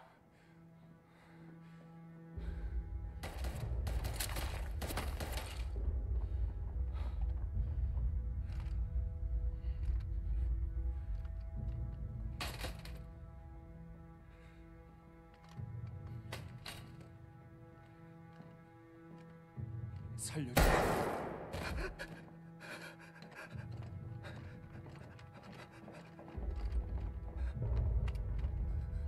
제발 살려주세요. 제 딸이 많이 아픕니다. 항복.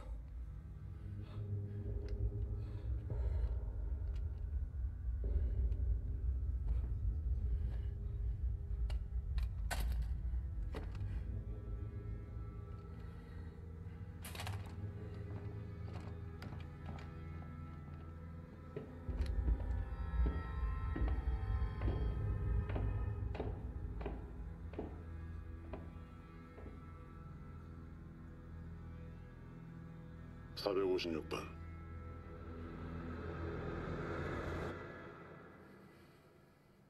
영웅놀이는 재밌었나?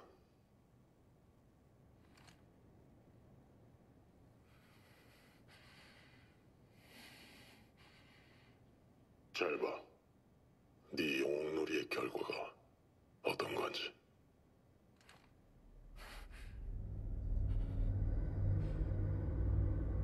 기훈아.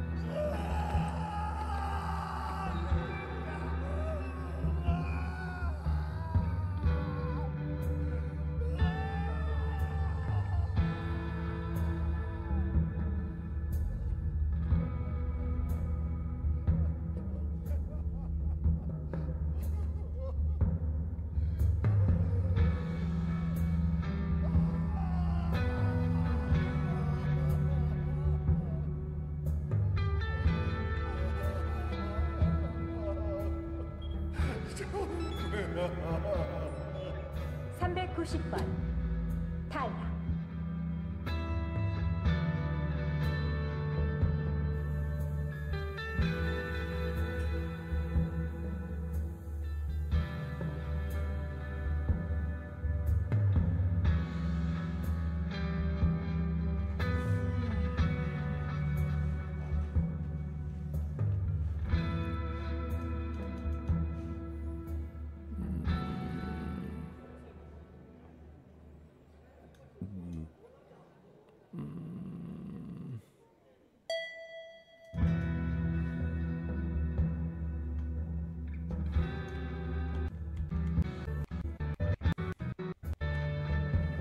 I don't get it. Is it the end?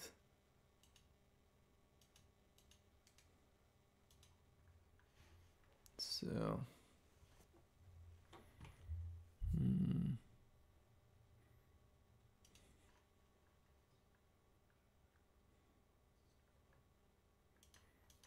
4, 5, 6, 7.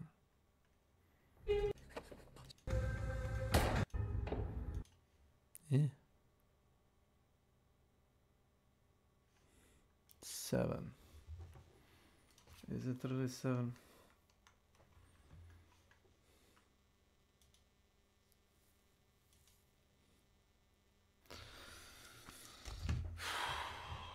BRB.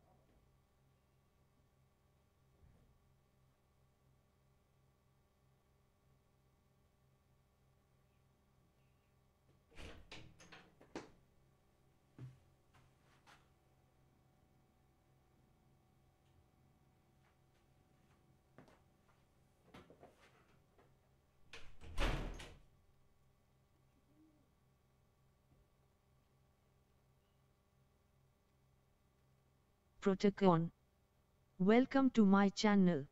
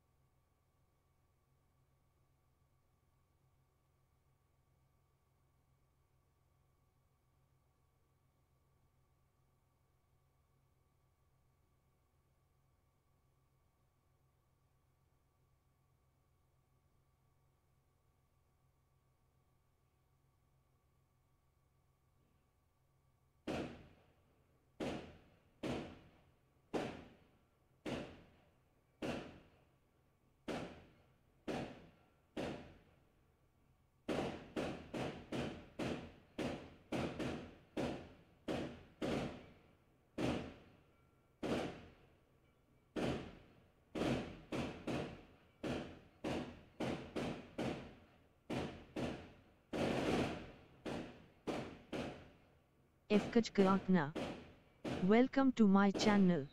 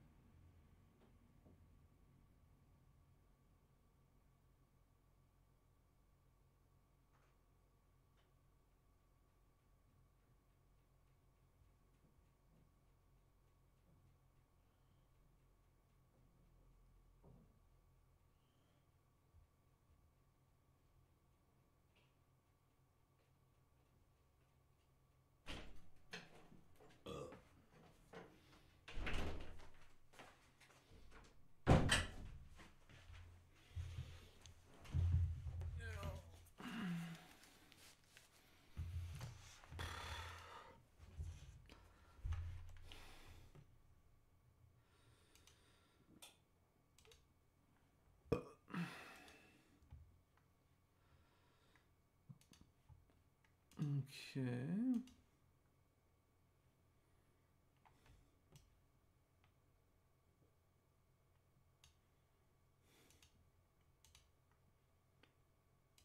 John anyway.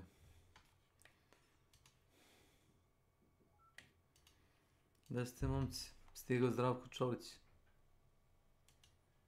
Halo? Nema nikog.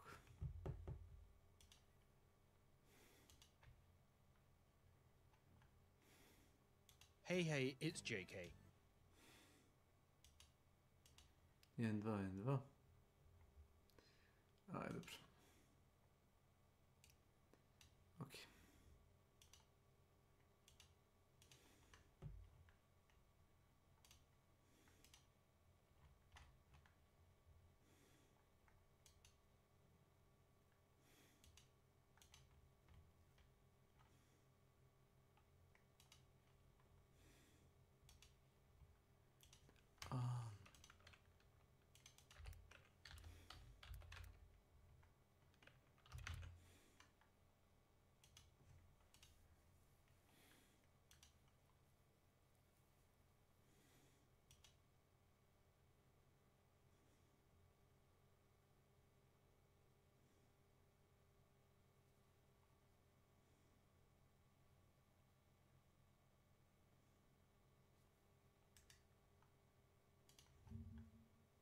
However, one man disagreed. This film does try to make you sexually aroused by 11-year-olds. I'll say it's not bad at it. Max Carson, or Mr. Girl as he's known online, was attacked by the internet at large for his review. But what they didn't know was that his opinion on cuties was just the tip of the iceberg. It's a story that involves sex dolls, school shooters, domestic abuse, diss tracks, and psychological warfare. All from a man that fully believes, deep down, we're all exactly the same. Long before Max's disturbing opinions became known online, he was already a certifiably disturbed person, to say the least. He recalls reading books on how to pleasure women when he was just 7 or 8 years old, as well as teaching all of his friends how to crank it in middle school. For this kind of behavior to manifest that early, you'd think there was some kind of dysfunctional parenting involved in his upbringing. And sure enough, there's information pointing to that. His father, a psychologist who was, at some point, hired as an expert witness on child mistreatment, directly told Max that he wanted to strangle him. Due to his father hating him, he ended up living with his mother, which led to another set of issues entirely. He's claimed multiple times that his mom was attracted to him. And it felt like she was constantly making little comments or jokes, or insisting on having sexual conversations with me, touching me in ways that I was uncomfortable with. I wanted to recoil from her. Like being in the car, pressed against the door, never wanted to hug her. I would feel like I would want to wash her off if she touched me, if she looked at me, just constantly feeling violated. He then goes on to explain that when he was 10 years old, his mother was married to another woman, and that they both teamed up against him, constantly nitpicking everything he did, and accusing him of being a sexist. According to him, this happened anytime he displayed slightly aggressive behavior, which he eventually started doing on purpose just to get a rise out of him. When his father told him his mother might just not like him, Max decided to confront his mom about it, and she responded by telling him he needed to leave the house and go live with his dad. Following that situation, the family went to see 2 different therapists, one of whom took her side, and another who met with Max in private, and told him that he was probably right and his mom disliked him. As a result, Max stopped talking to his mom for a year and a half until they happened to see each other on the street and developed a polite but distant relationship. When he was 14, his mother told him that when people have intercourse, women get hurt, which gave him a strong sense of guilt.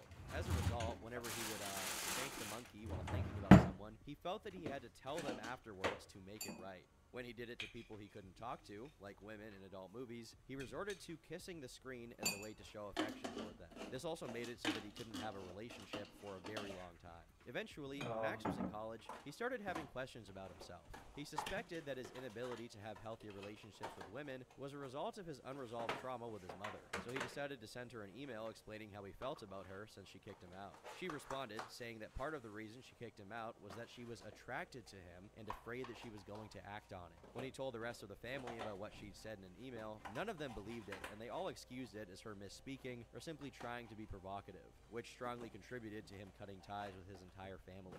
In order to appropriately cover his college years and the things he got up to, we have to contextualize by delving deeper into his high school years. Max describes the city he lived in as extremely progressive, to the point that his parents were divorced, his mother came out as lesbian, his mom's wife picked him up from school, and no one ever made fun of him for it. To put it simply, he grew up in a very tolerant and progressive environment, with his school shutting down plays that contained Latin American stereotypes, but having no issue with another play being put on at the school called The Vagina Monologues. Because of this, Max felt that he could, or should, express himself, and so he asked the editor-in-chief of the school's newspaper if he could write for it. The editor refused outright, but told him that he should start his own paper, which he eventually did. In 2001, Max began a newsletter titled The Crux, but he wasn't allowed to distribute it the regular way by simply placing it next to the rest of the newsletters and school papers. You see, the school staff didn't really like what he had to say, so they threw stacks of it into the trash whenever they caught it lying around, prompting Max to begin handing it out during lunch.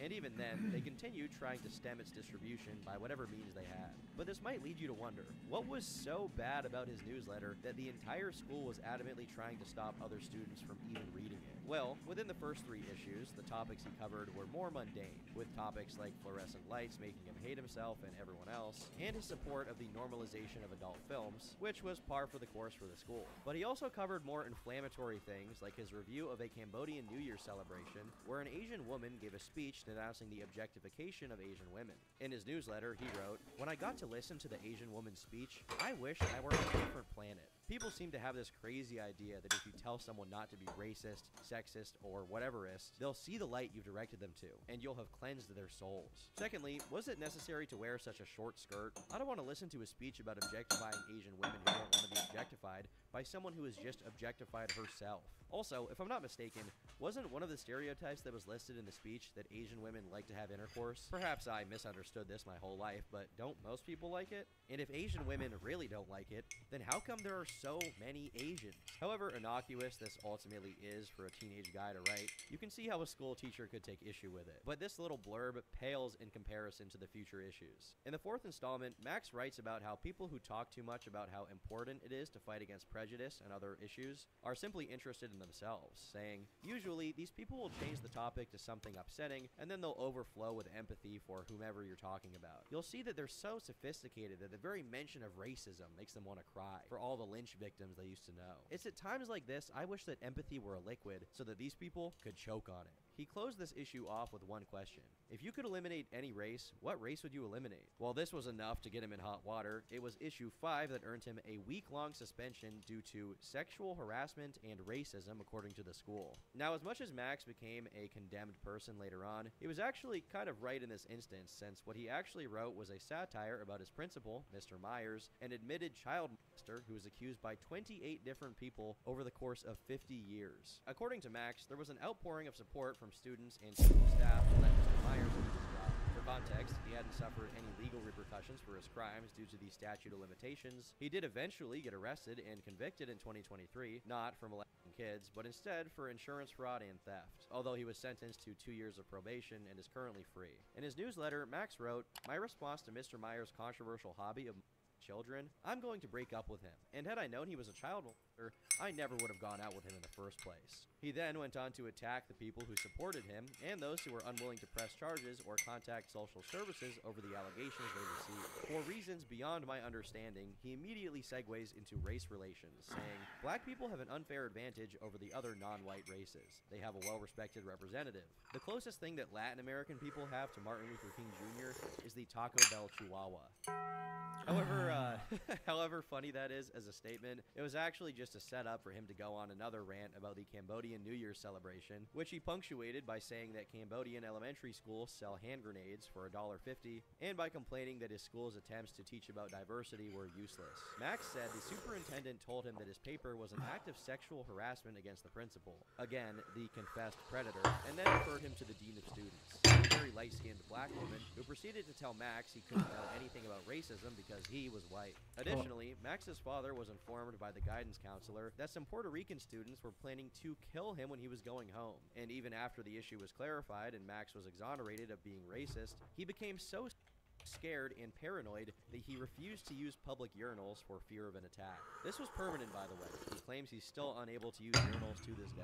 The ACLU was then contacted, and once they claimed that the school was suppressing Max's freedom of speech, his suspension was lifted, and his newsletter was allowed to be properly distributed, at least for a while. A few issues later, it got him in trouble once again, this time for obscenity. And this one is more understandable since he gave a detailed description of an adult video and wrote half a page about how he was gay for his friend and suggested he wanted his friend to treat him like Mr. Myers treated underage boys. Not exactly in great taste, but still, it did fall under the umbrella of freedom of speech, and Max's suspension was once again lifted. But not before they contacted his dad and brought him into the school. The school expected he would be pretty mad at Max, but instead his father staged a protest, called the teacher a Nazi, and refused to leave the school until the police arrived. Despite how little they had in the way of success when trying to shut Max up, they continued trying, as he was suspended 2 more times in the same year, once for writing about how he whacked it, which included a tutorial for girls, by the way, and another time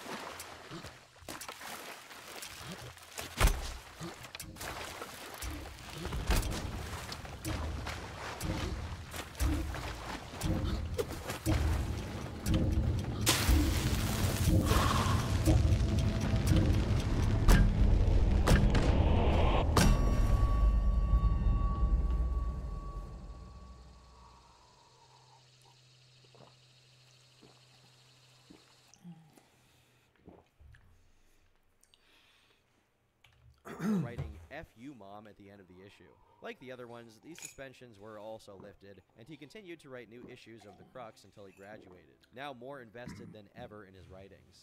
With high school done, it was time for Max to go to big boy school, and he would start off at Colorado State, during which he was able to get a position as a columnist on one of the school's papers. However, his second article there got him in a little bit of trouble because he suggested that the school have a female football team that wore bikinis while they played so that he could ogle at them, which got him fired. A couple of years later, long after he'd left the CSU, he enrolled in the University of Colorado at Boulder, where, after he was rejected by every school paper, he decided to once again start publishing his own newsletter, The Yeti. The very first issue of which began with the following passage. I have a new theory about why girls don't like me. It's a bit more sophisticated than my previous attempts at explaining this phenomenon, which ran along the lines of, girls don't like me because they're stupid, or girls don't like me because they can't understand that leg humping is just my way of saying hi.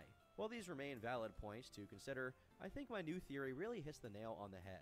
Girls don't like me because I make them think. This is immediately followed by Max recounting an experience he had where two girls he was friends with became entranced with a guy who didn't engage with them intellectually and instead talked about himself. He explained this phenomenon, saying, "In a world where women are powerless objects, it's hard to talk to me, a smart, attractive, funny, sensitive, attentive, honest guy who pushes girls to think and asks them questions that are hard to answer." The second issue was mostly about how he was scared of black people because he instinctively imagined they'd all be constantly angry over racism, and he also stated he couldn't talk to them because he couldn't understand ebonics. He juxtaposed this to make a larger point about how indoctrinating kids into identifying themselves with either slaves or the slave masters due to their race was bad. But still, this was very much the same format and concept as the Crux, which is to say that it got under people's skin a lot. And the third issue was also pretty interesting. It's written as a satire about women being unable to orgasm, which got him called into the Vice Chancellor's office, and also earned him a piece in the Colorado Daily covering his supposed sexism. Once again, the ACLU intervened, and nothing happened to Max. However, from that point forward, the college staff hated him and were just waiting for an opportunity to exact revenge. For a while, he continued to publish his newsletters unbothered, which gave way to multiple bangers, like a tutorial on how to be a good white ally, which included the phrase, "Every time a white person laughs, a black person cries." Another highlight is his diatribe against fat girls, pushing it to the extreme and actively promoting anorexia to make a point about appearance standards. However offensive on the surface level, the actual beliefs that Max expressed through his writing were very much in line with feminism, racial equality, and other beliefs that permeate college campuses. The only difference is that Max did his best to espouse these beliefs in the most sarcastic, insane way possible to get people mad at him. In an interview conducted with him at the time, he made this perfectly clear. I think there's a lot of social issues out there, important things that people aren't talking about, like racism and sexism and homophobia and things like that, that I feel like would be better addressed in a humorous manner than by preachy, finger shakers. Well, don't you feel sometimes that people will take that satirical manner in a negative light instead of doing something positive for the cause? Yeah, I mean, it's a concern of mine. I don't know. I don't think that reading my newsletter is going to convert someone who wasn't a racist to being a racist, or it's going to make someone who has no prejudice whatsoever to suddenly being like, wow, I do hate women. He made it clear time and time again that he was quite left-leaning politically, but just loved being provocative, which deeply irritated the college staff. But it all came to a head in April of 2007, when the Virginia Tech shooting happened. It is an incredibly busy time here in this newsroom as we are all pulling together to cover what is turning out to be the deadliest campus shooting in U.S. history. At this afternoon... On the 16th of April, undergraduate Sung Hui Cho went on a shooting rampage, killing 32 people and injuring 17 others. The very next day, Max attended a women's studies class that focused on the issues of black women, during which, while everyone else lamented what happened in Virginia, someone said, "I can't imagine shooting 32 people," which prompted Max to respond, "Anyone who says they've never thought about shooting 32 people is lying." He then went on to explain his statement, supposedly specifying that given how generally obsessed people are with violence, especially when they're kids and teenagers, and given how terrible the the conditions are in public schools, it made sense for that to come up as a thought. But he clarified he did not intend it as a threat. Despite the clarification, he was summoned to the Chancellor's office and had to rehash his explanation once again. But as soon as he was about to walk out, he was met by 2 police officers. Max claims that at that moment, he realized that the administration was exacting its revenge, and they reported him to the police as if he made a genuine threat. He was then questioned by the cops, excerpts of which he eventually uploaded to YouTube. So just to start off with, why do you think you're here? I think I'm here because some of my classmates and my professor became uncomfortable during a conversation we had in class today. In his recounting of this whole process, he says he spent a night in jail, during which they had the TV on, which allowed him to watch CNN report on his arrest live on TV as if he were a Virginia Tech copycat shooter who was caught early.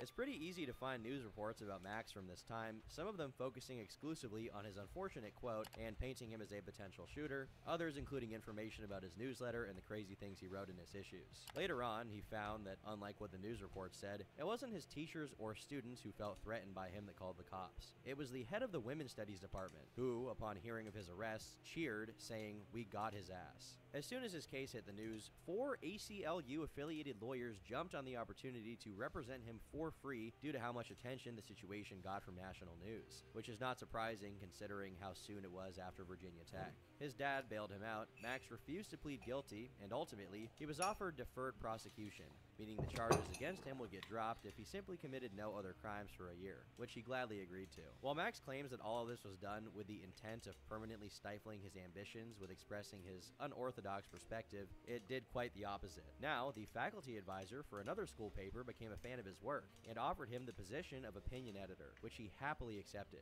partly because he genuinely wanted the job, and partly because he wanted to do a little trolling. The first instance of his shenanigans was to, as he put it, publish a moderately racist essay about how Latin Americans should speak better English. Surprisingly, he got away with this, so he proceeded to up the ante. He submitted one of his own articles titled, "If it's war the Asians want, it's war they'll get." I don't know why he has so much smoke with the Asians, honestly. I don't get it. His article was actually covered by the local news. The article, written by student Max Carson, details his hate for Asians and poses that they be subjected to phases of absurd tasks.